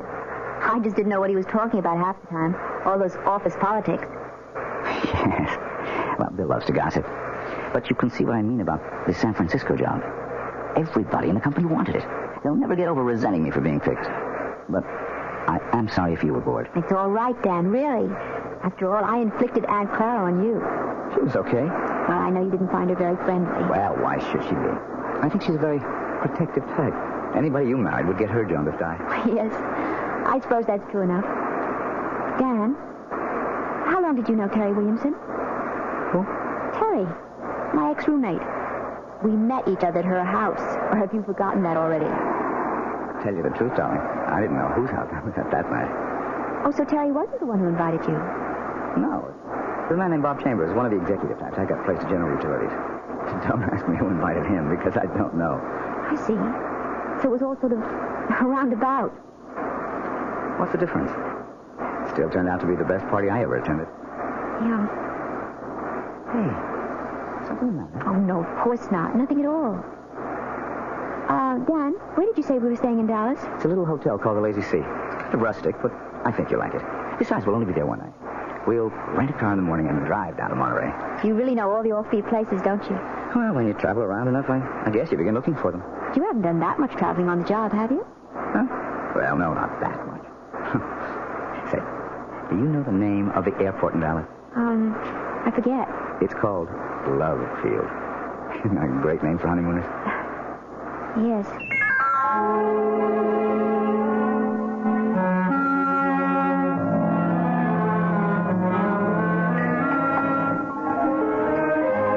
Hi, Susan. Oh, there you are. I was starting to worry. No, I had a little trouble with the phone lines back to New York, but I got through okay. Everything all right? Yeah, sure, everything's fine. Hey, you look a little strange, though. Oh, no, I'm all right. I had a drink while I was waiting for you. Say, you better watch that tequila. It sneaks up on you like a bandito. Actually, something sort of funny happened. What do you mean? Dan, when we were in Chicago in that restaurant, I forget the name of it. The place we went to with Bill? Yes, when you and your friend were talking about all the office politics back in New York, I saw this man looking at us. What man? Well, he was at the bar. I'm not even sure why I noticed him. He was wearing this plaid raincoat. I remember wondering if it had started to rain. I guess you were just bored with all our talk. Anyway, I saw him turn to look at us. Probably to look at you.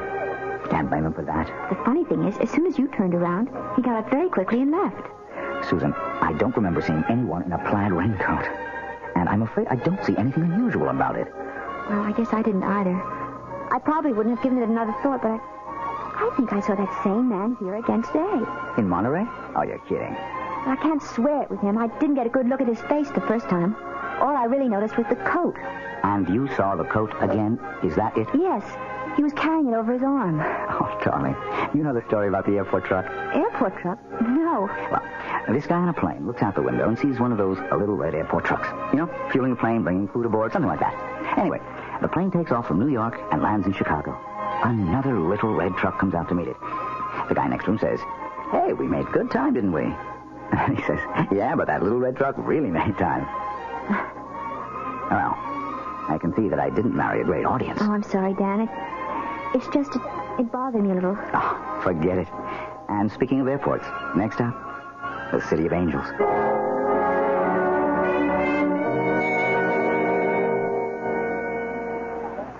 Let's see. I wonder if they have this week's digest.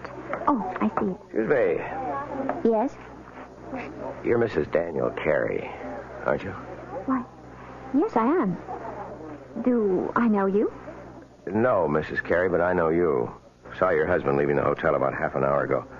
Were you planning on meeting him? Wait a minute. I've seen you before. Have you? You're the man with the coat, the plaid raincoat.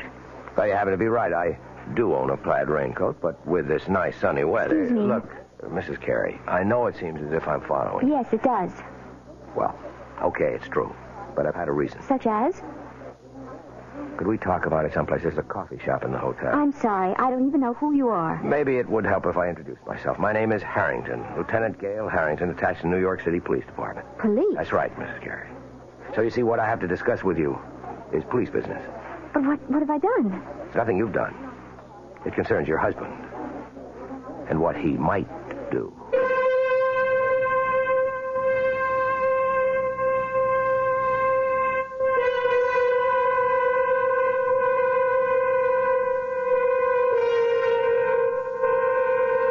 It looks like Dan and Susan Carey's honeymoon is in for a surprise. Or perhaps more than one. Maybe Susan will soon wonder if her Aunt Clara wasn't right about a number of things, including her cynical advice about trusting no strangers. We'll find out about the new stranger in Susan's life when I return shortly with Act 2. And now another tale of the ball and chain. At Kellogg's Special K. Presents Last Tango in Pittsburgh. There I was at Raoul's All Right Tango Lounge. My little orchid, will you tango with me? It was Raoul. You're a splendid dancer. But what was that? I was what? That sound effect. Oh, I'm a few pounds overweight, and this ball and chain points out how my extra weight can get in the way. I'm pointing you back to your chair. Our heroine decided to lose that extra weight. She exercised and ate smart at every meal, starting with a Special K breakfast. A bowl of Special K, skim milk, tomato juice, and coffee. It's less than 240 calories, 99% fat-free, and 100% delicious. After a while, she was rid of the ball and chain and back at Raoul's. Darling, you're looking fantastic. What a happy ending. Good ending. We're just getting started. Raoul, get lost. Your happy ending could begin with the Kellogg's Special K breakfast. And that's another tale of the ball and chain. This is WOR New York, your Mystery Theater station.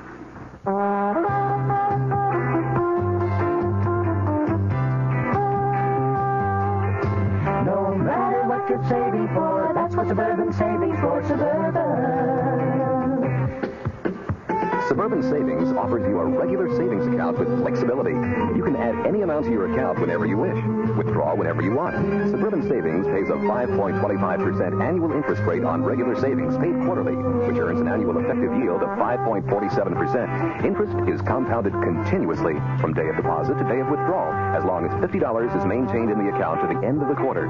Come into Suburban Savings and open an account with flexibility. Our regular savings account in New Jersey at Bayonne, Edgewater, Elmwood Park, Emerson, Hackettstown, Morris Plains, Nutley, Paramus, and Sparta.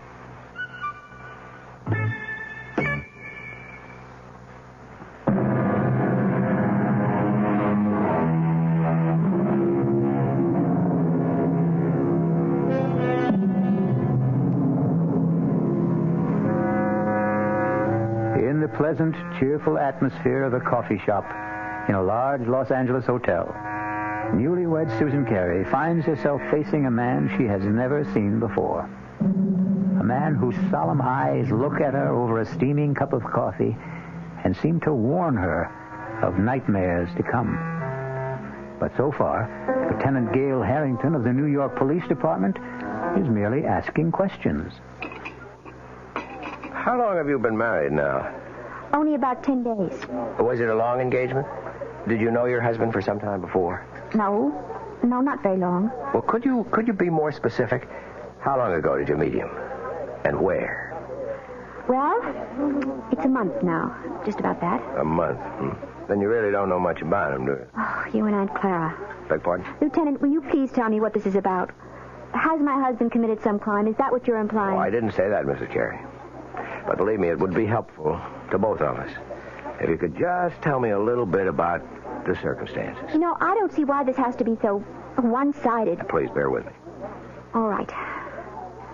I met Dan at a party at a friend's house about a month ago. We talked a lot. We liked each other. We started dating. I saw him every single day. What business did he tell you he was in? You make it sound as if he lied to me. No, I didn't mean to do that. He's a management consultant. I know he is. He's just gotten a very important job in San Francisco, head of the entire office. We're going there tomorrow. So that was the purpose of the trip? Yes. But since you've been married 10 days, I gather it's a honeymoon as well. Well, naturally it is. Yes, naturally. Lieutenant. Miss Carey, do you know if your husband was ever married before? Married? No. Are you really certain? It's police business. But tell me that Dan's a bigamist or something? No, Mrs. Carey, certainly not that. Then what is it? I'm going to tell you, but you have to understand one thing. Now, I am not assigned to this case anymore. My interest is strictly unofficial. I may be completely mistaken, but you're the only one who can prove it one way or another. Prove what? About whether your husband ever called himself Don Crawford. And once, 4 years ago, David Chase. See? All the same initials, like Dan Carey. You are saying he's a criminal. Not just a criminal, Mrs. Carey. A wife killer. You're crazy. I hope so. Believe me, I do. Let me start at the beginning. If you still think I'm crazy by the time I'm finished, I'll be happy to buy you that coffee and go on my way. But if you think I'm not, if you have any doubts, then I want you to tell me so and let me help you. All right. Go on. I know you're wrong, but go on. I first heard of Don Crawford back in 1965 when I was attached to homicide detail in the Los Angeles PD. Mrs. Crawford was the former Edith Burbank. She was the youngest daughter of a wealthy family in Baltimore. Only when I saw her, she was never going to enjoy her money anymore. She was dead. Her throat had been cut by one of those, quote, mysterious intruders, unquote, that the papers like to write about. Her husband, Don, was broken-hearted, naturally. They'd only been married 4 weeks. But her death also made him some money. Not a fortune, really. There was a mix-up about her will, and he ended up with nothing but a handsome payoff from the family. Mrs. Carey, you okay? I can't believe I'm sitting here listening to this. I won't be long, I promise. Anyway, I was assigned to the Crawford case, and I didn't exactly cover myself with glory. You mean you never found the mysterious intruder? That's right. So naturally, you decided that maybe there wasn't any. Let me go on, Mrs. Carey, okay? Yes, go on. Anyway, I ran into a similar case about 4 years ago. The murder of a young bride fresh from her honeymoon. A broken-hearted groom named David Chase. I thought Chase and Crawford were one and the same man. But I couldn't convince the district attorney of the resemblance. But I am still convinced, Mrs. Carey. And you think Dan is the same person? Oh, he's changed again, of course. His hair is lighter than Chase's. He's thinner and paler. But there's something about the face I can't forget. And even if it's true, you still have no proof. Is that it? You couldn't solve your case, so you're holding on to your first solution. Wait, Mrs. Carey. Let me tell you why I was so sure that Crawford and Chase were the same man. It was because of the honeymoon. What? It's my theory that their honeymoons were identical. A compulsive honeymoon, you might say. That is ridiculous. Criminals are like that. Creatures of habit, most of them. Afraid to change a pattern, maybe for fear that their luck will change with it. What do you mean by it? I stumbled on the coincidence accidentally. But as far as I could trace it, Don Crawford and David Chase took their brides to the same places. They did the same things. And I knew that if I ever saw that pattern duplicated, I would have my killer. I hope I'm wrong, Mrs. Carey. But you are the only one who can tell me. And my first question is this. Was your first stop Chicago? Yes. Yes, of course it was. And you knew that. That's where we first saw you, in Chicago, in that restaurant. Okay. I just wanted to make sure. You can't possibly make something out of that. Dan wanted to see people in the Chicago office, and I thought it would be nice to visit my aunt in Evanston. She's my family. Was your next stop after Chicago in Texas? Yes. We went to Dallas. Dallas is a wonderful place to visit, Lieutenant. I don't see anything so peculiar about that. Both Chase and Crawford went to Dallas. They chose offbeat hotels. I guess they didn't care to be seen very much. Where did you stay in Dallas? It was a perfectly nice hotel. I don't think you could describe it as offbeat. All right. And then the next stop would be Monterey. You knew we were in Monterey because that's where I saw you the second time. By that time, Mrs. Carey, I'd made up my mind to follow you. Are you saying that these supposed white killers you're talking about also went to Monterey? Yes, they did. And from Monterey to Las Vegas. Well, then you're wrong, Lieutenant. You're completely wrong. You mean you didn't go to Vegas? No. So there goes your famous theory, doesn't it? Well, I admit I'm We sorry. changed our mind about Vegas. We decided that we might be too tempted to gamble away all the money we had for the trip. Ah, so you did have it on the schedule. Well, yes. Yes, we did, but we didn't go.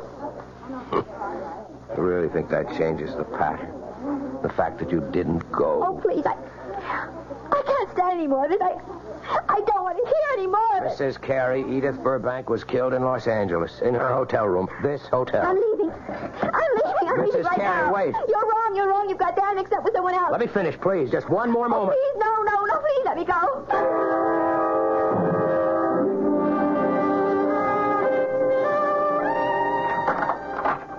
Well, there you are.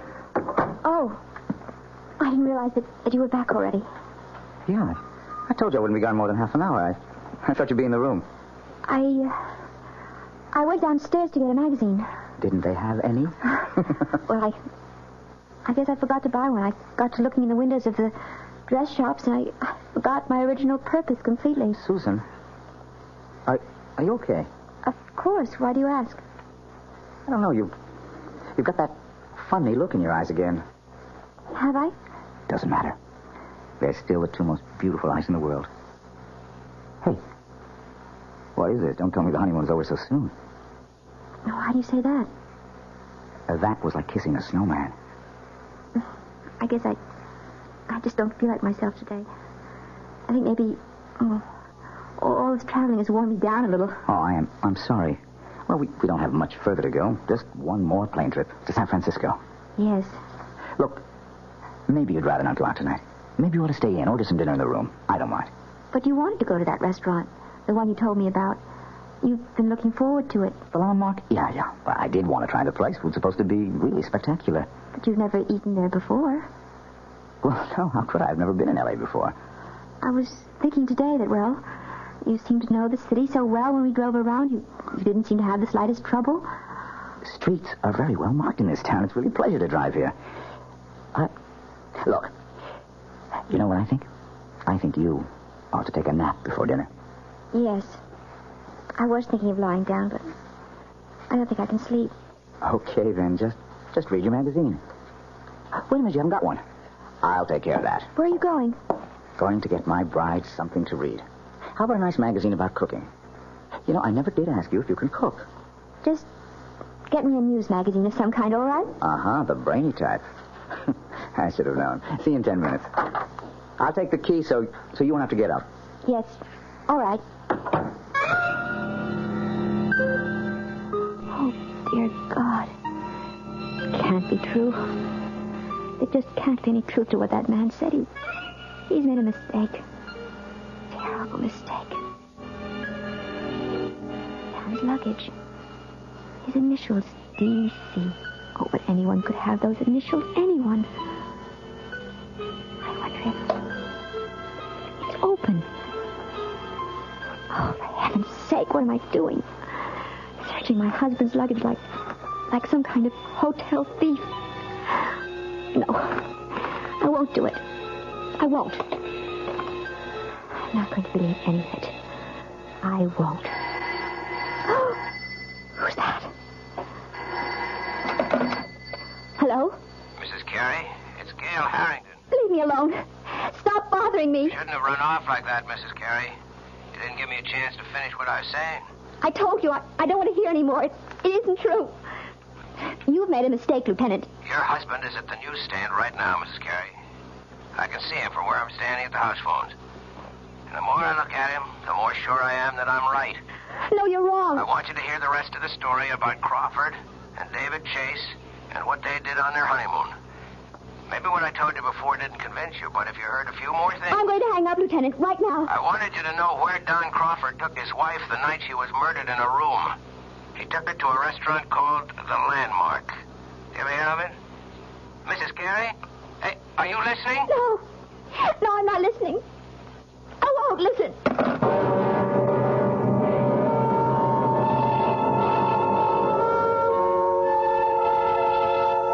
And so Susan Carey seems to have a date at the Landmark restaurant in Los Angeles with her loving husband, Dan. If she keeps the date, something tells me that she's not going to do their cuisine very much justice, because one needs peace of mind to enjoy good food. Fear affects the salivary glands, and terror ruins the taste buds. I'll be back shortly with Act 3. I'm Hy Brown, producer of Radio Mystery Theater, and I'm most enthusiastic about this new adventure in modern radio. Here's what listeners are telling us. Your program was absolutely great. Don't oil the door. Or again, you've got yourself a winning show. We'd like your reactions, too. Right now, we're in the last week of our drawing for 50 prizes a week. 2 AM/FM stereo phonos, 2 travel clock radios, and 46 anthologies of modern suspense. Just mail your name and address, and you're eligible, to Mystery Theater, Box 50, Radio City Station, New York, 10019. That's Box 50, Radio City Station, New York, 10019. Entries must be postmarked no later than Saturday, January 26. Offer good everywhere unless locally prohibited. This is WOR New York, your Mystery Theater station. An invitation. This is Peter Roberts. Join us Sunday morning, 8:15 to 10 here on WOR for Rambling with Roberts. 2 hours of music, specially selected for Sunday morning listening pleasure, along with full bits of weather information, news headlines, bits of trivia such as the fact that a man from Onowa, Iowa, received a patent for what he called Eskimo pie, which was ice cream coated with chocolate. It all happened in 1922. It may not seem like very much in the way of history, but it does take place, these little bits of trivia and information, on Rambling with Roberts. So, of a Sunday morning, make a note. 8:15 to 10, right here at 710 on your dial, come Rambling with Roberts. You don't have to give us an RSVP. Just be on hand. Thank you.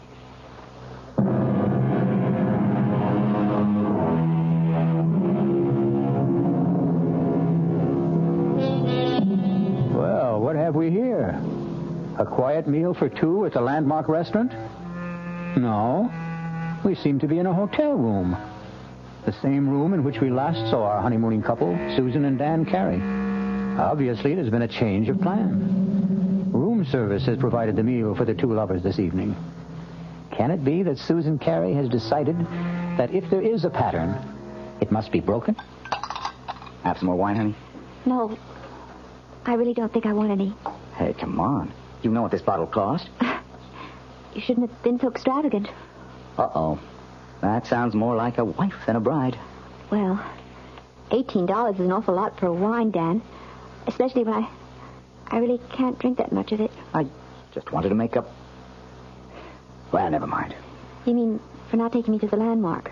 No, it doesn't really matter. I told you, it's fun to eat in the room. Very elegant. I'm sure you were disappointed at... No, I really wasn't.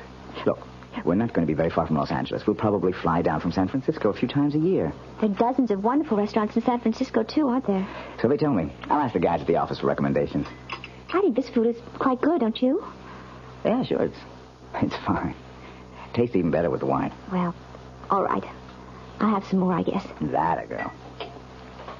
Now, look, I'm not trying to get you drunk, you understand, so I can take advantage of you. Although, come to think of it... Dan, oh, don't. You almost knocked the table over. Sorry, I guess I got a little carried away. You look very delectable in that robe. Oh, did you really like it? Irresistible. I didn't take much of a wardrobe with me. You said you were going to buy clothes in San Francisco. Yes, if I can find out where to go, I'll take you down to Union Square. I hear that's the place. Oh, I have told you about the weekend, haven't I? No. What about it? Well, I thought we'd get our first look at the town by taking one of those Circle Line cruises. That okay with you? Oh, yes, that sounds lovely. I love to see places by water. And if we can squeeze it in, we might go picnicking in Golden Gate Park. They've got this Japanese tea garden. It's supposed to be very nice. Yes. All sounds wonderful, Dan. Susan, I just wish you felt better. Listen, maybe you ought to check with the hotel doctor in case you picked up a bug or something. Do I look that bad to you? No.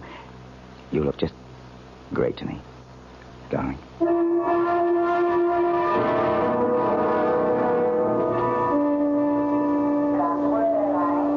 Yeah, I think that'd be a good idea, honey. Reserve the car ahead of time. Then we can pick it up right away in San Francisco. Whatever you think, Dan. You wait right here. I'll go over to the counter.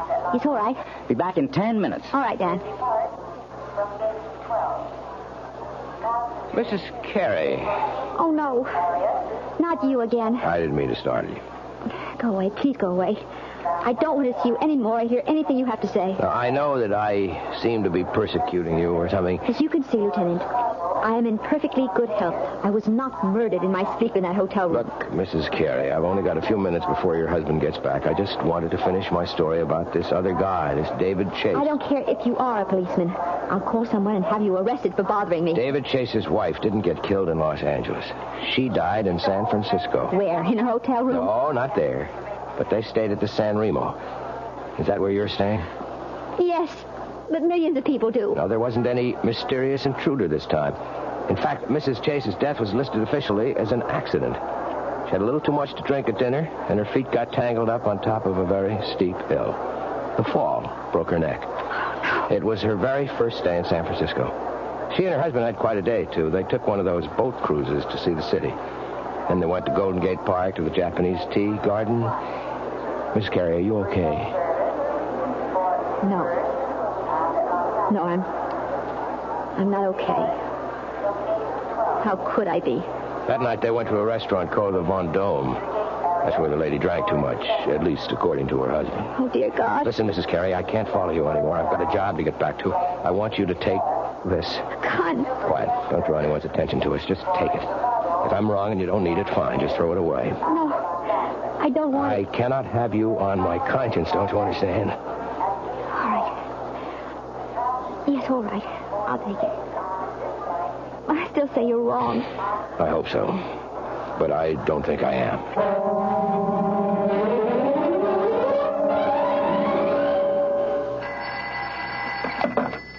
Hello?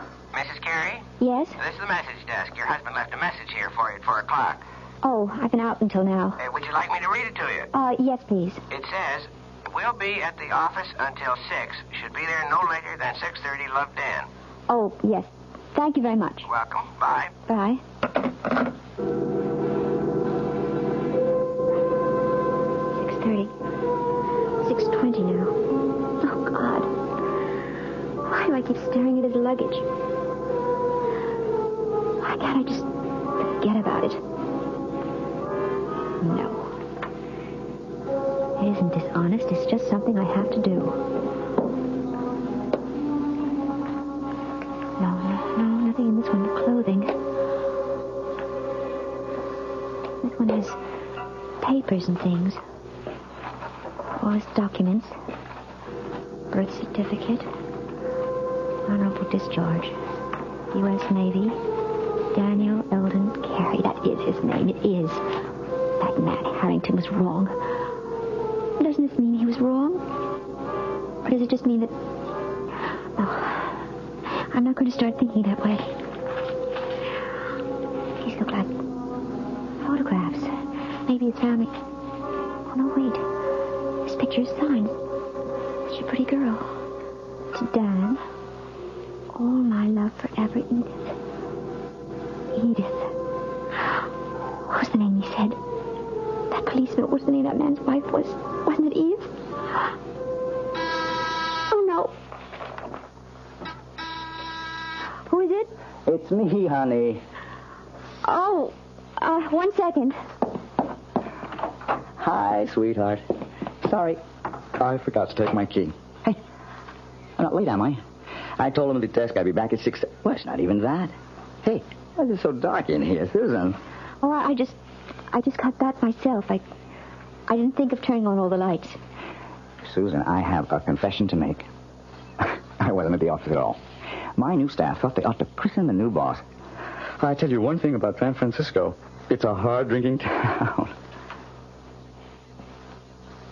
Susan, what's the matter? Dad, I found her picture. What? I found her picture. Your first wife's. What are you talking about? I was never married. Then what's her picture doing in your luggage? Hey, what's going on here? You must be drunker Look than I near am. me. Stay away from me, Dan. Susan, are you out of your head? I saw her picture. Do you hear me? I found her picture. On our honeymoon. Now, wait a minute. Wait a minute. Do you mean Edith? I know all about her. Yes, and about the other one. She drank too much, too, didn't she? She was drunk, too. Now, look, will you calm down? Is that what you were planning to do tonight? Get me drunk? At the restaurant? You were going to take me out to dinner tonight, weren't you? Of course I was. I asked one of the guys at the... I can tell you the restaurant he picked. Do you want me to tell you the name of the restaurant, Dan? It's the Von Dome, isn't it? What? Oh, yes. I mean, it is. How did you know that? Because I know it all. I know everything. Oh! No, don't come here. I'll call the police. Susan, look. I don't know what the trouble is, but you've got to be sick. You need help. No, don't come any closer. You've been acting funny ever since we left Chicago. I'm warning you. Look. My God. I've got a gun. Susan, put that down. I'm not going to end up like them. Give me that thing, Susan. Don't. Oh, don't, Dan, please. I don't want to shoot you.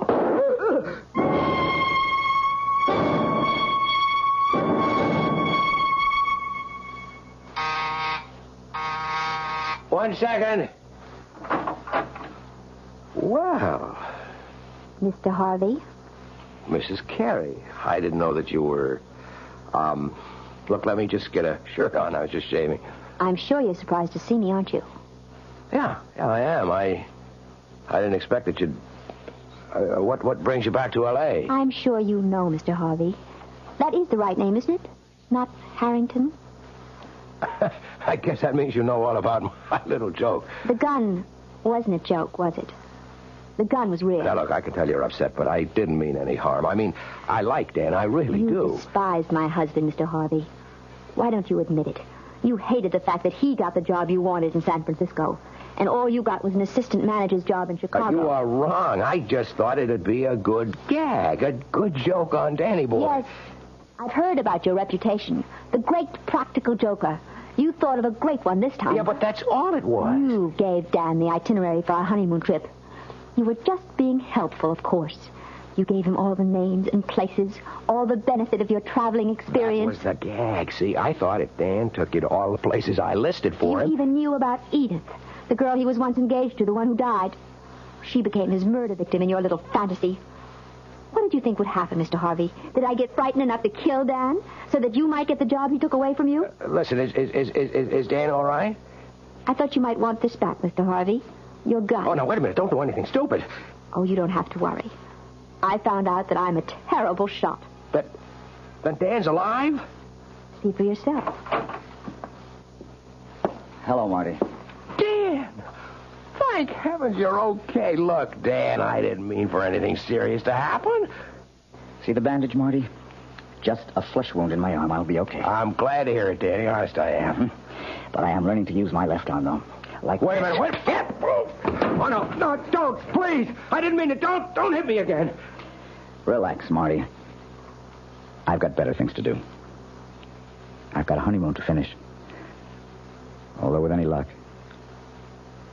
it'll never end.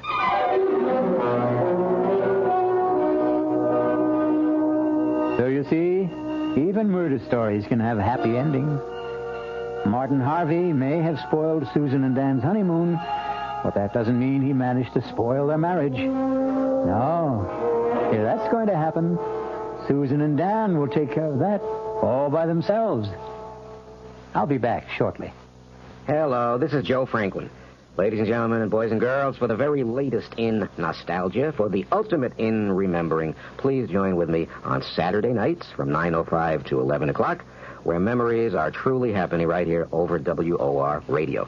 It is my privilege to present radio's original Memory Lane program, but positively the original. And whether it's Al Jolson or Benny Goodman or Louis Armstrong or Eddie Cantor or Harry James or the Dorseys, Mario Lanza, Gene Krupa, the young Frank Sinatra, George M. Cohan, Bing Crosby, Bogart, Lombard, Cagney, and all those happy times of radio's comedy and drama and soap opera. We have it fascinatingly, and all the sounds are reproduced crystal clear Saturday nights from 9:05 till 11 over WOR Radio. Yours truly, Joe Franklin, hosting Memory Lane. Tune in. WOR New York, your station for Mystery Theater. This is Sherry Henry. All New York knows it lost its governor recently when Rockefeller resigned. And we all know he's concerned now with his new commission on critical choices for America. But not many of us really understand what that commission is all about. Well, we'll all know more tomorrow afternoon when Henry Diamond, the executive director of that commission, divulges goals and directions. It's on the Sherry Henry program at 2:15 on WOR Radio.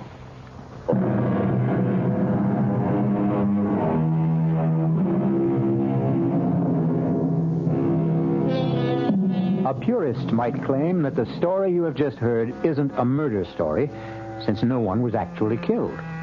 The murders which took place were all in the imagination of Martin Harvey, who passed them on to the mind of Susan Carey. But it's a good demonstration of the point we've tried to make all along, that the most terrifying crimes can happen within the theater of the mind. Our cast included Betsy von Furstenberg, Michael Wager, Elspeth Eric, and Mason Adams. The entire production was under the direction of Hyman Brown. Now, a preview of our next tale. What are you thinking about, child? The day you said it was bad luck for us to see each other before the wedding. Nobody believes those old wives' tales. Nobody believes so many things that are outside the ordinary. Did you see Michael's body after? Don't talk about that, Lass. I know they said the horse trampled him. I asked Dr. Ferguson about the hooves, and he wouldn't tell me. You'd tell me, wouldn't you, Jeannie? Oh, tell you what? Were they like horseshoes, or were they cleft in two? Were they cloven hooves? In the name of God, what are you saying? I'm not speaking of God. I'm speaking of the devil. This is E.G. Marshall inviting you to return to our Mystery Theater for another adventure in the macabre.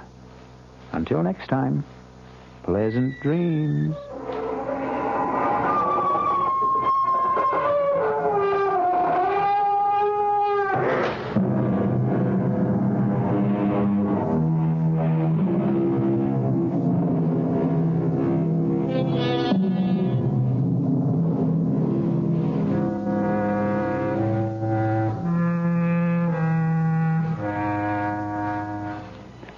The WOR Mystery Theater was brought to you by ShopRite Supermarkets, where you get a lot more for a little less, and by Suburban Savings with offices throughout North Jersey. The preceding Mystery Theater program was furnished by the CBS Radio Network.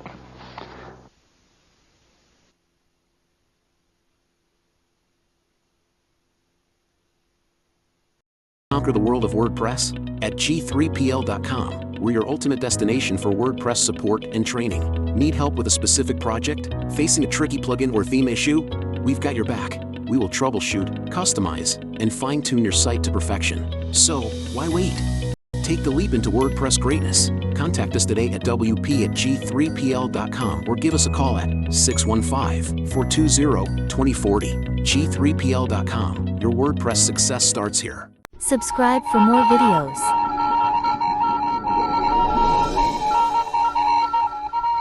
Secret Agent K7 returns.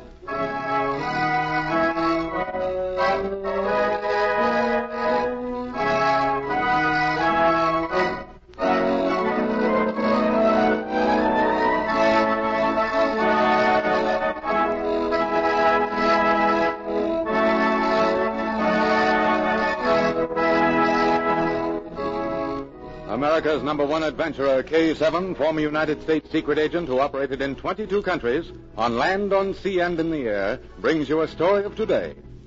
We take you to Secret Agent K7's headquarters. This is K7 speaking. Send in Special Agent M for assignment. At once, K7. Special Agent M, reporting for duty. Agent M, a few weeks ago, the notorious spy, Manuel Groenhoff, entered this country. He came from the Orient. Secret Service men traced him to this naval base, but here his trail was lost. I think you are familiar with his background. However, here are some additional facts from my personal records. Study them. I want you to get Groenhoff. That's all. Keep me informed.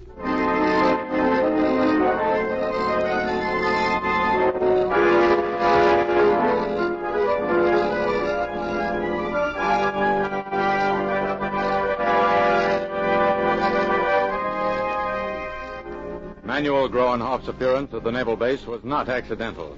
At the very moment K7 was talking to Agent M, the master freelance spy faced an Oriental whose bearing was that of a military or naval officer. Everything is in readiness. I located an abandoned warehouse and rented yesterday afternoon. You can bring in your cargo whenever you are ready. Good. We will act tonight. The weather is what we have waited for. And how about the Coast Guard? It has been arranged to lead them to other parts. Fellows take care of everything, don't you? It is often wise to be cautious. You have done your work well, Groenhoff. Now I will give you your instructions for tonight. A small fishing boat will enter the harbor about midnight. The drums of chemical will be aboard. And how are you going to get them ashore? You will supervise that. Several small boats, which belong to my people, will be put at your disposal. They will report to you at the old warehouse. At midnight, send them out to me offshore. Each boat will return with 10 drums. Your job will be to see that the drums are carefully stored. That will not be difficult. What do you want me to do after the chemical is ashore? You will remain here and keep out of sight until we are ready to strike. That is all. I see. When are you going to let me know what this is about? I'm not used to working in the dark. The government usually gives me full information before I begin. Yes, but this time I have waited until now. Until now? You have never worked with me before. I was not sure you would be willing to continue if you knew what we planned. Go on. This country cannot strike against us except through its navy. We are going to destroy the fleet. Destroy the fleet? But that is impossible. I think you will see differently when I explain. These drums we bring ashore tonight contain a new chemical. When combined with salt water, our secret chemical will eat its way through the thickest steel within a few hours. Do you mean it will eat the bottom out of a ship? Exactly, my friend. Our chemists have worked on the formula for many years. Next week, the fleet returns here. As soon as all the battleships are at anchor, you will pour the drums of chemicals into the water of the harbor.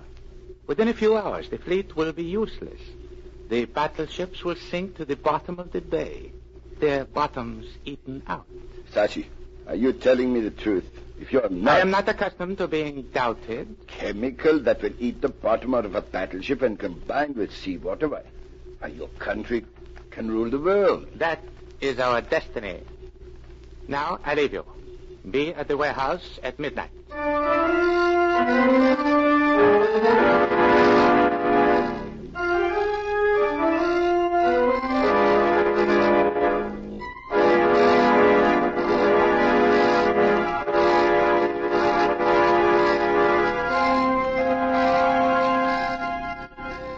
A new secret chemical that, when poured into seawater, would eat through the steel bottom of a battleship. The plot was a desperate one. The fleet was threatened. That afternoon, Yvonne studied the records of Groenhoff's career as a freelance espionage agent. As she went over the files, Agent M worked different wavelengths with a shortwave radio receiver.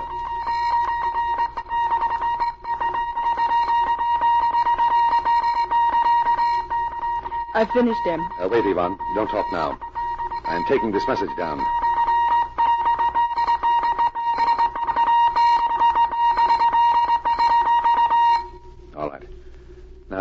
you say? I finished reading Case 7's personal records on Gronhoff.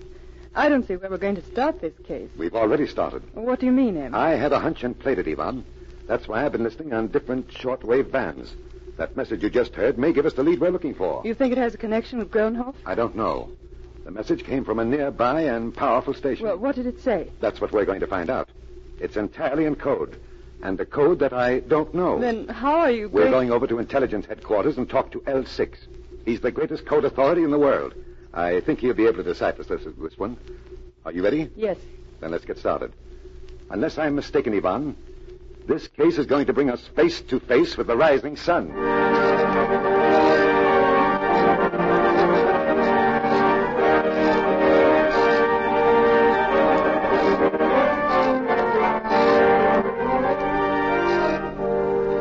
That night, a small fishing boat without running lights dropped anchor far out in the harbor. Immediately, guarded lights flashed around the old warehouse. The drums of the mysterious new chemical began going ashore. Yvonne watched from behind a pillar of a rotting wharf.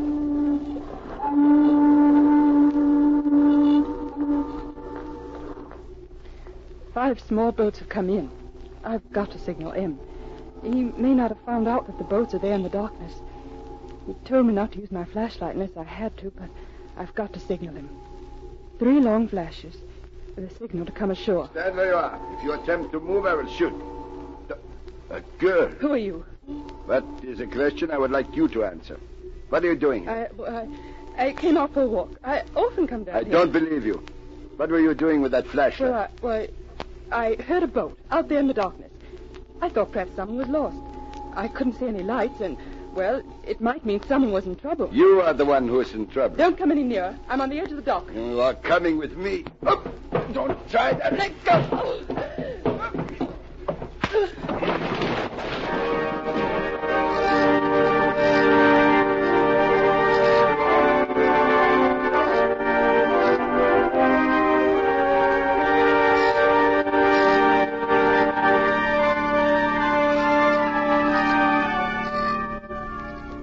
There was only a splash as a body disappeared below the surface of the dark water. A few minutes later, the Oriental who had talked with Gronhoff came ashore with the last boatload of the drums.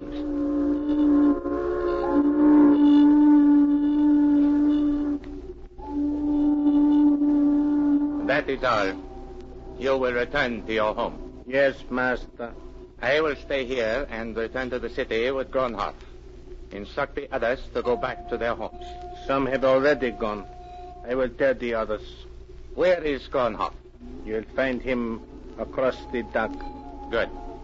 That is all. Go.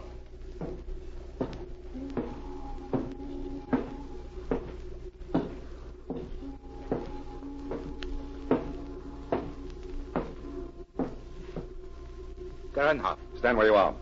Don't attempt to call out. Who are you? What are you doing here? I'm Special Agent M. I placed you under arrest as a spy. You have made a mistake. I don't think so. I intercepted your radio message this afternoon. I heard you order a fishing boat to come ashore with some chemical tonight. I think you've got a few things to explain to our authorities. Now turn around till I get your gun. Don't try anything. You will regret this. Perhaps. But I'm going to have the satisfaction of hearing you explain what is in the drums you brought ashore and why you smuggled them in. Now, walk straight ahead. If either of you attempts to move up... Yvonne. M! I couldn't see you in the darkness. Who is this man? Unless I'm mistaken, he's the man who hired Gronhoff, Yvonne. He came ashore with the last load of drums. He's under arrest. M, I know what's in those drums. I heard 2 of the men talking. It's a chemical to be poured into the water of this harbor. And when it's combined with seawater, it becomes strong enough to eat the bottom out of every battleship anchored here. I've heard rumors of such a chemical. Now, here, keep this man covered. I've got to find Gronhoff. You won't have to, M. He tried to seize me, and in the darkness, I hit him over the head with my gun. He fell into the bay. That leaves just one thing more for us to do. Then we'll take this officer to the naval authorities. Where are you going? I'm going to destroy the warehouse. Officially, I wouldn't dare. I'm going to act unofficially and burn it to the ground. The chemicals it contains are too dangerous as weapons of war.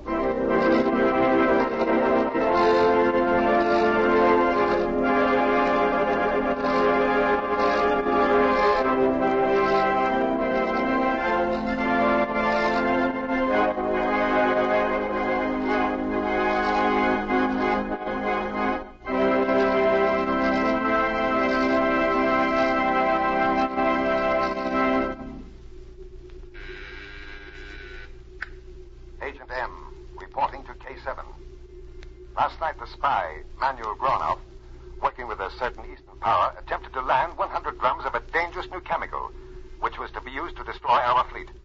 The chemical was brought ashore. However, the warehouse in which it was stored was destroyed by fire. I saved one drum for analysis by our chemists. All else was destroyed. I have one prisoner. Gronoff is believed dead. I am sending you a confidential report. The case is closed. Sea power is of extreme importance today, and there have been many plots against the fleets of the great democracies. However, the democracies still rule the seas and champion the cause of peace. Listen for my next story. This is K7 speaking.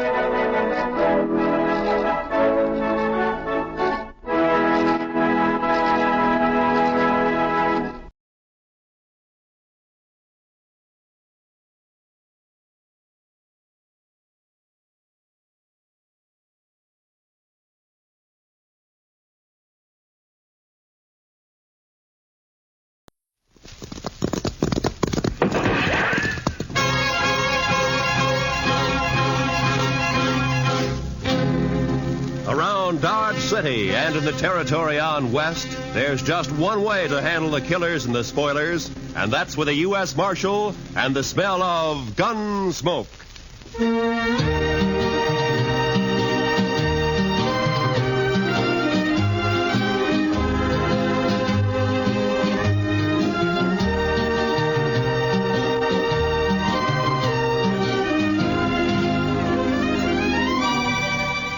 Gunsmoke, starring William Conrad. The story of the violence that moved west with young America. The story of a man who moved with it. Matt Dillon, United States Marshal.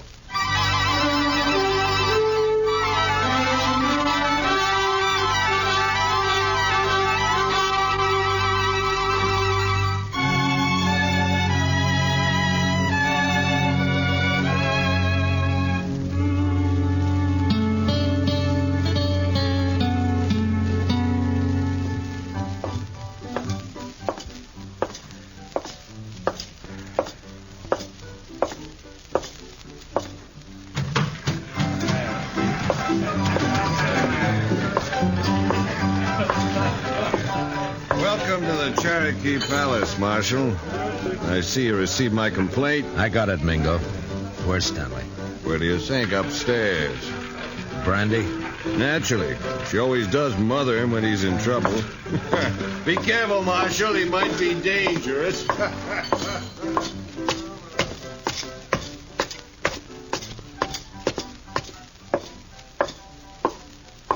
Well, Marshal, you got a sweet word for Dixie?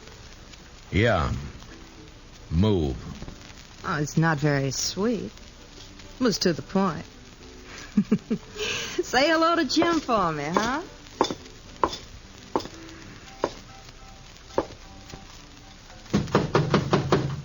Go away. It's me, Brandy. Matt.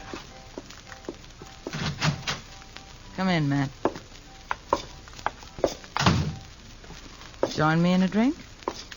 Where is he, Brandy? In the next room. Cried himself to sleep. Save it, Brandy. I gotta take him. Oh, why, Matt? Jim Stanley never did a mean thing in his life. He's no bad man. He stole money from Mingo's roulette table, and he threw a bottle at him when he was caught. Mingo's pressing charges. Stanley can clear himself in court. Huh? Against Mingo's witnesses? Do you bring Stanley out, or do I go get him? Go get him. But I wouldn't be proud, Matt. Stick to running dance hall girls, Brandy. Let me run the law, huh?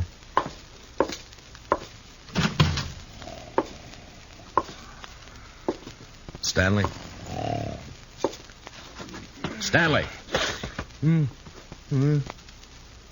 Oh, it's you, Marshal.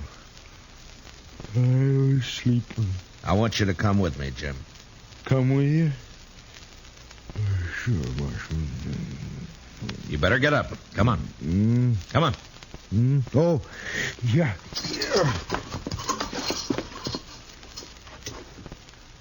Oh, where are we going, Marshal? Would you like to visit my ranch? I got a new colt. The prettiest little sorrel you ever saw. Jim. What? We're going to jail. Jail? Me, Marshal? Do I have to? Yes, Jim. I've never been in a jail. I'm sorry, Jim. No. I can't go in there. Oh, Marshal, I ain't never been locked up before. Please, don't make me. I have to. I didn't mean to do it. Honest. I just lost my head when I realized my money was gone. I wouldn't have kept those chips. I know that. I just grabbed them. I don't know why. They were there, and I just grabbed them, and then Mingo started in on me. He kept saying things, bad things about... Take it easy, Jim. I wouldn't have cared, except that, well, Dixie was there. He kept yelling at me that I was a thief right in front of her. I tried to make him stop, and he wouldn't. Then something happened. The bottle was there. You threw it at Mingo? No, I just threw it, Marshal. I was crazy. I didn't mean to hurt nobody. I believe you, Jim.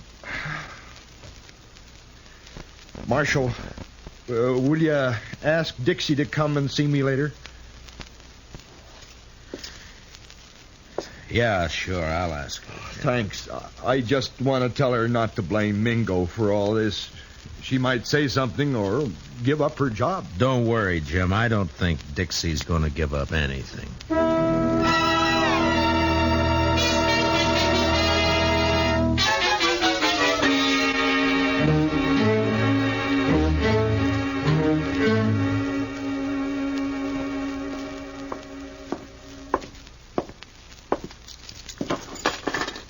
He won't eat his dinner, Mr. Dillon. He just sits there staring. Yeah, poor devil.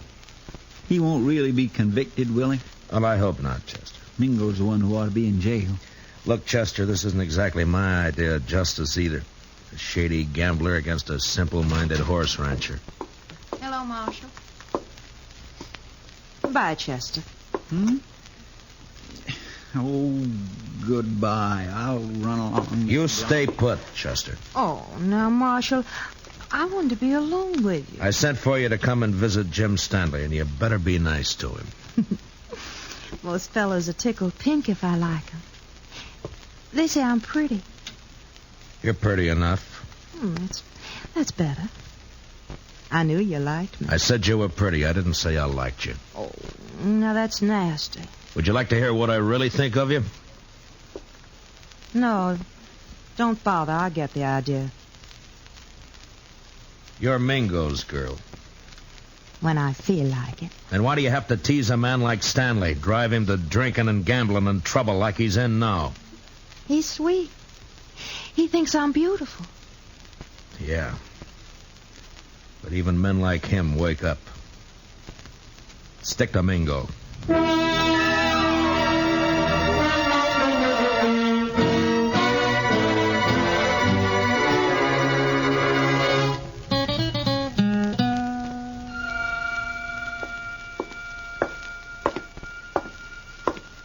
Hello, Marshal. Thought I'd drop in and see if your prisoner was all set for trial tomorrow. Mingo, I want you to withdraw those charges. And let that potential murderer go free?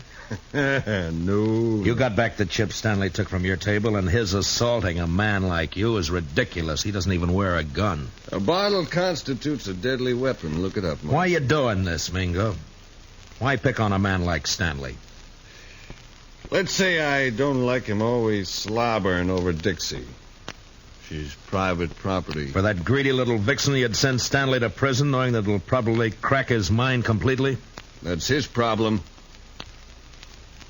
You don't understand, Mingo. I don't like to see people pushed around.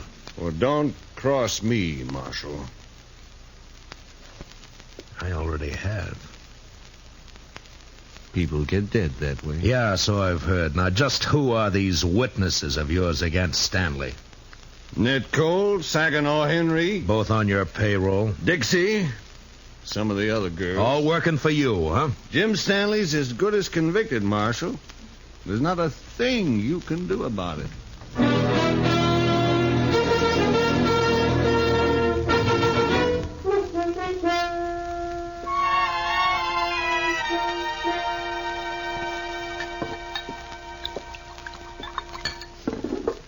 Here, man. Drink this. Thanks, Brandy. You know, all you need to do is stop fighting yourself, Matt. You're mixed up. Yeah, that's sure true, Brandy. You know, it's funny when it's something you can fight with your fists and your guns, it's easy. But how do you fight a deal like this? You gotta clear Jim somehow. Yeah, with those witnesses against him, Jim can't win in court. Technically, he's a criminal. Oh, criminal, my foot. He admits the crimes. The judge will have to sentence him to at least a minimum jail term. We know there are witnesses who can prove he's innocent. Now, a smart man would find a way to make him talk. I've been thinking about it. Well, I'll tell Jim you were asking after him. I think he'd like that. He's Dixie's. I had me a man once, Matt. I traded him for a bottle of brandy. I paid a stiff price for my name. You're not through yet, Brandy. Oh, sure. I play mother to everybody. Take everybody's troubles on my shoulders. Help salve my conscience. Don't ever hurt a person, Matt. You never get through paying for it. Well, I better be going. Where? To try to get some of those witnesses to talk.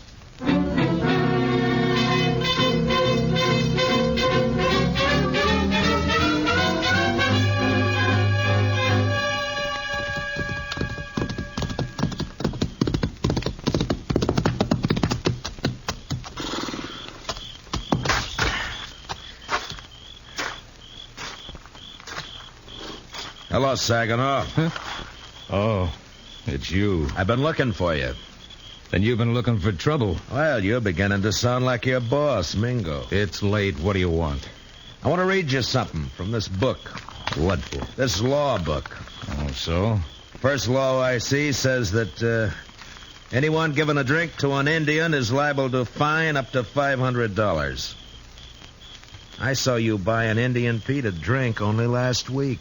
Pete's a stable boy. He ain't no savage. Law doesn't say savage, it says Indian. Pete's an Indian, so technically you broke the law. You can't make Next one says any man that disrobes in a public place is guilty of committing a public nuisance. Carries a fine of $100. Look, what the devil is all this? I saw you breaking a horse down in Harrison's Corral a little while back. You took your shirt off, and that's disrobing in a public place. Technically. You can't get away with this, Dillon. How much you make a month, Saginaw? 50, 75. Uh-huh.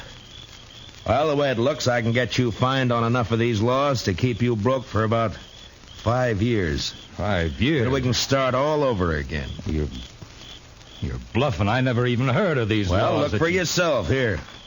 If you witnesses are going to send Jim Stanley to jail on a technicality, then a lot of you are going to jail the same way. Well, laws may be there, but they ain't fair. All right, Saginaw, if that's how you want it. Come on, let's go to jail. No, wait. Well, then start talking. Well, Dixie shilled Stanley into losing his money, and me and Ned Cole egged him into grabbing a couple of chips when the wheelman wasn't looking. On Mingo's orders? Sure. Stanley looked down at the chips we swiped, and he reached out to hand them back when Mingo jumped him. What was Dixie doing? Trying to keep from laughing. Yeah, I'll bet. And then what? Mingo rode Stanley hard to make him break down in front of Dixie. And finally, the poor lunkhead seemed to go crazy. He yelled and tossed a bottle at the bar. Not at Mingo? No, missed him by 10 feet. Stanley was just working off his mad by busting the bottle. Paid for it. I guess he had the right. Yeah, I guess he had. First, I think Mingo was just deviling Stanley, and then he got the idea to press charges and send him to jail. We got orders out to testify. Uh-huh. Well, thanks, Saginaw.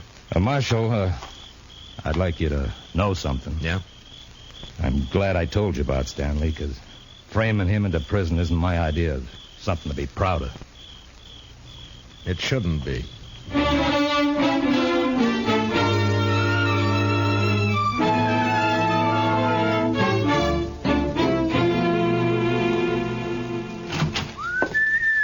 Ah, good evening, Chester.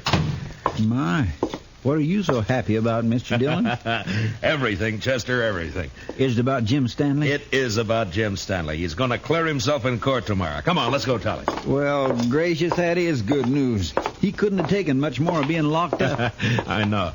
Hey, Jim, wake up. We're going to bring... Jim. Mr. Dillon, he's gone. Both window bars are cut. Yeah. And here's what cut him. A hacksaw blade. And look yonder, there's another. Oh, that fool. Why couldn't he have waited one more day and he'd have been free? Jim Stanley didn't have those hacksaw blades on him, Mr. Dillon. I know. I searched him good. You searched Dixie good? Oh, mercy, no, Mr. Dillon. She's a girl. He didn't have any other visitors? No, sir. Mingo's going to be awful mad when he finds out his girl helped Jim Stanley get away. Come on. You going to arrest Dixie, Mr. Dillon? I don't know, Chester. First, I got to find her.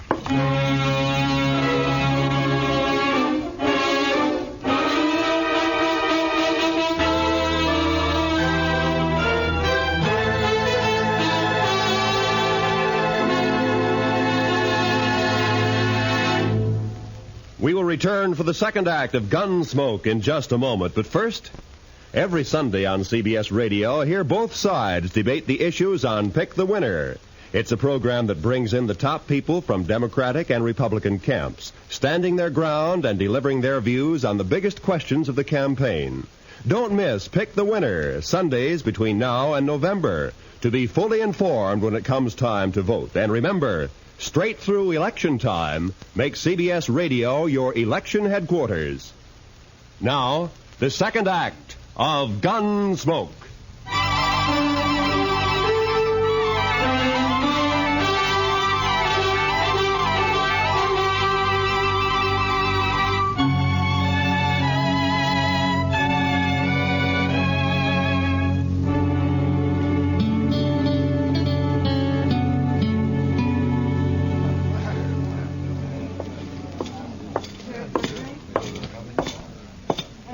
Late, aren't you, Marshal? Where's Dixie, Mingo? Dixie, she's gone. I don't know where she is. You're lying. No, I swear she disappeared hours ago. I still think you're lying. Dixie's here someplace. No, he's telling me the truth for once, Matt. Dixie's gone, all right. Are you sure, Brandy? Saw her ride out of town. Was Stanley? Yeah, Matt. The two of them. Dixie and Stanley? Dixie passed him some saw blades. He cut his way out. That rotten double-crossing hellcat. She's your girl, Mingo. I'll be the laughingstock of Dodge City. Good. I hope they laugh you clear out of Kansas. If it's the last thing I'll do, I'll find her. Both of them. Finding them is my job, Mingo. Go ahead. But you better beat me to them, or you'll be arresting them dead.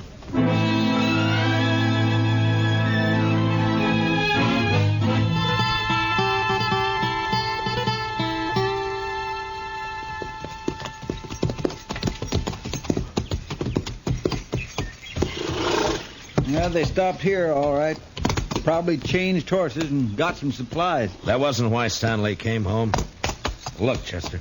What? Water in the stock trough is right up to the top. And the barn's open. Feed pulled out where the stock can reach it. Even scared to death, Jim thought about his animals first. Mr. Dillon, you think Mingo's trailing Stanley and Dixie, too? Perhaps. It's one good reason why we better catch him quick. Come on.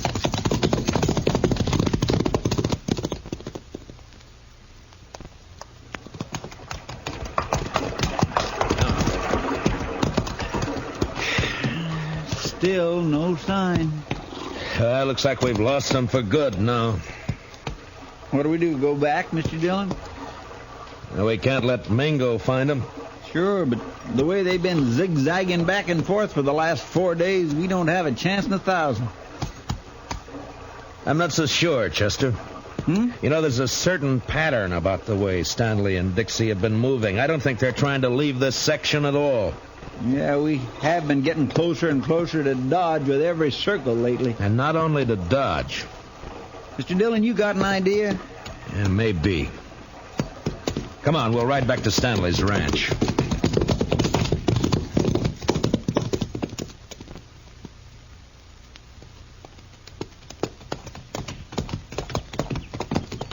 You think they came back here? I will soon find out. But from what we saw here before, I'll bet Stanley's not the kind to stay away from his ranch for very long.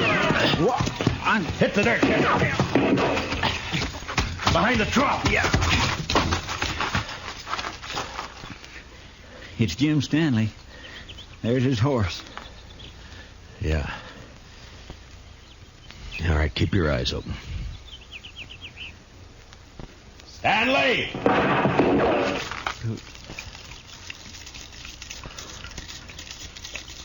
Jim, it's Matt Dillon. Let me talk to you. You go away, Marshal.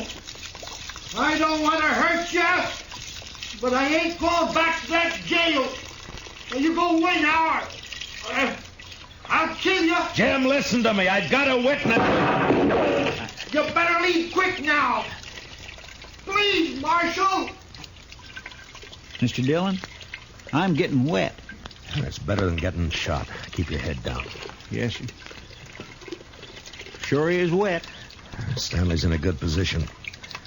Closest cover for us is the barn. That's across 50 yards of clearing. That's a long run. He could pick us off before we made 10 feet. Yeah. Jim, I'm not leaving until I've talked to you. Leave me alone, Marshal. Can't you leave me alone? I'm coming to talk to you, Jim. No!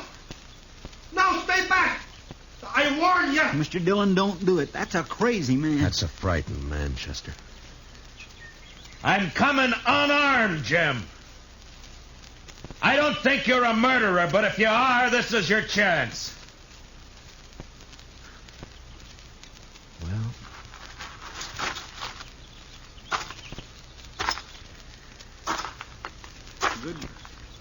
Good luck, Mr. Dillon. Mr. Dillon! Stanley's shot slashed across my side like a branding iron. It was all I could do to ignore my fear and keep going.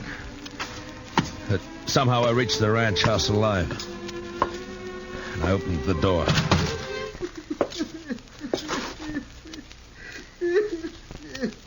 Jim Stanley stood there holding his gun.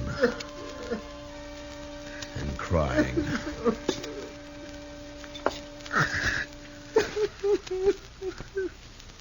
Jim? I didn't mean it. I didn't mean it. I was only trying to scare you. I'm not a killer. I never shot anybody in my life.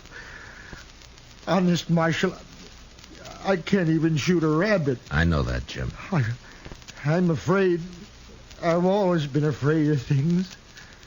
I try to be like other people, and it only seems to bring trouble. You can stop being afraid of the law and jail right now. That's all over with. You mean that, Marshal? Really? Really. But I shot you. Did you? I don't recall. Oh, but Mr. Dillon, shot hit your side. Right there. You see it? It's bleeding. Now, Jim, listen to me.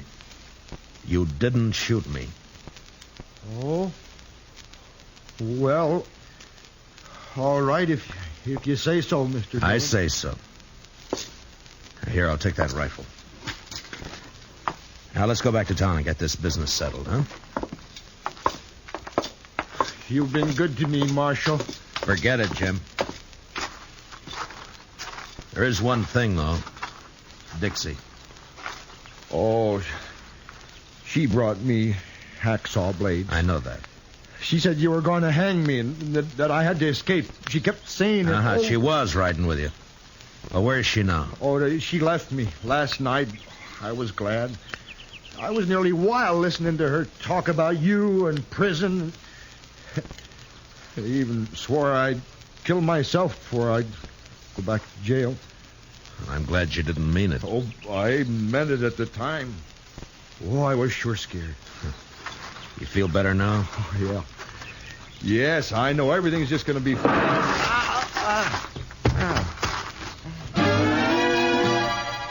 The rifle slug splashed the side of Jim's face with red, and he crumpled into the dirt. From the water trough, Chester opened up and drew the fire of whoever was hiding in the hayloft of the barn. I could see a gun barrel poking out from the side of the hayloft. And I picked up Stanley's rifle.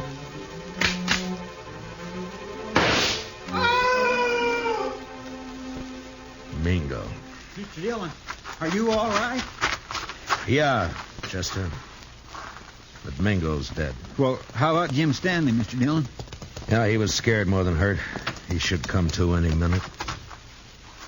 Well, my goodness. Oh, this looks like a sure enough war's been happening around here. Where have you been, Dixie?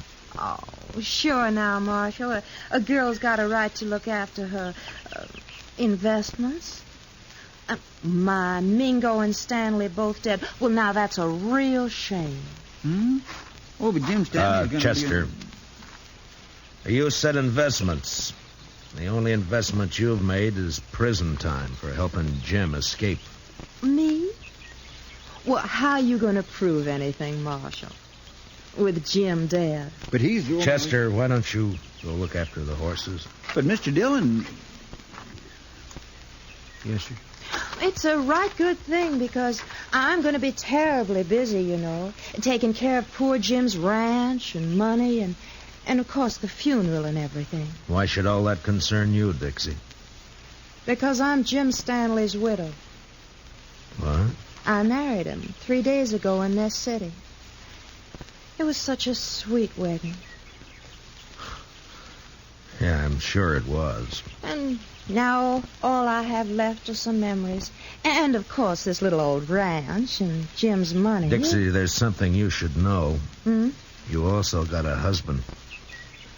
Have you heard enough, Jim? Enough. Jim, when I saw you fall. You're sure bad, Dixie. Oh, Jim, you mustn't pay no mind to what I said. I was upset. Didn't I come back just to be with you? No good, Dixie. Jim's onto you now. Jim, are you going to let him talk to me like that? He's my friend. And I don't like you now, Dixie. Oh, it's too bad. I'm still your wife. Marshal, can she make that stick? Well, by law, you have to support her, Jim. Of course, it don't say how. Marshal, you stop putting ideas And, of course, she has to take care of your house for you, Jim. Clean it, do the chores, cook for you. Cook? Me? Cook for him? He can make you, Dixie. It's his right. All right or not, I'd like to see him try. He can do it, Dixie. Yeah? Well, they can't if I'm not here. And I'm leaving right now.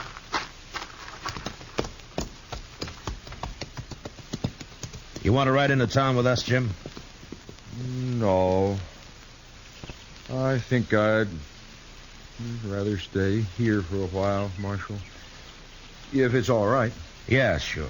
I'll fix it.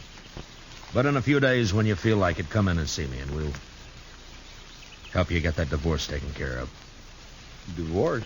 On grounds of desertion. She just deserted you, remember? Chester and I are your witnesses. Oh. Well, thanks, Marshal. I sure do thank you. So long, Jim. Goodbye, Marshal. Bye. Come on, Chester, let's go. He's had it too rough out here on the frontier, hasn't he, Mr. Dillon? Jim Stanley, I mean. It's addled him, sort of. Yeah, I guess that's it, Chester. Men like him need looking after. Yeah, we got all kinds out here, Chester. Come on, let's get back to town.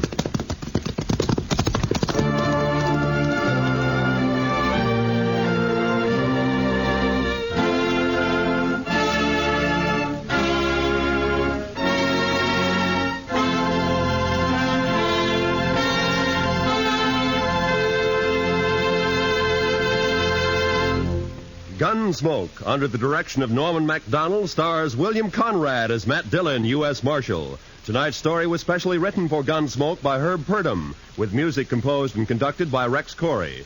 Featured in the cast were John Daner and Michael Ann Barrett, with Paul Dubov, Vivi Janis, and Bill Lally. Parley Bear is Chester.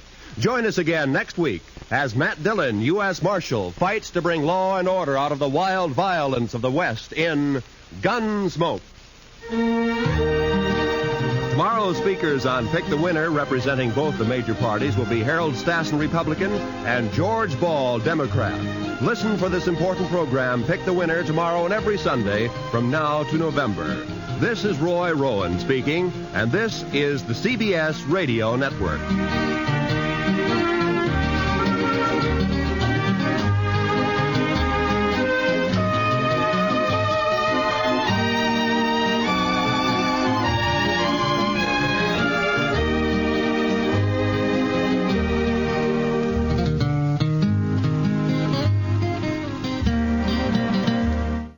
Conquer the world of WordPress at G3PL.com. We're your ultimate destination for WordPress support and training. Need help with a specific project? Facing a tricky plugin or theme issue? We've got your back. We will troubleshoot, customize, and fine-tune your site to perfection. So, why wait? Take the leap into WordPress greatness. Contact us today at WP@G3PL.com or give us a call at 615-420-2040. G3PL.com. Your WordPress success starts here.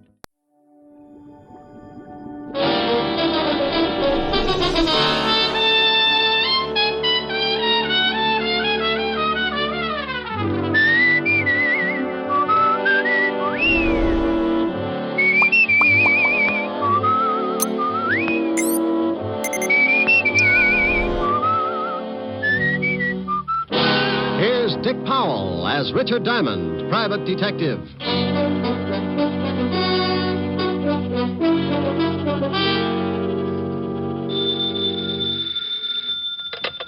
Diamond Detective Agency, the Smiling Gumshoe. Rick. Sign up for our new contest and win yourself a beautiful all-chrome, pre-tested, genuine electric chair. Oh, lovely. What do I have to do? Just tear off your scalp and send it along with 25 words or less why you love Richard Diamond. I can do it in 2 words. What are they? You're pretty. Oh, you win, you win. Where do you want the chair sent, madam? 975 Park Avenue, but I think I have AC current. No problem with the Jiffy Toaster chair. It works on any current, AC, DC.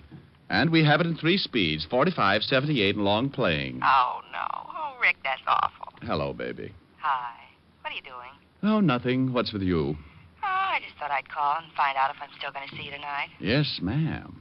We going to stay in? Well, I thought I'd have Francis fix dinner and we could sit around and listen to records or something, but if you'd rather go out, No, baby. I think that would be lovely. And so does my bank account. Oh, broke again? Not quite. A little bent. I hope the next client I get has a big fat trust fund. Well, don't you worry about it. I'll see you around 8. Okay. Bye, baby. Bye.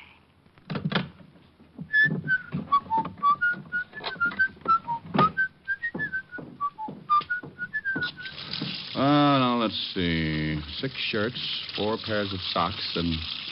Hey, how did that get in there? Well...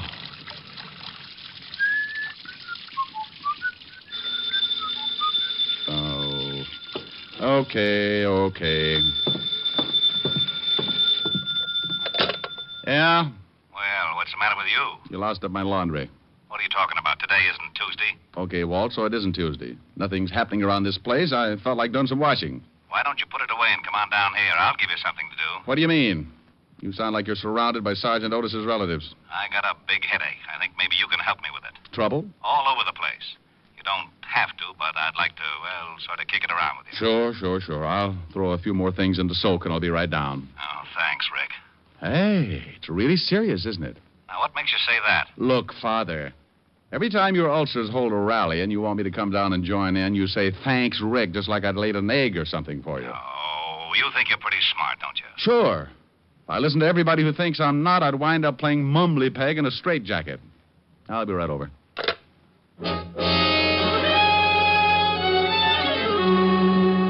Well, that's the way trouble can get in the way of an otherwise quiet afternoon. Walt doesn't usually call me like that, but when he does, I know things are bound to get pretty rough. I tossed all of my shirts into soak, closed up the office. 20 minutes later, I was walking into the squad room of the 5th Precinct Police Station. I spotted Sergeant Otis hopping around like a crapshooter on his 10th pass. Well, what's with you, Otis? Oh, don't bother me now, Shamus. I gotta get these reports into Lieutenant. Well, get you. What's the matter? Did you suddenly discover you were working for the police department? Now that's very funny. Ha. Okay, you gotta laugh. Now beat it. The lieutenant expects you. Well, all right, but for Pete's sakes, Otis, stop acting like that and don't bust into the lieutenant's office like that. You'll swear you've been doped and start an investigation. Shamus, someday I ain't even going to bother to answer you. Sergeant, the day you don't open your mouth to say something stupid, the whole world will start singing. Oh, yeah? Yeah. And when I think about it, why don't you start combing your hair? What's the matter with it? Looks like a mattress after the lions got through with it. Oh. Hello, Walt. Hello, Rick. Sit down. Oh, maybe I should have worn black. That or a propeller on my hat. First, I run into Otis, acting like he was shot out of a cannon. Then I waltz in here, and you give me that big hello like you just discovered a body in your desk. Lan Jacoby is back in town. What? Yes. Oh, but we got an indictment on him. Got him deported 6 years ago. Look, Rick, there's no mistake. One of our stoolies brought us word. Oh, but that's crazy. Jacoby knows the feds will pick him up in a second. How'd he get back in? Who knows? Florida, maybe. Last we heard, he disappeared in Italy. And about 6 months later, we got a report he was seen in Cuba. Oh, are you just going to take the stoolie's word for it? What else have you got? I got 3 bodies to date, and they're all very dead. Jacoby? It's got to be. Why? Well, the first 2 are the guys that turned state's evidence and helped to put Jacoby away. You remember them, Ross and Kreisel.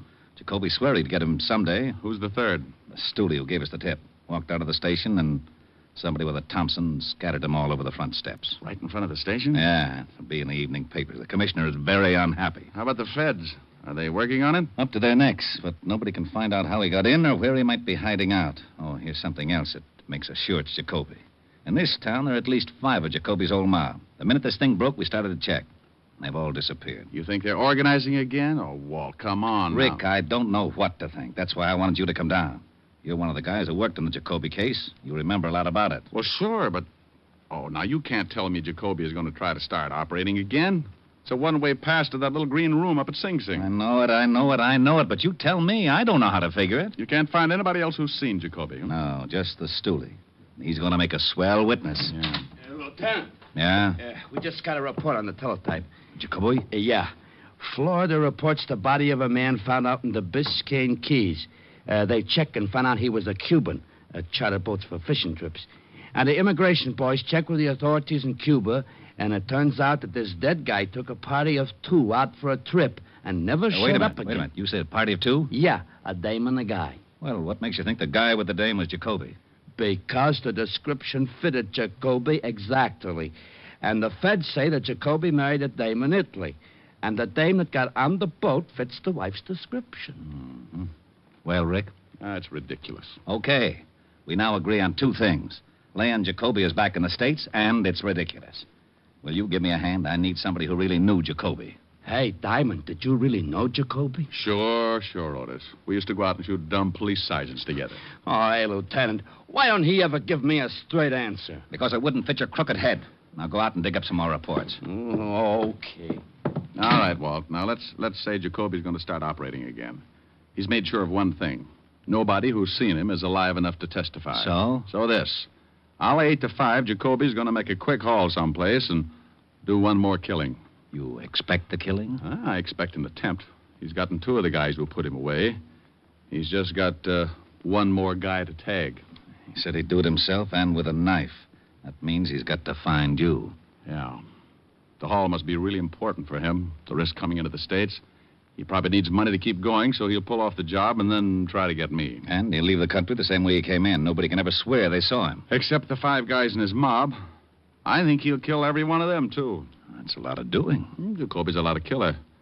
Now, we've got to find out where at least one of those guys is. We'll find Jacoby and try and stop the slaughter. Yeah, but you've got to watch your step, Rick. There's no telling when he's going to pull off the job and try to go to work on you. Look, I'm not happy about it. I'm really the guy who's responsible for putting Jacoby away, and I know him pretty well. He's got a vendetta, Walt, and guys like Jacoby don't figure they're their brother's keeper. The score is 2 out of 3 with 1 to go. He'll try his best to kill me and even it up. Well, where do you say we start? I know. Oh, give me a list of the 5 guys you think are with Jacoby and all the information on them you got. It is right here. All right. Put 2 of your best men on these 3 guys at the bottom of the list, and you and I will start with these 2 on top. Okay, but I hope we find Jacoby in time. Walt, so do I. The way he uses that knife, I'll have to have all my clothes made out of bandage. Walt assigned 2 of his best men to start checking on the 3 names at the bottom of the list, and we took off for Flatbush.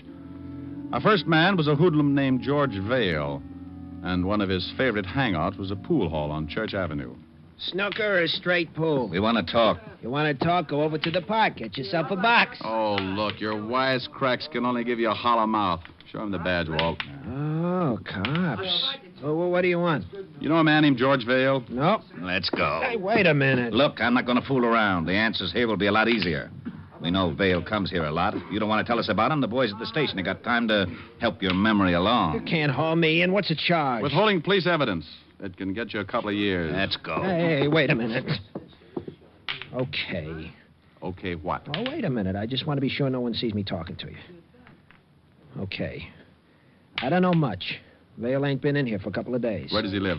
I don't know. I swear I don't, but I do know it's in the neighborhood. Sometimes I see him coming out of a little delicatessen across the street with a bundle of groceries. Let's go, Walt. Yeah. Oh, thanks, Sporty. It's guys like you who make the police department such a happy little group.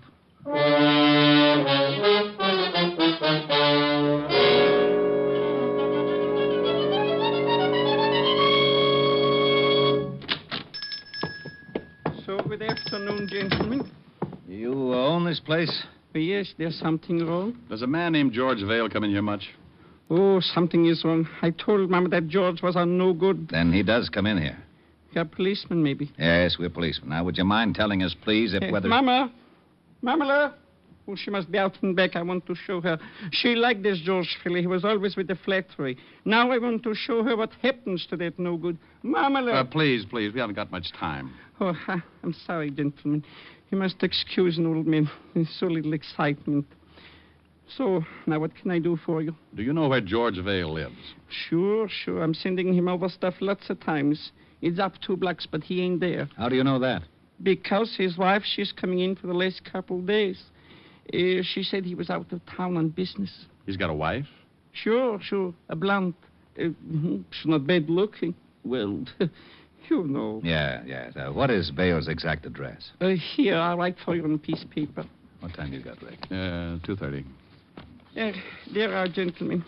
I hope you catch him for whatever he's done that no good. We'll have to ask you not to mention this to anybody. Not even to Mama? Well, okay, to Mama, but you tell Mama to keep it a secret. Oh, a secret. Well, maybe I'm not telling her for a couple of days yet. Come on, Walt.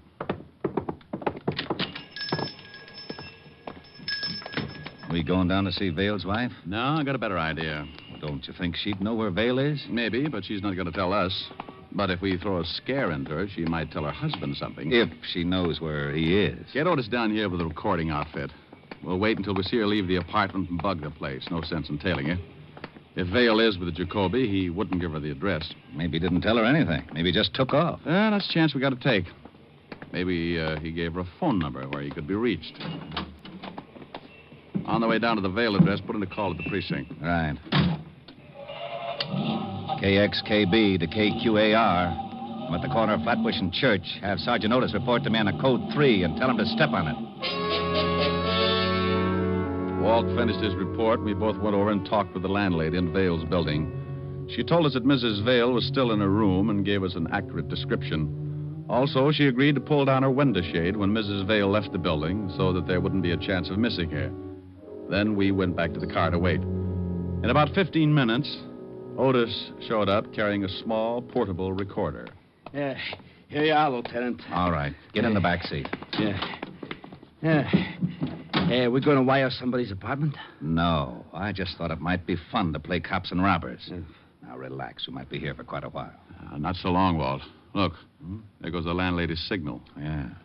Mrs. Vale should be... There she comes. Yeah. Otis, get set. We got to go up there and plant a bug before she comes back. I'm set. I got 4 cars at the intersections just in case she's got a car. If she walks, I got 4 men to tail her, depending on her direction. She's crossing the street. KXKB to KQAR. Cars 7, 9, 3, 14. Stand by. Rick, you notice. Get up there with the bug. Right. Come on, Otis. Yeah. Right with you. Attention. The suspect is turning into Church Avenue, heading for New Lot. Blonde, 5 feet 4, wearing checkered coat and carrying a black bag. In here, Otis. Yeah.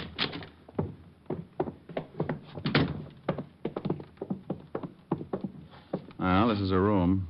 The landlady said she'd unlock it for us as soon as Mrs. Vale left the building. Bingo. Go on in. Okay. Now, plant it just like you knew what you were doing, Sergeant. I'll take the box down in the basement where we can listen. Give me 5 minutes and then give me a quick test. Well, how long have I got to set it up? Who knows? Don't worry about it too much. If Mrs. Vale comes in, just tell her you're selling tape recorders. Oh, she won't believe that. Otis, with your face, you'll have to believe something as stupid as that.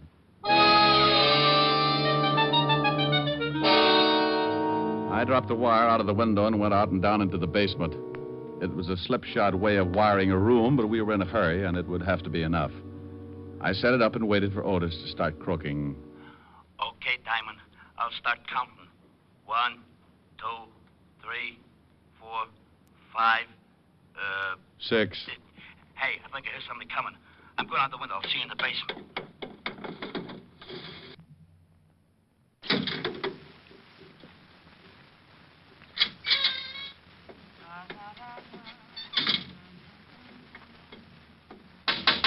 Oh, for Pete's sake. Gee, she nearly caught me. I come down the fire escape. Well, come on in. Yeah.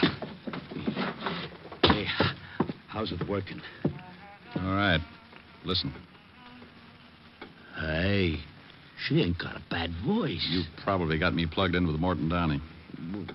What are we going to do? Just sit here and listen? The lieutenant's going to give Mrs. Vale a scare, Otis. Then we're going to listen. I don't get it. Shh. That's Walt. Who's there? The police, Mrs. Vale. Huh? Oh, well, wait just a minute. Hey, it sounds pretty good, don't it? Shut up, Otis. Yeah? I'm looking for your husband, Mrs. Vale. He isn't here. He's out of town. What's wrong? He's wanted. For what? Murder. Mind if I come in? Got a warrant? Okay, make it tough. Where's your husband? I told you. Well, we're out of town. You didn't tell me. Okay, I'll be back with a warrant. Now we'll see if it works.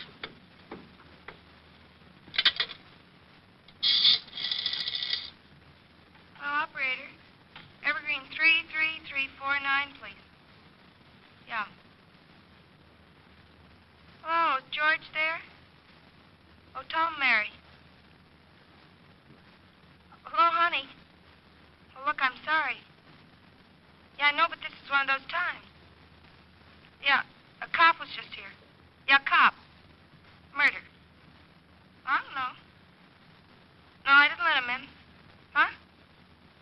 Oh, I never thought of that. Okay, I won't call again. Bye, baby. Okay, Otis. Stay here and keep this thing going. I got to get back to the lieutenant.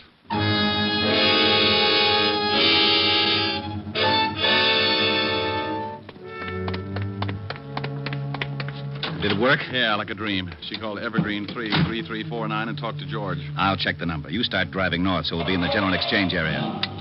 KXKB calling KQAR, code 600 and Evergreen. We headed across town while Walt put in the code to the precinct. In less time than it takes Sergeant Otis to say, oh, yeah, we had our address.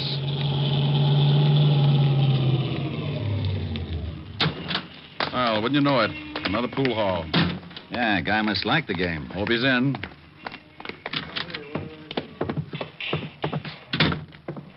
Pretty crowded, I don't...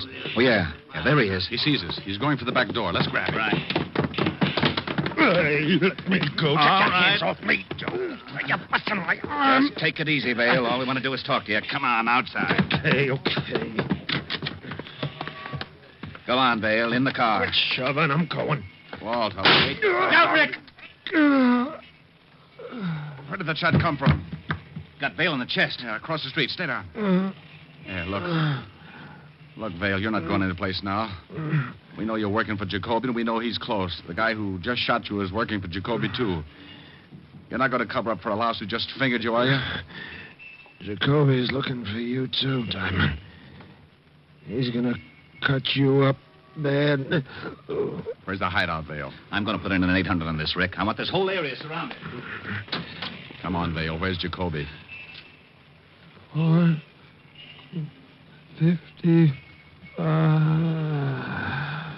Vale. Oh, swell. Repeat, code 800 from Central Park West to 10th, from 59th Street to 64th Street, KXKC, now at Pool Hall, 9th Avenue, 60th Street. Okay, Rick, what's with Vale? Yeah, nothing. Dead? Yeah. Gave me half of Jacoby's address, 455, and then made the trip. 455? Well, come on. There can't be too many 455s within walking distance. What about Vale? Yeah, I'll call him for the wagon. Go ahead.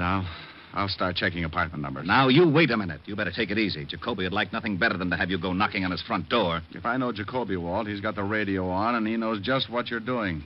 Besides, that fingerman will tell him about Vale. Somebody's got to find him before he makes a break. He's done enough killing. Well, if you do run into something, you wait for the boys. Walt. Yeah?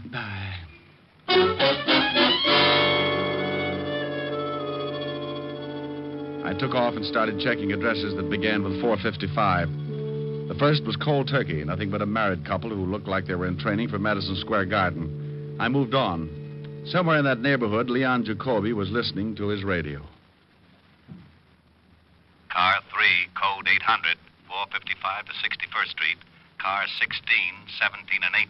Shut it off, Jane. 61st But, and Leon, 5th Avenue, same they're surrounding code. this whole area. Shut it off. All right. All right. I wish the boys would get back. All right, take it easy. Take it easy. Yeah, who is it? Eddie, boss. Okay. Boss, the cops... Come in. 2 cops picked up Vale in the pool hall.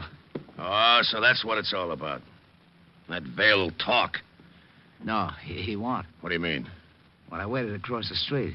Got Vale when he came out with the 2 pigs. Oh, you did, huh? Well, you did me a favor, Ed. When I figured he didn't want anybody around that might squeal, you know, Vale, wife and everything. Yeah. Yeah, you know what else you did, Ed? What? No, what? When you plugged Vale, you brought the whole New York police force right down to my neck. Huh? Yeah. So, I gotta return the favor. Well, what do you mean? I just didn't think. No, you didn't. Leon, come on. We got to get out of here. Will you shut up? Hey, now, wait a minute. What's with you? I got a present for you, Ed. Huh? Leon! Huh? No, boss. Put that knife away. Sure. Oh, hey, Oh, Leon. Oh, no. No. What's the matter with you? What did you do that for? I'm in a tough spot. I go faster alone, baby. Alone? Yeah, baby. You mean... Yeah, that's right. You'd leave me. Look, I got no choice. You know how it is, kid. 1 might get through, but 2, no chance. Nothing to say, baby? Yeah. Go on, get out. Just like that, huh? Then what would happen to you? You might help the cops find me, huh? Ellie, aren't you a little scared? No. Just sick. I've been sick since we got here. I wish I'd known what you were really like. I'd have laughed at you when you asked me to marry you. Oh? Well, go on, baby. Laugh now. Maybe it'll help. Well, go on. Laugh your head off. Nothing funny. You're trying not to act scared. Jacoby don't scare you none, huh? Now I laugh. You're scared plenty because you think I might kill you. Well, say something. Don't just stand there. You're scared. You gotta be scared. Everybody's scared of Jacoby. You slapped Jacoby. Okay, baby. Nobody slapped Jacoby. Not you, not the cops, not anybody. Maybe you like to beg me not to kill you, huh? Go ahead, go on, beg. Oh? Okay. I think about you when I'm back in Firenze, baby.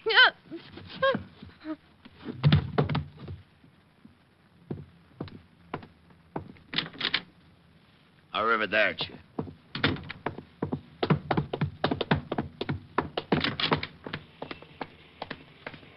Jacoby, hold it. What?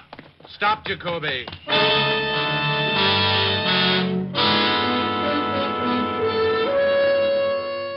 Well, Jacoby had waited 6 years to get a crack at me, and it looked like he was going to finally get his chance. The alley was a dead end. I stopped and listened. The back of the alley was stacked with boxes, and along the sides, garbage cans. He could have been hiding anywhere along the line. I'm coming in, Jacoby. You want to give it up or do you want to play? The block's surrounded. Okay. I ain't got a gun. Come on out. All right. Only don't shoot, Diamond. Walk over here. Hey, you see, I ain't got a gun. Now, don't shoot, please. Shut up, slob, and start walking out. What you gotta act like that for, huh, Diamond? Come on, Jacoby, move.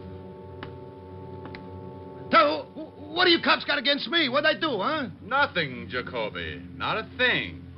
Start moving. Well, why you gotta get so tough? Or maybe you're scared. Scared to death.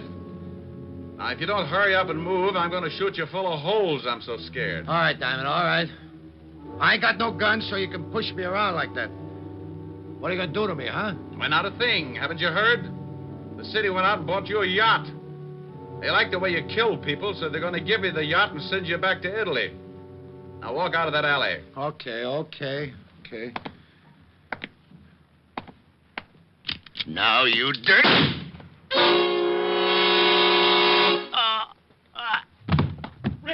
Rick! Over here, Walt. Over here. He pulled his knife on you, huh? Yeah, I didn't think I'd see it. Well, you're lucky you're dead. Yeah, well, I expected it.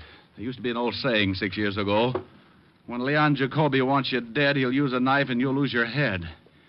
Yeah, he should have remembered. I keep up on slogans.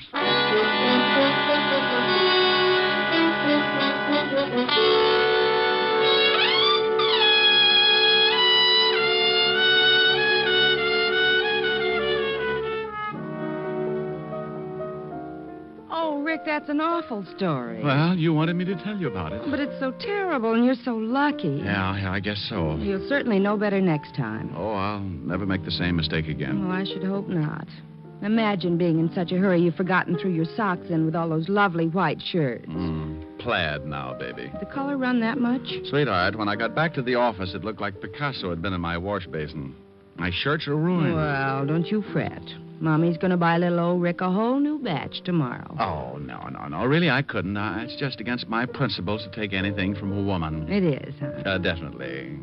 What's that song you're playing? 16 neck, 33 sleeve. What? Oh, you idiot. Oh, I was bad. I dropped a real old hint. Well, I'll drop a little old hint, too. Very subtly, of course.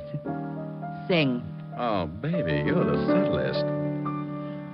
Climb aboard a butterfly and take off on the breeze. Let your worries flutter by and do the things you please. In the land where dollar bills are falling off the trees. On a dreamer's holiday. Every day for breakfast there's a dish of scrambled stars. And for luncheon, you'll be munching rainbow candy bars. You'll be living a la mode on Jupiter or Mars on a dreamer's holiday. Make it a long vacation. Time there is plenty of. You need no reservation. Just bring along the one that you love. Help yourself to happiness and sprinkle it with mirth. Close your eyes and concentrate and dream for all you're worth. You will feel terrific when you get back down to earth from a dreamer's holiday. How was that, honey? Huh? Baby, you're the craziest. What? Now, where did you pick up that expression? Oh, I get around now and then. I know a couple of musicians. Oh, I bet they all play lead kazoo. Come here. What do you want? I want to lay one on you. What? Oh. What'd you think of that, Pops? You want the honest truth? Uh-huh. Solid.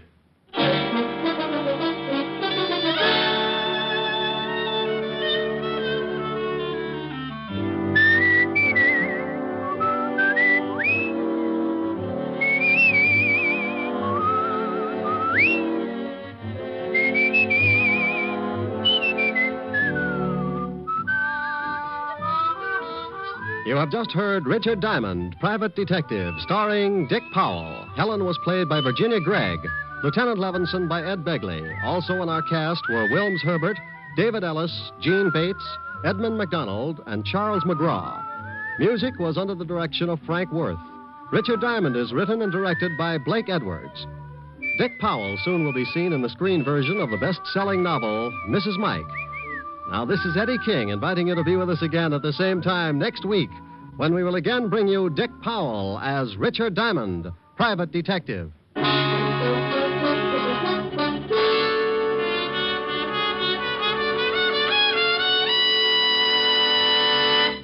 Sunday evening means stellar listening on NBC. Tomorrow, be sure to hear the American theater's foremost acting couple, Alfred Lunt and Lynn Fontanne, in the whimsical comedy The Great Adventure on the Theater Guild on the Air.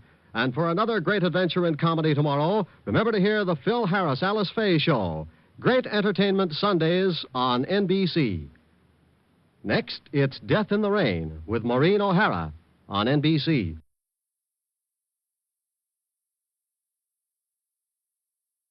Conquer the world of WordPress at G3PL.com. We're your ultimate destination for WordPress support and training. Need help with a specific project? Facing a tricky plugin or theme issue? We've got your back. We will troubleshoot, customize, and fine-tune your site to perfection. So, why wait? Take the leap into WordPress greatness. Contact us today at WP@G3PL.com or give us a call at 615-420-2040. G3PL.com. Your WordPress success starts here.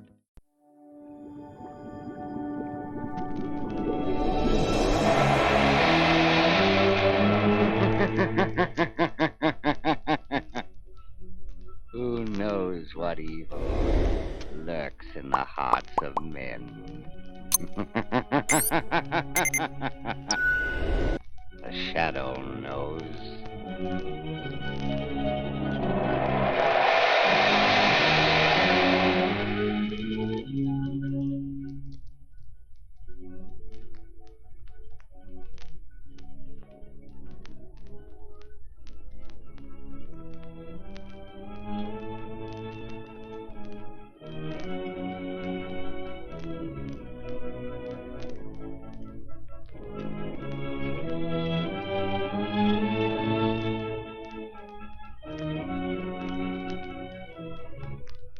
Ladies and gentlemen, the Shadow's exciting adventure starts in just a moment.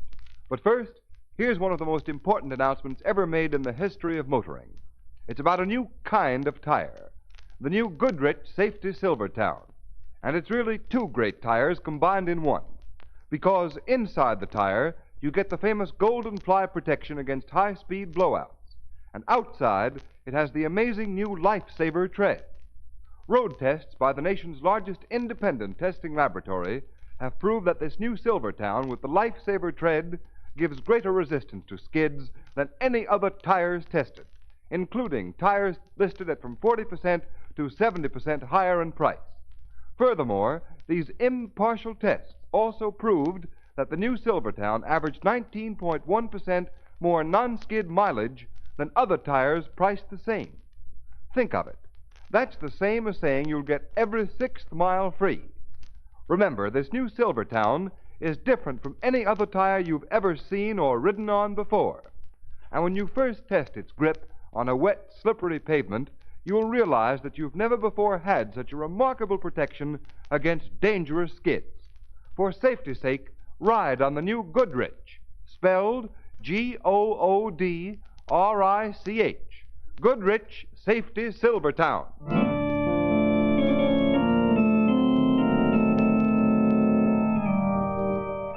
The Shadow, Lamont Cranston, a man of wealth, a student of science, and a master of other people's minds, devotes his life to righting wrongs, protecting the innocent, and punishing the guilty.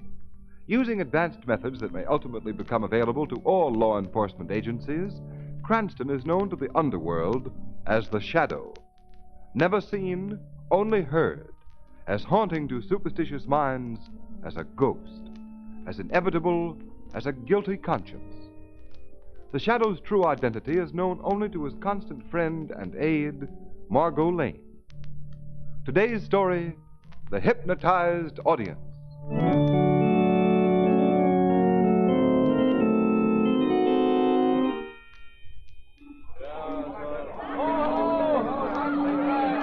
Hold it there, Miss Khan. That's just the pose we want. Look this way, Mr. Khan. Gentlemen of the press, please. My master, Durga Khan, has already answered too many questions. Oh, you needn't get tough about it, Sultan. We only want... You must excuse my servant, Ahmed, gentlemen. Your reception, it is overwhelmed him. Oh, that's all right, Durga Khan. He fears I may be too tired to dance tonight. Are you really going right to the boat to the theater? Yes, that is the plan. Now, I must beg to be excused. I must get ashore. Okay. Come along, gang. Thanks, Durga Khan. That's the famous dance. Wine. Master, they took so many pictures. All the better. To them, Durga Khan is merely a famous Oriental dancer and mystic. It would be amusing to see what they would print if they knew our real purpose in giving this recital. Yes, Master. Come quickly. Steady there. Easy down the gangplank. Watch your step there. Get it off. Master. Yes, Ahmed. Look, the Princess Zada. She came to the pier herself. Zada? Where is she? Over that way, see? Standing alone behind the barricade. Yes, she sees us. The little fool. Ahmed, send the men off while I talk to the princess. Yes, Master. Zada. Oh, Durga Khan, what a sad day is this for thy father's house. Quiet. Come away from the crowd. You should not have come. Do you think my nerves are made of steel? My husband Your husband is Durga Khan's brother, my brother. If I say wait, you wait. But in 9 hours they will kill him. Durga Khan in their electric There shall chair. be no execution. In 24 hours, my brother shall be free. We have not got 24 hours. The execution Is set for 3 tomorrow morning. There is still time. We will delay the electrocution. That done, tomorrow there will be a jailbreak. My brother will escape. Yes, but... Listen to me, Zada, listen. Yes, my lord. This Governor Barnes, he will be at the dance recital. He will be there. Then tonight the honorable governor will grant a stay of execution to your husband, Princess Zada. A stay? A stay of 24 hours, which will be long enough. Now that I am here, the prison break will be no problem. But if the governor will not grant the stay, if my husband really dies... Hakim will not die. When Durga Khan asks a favor, he asks in a special way. Zada governors, not even kings, refuse. This is not India, Durga Khan. They will guard this Governor Barnes. Against my powers, Zada, there is no guard. Go to the house in the country. Wait there for me. If you fail... Fail. When Durga Khan dances, there is no thought of failure. And tonight, Zada, he dances for his brother's life.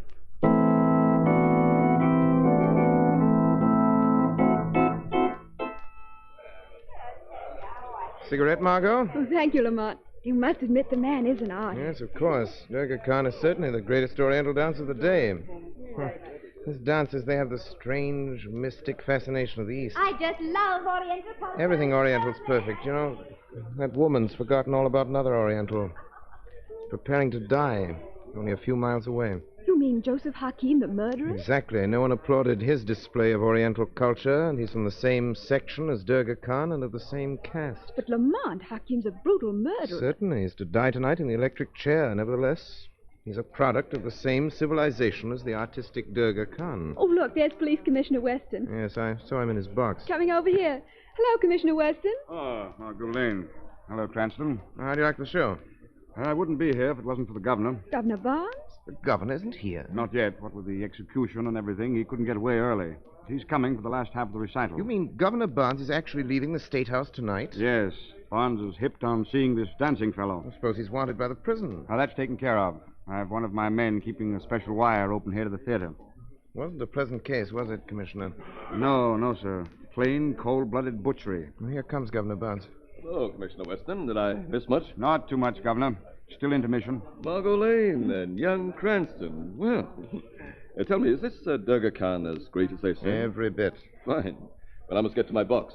Coming, Commissioner? Yes, Governor. It's this way. We'd better get back, Lamont. There goes the buzzer. All right, Margot. Let's go back to our seats. But after that first half of the program, Durga Khan's got to be wonderful. What can he do to top it?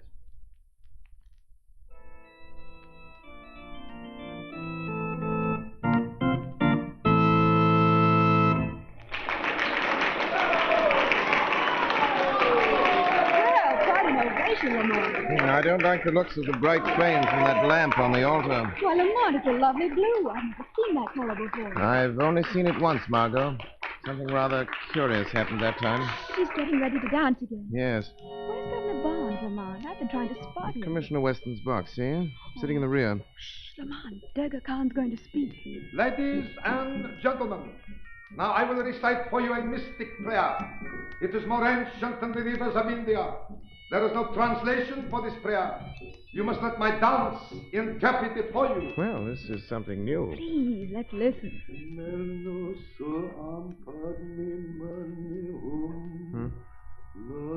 It doesn't make sense. Please, Lamont, don't disturb it. Margot. Yes? Margot, that's hypnotism. He's trying to hypnotize the audience. Isn't it wonderful? Margot, listen. Listen. Can't you hear me? A lovely chant. Margot, use your will, Margot. Your will. Oh. Shame of you, Margot. Margot. She's under Khan's spell. Good Lord, everyone is. An entire audience. Even I can feel the influence. Mass hypnotism. But why? Why is Durga Khan exerting his will on all these people? Margot. Margot, listen to me, dear. Listen. Fight against it. Fight. I can't. Give me your hand. Now. Come back, Margot. Come back. What's the matter, Lamont? Steady, my dear. Durga Khan's giving a remarkable exhibition of mass hypnotism, that's all. Mass hypnotism? Yes, the whole audience spellbound. Oh, Lamont, that chant. Don't listen. Don't look at that blue flame. Look up in the boxes, at anything, at Weston, at... Great heaven. Lamont, what is Look, look. Margot, two men just grabbed Governor Barnes. The governor? Yes, they're dragging him from the box. Stop, Weston! Everyone, listen to me! The governor has been kidnapped!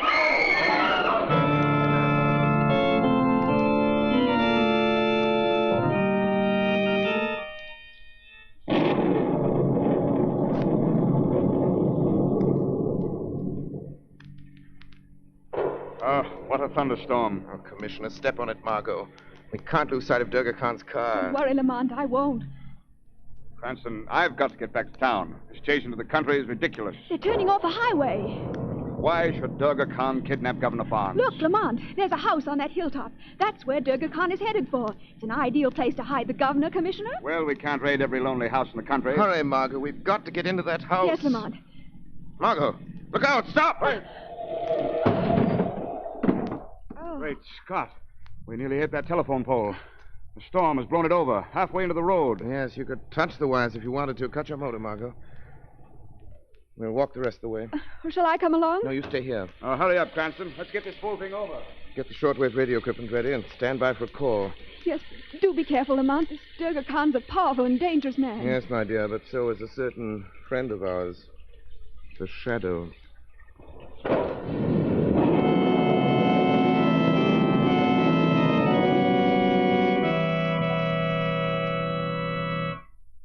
Ladies and gentlemen, how will this exciting adventure of the Shadow turn out? One moment and we shall see.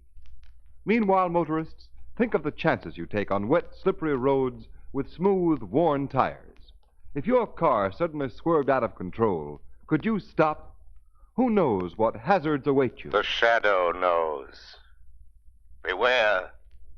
Thousands of people were killed or injured by skidding cars last year. Yes, and Goodrich, too, knows the dangers of skidding.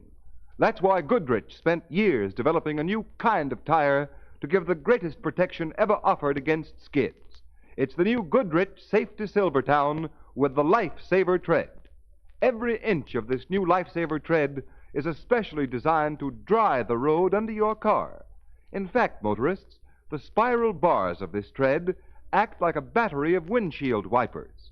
They sweep the water right and left, force it out through the deep grooves, make a dry track for the rubber to grip. Don't buy any tire until you've at least seen this new Goodrich Silvertown with the Lifesaver Tread. Ride on it. Feel it grip. Feel it stop you quicker, safer than you've ever stopped before. Then you'll understand why a Silvertown stop may save your life.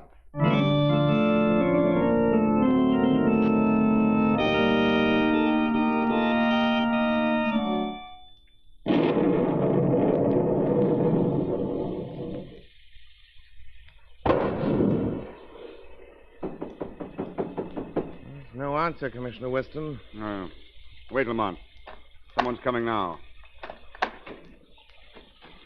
Yes? We want to see Durga Khan. The master is resting. I'm sorry. I'm Commissioner Weston, Police Department. You cannot enter. Go away. Now, look here. The master must not be Hold disturbed. on there. Ahmed, what is this? Two gentlemen, master. Police. It's Commissioner Weston, Durga Khan. Let them enter, Ahmed. Yes, master. Step in, please. Thank you. Good evening, gentlemen. Sorry to disturb you, Durga Khan. It is late, Commissioner. Hardly the hour for a social call. We'd just like to ask you some questions, sir, about the governor's disappearance. So? You may go, Ahmed. Yes, master. Gentlemen, I know nothing. You don't mind if we look around a bit, just a formality? Look around? Well, yes. You mean you desire to search my house? Merely a matter of routine, sir. Routine or no routine, it is an insult. You don't understand, sir. The home of Durga Khan to be searched like the den of a common criminal. But if you... I will not allow it. Durga Khan's blood is royal. In every country in the world, his privacy is respected. I will complain to your government. You are forcing us to go and get a search warrant, Durga Khan. Search warrant? Cranston, do you think all this is necessary? But Durga Khan really has nothing to hide. No, of course I have not. Perhaps I have been too hasty. It is, I suppose, part of your customary routine, this search. Yes, sir, yes, sir. Nothing personal, you understand? In that case, come. I will conduct you myself. Now, this room here.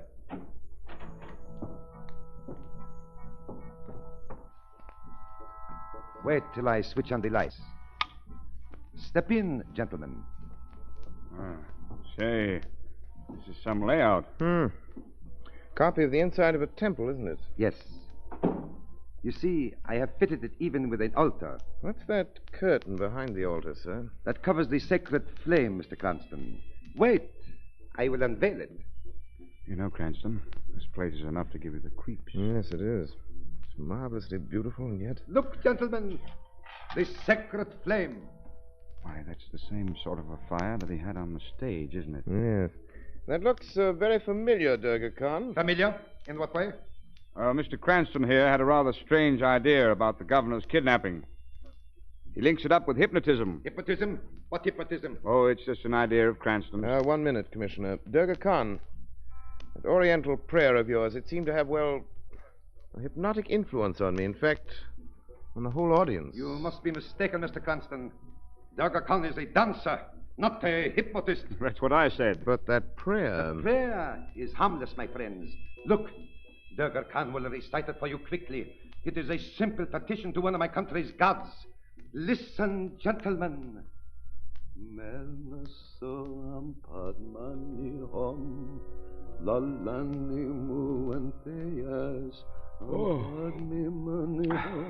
Cranston, you feel sleepy? Yes.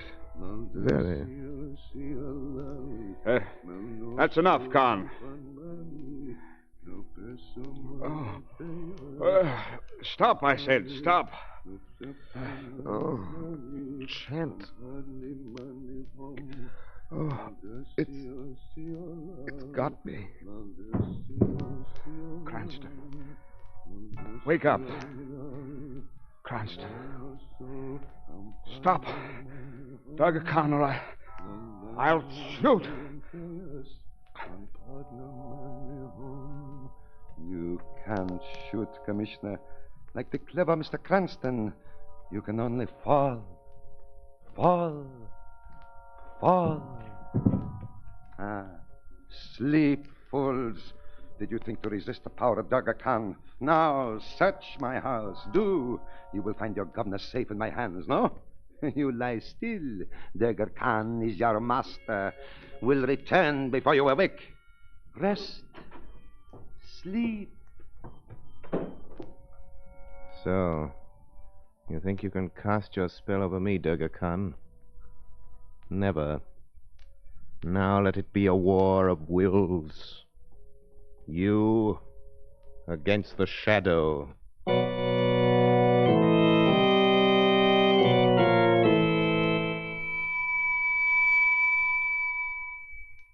Margot Lane. Margot Lane. The shadow calling Margot Lane. Lamont, this is Margot. Governor Barnes is here, so is Commissioner Weston.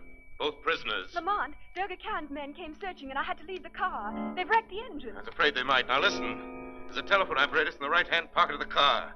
Rig it up to the telephone wires where the pole has fallen. Can you reach the wires? Yes, they're quite low. When you get the operator, ask her to trace the call and send help. Then tell her to stay off the wire. Stay off the wire? Yes, if I'm right, the governor will make a call from here very soon. You must intercept that call. You must pose as the operator at the state prison and the warden secretary. Her name is Miss Pierce. Take the governor's message. It'll be about a stay of execution for the murderer, Joseph Hakim. Say you will give the warden that message, understand? Yes, Lamont. I'll protect the governor. Durga Khan does not know about the shadow. That is all.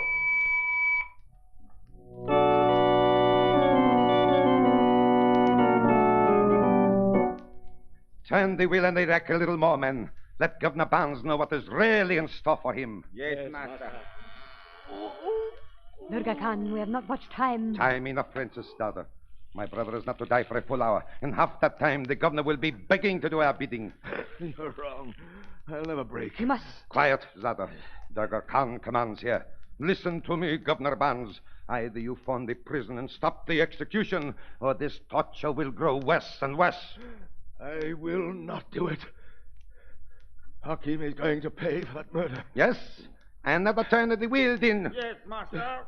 Durga Khan, what about those two men downstairs? I have hypnotized them, put them to sleep. I sent Ahmed to bind them. Men, twist the wheel.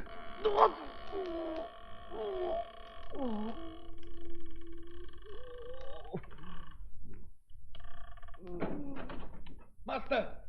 What is it, Ahmed? Master, one of the men you put under your power has disappeared. Disappeared? The Commissioner Weston, he is asleep. The other one is gone. Impossible. He's not in the temple, Master. I searched everywhere. He must have revived and fled. Oh, Durga Khan, what shall we do? Have no fear, Zada. He cannot have gone far, but we must catch him. We must search the house. Yes, Master. Now, you other two, you hunt through the grounds. Yes, master. Come, Zada, come. We must find him. We must. Yes, Master. Lock the door, Ahmed.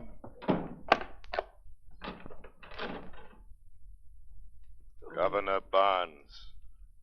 Who was that? Who spoke? A friend, Governor. I am here in the shadows. You cannot see me, but I am here to help you. Who are you? Some call me the Shadow. Shadow? I've heard of him. Governor Barnes, Durga Khan does not know I am in this room. Then get me out of here. It's not so easy. Listen, Governor Barnes. Listen closely. I've sent for help.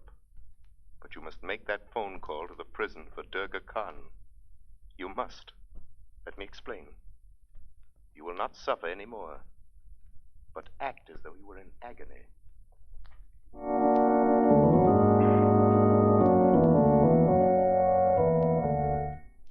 I'll do it! Stop hurting me! I'll do it! Good, Governor Barnes. Hurry, Durga Khan. Dial the prison phone number. Yes, Zada. Do not worry, there is still time. Loosen the wheel a little, Ahmed. Yes, master. Please, please, no more torture. No more torture, Governor. But you are a very stubborn man. Durga, the phone. You promised to loosen my bonds. After the call, Governor. Hello. Hello. Oh, they must answer. They must. They will, Zada. Remember, Governor, it is your life for my brothers. There will be no tricks. I said I'd make the call. It talks. State prison. All right, Governor. Ahmed, your knife is at the governor's throat. Yes, master. Speak, Governor, speak. Hello, state prison. Hello. This is Governor Barnes.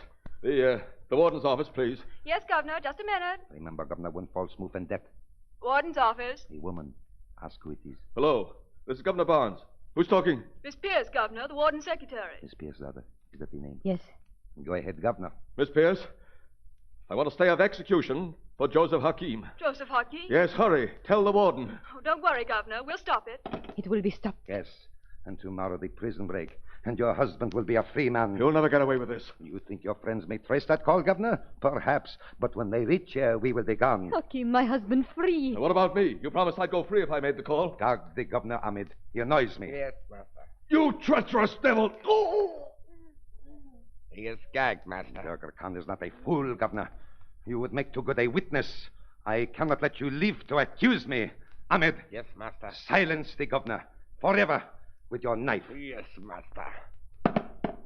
You fool. You dropped the knife. No, master.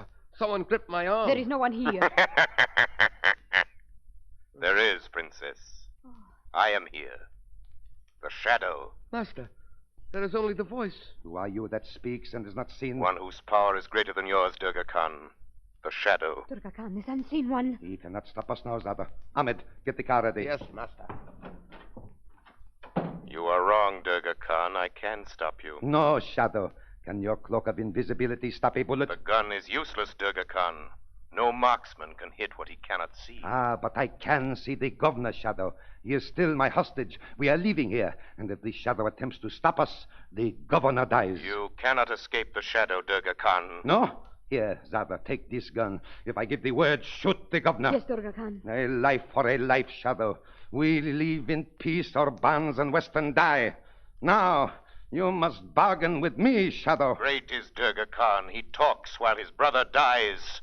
His brother dies. My brother lives. I saved Princess him. Zada, this man with his dreams of power has deceived you. He has not saved Joseph Hakim. You must be mad. Even now, Princess, your husband is dead. Wild talk, Shadow, and false. Truth, Durga Khan. You cannot stop the course of justice by the power of your will. Hakim is dead. Your kidnapping was in vain. He lies, Zada. Shoot the Governor. Princess, wait. Zada, obey my order. Listen, Princess. You wish to know the truth about your husband? Yes, oh, voice. Oh, Zada. Listen. Turn on the radio here. It's time for the news. Listen and learn if Joseph Hakim was saved tonight or not. And that is the weather report for tonight. Listen, Princess. And now we bring you a news flash which just arrived in the studio. Exactly 2 minutes ago, Joseph Hakim was executed at state prison for murder. Hakim walked to the death chamber unaided, and he... There must be some mistake. Durga Khan, you faithless one. You have so many promises. You, the false brother. The mistake was in my trusting you. That was the mistake, Princess Zada. Zada, put that gun down. Zada, Durga Khan speaks. Durga Khan speaks for the last time. Put down that gun, Princess. No, no, Hakim, my husband is dead. What is there left for me but death? Shot herself. Let go of me. Let go of me. Master, we have caught another woman. Oh, they're dead. Release the girl, Ahmed. Where is the voice? What is it? It is the voice of the shadow men of Durga Khan. Your chief, Durga Khan, is dead. Your Princess Zada is dead. Release the prisoners and go. Master. Ahmed. Master.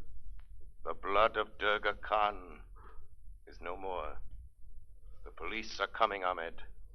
Yes, Shadow. Yes. So, the great Durga Khan is dead. Yes, Margot. He forgot that laws were for all men, not only for the poor and the weak. Durga Khan had great talent, power, but he used it for evil. And it cost him his life.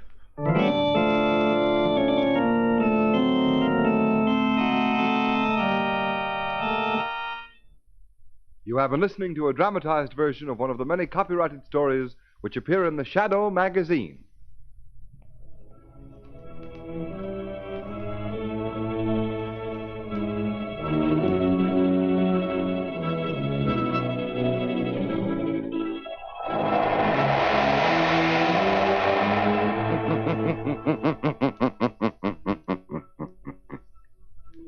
The weed of crime bears bitter fruit.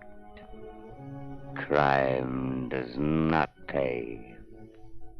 The Shadow knows.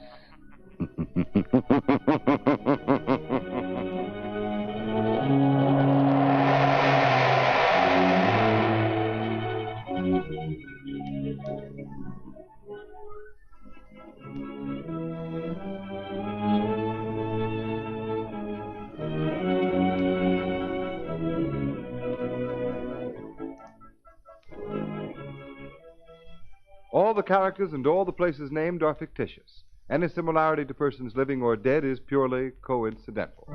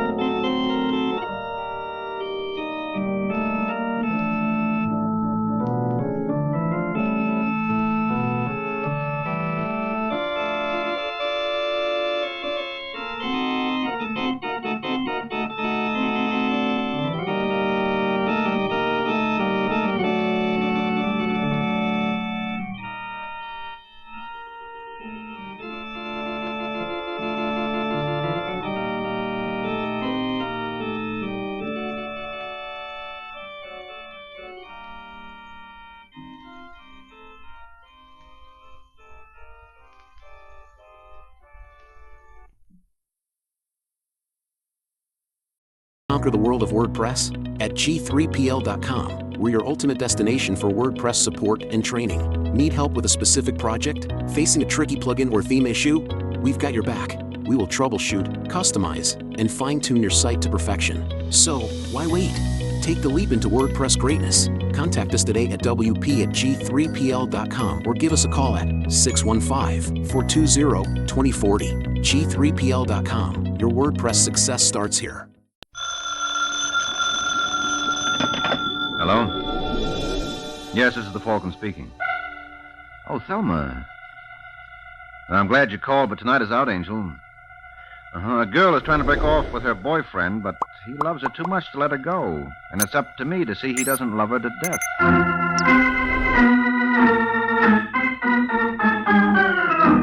This is Ed Hurley, friends, inviting you on behalf of the Kraft Foods Company to listen to The Adventures of the Falcon, starring Les Damon. You met the Falcon first in his best-selling novels. Then you saw him in his thrilling motion picture series. Now join him on the air when the Falcon solves the case of the gangster's girl.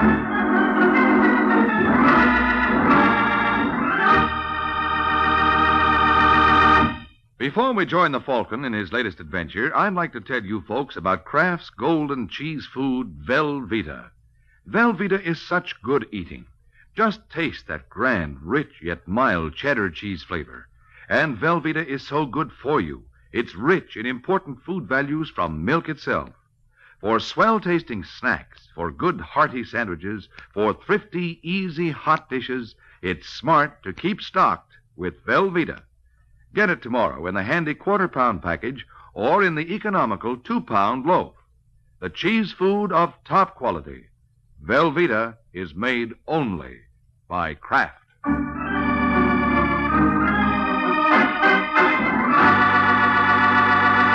And now, the case of the gangster's girl.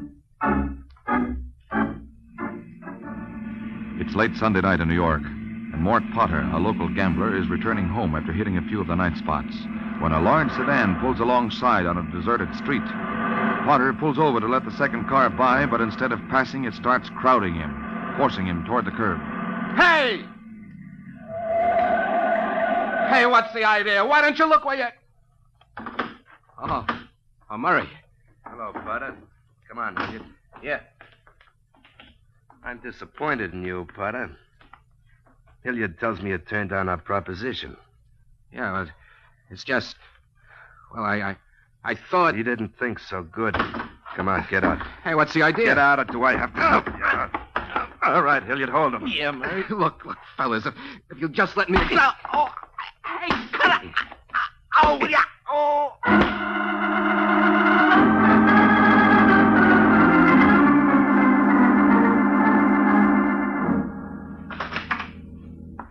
Murray, don't you believe in knocking? You want privacy, keep your door locked. I thought it was. Well, you should be more careful, Sue. Well, where do you think you're going? Little trip? Looks more like a big trip. You've cleaned the closet. If I want to go away... From me? You wouldn't do that, baby doll. I saw the paper. That man has 3 broken ribs. What man? You know what man. Everybody knows you did it. Baby doll, don't take everything so serious. 3 broken ribs are serious. Are they your ribs? You said easy money. Well, I didn't like it from the start. But you insisted, what's the harm? Well, when you start beating up people, that's harm. Next, it'll be killing. Or maybe that's happened already, too. Now, look, I don't want to talk about it. You're staying here, understand? No, Murray. I said you're staying here. Now start unpacking. No. Start unpacking. Hurry up. Wanting to go away. You don't know how lucky you are, baby doll. I'm going to be big in this town. Real big. I liked you when you weren't going to be big. Now, don't talk dumb. And quit your bawling. We're doing the town tonight. I don't want your eyes all red. Why can't you leave me alone? Sometimes I ask myself that. I just can't, that's all. You know, you ought to be flattered. As soon as Hilliard told me you'd been over to the airline ticket office, I come right over. Oh, Hilliard. How did he know? He keeps his eyes open. Have you got him spying on me? He just likes to look after my interests, that's all. He just likes to make trouble, that's all. Oh, he's okay. Like a rattlesnake, he's okay. And one of these days, he'll make trouble for you, too. Don't make me laugh. You'll see. Things aren't bad enough. You have to have worms around. All right. You don't like him? I'll can him. Anything for you, baby. Yeah, except getting out of the whole dirty business. Except that. Or letting me out. Oh, you don't want out, baby doll. Not if it means leaving me. Now, come on, honey. Get those bags unpacked.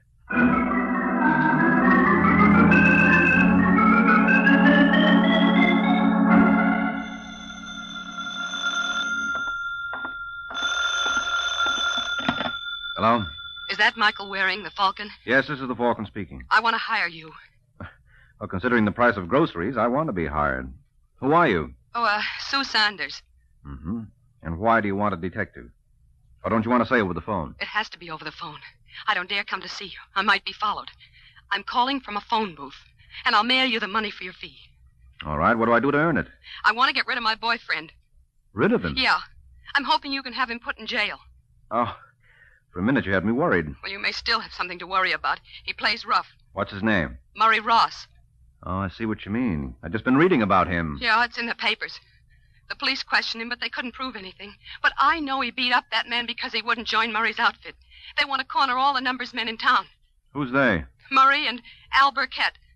Uh-oh. Is Burkett in this deal? He is the deal. Murray just runs the West End for him. Uh-huh. And just where do you fit? I don't fit anymore. That's just the trouble. I've been going with Murray, but I want out. And he has other plans for you, huh? That's right. My only hope is for him to be picked up. But so far, nobody's been able to prove anything that would stick. What makes you think I will? Well, I have to do something, and I've heard a lot about you, and I got to get away. I simply got to. Even if it means sending your boyfriend to jail? He hasn't left me any choice. Well, I'll do what I can for you, but how do I get in touch with you? I'll have to get in touch with you. I'll call you from time to time. Right.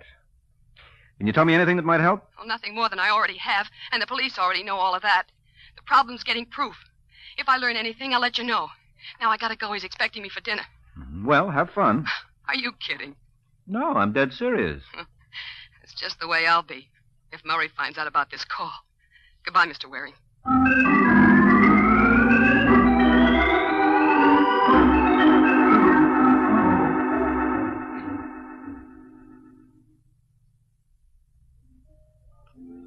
Come on, baby doll. Let's have a smile. I'm trying, Murray. Well, you shouldn't have to try. What's the matter? You know what's the matter. Ah, look, baby doll, I know it's a little rough getting organized, but everybody's just about lined up now. No more knuckle deals. Now it's a business, just like any business. I'll have an office, 9 to 5. You'll see. You know, first it's getting people in line, and then it's keeping them in line. They'll stay in line. Not because they want to. You enjoy throwing your weight around, Murray. You know you do. You like people to be afraid of you.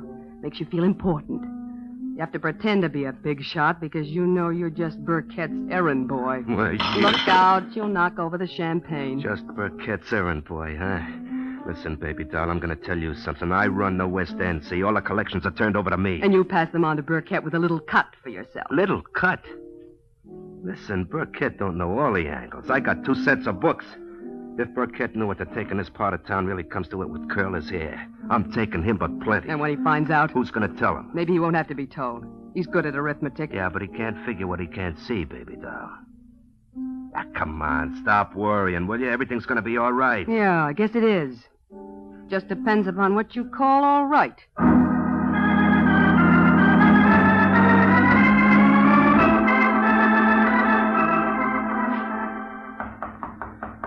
Yes, what is it? Murray Ross is here to see you, Mr. Burkett. Oh, good. I've been waiting. Send him in. Yeah. Okay, go on in. Right. Hello, Burkett. I understand you wanted to see me. Yes, I like to check up from time to time. You know how it is. Sit down. Cigarette? No, thanks. How's Sue? Baby... Oh, she's all right. That's good. Anything special you wanted to see me about? As a matter of fact, yes. There is. Shoot. Don't give me ideas. Huh? You take me for a fool, Murray? I don't know what you mean. I think you do. But just so there won't be any question, I'll lay it on the line. Cards on the table. To put it bluntly, Murray, you've been holding out on me, shortchanging me. What? Who told you? Never mind. I have sources of information. Well, your sources are talking through their hat. Perhaps. Won't take long to check. Want to see the books? Which set? Are you... You got the wrong idea. I think not, but as I said, I'll check. But not books. There are other methods, more reliable. Okay, you'll find out. I'm sure I will, my boy. And while I'm working on it, you'll stay here where I can keep an eye on you. Here? Yes, house guest. The boys will see you're comfortable. What's the matter? Oh, nothing. You're too warm? I see you're perspiring. Shall I open a window? I'm getting out of here. What? Going somewhere, mister? Well, Close the door. Yeah. All right, now come back here and sit down, boy. We've got to finish our conversation. What are you going to do? Ah, yes. What am I going to do? Let's discuss that, shall we?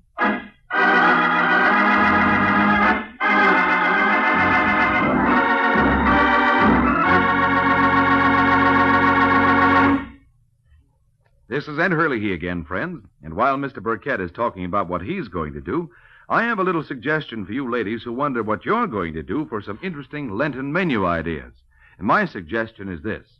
Just get a 2-pound loaf of Kraft smooth melting pasteurized processed cheese food, Velveeta. You can melt Velveeta for smooth, delicious cheese sauce that'll add extra goodness to vegetables or seafood or rice or just plain toast for a fine main dish. And it's such an easy sauce to make. All you do is melt a half-pound of Velveeta in the top of your double boiler. Notice how smooth it melts, without any lumps at all. Then slowly stir in a quarter of a cup of milk, season to your taste, and there you have it. A delicious cheese sauce with a wonderful, rich, yet mild cheddar cheese flavor. A flavor that everyone, the youngsters and Grandma included, will enjoy often. And it's a wholesome dish, because Velveeta is so rich in important food values from milk. So whether you melt Velveeta for a swell cheese sauce or slice it thick for hearty sandwiches, you'll find Velveeta is a mighty handy helper, Mother, especially now, during Lent. Get a 2-pound loaf tomorrow, won't you? It's America's favorite cheese food, the one and only Velveeta, made by Kraft.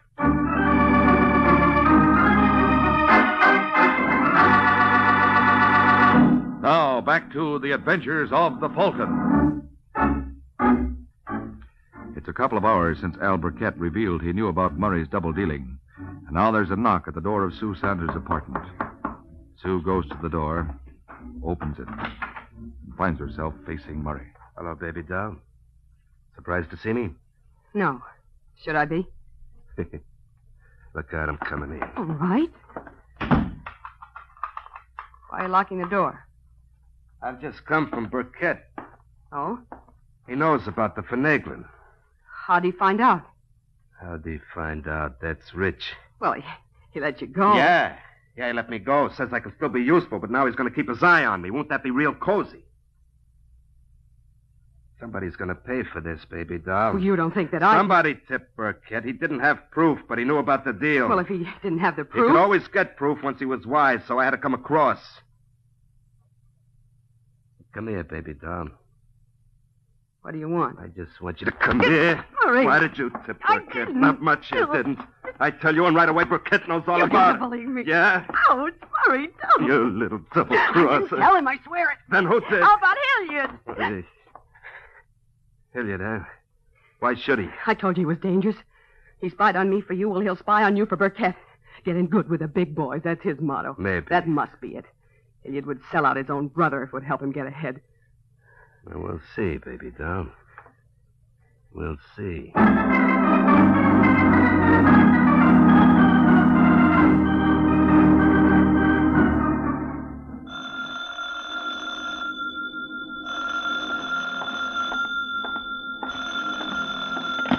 Hello. Hello, Mr. Waring. This is Sue Sanders. Have you found out anything for me? I'm working on it.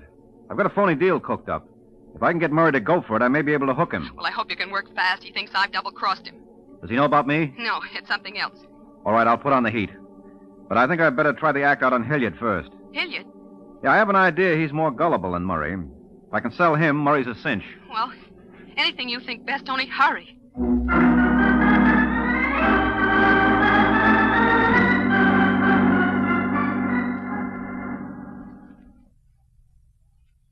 Yourself, Hilliard. You can at least double your take if you work with my crowd.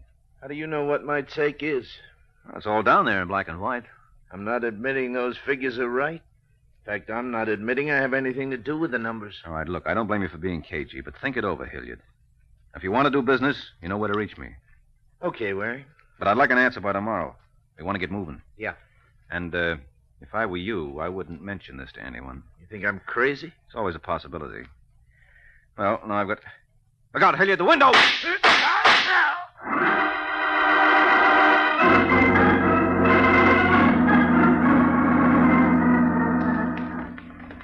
Driver, did you see anybody come out of that alley just now? Uh-huh. He just got in a red sedan, drove off. Did you see where he went? Turned right at the corner. All right, let's see if we can catch him. Okay. Hey, what's it all about? Did you hear those shots? Shots? I thought it was backfire. Backfire never killed anybody.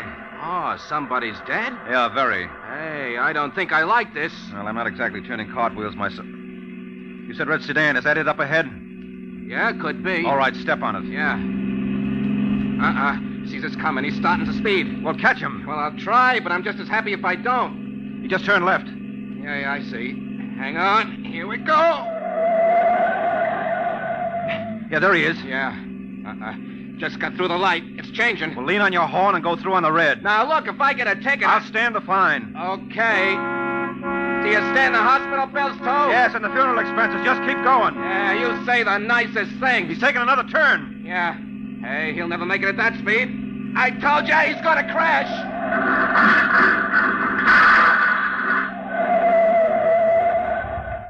Well, end of the line, mister. Certainly looks like it for him.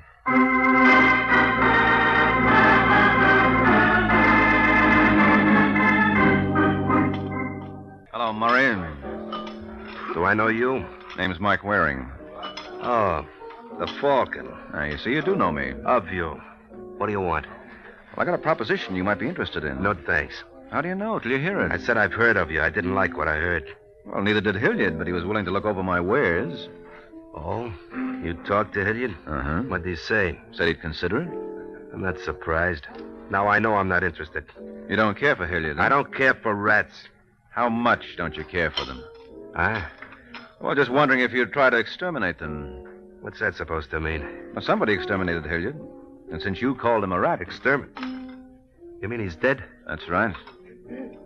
So that's her angle. Whose angle? Nothing. Anyhow, it's not going to work. I can prove where I've been all afternoon. Yes, but this job was done by a professional trigger. You could have hired him. Oh, they picked up who done it? Picked up the pieces. Well, he wasn't working for me. But I got an idea. I'll be seeing you, Waring. Just a minute, Murray. I got things to do out of my way. Yeah, well, first... I said out of my way. Okay, if that's the way you want it, maybe this will keep you around a while.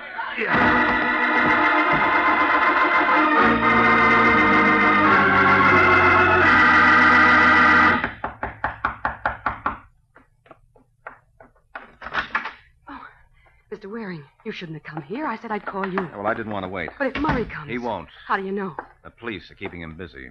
Oh, you've had him arrested? Yes, temporarily. And they're holding him for questioning. Well, they've questioned him before. They can't prove anything. That's why I hired you. Well, they never questioned him about this before. About what? Hilliard's murder. What? Has Hilliard been murdered? Uh-huh. And when I told Murray about it, I got the idea he was coming for you. That's the reason I tried to put him on ice for a while. Would you think they'll be able to hold him long? I'm afraid not. Unless you can give us a little something to go on. Like what? Like a motive, for example. Now, do you know any reason why Murray would want to kill Hilliard? Now, look. It's going to be bad enough for me if Murray gets out of this. I'll only make it worse by saying anything, make him that much angrier. Well, maybe he won't get out of it if you tell enough. But this is murder. Yeah, I want him locked up, but the electric chair, that's something else. Yeah, but you're hired to his, Angel. And if he's a murderer... I don't know what to say. Say whatever you know. Well, I don't know much. Look, did Murray have a motive for killing Hilliard? Well, yeah, I guess he did. All right, what was it? I told you Murray thought I double-crossed him. Yes, but you didn't say what about. Well, he'd been holding back some of Burkett's money. Burkett found out about it. Murray thought I told him. I said it must have been Hilliard. Mm-hmm. Well, that could do it. Anything else you know? I don't think so. Well, I'll call that much into the police. Then I'll go see Burkett. Now that the heat's on, I've got to find out what's cooking and make sure it's not your goose.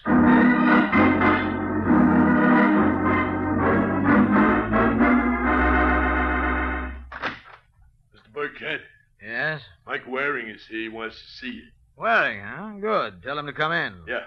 All right, Waring. Well, thanks, sweetheart. Hello, Burkett. I've been wanting to meet you. So I understand. You've been snooping around. What's it about? Snooping? Asking questions. Oh. If you hadn't dropped in today, I was just about to look you up. Well, I saved you the trouble. All right, now let's have it. I like to know where I stand. Why the interest in me? Well, I'll tell you. I'm interested in the numbers game. It can be very profitable. Yes, that's what I hear. That's what you know. You're in it up to your ears. All right, if you like. I won't deny it, but it'll take some proving. The DA's been working on it for months. I don't have to prove it except to my own satisfaction.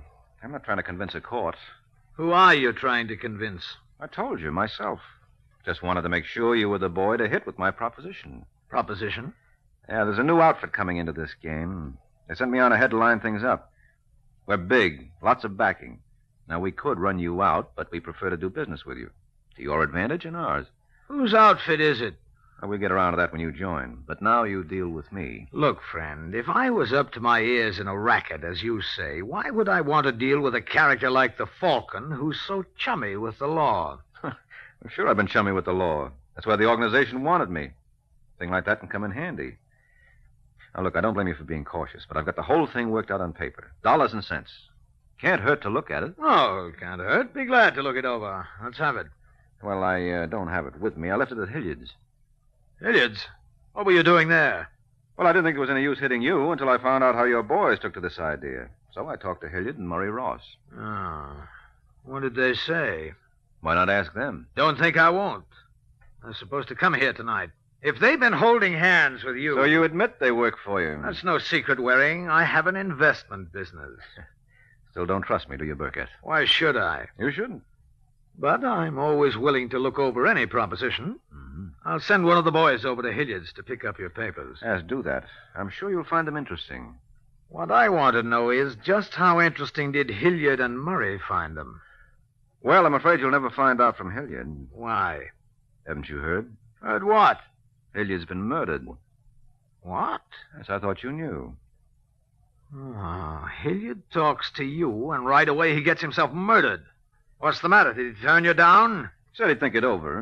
Who are you working for, Waring? I told you, that's not for publication yet. I'm asking. Sorry. You know, sometimes silence can be very unhealthy. Why? You're just a businessman. Investments. You wouldn't try any rough stuff. That's right, Waring. I wouldn't. But you can always have an accident, can't you?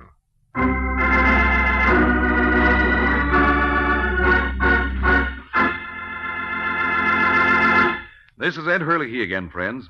Well, Mike won't tell Mr. Burkett what he wants to know, but I do want to tell you something I'm sure you mothers especially will want to know. It's how to get the finest cheese food you can buy for your family. It's simple, really. Just be sure you buy Velveeta, Kraft's delicious pasteurized processed cheese food. Velveeta tastes good, and it's so good for you, too. For Velveeta is rich in important food values from milk, and it's as digestible as milk itself.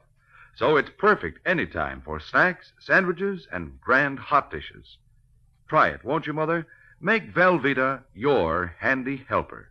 Just be sure you get genuine Velveeta, the pasteurized processed cheese food of top quality, made by Kraft.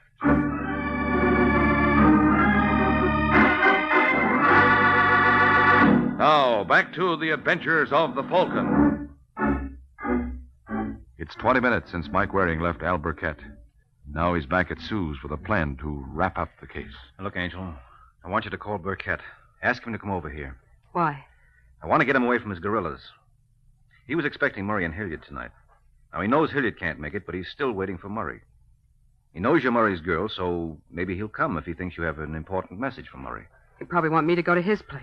Well, you can be expecting a phone call from Murray and don't want to leave till you get it. All right, I'll try. But what happens when he gets here? Well, the only way to clinch anything against these boys is to get one of them on record against the other. I think I know how to do it now, and it ought to work. Well, it better.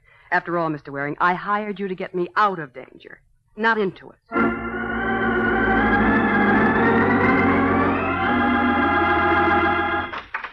Come in, Mr. Burkett. Righto, Sue. Where's... Oh, Waring. Hello, Burkett.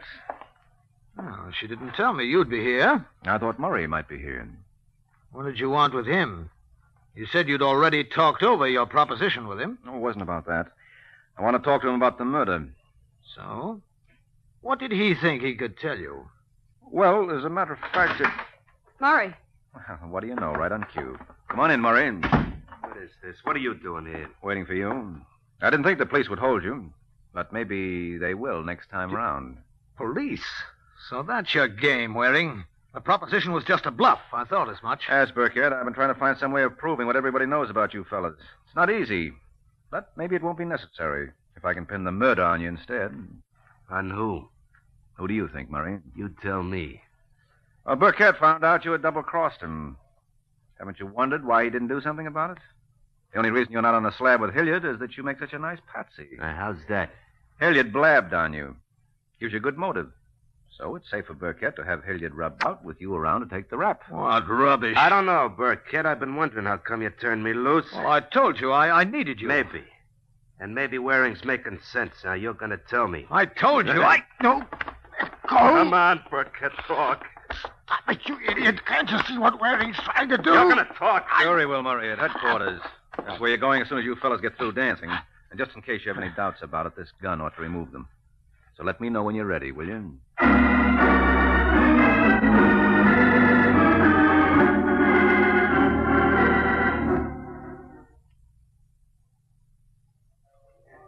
Well, Angel, before they got through, they certainly spilled plenty on each other. You won't have much to worry about from Murray anymore.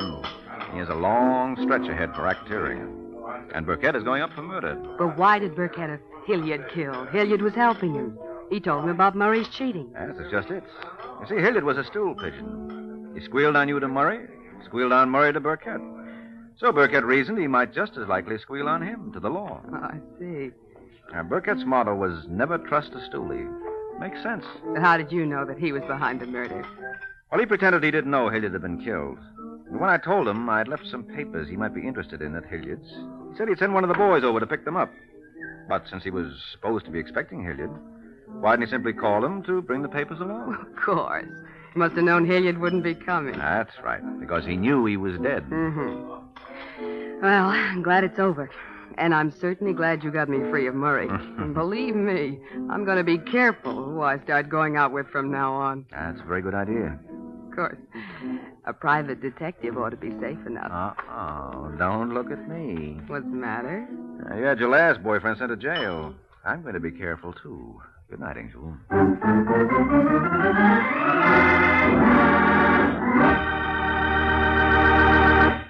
Friends, America's defense program has placed on the Red Cross one of the greatest responsibilities it has ever had to assume. Now, in addition to day-to-day aid to the sick and injured, the Red Cross must extend its services to the men of our growing armed forces in camps and hospitals, at home and overseas. Now, too, the Red Cross must recruit, train, and equip millions of home defense volunteers in first aid and home nursing. And the Red Cross system of blood banks must be expanded to meet greater civilian and military needs. That's why Red Cross needs your help.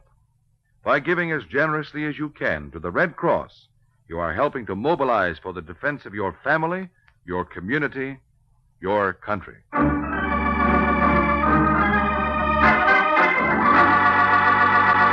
The Case of the Unsilent Butler. The Case of the Unsilent Butler. That's the title of next week's adventure of the Falcon, when Mike Waring learns that the way some people get a bang out of life is by using a gun. So be sure to listen at the same time next week to another exciting adventure of the Falcon, brought to you by the Kraft Foods Company. The Adventures of the Falcon are based on the famous character created by Drexel Drake, produced by Bernard L. Schubert, written today by Jerome Epstein, and directed by Richard Lewis. Music was by Arlo. Les Damon was starred as the Falcon, with Jan Miner as Sue. Be sure to hear the great Gildersleeve next Wednesday evening over most of these stations. In next Wednesday's broadcast, Gildy comes face to face with an hilarious problem and solves it in a way that will keep you laughing for days. Remember the show, the time, and the place, the great Gildersleeve, next Wednesday evening over most of these stations. Check your local newspaper for time of broadcast. This is Ed Hurley, speaking for the Kraft Foods Company. This is NBC, the national broadcasting company.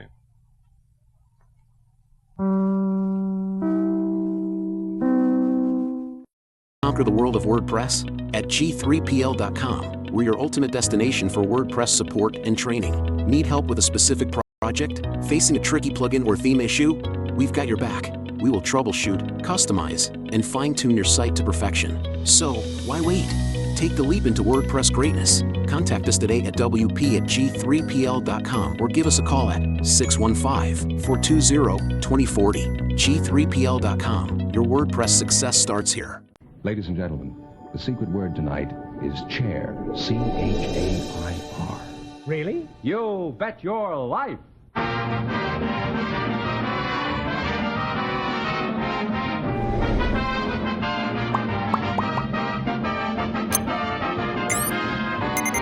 The more than 3,000 DeSoto Plymouth dealers of America present Groucho Marx in You Bet Your Life, the comedy quiz series produced and transcribed from Hollywood.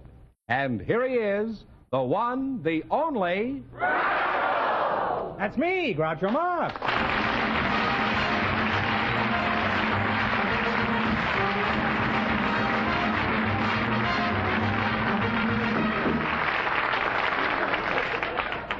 Well, here I am again with $1,000 for one of our couples. Fenneman, who's first to try for it? Well, we invited some lawyers and some secretaries who work for psychiatrists to the program tonight, Groucho. And just before we went on the air, our studio audience selected Miss Jackie Mandel and lawyer John Jacobs, Jr., and here they are, folks. Meet Groucho Marx. Welcome for the DeSoto Plymouth dealers. And if you say the secret word, you'll divide $100. It's a common word, something you'll find around the house. Miss Fenneman?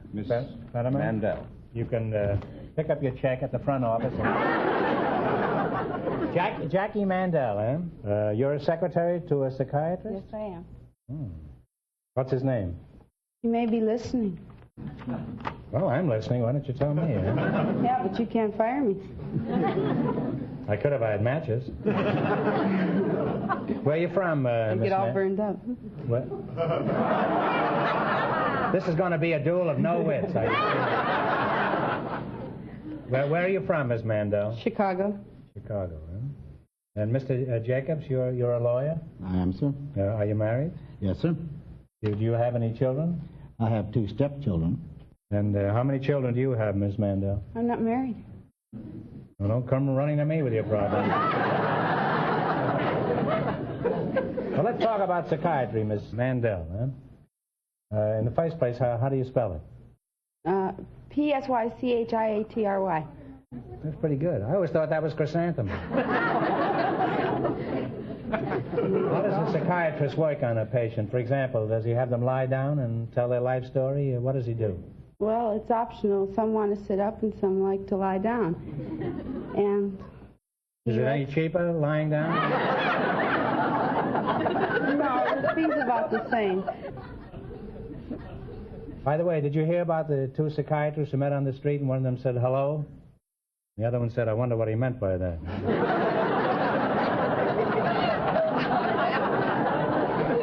Mr. Jacobs, what kind of a lawyer are you? Well, I hope I'm a good lawyer. You know the penalty for perjury? Suppose in a criminal case your client is obviously guilty. What do you do, Mr. Jacobs? Well, if he's obviously guilty, I will defend him to the best of my ability in a legal manner. Show enough? Some lawyer, they're strapping the buckle on the electric chair, and he's tickled pink because he got an illegal conviction. Now, do you take any case that comes along, or just the guilty one? I take any case that I think that I may be able to help anyone, but I have the right to turn down if I desire. Let's say I've been arrested for stealing. Would you take my case? What kind of a case? Well, I didn't steal anything. Stealing what? Well, I happened to be walking down an alley, and 4 chickens flew into my gunny sack. Now, how are you going to keep me out of jail? Well, I have various means to sort of prolong the thing. I could probably... You mean the sentence? Get a habeas corpus, and probably get you out on bond, and then writ of mandamus possibly might work, or writ of prohibition. I see. Well, there's a fine legal point involved here. While these chickens were in my possession, 2 of them laid eggs. Now, who do the eggs belong to? Me, the chickens, or the guy who was shooting at me?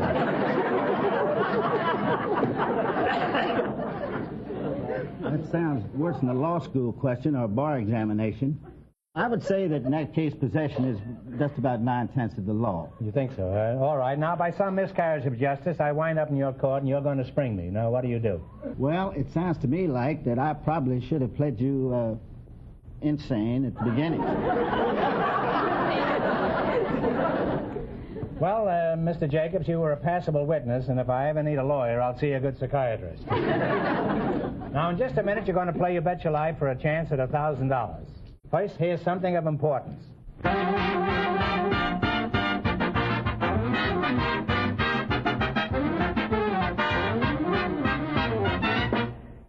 It's not too late to wish a Happy New Year to all you car owners, and to add a word of advice.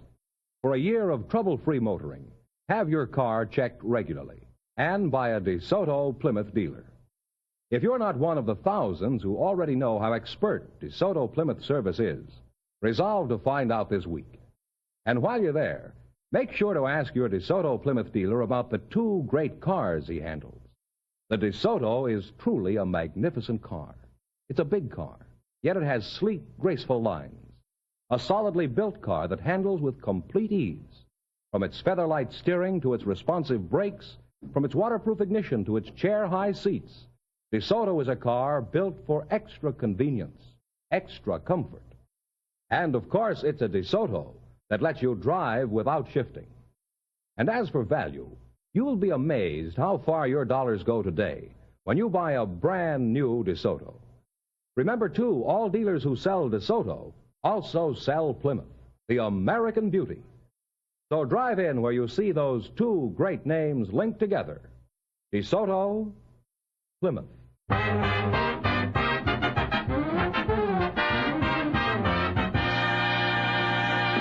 Now, let's see if you two will get a chance at the $1,000. Fenneman, explain the rules. All right.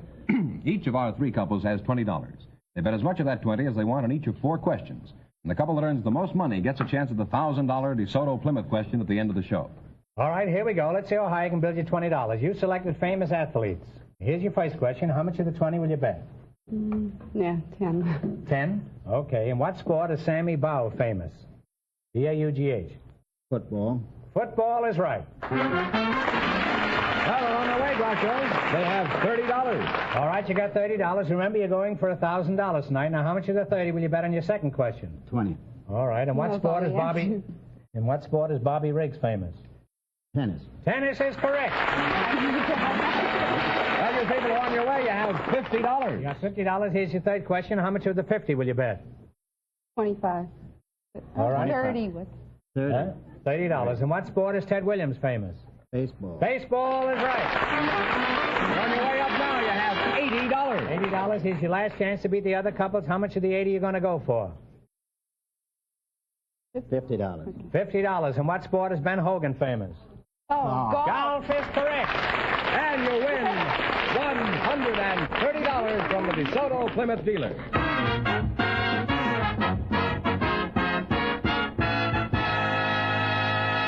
Groucho, the secret word is still chair.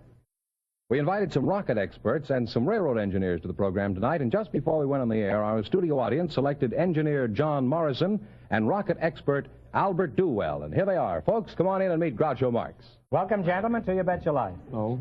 And if you say the secret word, you'll divide $100 in cash. It's a common word, something you will find around the house. Now, let's see. Mr. Duwell, you're a rocket expert? That's right. Oh, you're a rocket expert, huh?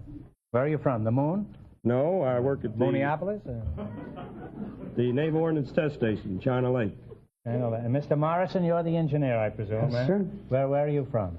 Well, I was raised in Colorado, Groucho, born in California. What'd you do, have one leg in each state? Who did you work for? Who do you work for? The Atchison, Topeka, Santa Fe Railway. Oh, well, you know that song about Yes, sir. Could you sing it? No, I'm no singer. You don't have to be a singer for that song. You just have to be a railroad, that's all. Right? Are you married? Yes, sir. Did your wife ever give you a roundhouse when you have an argument? Do you run any special train or just a string of boxcars? Well, I have run almost all the trains they have. At the present time, I'm on one of the San Diego Streamline trains between here and San Diego. When you go on a vacation, how do you travel? Oh, just one way. Rails, of course. You take the rail. You betcha. I don't mind traveling by rail. It's the tar and feathers that bother me. Well, now, Space Patrol, tell us about your rockets. For example, how big are they? Well, they run between 1 foot and 30 feet. As much as that, huh? Well, what kind of a noise does it make when it goes off? Oh, several different kinds of noise. They go whisk or a zoom, something like that. Are you trying to scam me? Zoom, you too. Huh? You can play at that game, you know. Right? You think we'll ever be going to the moon in one of your rockets? I think so. I think in about 30 years you will. What would a trip to the moon be like? What, for example, would I need to pack in my overnight bag? Well, I'm thinking. Well, to start off, when a rocket takes off, they'd probably strap you right to your chair and you I do...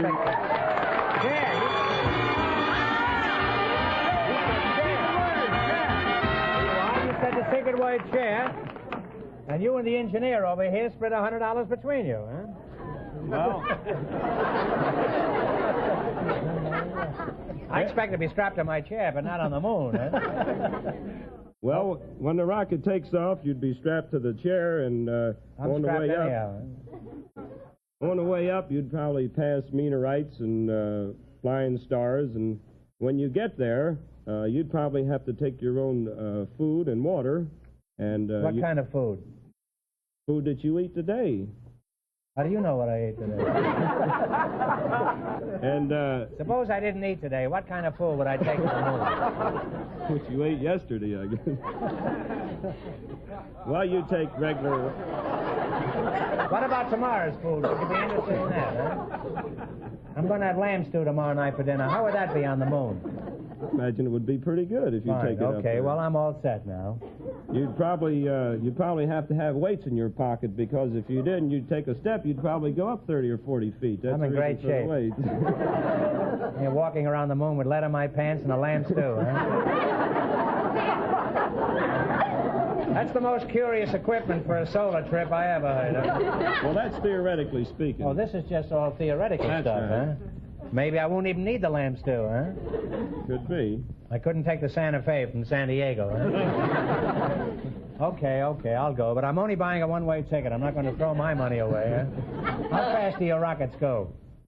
Oh, they go as fast as 2,000 miles an hour. Really? They go that fast? Yes, sir, they do. Wouldn't do the lamb stew much good, I guess. Now, Streamliner, how would you like to drive a train that made it to Chicago in an hour? Well, under the conditions we got here, it'd be quite a thrill. 2,000 miles an hour. You'd lean out of the cab to kiss your wife goodbye in Los Angeles and wind up kissing a red cap in Kansas City. Well, we've come a long way from Noah's Ark to rockets, and I never thought I'd live to see both of them. All right, now you're going to play You Bet Your Life. You beat our other two couples, and you'll get a chance at the $1,000 DeSoto Plymouth question. I can't tell you how much our first couple won, but Fenneman's off stage to remind our listeners. The lawyer and the secretary won $130. Here we go. Let's see how high I can build you $20. You selected Islands of the World. Is that right? That's right. Now, here's your first question. How much of the 20 are you going to risk? 15. What is the name of the island off the toe of Italy? Sicily. Sicily is correct. Well, you fellas are climbing. You're on your way. You have $35. All right, remember you're going for $1,000 tonight. Now, how much of the 35 are you going to bet? 31. 31. Do you approve of that, Johnny? Oh, you betcha. You betcha. We're Johnny going is for- an amiable cuss, isn't he? I bet he let you ride free on his railroad. If I could. Try it sometime. You'll get kicked off at Glendale, huh? All right, what's the name of the island prison located in San Francisco Bay? Alcatraz. Alcatraz is right, huh? Now you have $66. Johnny Morrison, how did you know that so quickly? I've been by there lots of times. Is that your alma mater? All right, here's your third question. How much of the 60 are you going to bet? 66. 66? Yes. Oh, $60. $60. What is the largest island in the world? Uh, You can talk it over, you know. If you're not sure, take a guess. Cuba? Australia. Madagascar. No. Oh, I'm sorry. It's Greenland. Greenland. You now have $6. Let's go for the You've just got enough left for the lamb stew to the moon. All right, here's your last chance to beat the other couples. You're going to bet the $6. What is the name of the string of islands extending from Alaska? Aleutian. The Aleutian Islands is right. And you wind up with $12 from the DeSoto Plymouth Dealers of America. Put it there, Johnny.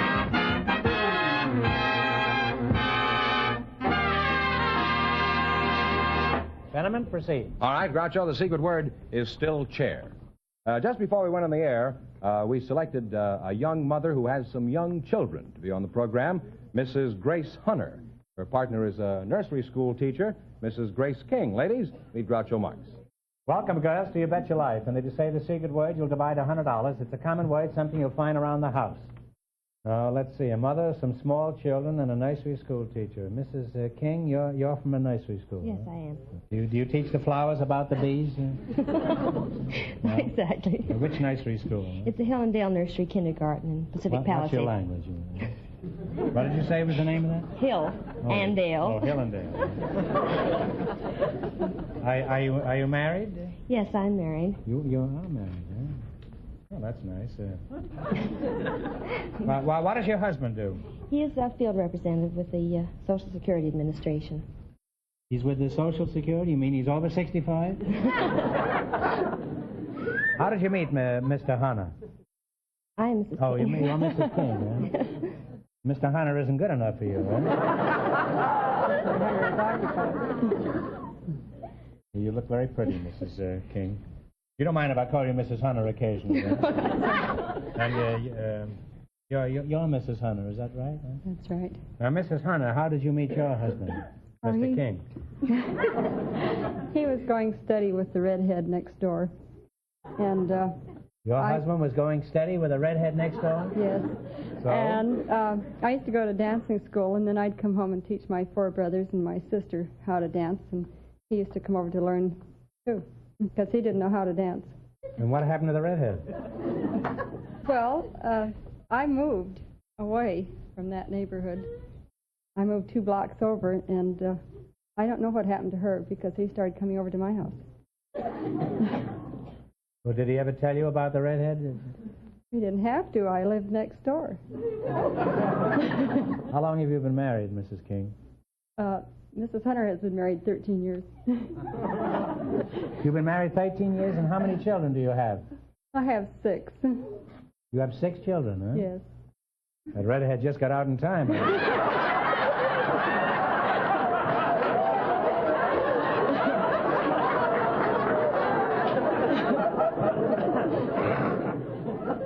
How many of these kids are boys, Mrs. Hunter? There's 3 boys.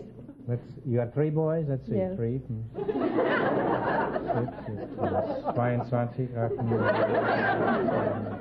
Well, you must have 3 girls, huh? That's right.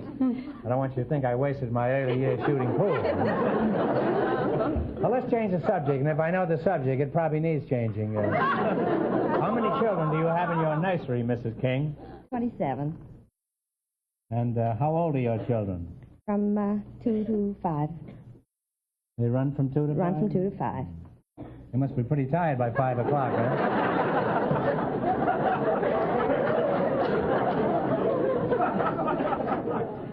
What are the names of your youngsters, Mrs. Hunter? Oh, pardon. I thought you were going to ask all 27 names of the nursery school. Okay, what are the names of your youngsters? What are their ages? Mrs. Hunter, what are their ages? My children's ages? Your age. Oh, they run from 3 to 12. You mean that your kids can run longer than her kids? Why is that? Do they get lamb stew at your house? You think your children would be interested in a trip to the moon? Well, when it starts. What are their ages, Mrs. Hunter? They run from... Specifically, huh? Oh, well, I have one that was just 12, and I have one that will be 12 in 3 months, and I have one that's 9. You have one that's 12 in 3 months? I have one that just was 12, and in 3 months I'll have another one that will be 12. That one isn't even born yet, huh? And I have one that's 9, one that's 6, and 2 that are 3. I see. And how old would you say the redhead is now?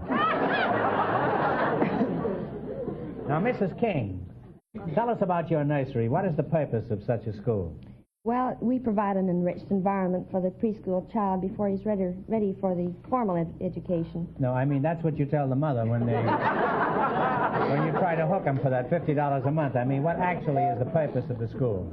See, I have a 4-year-old, too, you know. Well, we help the children to live together. You want to hear a story about my child? Love to.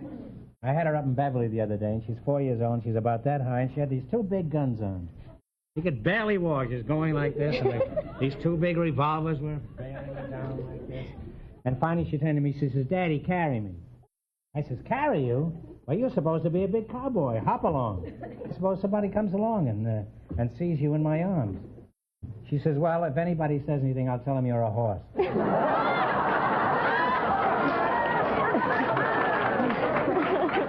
Groucho, what's that? Everybody off stage, and I'm sure some people out here in the audience, have been wondering how these two children of Mrs. Hunter's can be so close to 12. I mean, one is 12, and then another one is going to be 12 in 3 months. How is this done? Okay, well, Mrs. Hunter. One of the boys... How come that one of your children is 12 and one is 12 in 3 months? Well, I had 5 children, and the one boy that's the oldest was lonesome because the rest were girls and then the twin babies. So we adopted a boy to go with him, keep him company. Well,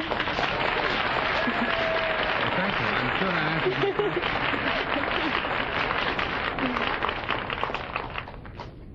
Fenneman, try not to come back again, huh? How do your kids amuse themselves on a rainy day, Mrs. Hunter? Oh, they go out in the garage and fight. Go out in the garage and fight? Your Band-Aid bill must be pretty big around that house, isn't it? Now, how do your kids amuse themselves on a rainy day? Well, we have them indoors, and they sit on chairs and work at their tables. Yeah! You sit chairs, and you and Mrs. Hunter are going to split $100 between you, huh? $50 apiece there. Now, what are some of the games you play with your children, Mrs. Hunter? Oh, I play hide and seek and red light, green light. Red light, green light? How do you play that? Well, you all get in a line and you tell them they can go, and then they have to stop real quick on the line. Didn't you ever play it? We play London Bridge is Falling Down. Well, let's play one of your games. Are you willing? Why, sure. What would you like to play?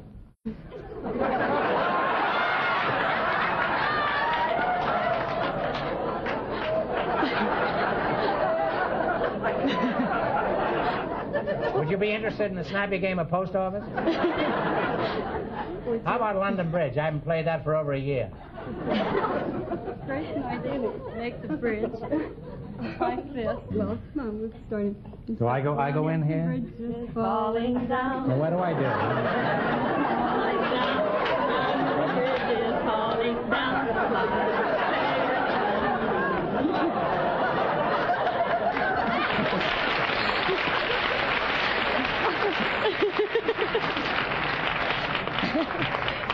Is there an arthritic doctor in the house? Well, you make a wonderful team. Feminine, but wonderful, huh? The next time I want to play games, I'll stick to spin the bottle. All right, now we're ready. Now let's see how well you make out in the battle for the $1,000. You've got to run your $20 into more than our other couples. Can't tell you how much the other couples won, but Fenneman's going to remind our listeners. The lawyer and the secretary are still ahead with $130. Here we go. Let's see how high I can build you $20. You selected fictional children. Here's your first question. Now, how much are you going to bet? 10. 10? All right. What was the name of the little girl who trespassed on the 3 bears? Goldilocks. Goldilocks is right. And on your way, you have $30. You got $30. Remember, you're going for $1,000 tonight. How much of the 30 are you going to go for? 20. $20. What was the name of the little boy who discovered a magic lamp? Aladdin. Aladdin is right. $50. Here's your third question. How much of the 50 are you going to go for? 35. What was the name of the little girl who went through the looking glass? Alice. Alice is right. And your prize is $85. $85. Here's your last chance to beat the other couples. How much of the 85 are you going to go for? Don't I sound like an auctioneer? 65. 65. What was the name of the little boy who was a pal of Tom Sawyer's? Huckleberry Finn. Huckleberry Finn. And they wind up with a grand total of $150. And that means that they, with their $150, get the chance at the DeSoto Plymouth $1,000 question.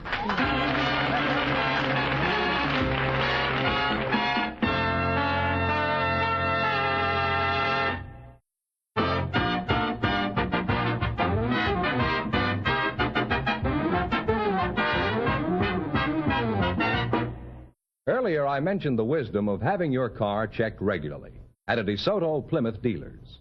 The benefits to you and your family in time saved, in reducing inconvenience, yes, and in money saved by a regular DeSoto Plymouth dealer checkup are things you can't afford to be without. Take lubrication as just one case in point. DeSoto Plymouth dealers keep accurate files on when your car needs a lubrication job. And when they do lubrication work, they do it right type of lubricants, in the right amounts, when and where your car needs it. Proper lubricating is just one of the many important jobs DeSoto Plymouth Service is equipped to do right. Take advantage of the better service that's available to you wherever you see the sign of a DeSoto Plymouth dealer.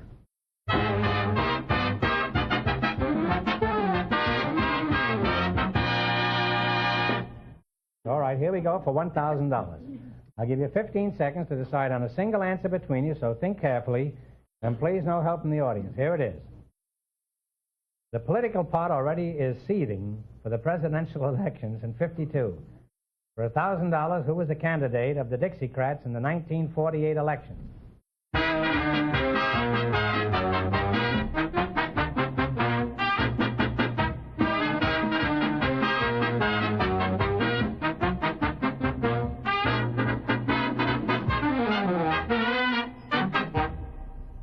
What's the answer you two have decided upon? What was the name of the vice president that was with Roosevelt? No, I'm sorry. The name is J. Strom Thurmond. Thurmond. No. That was a tough one. I'm sorry. That's the correct answer. How much did they win, Fenneman? Well, they wound up with $150. Well, that's not so bad. And you said the secret word, didn't you? Yes, so they Not have 100? how much? $280? $250. Well, a veritable fortune, $250. So that means the big question next week.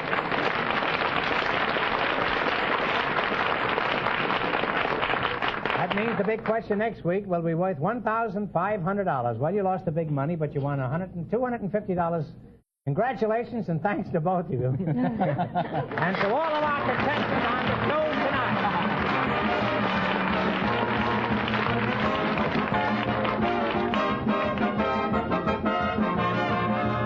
tonight. Be sure to tune in again next Wednesday night at this time for the Groucho Marx Show, when the big question will be worth $1,500. And don't miss Groucho's television show, also presented by the DeSoto Plymouth Dealers of America. And remember, all dealers who sell DeSoto also sell Plymouth. Two great cars, both products of the Chrysler Corporation. And when you drive in, tell them Groucho sent you. Good night, folks, and remember, just be sure to see your DeSoto Plymouth dealer.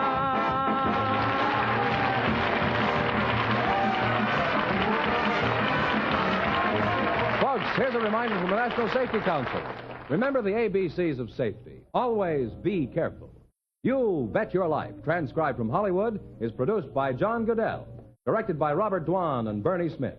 Music by Jerry Fielding. This is George Fenneman signing off for the more than 3,000 DeSoto Plymouth dealers from coast to coast.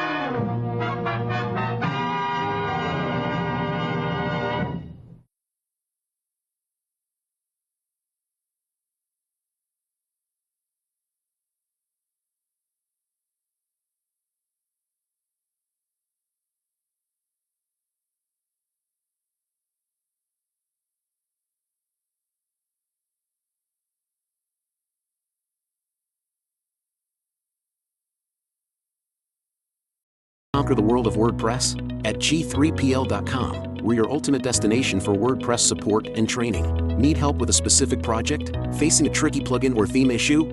We've got your back. We will troubleshoot, customize, and fine-tune your site to perfection. So, why wait? Take the leap into WordPress greatness. Contact us today at WP@G3PL.com or give us a call at 615-420-2040. G3PL.com. Your WordPress success starts here. Wild Bill Hickok!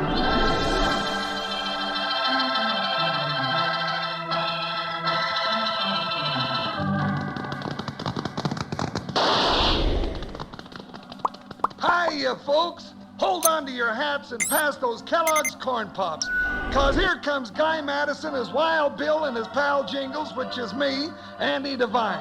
We got another rootin', tootin' Wild Bill Hickok adventure story for you from that great new cereal with the sweetening already on it, Kellogg's Corn Pops! Kellogg's Corn Pops brings you Wild Bill Hickok, starring Guy Madison as Wild Bill and Andy Devine as his pal Jingles.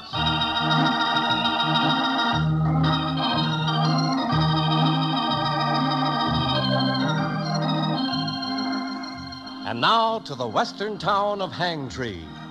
It is late at night, with only the sound of laughter from the Golden Dollar Saloon, tinny music from the ancient player piano. If the citizens could know what's happening at the local jail right now, they'd be singing a different tune. At the barred window, a large but quietly moving figure steals up, slips a rope around the bars, and ties it fast. Then he runs silently to his horse, ties the other end of the rope to the saddle horn. Ha! Yank him out! The bars in the jail give way, and the prisoner leaps through the open window. He's on his waiting horse and riding off with his rescuer as the excited patrons pour out of the saloon in confusion.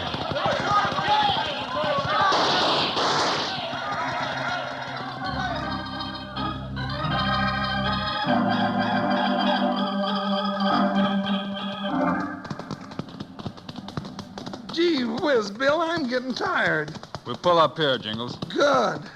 Cross the river to cover our trail.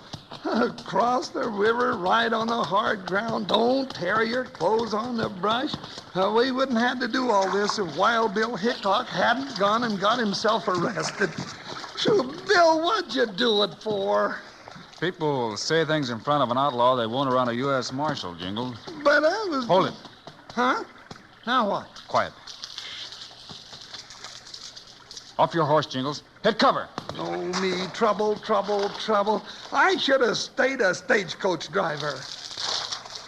Go get him, Jingles. He's your size. I'll get him. All right, Jingles, you've got him. Holy gee willikers. Hey, it's just a boy, a little rascal of a squealing boy. Looks like a drowned mouse. I'm not squealing. And you look just as drowned, fatso. Hey, now, no smarty stuff now, Mousy. I'll throw... Hold it, Jingles. What's your name, son? Tad Lawson. And where do you hail from? Hangtree. My father's the sheriff there. Oh, me. Shall I throw him back in the river, Bill? Bill? Hey, I knew I was right. He called you Bill. He talks too much. No. You see, I made a mistake, Mousy. This is the Missouri Kid. No, he's not the Missouri Kid. I knew it when the deputy arrested you. No. That's why I rode out after you. Gosh, Wild Bill Hickok. Oh, my dad sure talked about you. He saw you in Abilene once. Where's your dad? He's out combing the hills for the real Missouri Kid over near Big Rock.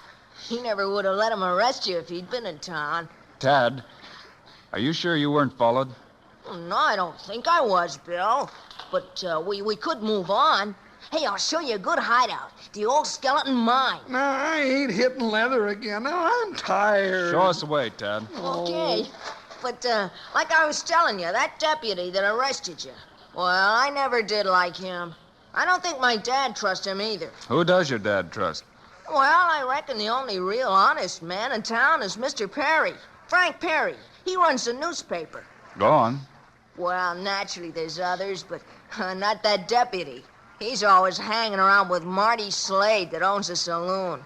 My dad's had a lot of trouble with them, boy. Well, maybe you ought to have a talk with this man Perry, Bill. Yeah, I guess so, Jingles. Tad, you show us where the old skeleton mine is, will you? Oh, sure. Then I'll ride into town and see Perry. Well, what about me? You stay at the skeleton mine. Skeleton mine? Well, I'll... Who, me?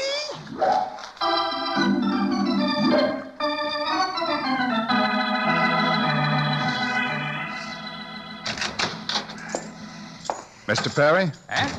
Oh, that's right. Pleased to know you. Who are you? The deputy that arrested me figured I was the Missouri Kid. You? Why, you're the man that broke jail. But I'm not the Missouri Kid, Mr. Perry. Well, of course you wouldn't admit it. The name is Hickok, Mr. Perry. Bill Hickok. Hickok. Wild Bill. I've been called that. Wild Bill Hickok. The United States Marshal. Right again, Mr. Perry. I've been told I can trust you. Why, of course, Bill. I'm always on the side of the law. What do you want from me? Think you can find out why somebody tried to pass me off as an outlaw? Get me hung? I could try. Start asking questions around town. If I get some information, Bill, where can I find you? I'm holed up with my partner in an old mine outside of town. Not the old skeleton mine? That's the one. Tad Lawson led us to it. You can find me there. Tad Lawson, huh? Well, fine, Bill. Glad you told me. And I'm sure I'll be able to bring you something soon.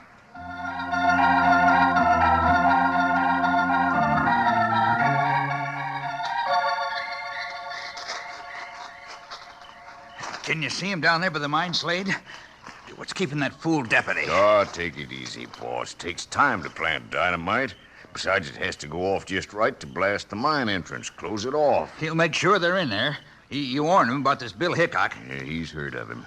But when we're through, well, nobody else will ever hear of him or his partner either. I wish he'd hurry. We far enough away here? Sure. Relax, Perry. Nobody's ever going to find the real Missouri Kid. These two marshals will disappear just like the last one. We killed one already. Let's get rid of these two. Don't be so nervous, Well, boss. I'll feel better when I hear that explosion. You'll hear it. What's the devil's keeping him? You should have gone yourself, Slade. What were you saying, boss? Yeah, well, that's more like it. Hey, you're all right, Slade, all right. So long, Mr. Wild Bill Hickok. You can add 2 more to the old skeleton mine.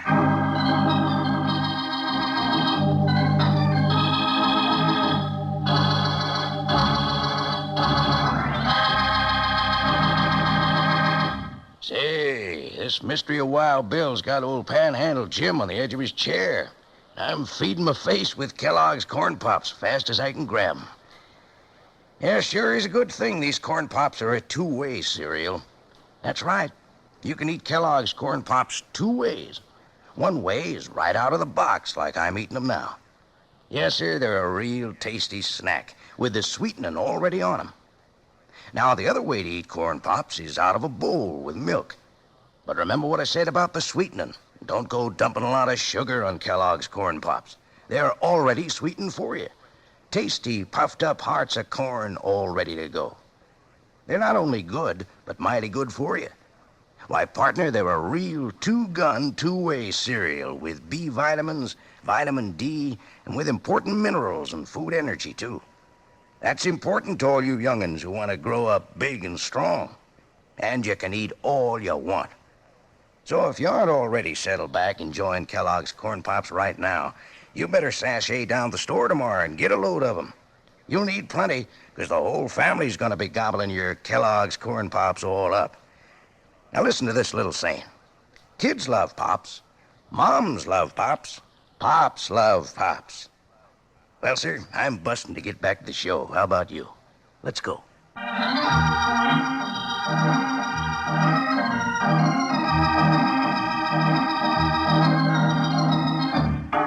Now, back to the adventures of Wild Bill Hickok. The deputy who blew up the mine for Slade and Perry rides away from the scene, unaware that high on the ridge, 2 figures have been watching his every move. Bill, that ornery polecat tried to blow us to kingdom come. I seen him with my own eyes. I seen him plant that dynamite in the opening of the mine. That's right, you did. But there was someone else around we didn't see. What you mean? You heard that horse whinny across the canyon, didn't you? Say, that's right. And it wasn't the deputy's horse either. Hey, you think somebody else was up there watching? And maybe that somebody told the deputy what to do. Hey, Bill, I just thought of something. How'd that deputy know we was staying in the mine? Only Tad and Frank Perry knew about it. That's right. You don't think that Boyd told anybody, do you? Without meaning to, maybe. Oh, now, I don't reckon he'd tell anyone except that maybe his pa.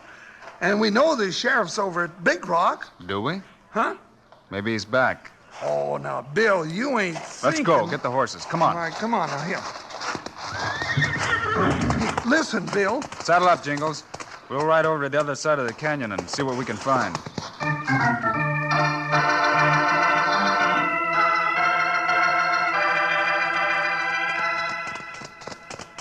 Whoa, easy, boy. steady now. Easy. Any signs of them, Bill? Over here. According to the tracks, looks like the party split up. Sure does. One of the riders headed back to town. Deputy, probably. He must be real anxious to tell the citizens in Hangtree that the Missouri Kid got killed in a mine cave-in. Hey, look, Bill. Look, over here. The other riders must have headed up the road into the hills. Sheriff Lawson lives over that way, doesn't he? He sure does. Let's go. Hiya, hiya! Hi.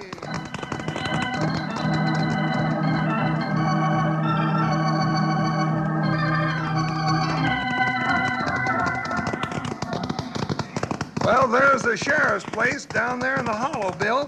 But I don't see anybody around. Didn't expect anyone. Well, I reckon you was right, Bill. Them riders must have turned off where we lost the trail back there. Hey, look, there's somebody coming out on the porch. Sheriff's wife, maybe. Sure hope she's got breakfast going. I got me an appetite, something fierce. Ooh. Ooh. Morning, ma'am. Morning. Heard you coming down the road. Figured it was the sheriff. He's not back from Big Rock yet. No, but I'm expecting him back soon.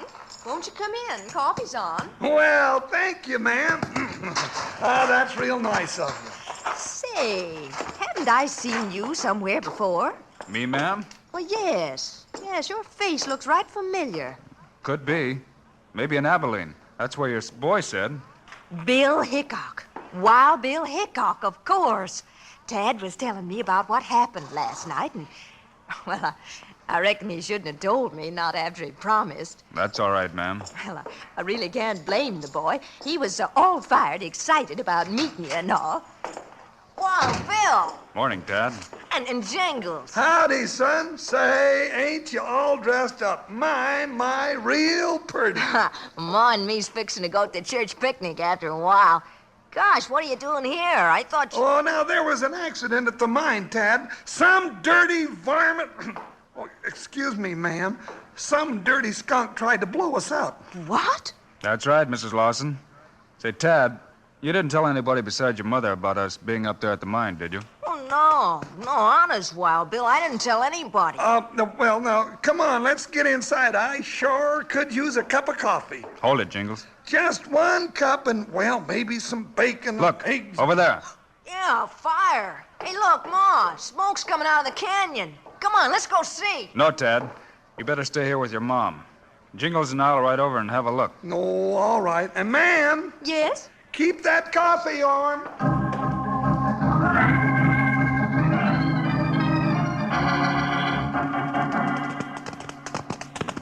Hey, look there, Bill.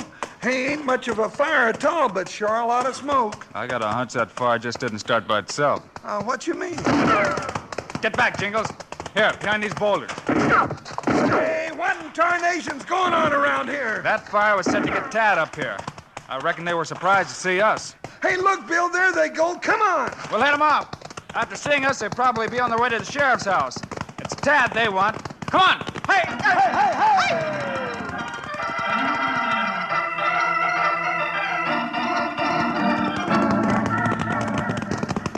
There they are, Bill, just pulling up to the house. I'll take the one on the pinto. Careful, Jingles. You don't want to hit Mrs. Lawson or Tad. They're breaking for the tree. Let's get inside the house. Whoa.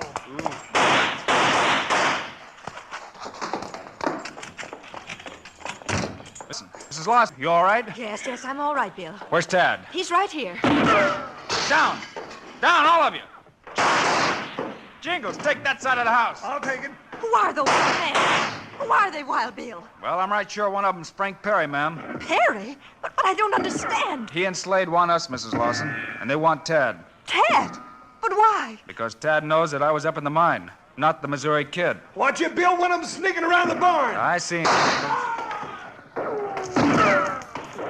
Doggone it. What's the matter? Oh, look at what one of them skunks did, Bill. Shot a hole plumb through the coffee pot. Hold it, Jingles. Hey, they're getting away, Bill. We'll get them. But first we gotta see to it that nothing happens to Mrs. Lawson and Tad. Oh, we'll be all right. I got Dad's rifle. I can take care of things. Sorry, son, but I don't think you and your mother ought to stay here. If there's someone you could stay with for a spell, ma'am. Well, yes, there's the Crowleys. Their place is just at the edge of town. Plenty of menfolk around? Oh, plenty. All right. Let's ride then. Oh, I hate to put you to all this trouble, Wild Bill. No trouble at all, ma'am. Jingles and I have business in town anyway.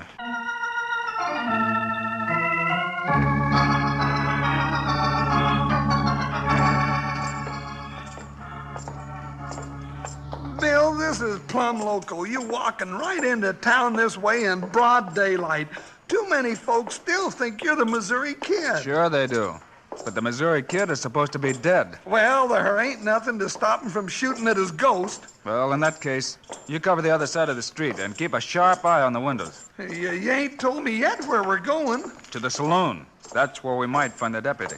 Good. That's one hombre I'm hankering to have a few words with. Now, you let me handle him. Oh, just let me bang his head against the wall a few times, Bill. Just a few teensy-weensy times. That's all I ask. Oh, all right. Let's go in. The Missouri Kid! I thought he was dead! Howdy, strangers. What'll it be? Seen the deputy sheriff around, bartender? Why, no, I... Bill, look out!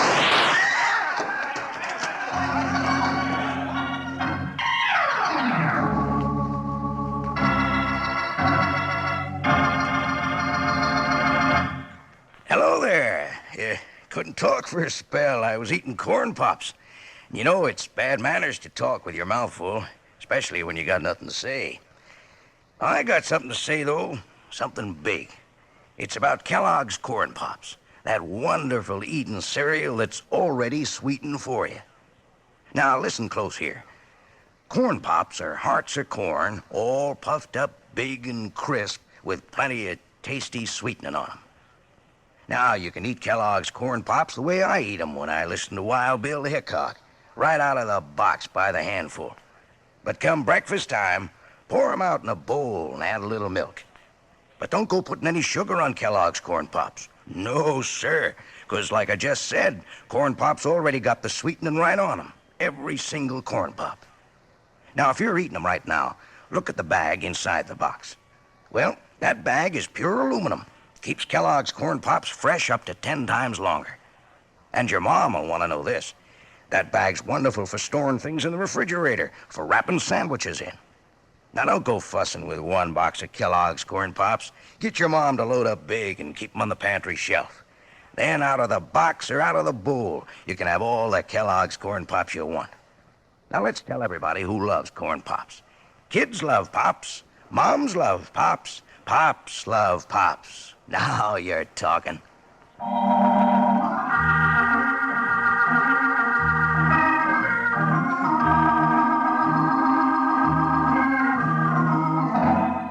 Now back to Wild Bill Hickok, who ran straight into gunfire when he started looking for the deputy in the saloon.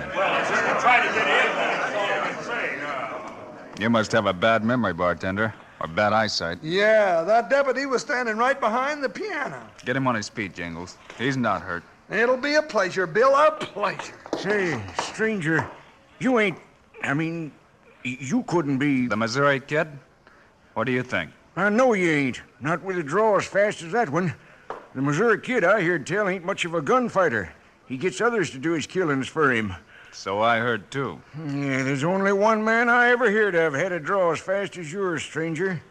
And that's Wild Bill Hickok. And that's just who he is, bartender. Wild Bill himself. Come on, deputy. Come on now. Leave me alone. Well, what'll we do with this critter, Bill? Ask him a few questions first. And I'll bet he answers, too. Won't you, deputy? Won't you, deputy? Where's Frank Perry? Where's Frank Perry? Perry? I don't know. He doesn't know, Jingles. Oh, sure he does. Sure he does. Wait. Where is he? Maybe up at the cabin. Lone River way. I don't know. All right, Jingles. That's enough. Oh, Bill, just one more time around, please. No. Oh. We'll take him down to the jail. Then we're riding after Slade and Perry. And I've got a hunch we'll find the Missouri Kid, too.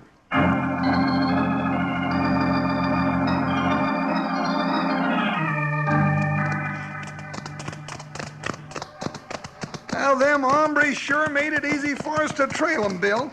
Look at them tracks here along the river. Can see 'em a mile away. Yeah. Maybe they made it a little too easy for us. Maybe they're expecting us. You reckon so? Pull up a minute. Listen. Oh, don't hear a thing except the river. Sure you do. Hey, you're right. Horses somewhere in back of us. Not far behind either. Them varmints double back on us. Let's give them a surprise, Jingles. Get behind those rocks. Must be Perry and Slade. Yeah, that's right. Here's where we meet the Missouri Kid. You're sure one of them is the Missouri Kid? That's right. And I want to hear him say so. Oh, don't worry. I'll make him talk. Quiet. Here they come. Yeah, shh. All right, boys. Reach. Hickok, hit him! I said reach, Slade, but not for your gun. Now, both of you get off those horses. Drop your gun. Look, Hickok, let me take care of my hand. It's bleeding bad. See what you can do for Slade, Jingles. You can't get away with this, Hickok. I'm a respectable citizen. Save your breath, Perry. I know you're the Missouri Kid. Oh, that fool deputy must have talked. Shut up, you fool. Look out for him, Bill. Come back, Perry. Shoot him, Bill. He hasn't got a gun, Jingles. I'm going in after him. Give up, Perry. Get away from me. That's as far as you go. Let go. Who killed the marshal? I don't know. Okay. Underwater with you. No. Who killed him? The deputy. It was the deputy. On your orders? No, I had nothing to do with it. You had him killed because he was pretty sure you were the Missouri Kid. Yeah, sure. Sure, now let me go. All right, Perry. Let's go back to shore. Oh. I got some more questions. I know I'm finished. I told the deputy to grab the first stranger coming into town. Let it get around he was a Missouri Kid. I didn't know it'd be you. Then there'd be a lynching. The Missouri Kid would be dead. The law would stop looking for you. Yeah. I'm the Missouri Kid. I thought so. Jumping catfish, Bill. I thought you was both going to drown. So did Perry. Hey, did he say he was the Missouri Kid? Yeah, after I held him underwater. Hey, you know something, Bill? What's that, Jingles? Well, we started out hunting, and then you went swimming, and, well, you wound up fishing. That's right. And here's what we caught. A big fish who thought the law wouldn't catch up with him.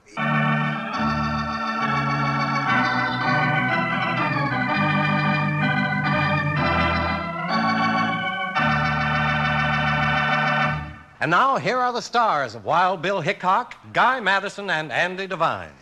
Andy and I sure hope you enjoyed our adventure today and that you'll be with Wild Bill and Jingles again next week. Yeah, and I guarantee you I won't take care of more than 30 or 40 bad men. If I know you, Andy, you'll have enough trouble just taking care of yourself. Meanwhile, Andy and I hope you'll be eating Kellogg's Corn Pops like we do. That's right. It's the great new cereal with the sweetening already on it. We think Kellogg's Corn Pops are great. So long. See you next week.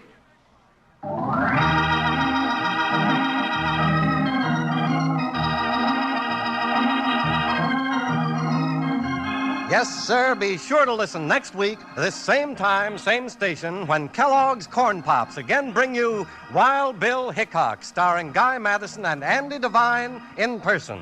Directed by Paul Pierce, music by Dick Orant. This is a David Heyer production. This is Charlie Lyon reminding you, kids love Pops, moms love Pops, Pops love Pops. Kellogg's Corn Pops.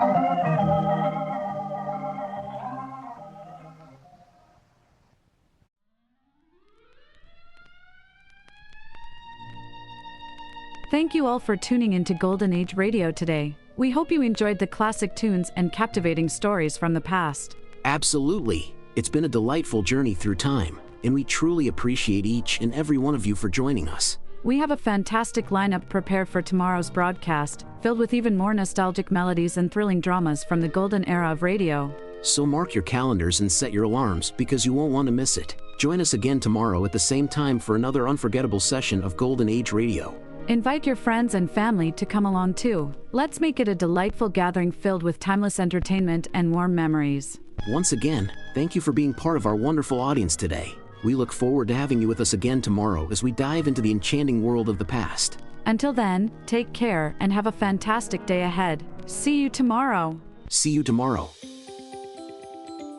Attention all business owners and aspiring database wizards. If you want to take your data management to the next level, G3PL.com is your ultimate destination for expert Microsoft Access support and training. That's right. G3PL.com believes that every successful database journey starts with a dedicated individual guiding you to success. That's why we're proud to introduce G3PL.com, a Microsoft Access expert. Whether you're just starting or looking to enhance your access skills, G3PL.com's personalized training will set you on the path to mastery. G3PL will be with you every step of the way, providing hands-on guidance and real-world examples. But don't just take our word for it. Hear what a satisfied client has to say. Thanks to G3PL.com, I've become a Microsoft Access Pro. The personalized training was exactly what I needed. I learned to create and optimize databases, run powerful queries, and automate tasks with VBA. Now, I'm confidently handling complex projects with ease. It doesn't stop there. G3PL.com is your go-to for top-notch support and solutions. Exactly. If you're struggling with your existing database, G3PL will troubleshoot, optimize, and fine-tune it to perfection. G3PL.com designed a custom database that transformed our business operations. We needed a streamlined system to manage our services and customer data. Their expertise delivered a tailor-made solution that exceeded our expectations. I can't thank them enough. G3PL.com understands that every project is unique, and we're here to offer individualized attention to your specific needs. So, why wait? Take the leap into the world of Microsoft Access Excellence with G3PL.com. Contact G3PL today and embark on your database journey with an Access expert. Send an email to db@g3pl.net or call 615-420-2040 and ask for Mark to learn more and get started.